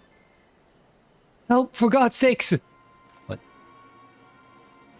Hear my tale, I beg you. A group of us were surveying ancient ruins when we stumbled into Nath territory. The creatures took us captive. I was the only one who managed to flee. Tell me, is the leader of your party a man named Silvel? How did you know? Yes, I'm his hired sword. I ran back to Tailfeather as swiftly as my legs could carry me, but no one here is willing to help us. Why the hell's not? Going to that territory is tantamount to suicide. They warned us, but we ignored them, thinking we could manage. How wrong we were. There are people in need, Vobscum. Are we going to ignore their plight, or are we going to lend them our aid? Yeah, remember? That was just a rhetorical question, but thanks for humoring me all the same. Aye, we'll go and rescue these people, and I'm sure you'd be no less enthused if Silville weren't among them. As for you, friend, while we're off saving your employer's arse, I want you to tell the craven bastards here they're a bunch of craven bloody bastards.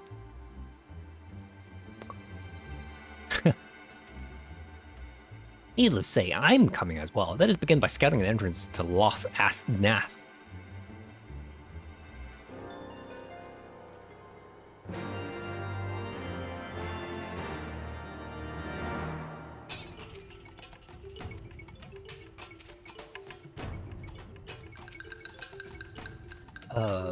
It's been a Silver servant. He's managed to win free, but Silver is still being held within. Let us go and extricate him. Sure.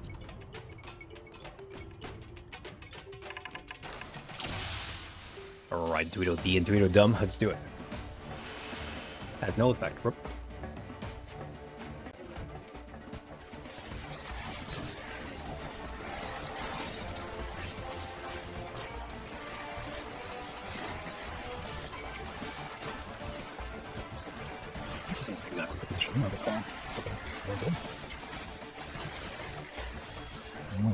My life here is awkward enough.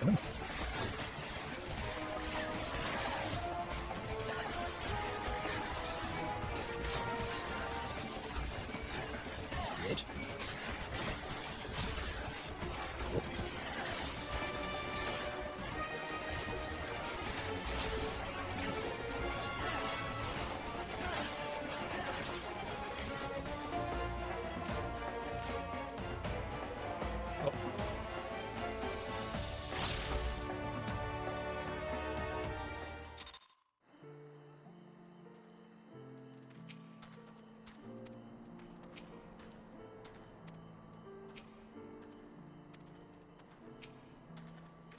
Are you alright, Master Silvo? A little shaken perhaps, but otherwise whole body. A statement I am able to make thanks to your timely arrival. May I ask the names of my saviors? I am Sanson, with the Order of the Twin Ladder, and my companions are the Bards of Opus Kun and Guidalot. We three are on a journey to find a legendary song. The Ballad of Oblivion, it is called, and we're given to understand that you may have knowledge of it. But this is not an ideal place for conversation. Let us first return to Tailfeather.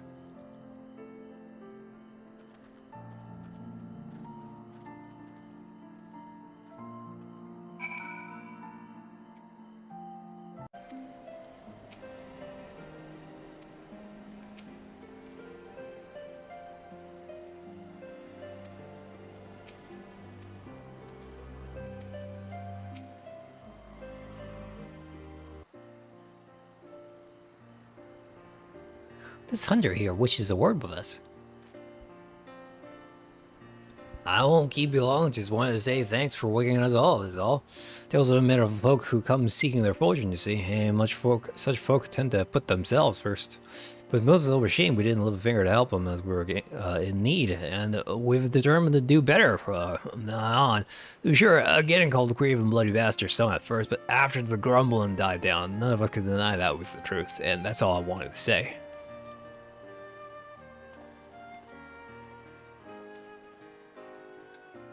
You certainly have a knack for moving people, my friends, though I suppose it is only to be expected of bards. But come, let us speak of the song you seek, the Ballad of Oblivion. Orthian legend speaks of a saint of song in the heavens. The saint is an individual with transcendent mastery over poetry and verse, and it is said that he can bring a battle to its conclusion with a song. As for being in the heavens, I suspect it is a figurative expression, but I cannot say for certain at this juncture. I shall investigate the legend further, a small gesture of gratitude for having saved our lives.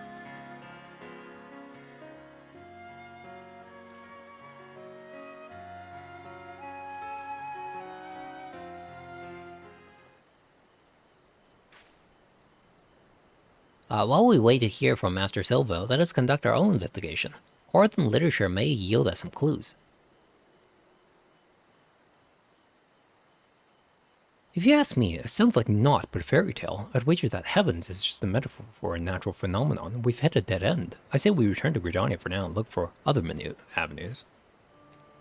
If you ask me, I think it's far too early to draw conclusions. I, for one, mean to continue searching until I find a definitive answer. If you wish to abandon our mission, I'll not stop you. But know that you will be judged a deserter. You will lose your place in the God's Quiver, and that would be precisely what your superiors had intended. Look, Guidolot, you of all people must know the true reason they chose you for this mission. They wanted you out of the way. Your skills had naught to do with it. It isn't so different for me. I was a thorn in their side, demanding cooperation when they were loath to give it. They were pleased to get rid of me as well. Yet nothing would please them more than for us to come back empty-handed. That is why we must succeed. That is why we must find the Ballad of Oblivion.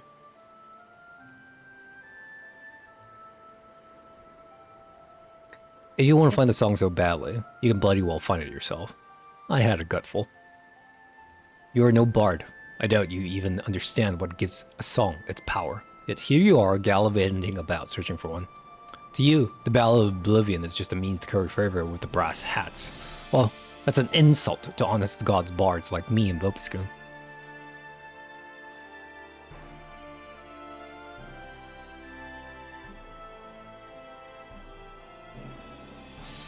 Oh gods, what have I done? I didn't mean to be antagonizing.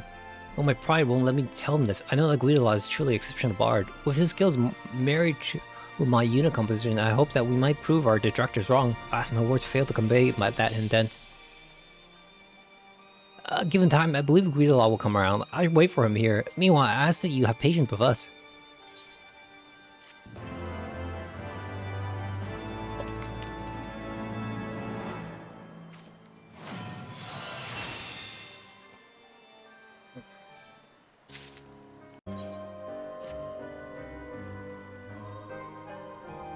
It's you, Vopiscoon. If you're wondering about Guidolot, I'm afraid I've not seen him since he stormed out. But I have spoken with Master Silva. As promised, he looked into the Corthian legend, the Saint of Song in the Heavens, and he came to share his findings.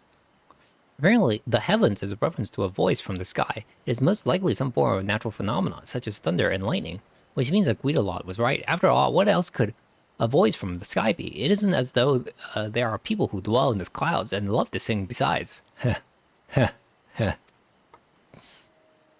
Actually. What? A tribe of Mughals in the Churning Mist? Why did you say so earlier? If these Mughal are patrons of music like the Forest Dwellers' counterparts, they may well know the Ballad of Oblivion. Please, you must show me their village. As for Guidolot, it seems he still requires time alone, but I dare say he will come after us once he hears we are on the right track. Might I trouble you to leave a message with Master Silville informing Guidolot of our destination? I shall await you at Ang's Shrine.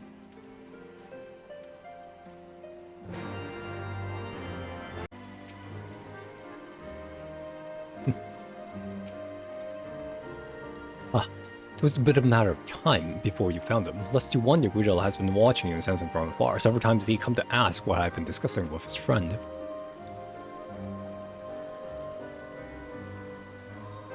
Mughal said to someone of Somali? I was not aware of this, and I certainly wouldn't discount the possibility that the legend may in fact refer to creatures. Good Lord, you should settle your differences with Sanson and go to the churning mess with your friends. Being stubborn's worrisome business, you know. Ah, damn it, I want to... But... Oh! He always seems to know what's best. Tell me, what should I do? Need you ask?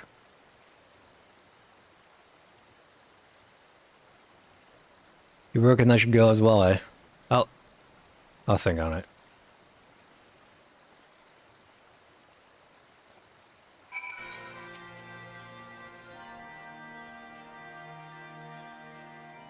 Such an imposing structure. Were Gridlaw here, he would doubtless be inspired to compose a song. From here on, I must rely upon you to lead the way. Let us ascend to the Churning Mist.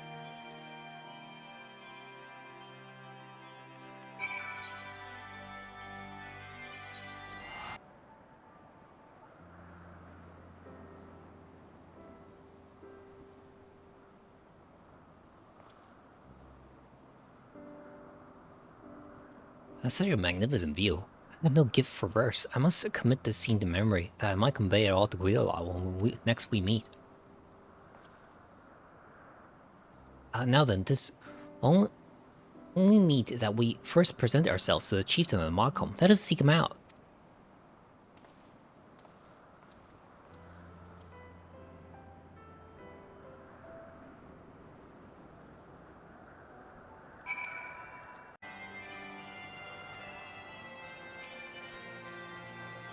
Ballad of Oblivion? I did not expect to hear a name from you, Hubo.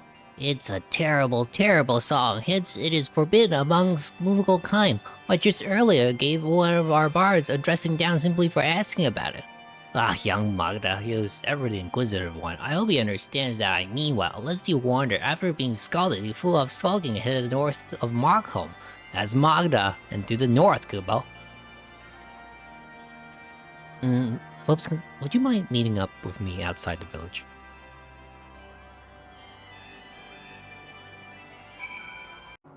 Despite making much of the song's forbidden nature, it is clear that Chief Maglan wanted us to meet with Mughal who share our interest in it. What his motives are, I cannot say, but I see no harm seeking out the bar of which he spoke. With 12 forbid, you have forgotten this, but his name is Magda, and he should be north of Markholm.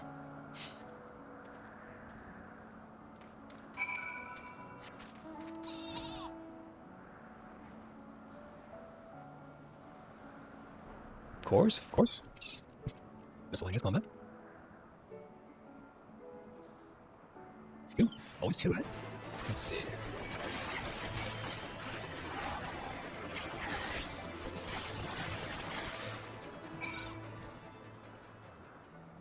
Some Hall. Good name.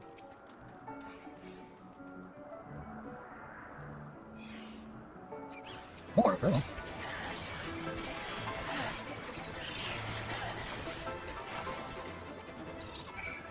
More, okay. Meanwhile, big, just some.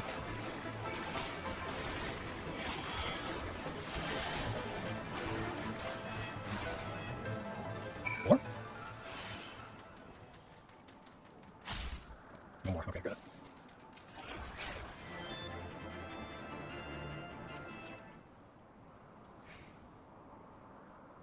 Magda, where are you? This is just before I forget what the name of the Mughal is. All this extra trash mob clearing. I cannot seem to find the little creature, and I was so certain that the chieftain intended for us to seek him out.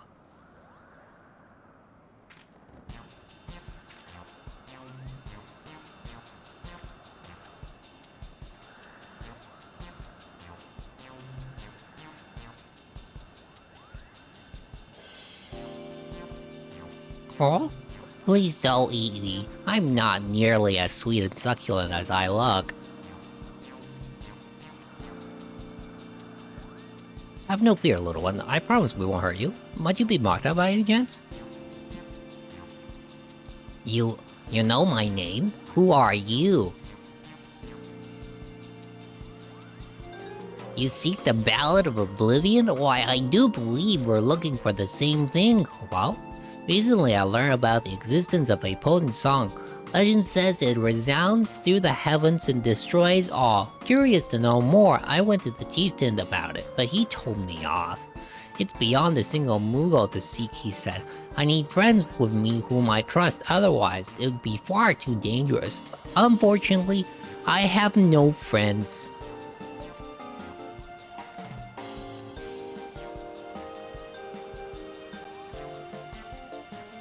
Although we have only met, we share a common objective. Might we not seek the Battle of Oblivion together? As friends? You would search with me? Oh, joy of joys! I have friends!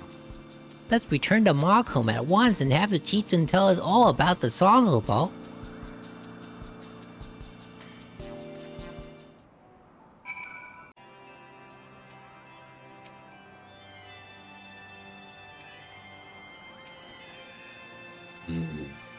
That your heart's beat has won, and this endeavor is plain to see. You are fit to look for the Ballad of Oblivion.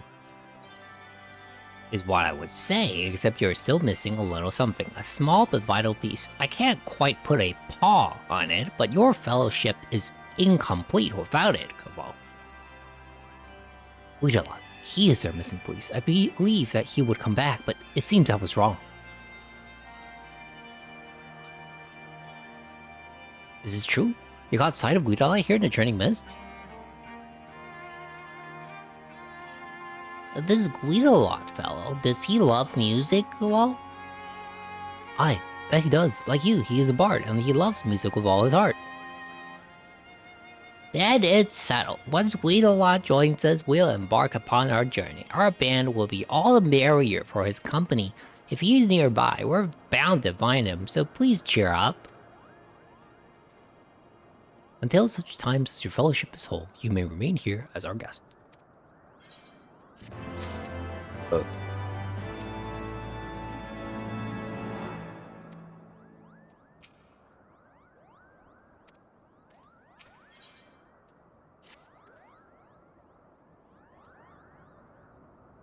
In spite of our best efforts, I'm afraid we weren't able to find Guidalot.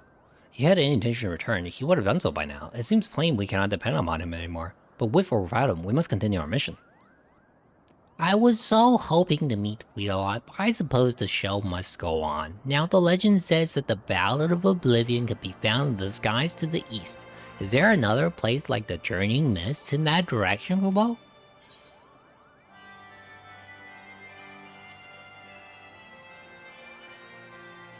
Truly? Then that is where we must go. We will need to make a brief visit to Gridania to skirt use the airship bears there. Pray come to the landing when you've arrived in the city. This is just between you and me, but I've actually spoken with Guidalot. Well, unfortunately, he refused to come back, saying that he couldn't bear to face Sanson. I couldn't convince him to join us, but maybe you can, Bopuskun. Here, take this with you. It's Sanson's journal, the one he's always writing in. I, borrowed it. I thought that it might help if we were to show it to Guidalot. You'll find him at the summit of some isle, Kubal.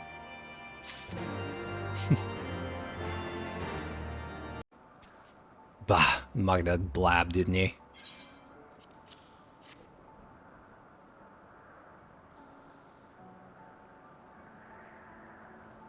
Sanson's journal, is it? It's nigh filled cover to cover with writings on song. Huh? To see this, you think him a bard? I've done a lot of thinking since we last spoke. Though he's no bard, Sanson's bent on playing the song. Hells, he's keener on it than any of us, and I couldn't understand why. But now I do. Sanson truly believes in song. It's as simple as that. But in the heat of the moment, I accused him of using song as a tool. That was ill done, and I'm ashamed of myself. I can't bear to see in Sanson's company.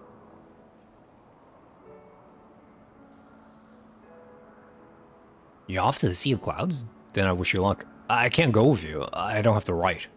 I need to be alone right now and take a long, hard look at myself. You'd best not to expect anything from me. go. I'm pleased to say I was able to secure the Order's cooperation. We have permission to take an airship to the Sea of Clouds. Oh, joy of joys, I'm so excited I could hear music from the general direction of the airship. That's not Terry, the Ballad of Oblivion awaits, Kubo. Sure. What the? Where are we? The Moogle Island? While the sense that an eldritch power rests here and it fills him with dread, it can only be the sad Ballad of Oblivion. Though this place is abandoned, such structures as remains are reminiscent of Mogcom. If Muggles once lived here, then we are surely on the right track. Let us scour the entire isle.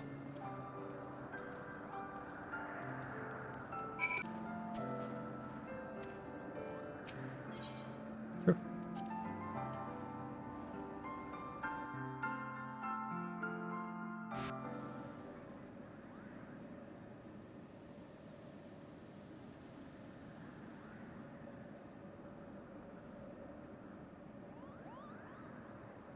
This stone, it calls to me.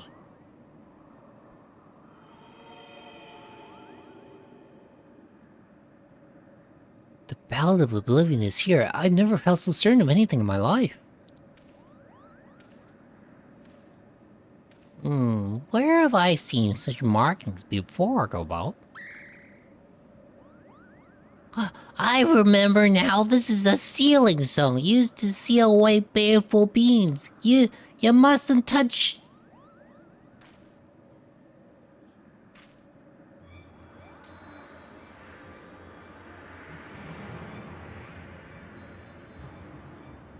Oh, hi.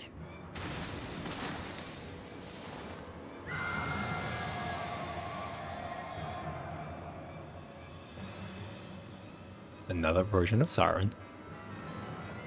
The long cold night is ended, banished by the hand of a fool. Your dreams are mine to see, and your heart is mine to rule.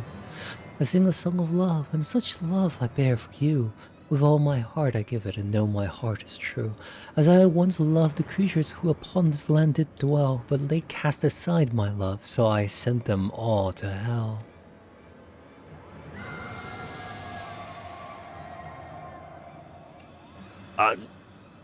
My head, nay, my very soul is likely sick. What is this voice? resounds to the heavens and destroys all gods. This is the Ballad of Oblivion. And this feat used it to lay waste the entire tribe of Muggles. This is a song. This is an outrage, Kubo.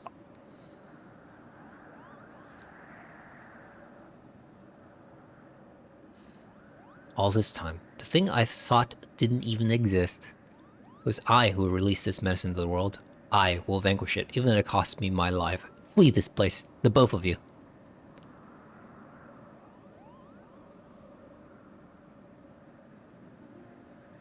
Friend? Who do you think you're trying to impress?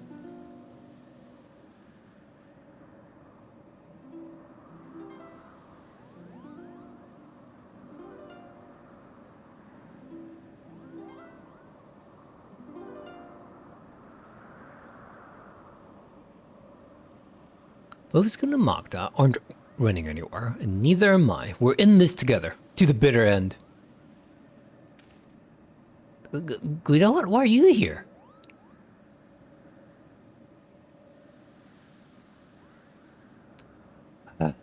I'm here because you know nothing stands in this stuff. I can't well leave you to your own devices.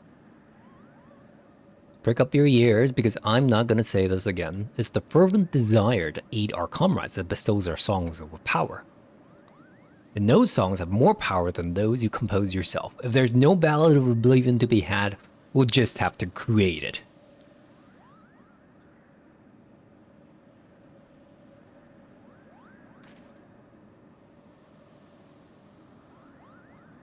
Yes.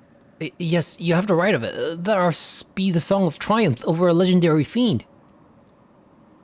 Ha! I like the sound of that. Now then, there's 4 of us to battle the siren. This makes the song a quartet, eh?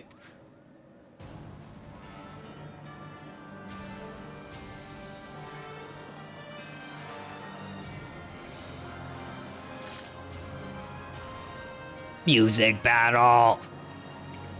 If only.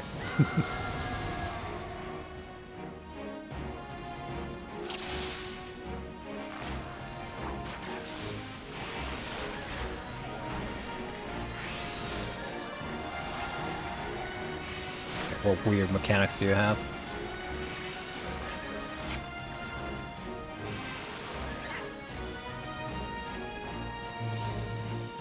Me?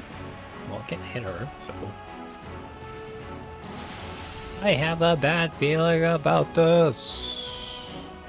My buffs, come back so I can hit you. I did not interrupt that. Are you bleeding? Oh, I can't interrupt this because I used it on something else. Oh!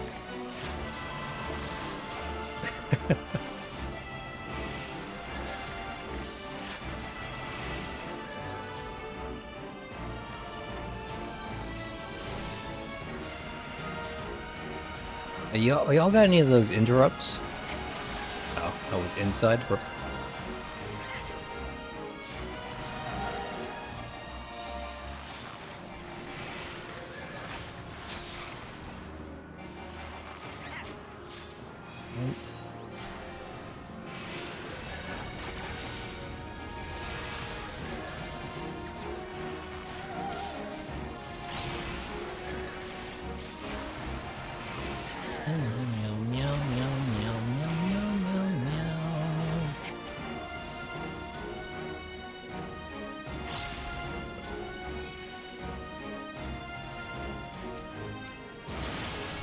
Just stand in the middle. Do I have to guide you guys out?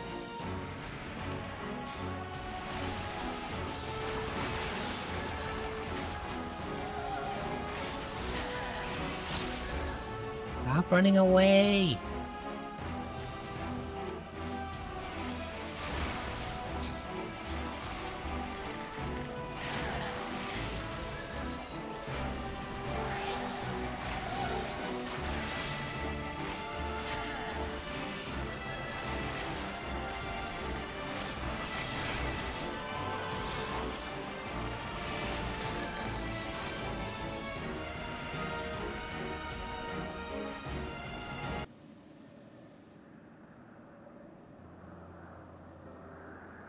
Oh, the ceilings though is back to the way it was, Cobalt.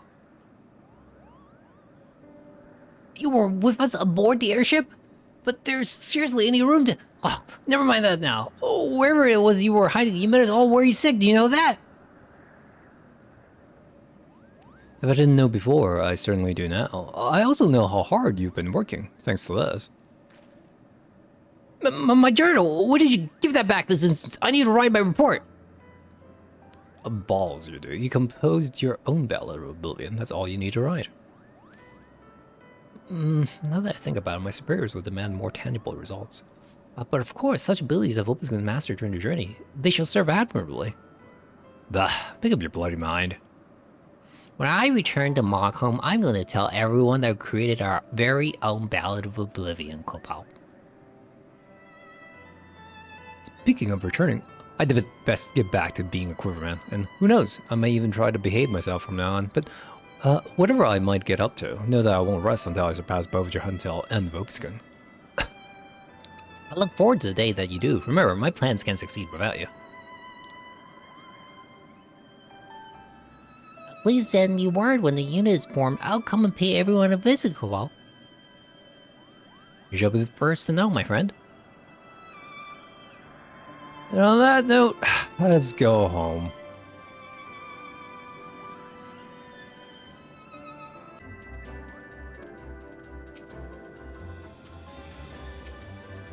Upon returning to Gridania, I must return to the Order of the Twin Adder and the God's Quiver. While I attend to business, my trophy to pay your Huntel a visit, he would evidently desire to hear an account of our journey. Thank you, Vopskin, for everything. I know not when it will be, but I look forward to the day when we meet again.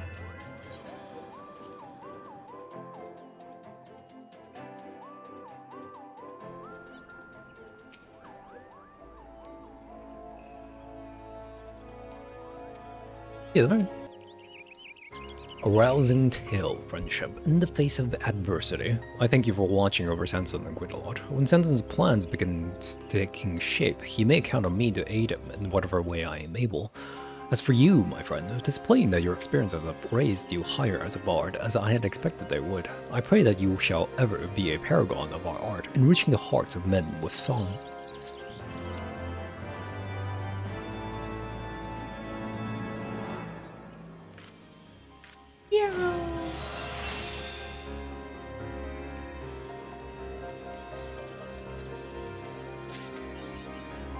Three's the company.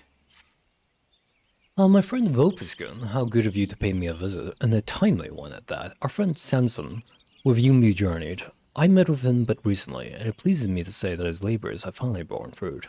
His proposal for a unit incorporating bards has received formal approval. Even as we speak, he is rounding up members for the unit's inaugural mission. Now, during our conversation, Sanson's mentioned that he had a favor to ask of you, and in case you haven't yet heard from him, perhaps you could seek him out first. You're like to find him at Quiver's Hold.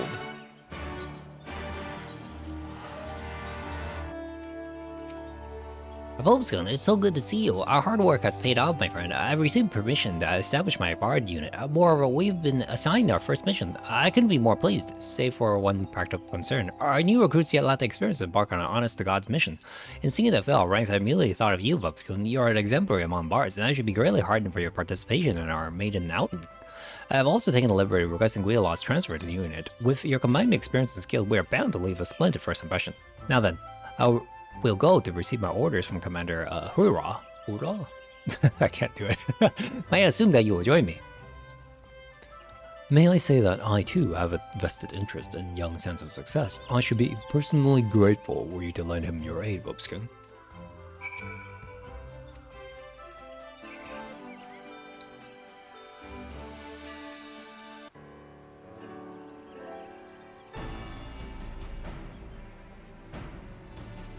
If it isn't Vopiscum, by all accounts you were instrumental in the success of Captain Smith's previous expedition. We are glad for your cooperation.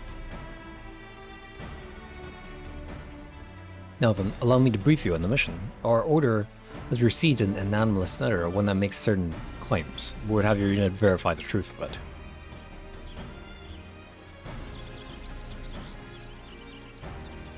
There's a tome that holds a damning secret pertaining to the Autumn's War. Should you desire it, send your most capable to the 9 levies. I will be waiting.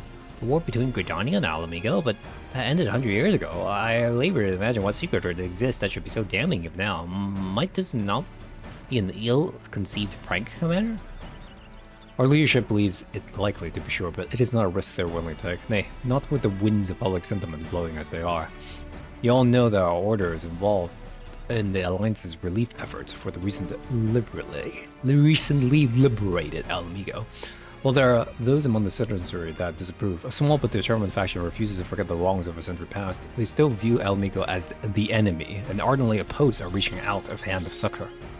Not potentially incendiary can be allowed to stoke the people's discontent. We must move quickly. Your mission is to make contact with the letter's sender and ascertain the truth of the secret.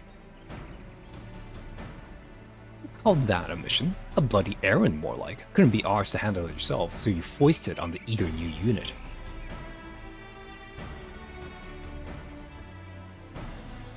And if the secret proves inconvenient for Gridania, what then? Will you sweep it under the rug, along with all our hard work? Guidalot, mind your tongue. You're addressing a superior officer. So you're the infamous Guidalot. Worry not, my friend. Whatever the secret turns out to be, I give you my personal assurance that you and yours will receive due credit for its discovery. That's good enough for me. It's been forever since me and Vopskin last performed together. I just want to enjoy the moment. No complicating factors, you know? The Autumn War is an emotional subject for Gridanians, the older generation especially, and for us bards it is also notable for the involvement of singing archers.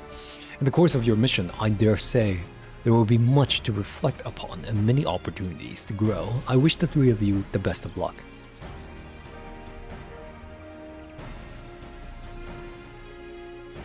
Without further ado, let us make haste to 9 levies before Guidalot can exercise any more indiscretion.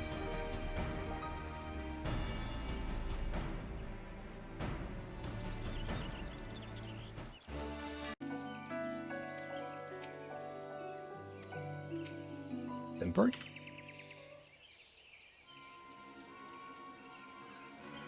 Well met, friends. I am Nerval, a humble citizen of Gridonia, and I see you received my letter.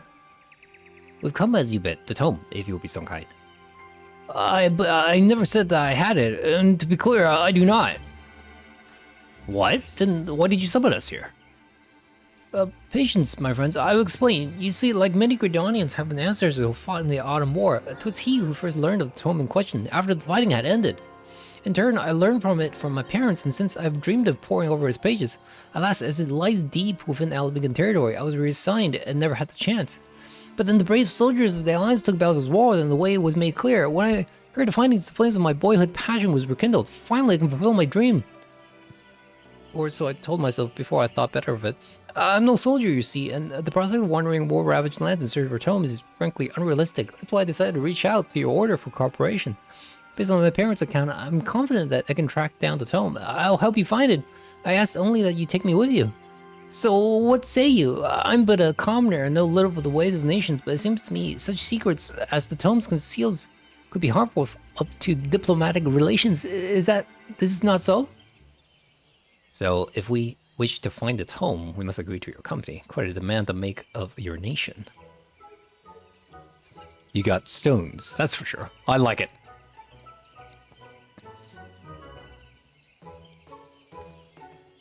Are you serious? A civilian is essentially holding us to ransom. You praise him for his stones? Look at it this way. We didn't know the tome existed, nor have we the faintest where to look for it. Better to have help than to fumble about blind, and I reckon. Come on, Vobskin, back me up here.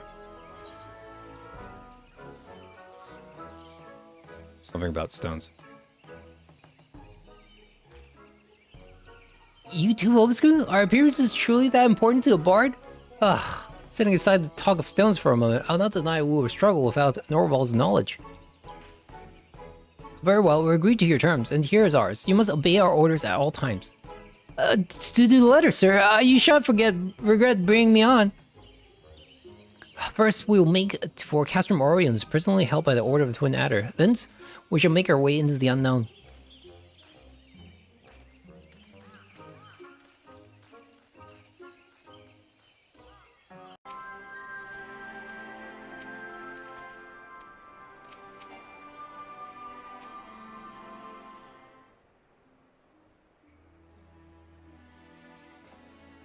The armies of the four nations, united under one banner and one purpose, a sight to stir the spirit. Well, where to now? Pray do not be hasty, Master Sanson. Before we venture into the wilds of Garabania, we will do well to acquaint ourselves with the lay of the land. As a serpent cabinet, it should be a simple matter for you to secure permission for us to remain here, just long enough to get our bearings. I suppose it would only be prudent. Very well, I request permission of command. And I'll get right to bonding with the locals. Always wanted to compare songs from the four nations. And the liquor besides. Master Guila is quite the character, isn't he? Aye, that he is. Pray him no mind. Now then, I'll make my own inquiries. In the meantime, you're to lay low and refrain from bothering Garrison, understood?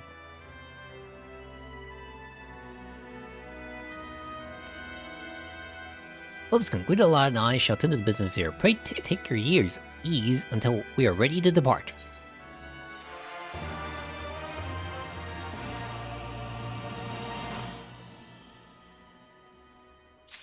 This guy's sussy. You are very sussy.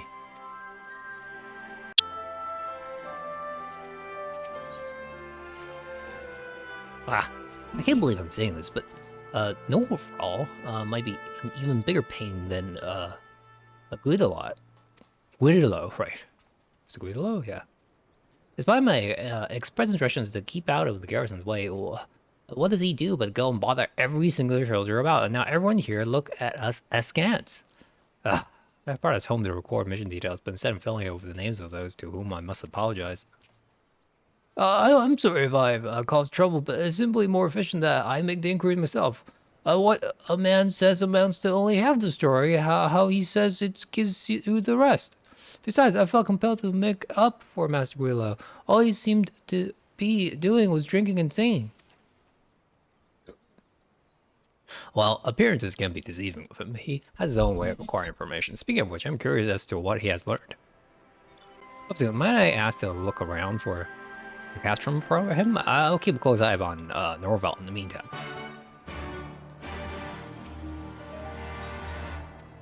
Alright. Where are you? Huh? Hiding in the corner. Like you've done something dirty. Someone wants to know what I know, does he? Well, might be as I've learned a thing or two, but I ain't ready to share them yet. Still need to clear up some details, see? I'm not one for unfinished tales. Ain't Bardley, as I'm sure you can appreciate. Seeing as you're here, though, there is something I could use a hand with. Of late, masked bandits have been terrorizing the area. Not even the lion soldiers are safe, it seems. The brazen bastards set on a patrol just the other day. And now a Twin Adder scout late to return. Chances are the bandits are at it again. I want you to go and check things out. I had to go myself, but I need to keep an eye on our friend Norval. He seems to acting queer since we got here. There'll be more to tell later, but for now, you'll be best on your way. The soldier was bound for Schism, the ruins to the northeast of here. Alright.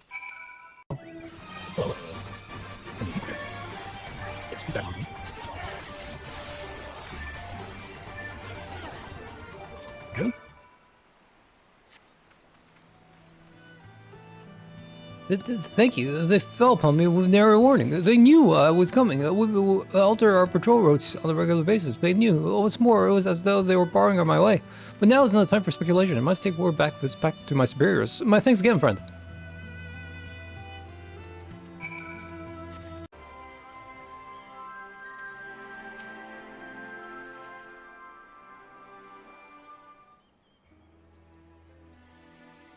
There you are, Popescu. So what happened? Was it the bandits, after all? As bandits in the area, and you had an encounter with them? I think the matron you did not come to harm. Well, why did you not see fit to share this with us? Oh well, I knew it was nothing Popescu couldn't handle alone. Besides, I had some business of my own. Someone to keep an eye on. I cannot imagine who that might be, Master Grillo. I owe you an apology. I assumed in error that you were not doing your work. Unorthodox though your methods may be, there is no doubting their efficiency. Ain't no trick to what I do. Everyone's got a song what's close to their hearts, and with a bit of camaraderie in the cups, they'll tell you what it is. Then I strum them their song over heart-to-heart, is all. Thanks to Guila, we were able to learn of the recent incidents, so I ask you, will you not have a little faith in us? I'm not certain I understand. Look, Norval, we made a stop here at your request, that we might gather information for our search, but not once did you tell us what it is we should look for. But now, we have more than a solid grasp of the region beyond. What should we do next? Oh my, did I neglect to tell you? My profoundest apologies. The tome we seek, it's said to rest in a place connected to, Gerbard, the general who led the Alamecan forces during the Autumn War. Now that you mention it, the masked bandits appears on the way to Schism. Gerbard was a known devotee of the Fist of Rolgar, just taking a wild stab here, but might be as they're also after the tome. Unsettling notion, should that be the case, we haven't any time to waste. I'll go and make some inquiries immediately. Wait, I didn't give you Leave him. There's something you two need to know. I got this from a soldier, but Norval had been sneaking outside the castrum while our backs were turned. Bastard's been acting right fishy since we got here, and he tensed up good when the subject of the masked bandits came up. Whatever his true motives may be, we must bring them to light rather than reel them in. Let us give him some line to act. There's no telling what Norval will do next. While we keep watch, please see that you are ready to deal with anything.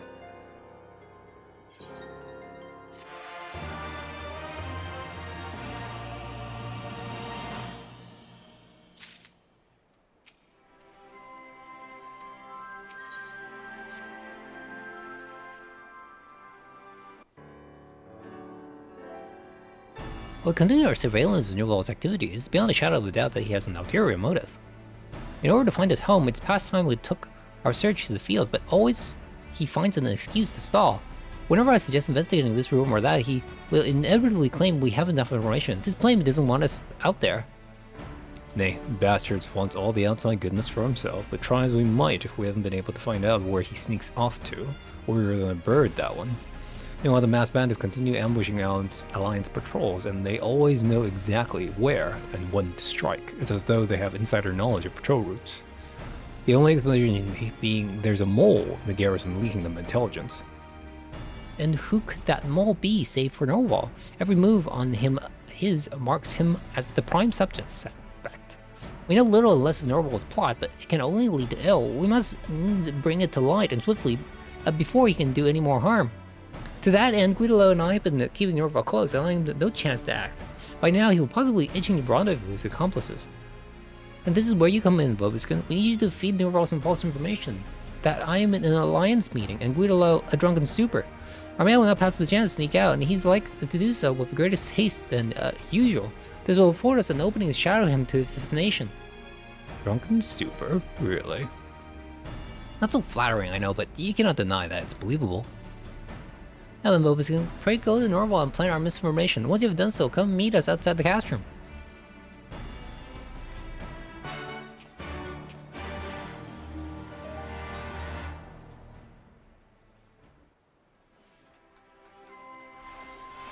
Oh, Norval, where are you?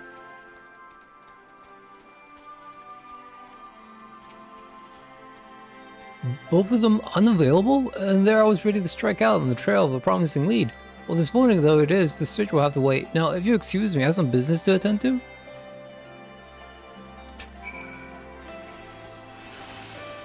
Seriously? Oh, that's just Sanson. Okay. It worked, my friend. Nova was rushed out of the cast room now a moment ago. He was headed east towards a room called Garcaeum. Guidolo trails him even as we come. Let us join the chase. I thought he was just like outside, right?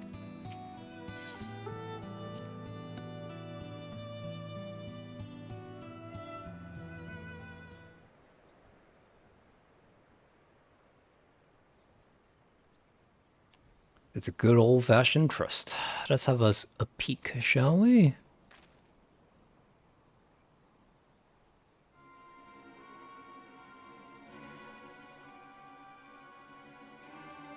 We haven't, my lord. Turn it up among his retainers' processions.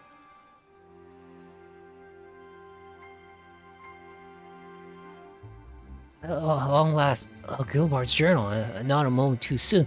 I just about outstayed my welcome at the garrison. When that adventure was caught up falling upon the patrol, I had fear the game was up. But thankfully the other two were blind fools. All this time watching me, I didn't see a thing.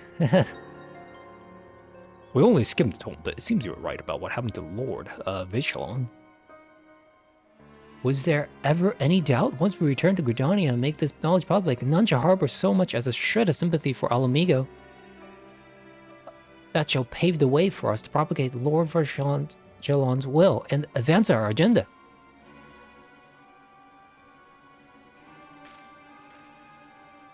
At last, we've uncovered Norval's purpose, and Tome is right before our eyes, no less.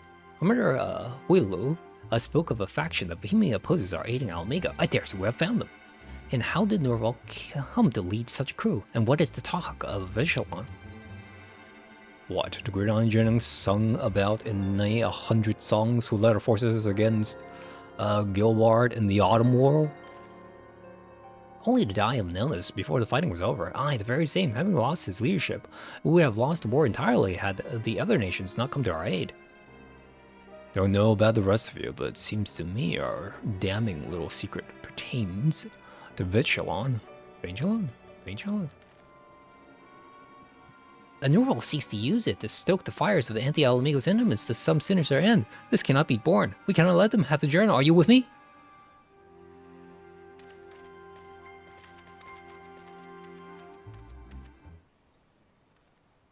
Are we just going straight to the fight? Okay. Alright. Hi.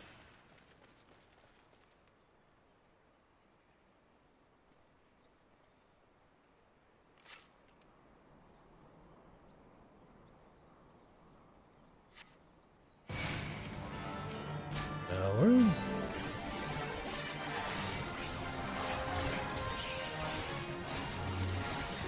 I'll punch that, just right on next. I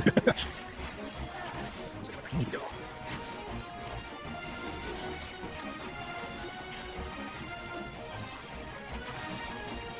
You're getting misty. What's that? You just gotta follow up.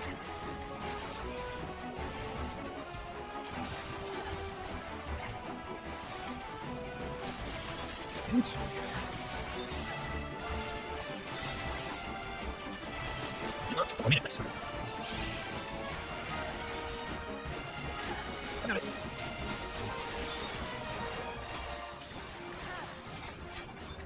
Sure, law, jumping.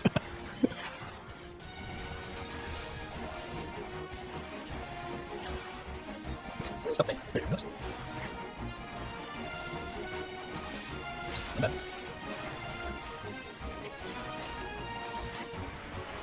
And you go. I got it.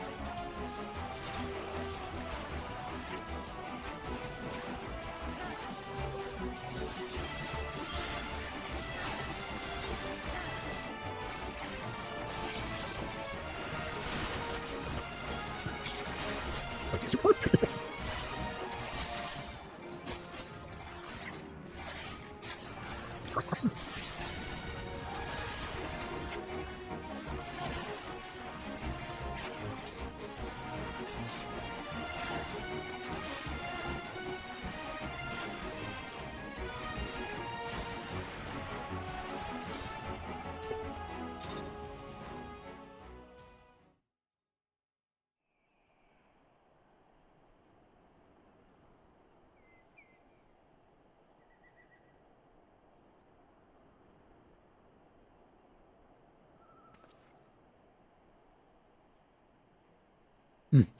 Perhaps you are not such blind fools after all. Very well. Take your journal. I take it. Read it. Know the vile crime of Almegans committed against Lord Vanchelon, against my own blood, and see the folly of aiding such honorless people. Oh, what do you mean, your own blood?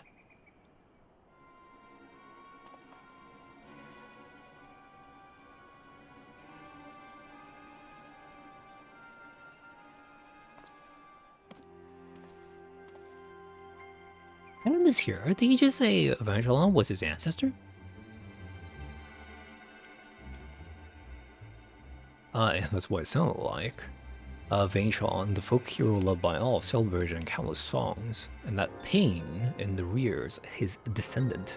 Never would have guessed. Anyway, we got bigger concerns. Let's see what this musty old tome's hiding.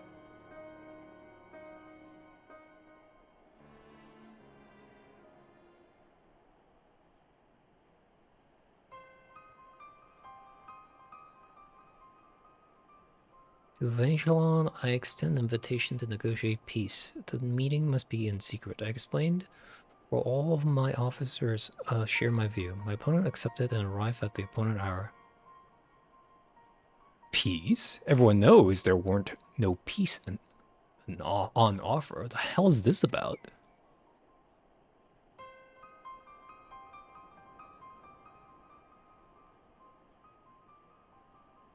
Oh, wait, it continues. Without suspicion, he took his seat, and without suspicion, he drank the poisoned wine.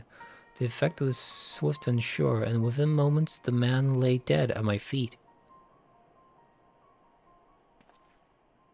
Wait, Vagelon was murdered? By poison? To this day, Lord Vanchelon remains an object of worship among many Gridanians.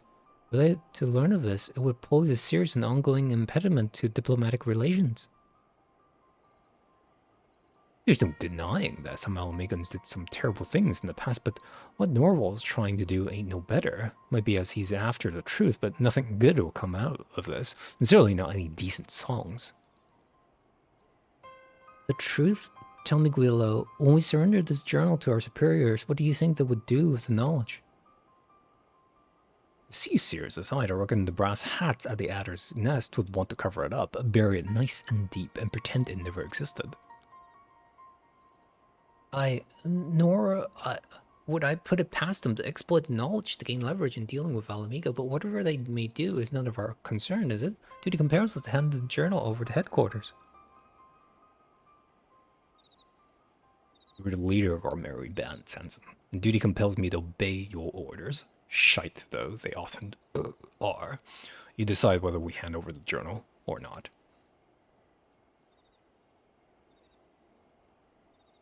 Guidolo wouldn't trust this decision to me, but what of you, Vobskin?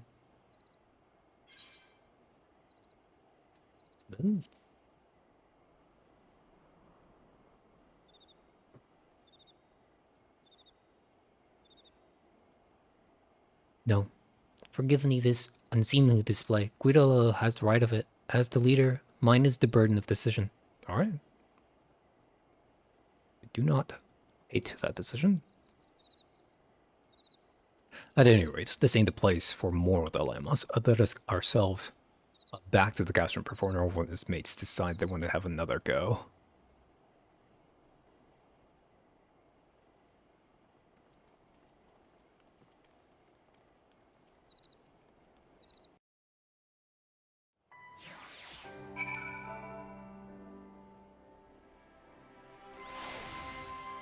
Wait, teleport me.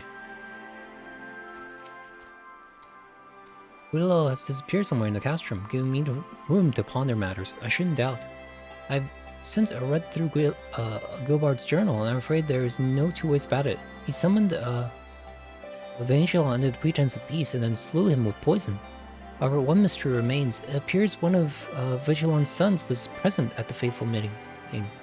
Landrenau was his name, and he narrowly escaped with his life, but instead of crying bloody murder, he announced that his sire had died of illness. Here's a man who witnessed his own flesh and blood slain in the most underhanded manner, yet he concealed the truth. Why did he do this? I do not understand, but it avails us not to agonize over the motives of those who lived in the past, and our quandary concerns the future. For the future of both nations, the truth is best kept buried. No good can come of digging it up. 'Tis crystal clear, well, what must be done. Yet, though my mind sees the logic, my heart rebels against the idea. Forgive me, Vobskin. It seems I require more time to think on it. Lalafell round later. The instant we hand Gilbart's journal to headquarters, the truth of Echelon's death is all but guaranteed to be struck from history.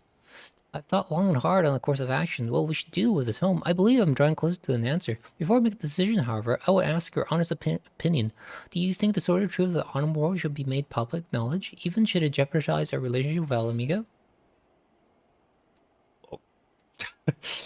I mean, if you're gonna give me this choice, yes, I would like to investigate. Verily, a sound choice demands a sound grasp of the situation. As ever, you are an island of calm reason amidst a sea of chaos. Thank you, Vobskin. As the leader of our unit, I am now ready to make that decision. Let's find Guidolo. He'll wish to hear it too. Guidolo, why are you hiding in the corner?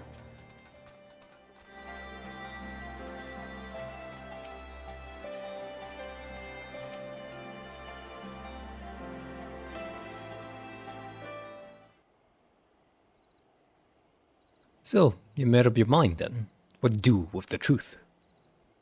I have. I should go to Adder's Nest and entrust the journal to our superior's care. Above all, we cannot allow it to be used as an instrument of hatred.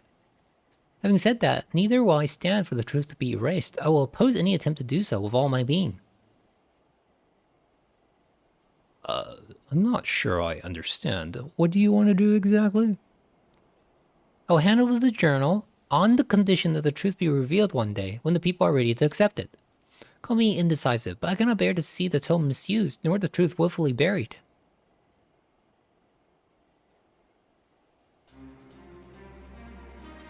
Well, look at you, Sanson the Stiff, standing his ground. Goes without saying, but I'm with you, Chief. Ain't no one gonna exploit, erase history on my watch. Thank you, my friends, for trusting in me. Don't let it get to your head, though, eh? Had your decision not been to my liking, I would have knocked you flat in your arse and resigned from your swiving unit. So much for you decide. Oh, never change, Guidolo.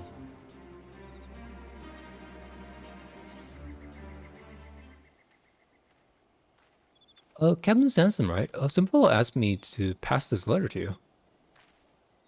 Some fellow. Some fellow, okay.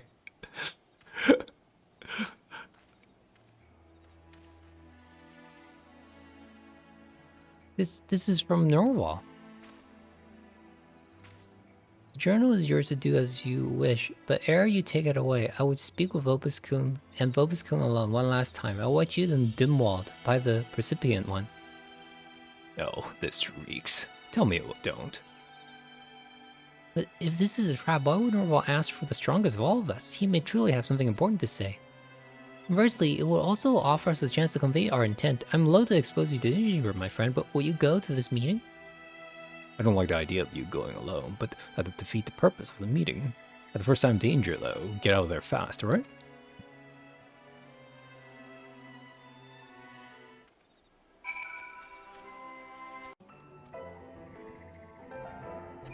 Like that. Is that right?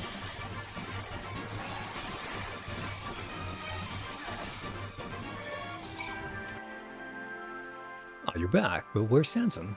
Another letter arrived right after you left, asked for him to come as well. You're really alone then? Why me? You were just a diversion. Sanson was the real target. I thought it'd be alright seeing as you be there, but I should have gone as well. God struck me down for a fool. If you didn't see Sanson, they must have nabbed him on the way to Dimwald. Come on, we have to find him. This book was lying here. I left a message in blood. The gods damn mummers. We have your friend. We'll send our prize to the Adder's Nest. That whoreson can take his ransom and shove it up his arse. We're gonna storm their hideout, tear them the new ones, and free Sanson. Okay, we got it. Just chill. Okay, for 1 second. Damn it, Voice-kun. How can you always be so calm? It's downright contagious. And you're right, of course. If we charge in, we'll be putting Sanson at rest. We need help if we're gonna save him. Come on, let's hurry back to Gridania, to the Adder's Nest. As you reported this situation, they're gonna call a meeting to talk strategy. As for Gilbart's journal, I'm still holding onto it. Told him it's for the chief to hand over. They were none too pleased to fancy that. You see, unlike our friend Sanson, I don't have much faith in the Order. Don't trust them to act in our best interests. The journals are a bargaining chip, not only with them, but Norval's besides. It'd be good to bring old Jehuntel into this as well. He'd want to know, and might even have some sage advice to share. But for now, we sit tight, wait and see what the Order and Norval will do, and then we plan some doings of our own. Till then, rest up and save your strength, Vopus-kun. We're gonna need it.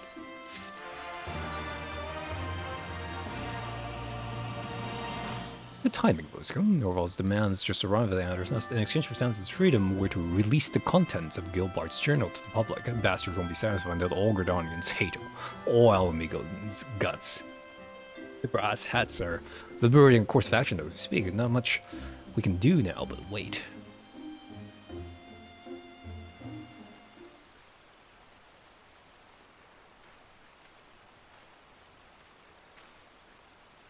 Man has made his decision.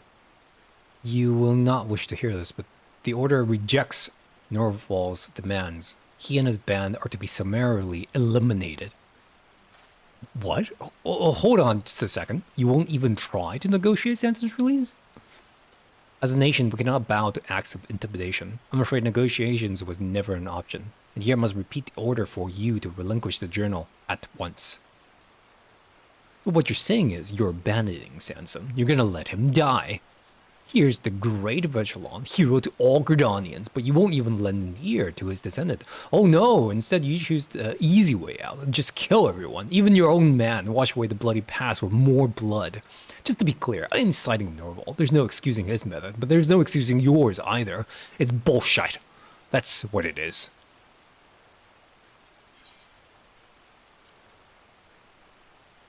Tell me it like it is. Now, pray do not be so quick to anger, for I was simply relaying the outcome of Khan's deliberation, a deliberation in which the other Seer had no part. As you said, Gridalo, the orders are bullshit. Not the words I would have chosen, but you speak the truth nonetheless, and I for one have no intention of abiding by them. decision was largely influenced by a small handful of our leadership, but not the boldest handful, if I may add. 'Tis plain from the fact that they did not think to bring the matter before the elder Ceasir. Captain Smith is a dear comrade. Like you, I would spare no aid in any effort to rescue him. I am pleased to say that we are not alone in this sentiment. As a matter of fact, I've already reached out to my Lancer and Archer acquaintances, and they stand ready to aid our cause. Oh, now we're talking. There's still hope for the Order if it has good blokes like you, Orsay. I would thank you not to call me that. Now, the Order will move as soon as they ascertain the enemy's location, so time is of the essence, Breedlow. Pray take word to these developments to Jahentel.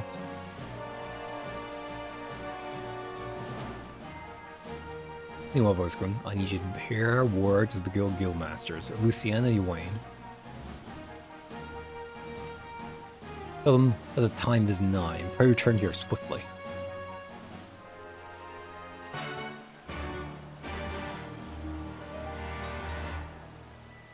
Time is nigh, then. Very well, we should make ready to depart at once. When the call came, full many here offered their bows. There is not a soul here who knows not of you and Jahentel and Widlow. Together, let us rescue Sanson. Aye, Orsel has briefed me on the situation. Sanson once trained in these very halls, so I should like to hear his excuse of being captured, so you say. At any rate, he may count on our lances. That Sanson was one of our own is reason enough. This request comes from both of you and my longtime friend of Orsel himself. There you are, not a moment too soon. Things have begun to move. Our scouts report that Norval's band have since returned to Wellswood. They have made their lair in the North Shroud, near the Shard of Dalamund. Even as we speak, the Order mobilized the unit for an assault. We must be there ahead of them. Set out at once and make first for Olive Springs. I shall instruct the others to join you there. I'll remain here to stall our forces as long as I can. Godspeed. Alright. We're ahead of the twin Adder crew. Let's keep it that way and get right to work.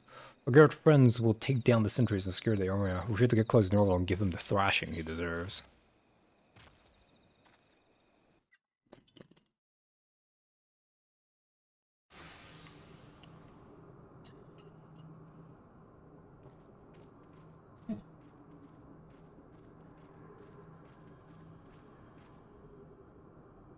Well, well, I was not expecting you two. Here to deliver Gridanian's answer, are we? You wish, you craven whoreson. Whatever your demands are, it ain't got nothing to do with us. So you are acting alone. I thought you had some wits, or do you care that little for your friend? Kill Sanson before you get your answer and all deals are off. Everything you've worked for up in smoke. Or do you care that little for your goal? Perhaps you have some wits after all, but clever though your ploy may be, have you the strength to back it up? Oh, don't you worry on that score. We're gonna knock you around so hard all the scales will fall from your eyes. And if that ain't enough to make you see clearly, I'm slap in a song, something lively to wake you up from your misguided beliefs.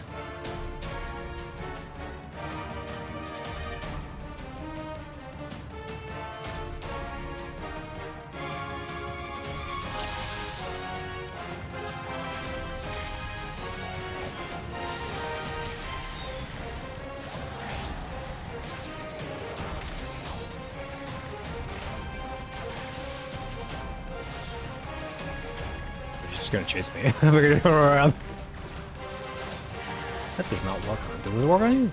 That also does not work on him. Girl, we're just running out of circles.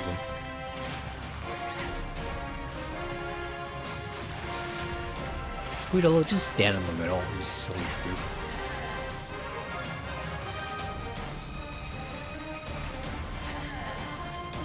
Are you cast regen on himself? I don't think I can stop that though.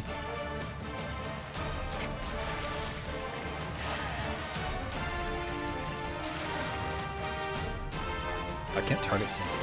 Yeah, I gotcha. I was gonna like cure him or something. Oh, my Insuna. My Bard Insuna. Their move. Well, I tried to say that. Cool.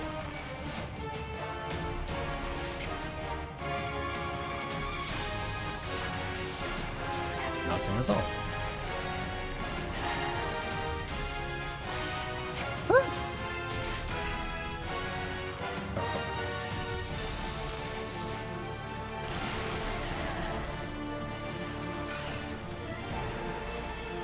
Gotcha.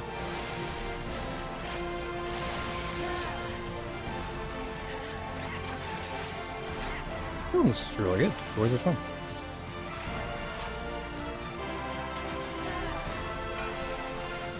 Okay.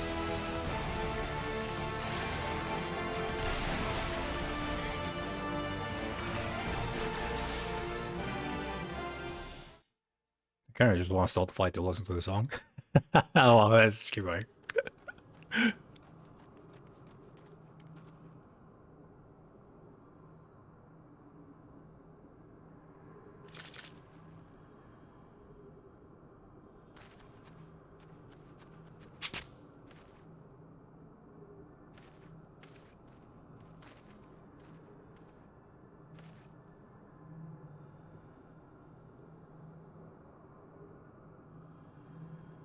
Why?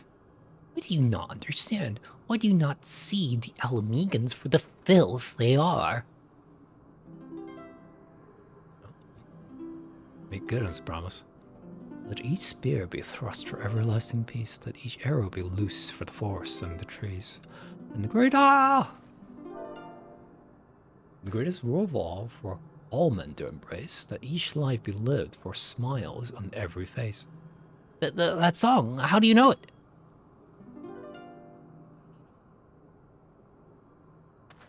I learned it just recently, with a spot of help from Jahunto here. He showed me Vigilon's grave, which I understand your family's been tending for generations. Tending for generations. The song was engraved on the headstone. It's a fine piece, and it ain't hard to see why your ancestors loved it. Taking up arms that we might have peace, so the words go. Words that came from Vigilon himself, as a matter of fact. The Autumn War gave birth to a good many anthems, and a good many of them borrowed his words. Take a look, and you notice a recurring theme. Peace and harmony. How dare you preach to me on my ancestors? For generations, my family has sought justice for Lord Venturelon. You couldn't possibly comprehend our pain. Not us, perhaps, but I dare say your great-grandsire, Lord Letrenel, could comprehend it better than any man. He witnessed his own sire murdered before his eyes. He knew the painful truth, that he chose to keep it a secret. Why was this, do you suppose? It was because he knew that, above all else, his sire desired peace. And it made known that their hero was struck down by treachery. Ordinary Gridanians would not have been satisfied with protecting their homes. Nay, they would have demanded justice. They would have demanded blood. The war would have raged on, leaving yet more death and destruction in its wake, and the peace that Lord Venturelon dreamed of would have gone up in smoke. Knowing this, Lord Landronel... Spare me your lies. Lord Evangelo desired Alamigo's destruction. You cannot tell me otherwise. Tell me, young man, did it not strike you as odd that I knew of Lord Venturelon's grave, that which your family has kept a secret all these years? The explanation is simple. I had the honor of knowing Lord Landronel. Like you, he admired Lord Venturelon and everything he stood for, and what he stood for, first of all, was peace and harmony. If you would honor both their memories, you would do well to honor these ideals. This cannot be. My ancestors despised Alamegans. Yes, they all did. If not, everything I labored for all the blood and tears, have been for naught.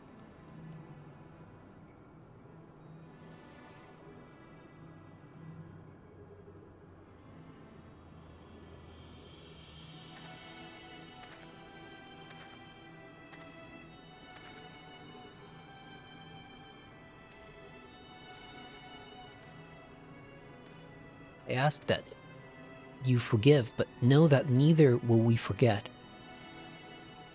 When the time is right, I will see to it that all know of Lord Venturelon's great sacrifice. This I swear in Novika's name.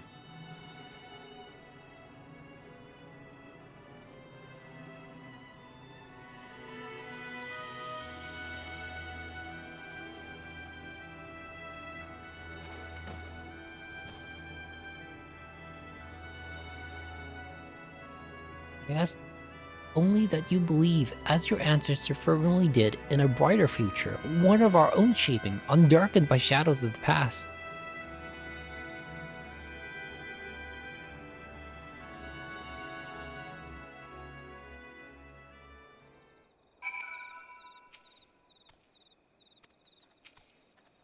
Warrior novel was good. I'm quite well, thanks to you and Guilo. It ended up with only a few cuts and bruises. But ere I may rest, I must see to one last task, making good on a promise to Norval. Come, let us return to Adder's Nest.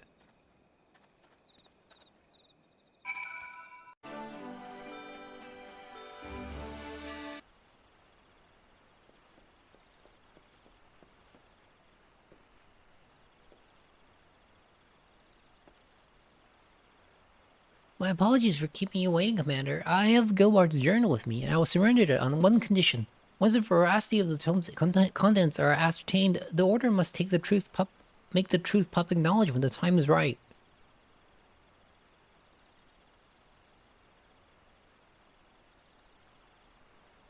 On this we are of a mind, Captain Smith. Not only will I relay your terms to our leaders, I will speak strongly in favor of them. But know that mine is but one voice, and more shall be needed if we are to strengthen our cause, and as such, you must rise to the ranks swiftly to stand with me. Stand with you? I feel it will take me a while to attain that honor. To be fooled and taken captive so easily, I'm still green as summer grass. 'Tis true that the success of this mission is owed much to Vobiscone, and you would do well to give him your profuse thanks. However, I suggest you also give yourself more credit. You may have much to learn, but you will learn them in good time. This time you were faced with numerous trials, yet did you not accomplish your mission in spite of them? Aye, listen to Vorsay. We came back with the tome. No one can say we didn't do our jobs. Look at you. A bit of praise and you're a stunned marmot? That won't do at all. If you're going to shape the future of our nation, you're going to have to shape up. You're right, Guido. From leader and unit to fulfilling my promise to Norval, much rest on upon my shoulders. Come what may, I will ever stand tall and forge on. Buskin, I must needs go to file my report, but ere I leave, allow me to offer you my heartfelt thanks, not only for your invaluable aid, but for being an example to me. By following your lead, I shall strive to become the best leader I can be, that my unit's song might one day serve to rouse all Gridania.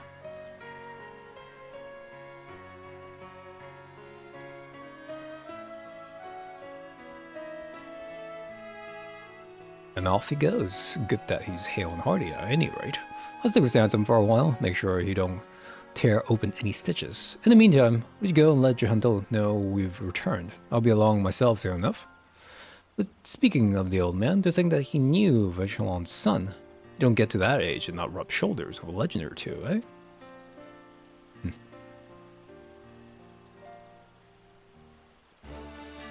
Kenny.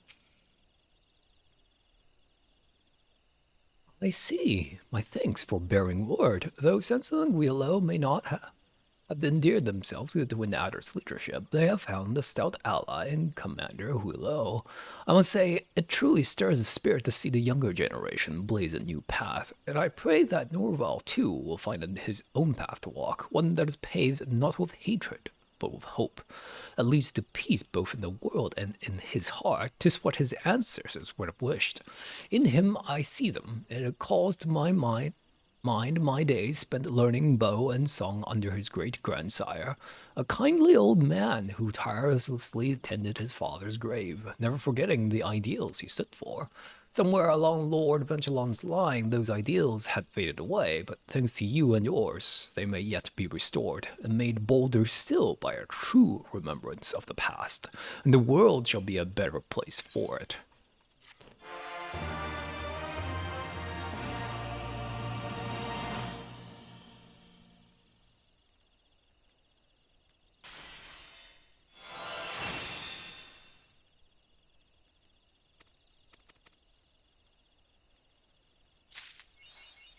Yeah. Yeah, Perinas. Ah, young one, full glad am I to see you hail and whole. The rumors on the front lines have me quite worried. I will commemorate this happy reunion with a verse, but there is someone who has a word for you even more than I. I speak, of course, of your comrade, Samson. It would do him well to see you again. If you can spare the time, perhaps you can pay him a visit in Gridania together.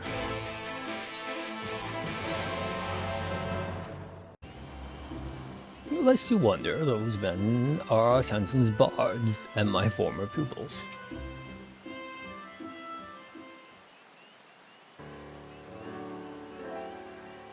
Bobascoon, praise the matron you're safe. I've been beside myself worried ever since I heard your mysterious appearance after Gimlet.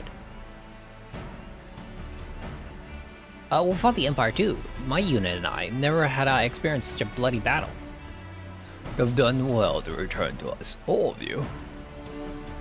We owe our survival no small part to Guidolo. His song spurred all whom it reached on the battlefield, turning the tide on countless occasions. For his valorous service, he was awarded a medal from the Alliance. Not that he has ever interested in such trinkets, of course. Lieutenant Guidolo was an inspiration to us all, but we may as well not have been present for all the good we did. May I introduce you to our recruits, Bobascoon? They are disappointed with their showing at Gimlet. To be sure, they did not shame themselves, far from it, but in moments when we were hard-pressed, their songs faltered and lost power. I see. As you know, our songs are given power through our fervent desire to aid our comrades. I do not think that you lacked this desire. It was simply overwhelmed by the terror of being confronted with death. In this capacity as their senior, I had wanted Guidolo to train them, but no matter how many times I asked him, nay, commanded, he refuses to do so, saying that their songs do not have heart. Is that what he said? Not to discourage you all, but there may be truth to Guidolo's words. Remember, if a song is to touch the heart, it must needs have heart. Without it, not even an expertly performed anthem can hope to inspire. I believe it would behoove you to experience an exemplar of our songs, and most conveniently, we have an exemplar of our art here with us. Bobascoon, will you not play for them? Allow me to beseech you as well, my friend. Guidolo and I have spoken highly of your deeds to the recruits. It will be no exaggerations that they idolize you. Rest assured, you won't perform alone. My harp shall join yours for a duet, awash with heart. I'm truly grateful, yet if I may be particular, we should have Guidolo participate as well. It is his duty to train them after all. And besides, I believe he would relish the chance of performing with the two of you. Both of you.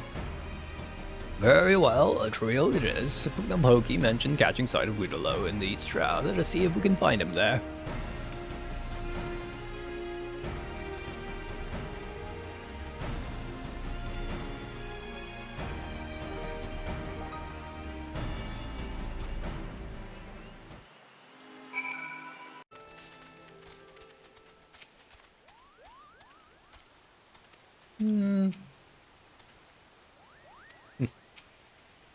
It appears Guidolo was here but recently.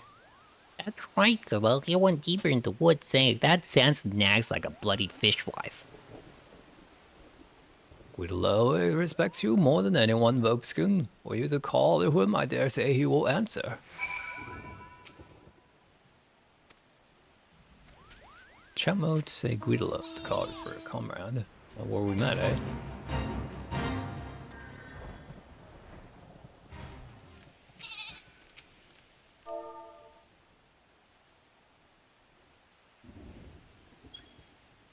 It's not up here. Perhaps you're ventured deeper into the woods. Okay.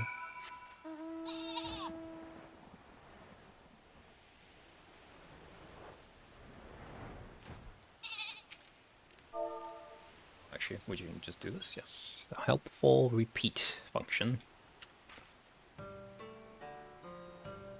Well, well, look who it is. What brings you here, Bobascoon? Not some tiresome errand, I hope. Come on, let's play together. Ha! I've been waiting forever for you to ask me that, so what's the occasion? Sanson and Chantel put you up to it. I should have known. Those recruits are as stiff as their captain. I don't have any hopes for them. But alright, I'll do it. Anything is worth a chance to perform with you, Vobskin. Willow, there you are. I take Vobskin has prized you of the performance. I expect no less than the finest venue for this distinguished gathering. You secure such a place for us, right, Chief? You may depend on it. I myself one of the very best for the performance. Do any locations come to mind? The recruits have shown great interest in our expeditions to find the Ballad of Oblivion. In light of this, I believe there is no place more fitting than the Sea of Clouds. The view alone would take the breath away. Sounds good to me. Let's get moving. Very well, I will go and secure an airship for us. Please gather at the airship landing.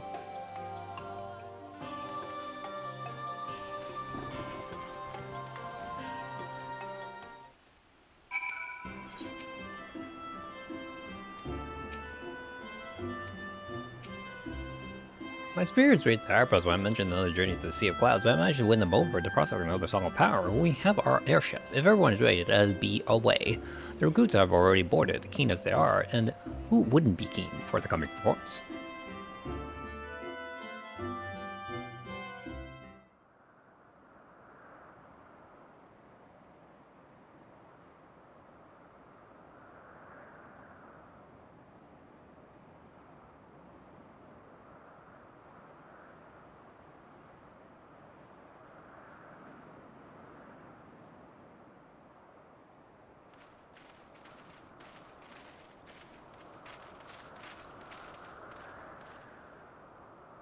So, what's the plan? What are we going to play to this azure backdrop? Well, seeing as we have a vaunted hero with us, I had in mind to draw inspiration from his adventures for a new piece. That's a great idea, old man. Vobskin's stories will make for a bloody fine song. Our recruits yet have limited experience lifting up their comrades in battle, a song that conveys the importance of camaraderie, that sows the seeds of desire to inspire. Such would be ideal, I believe. Yes. Of course. Can't forget about her. An intrepid soul who faced a mighty foe, staunch comrades in tow. Aye, this is a rousing tale, worthy of being immortalized in song. Why, already the themes and emotions weave themselves into melody and verse in my mind.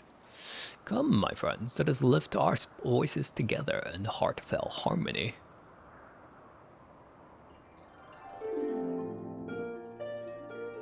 You did cry, of course, That's reaching to a possible cause because I have based the depths of hell.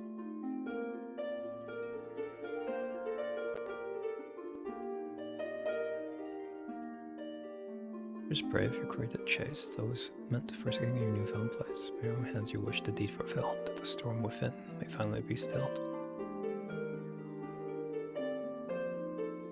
Just brave, the decision you did make, your hopes and dreams, no friendships you at stake, laying bare your heart, you said you're so free to give you all to others, that the world may ever be.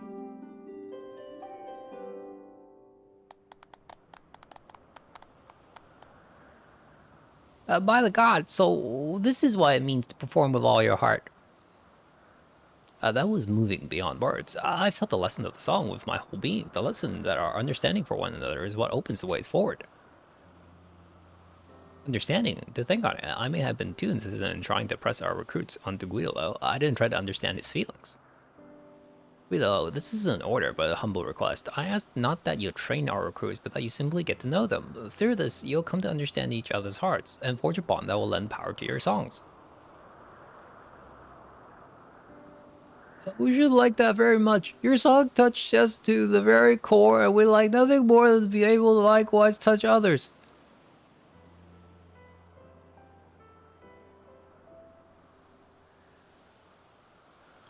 Alright then, we can get acquainted when I'm in the mood. Now that you know what a real song feels like, I reckon there's hope for you lot yet.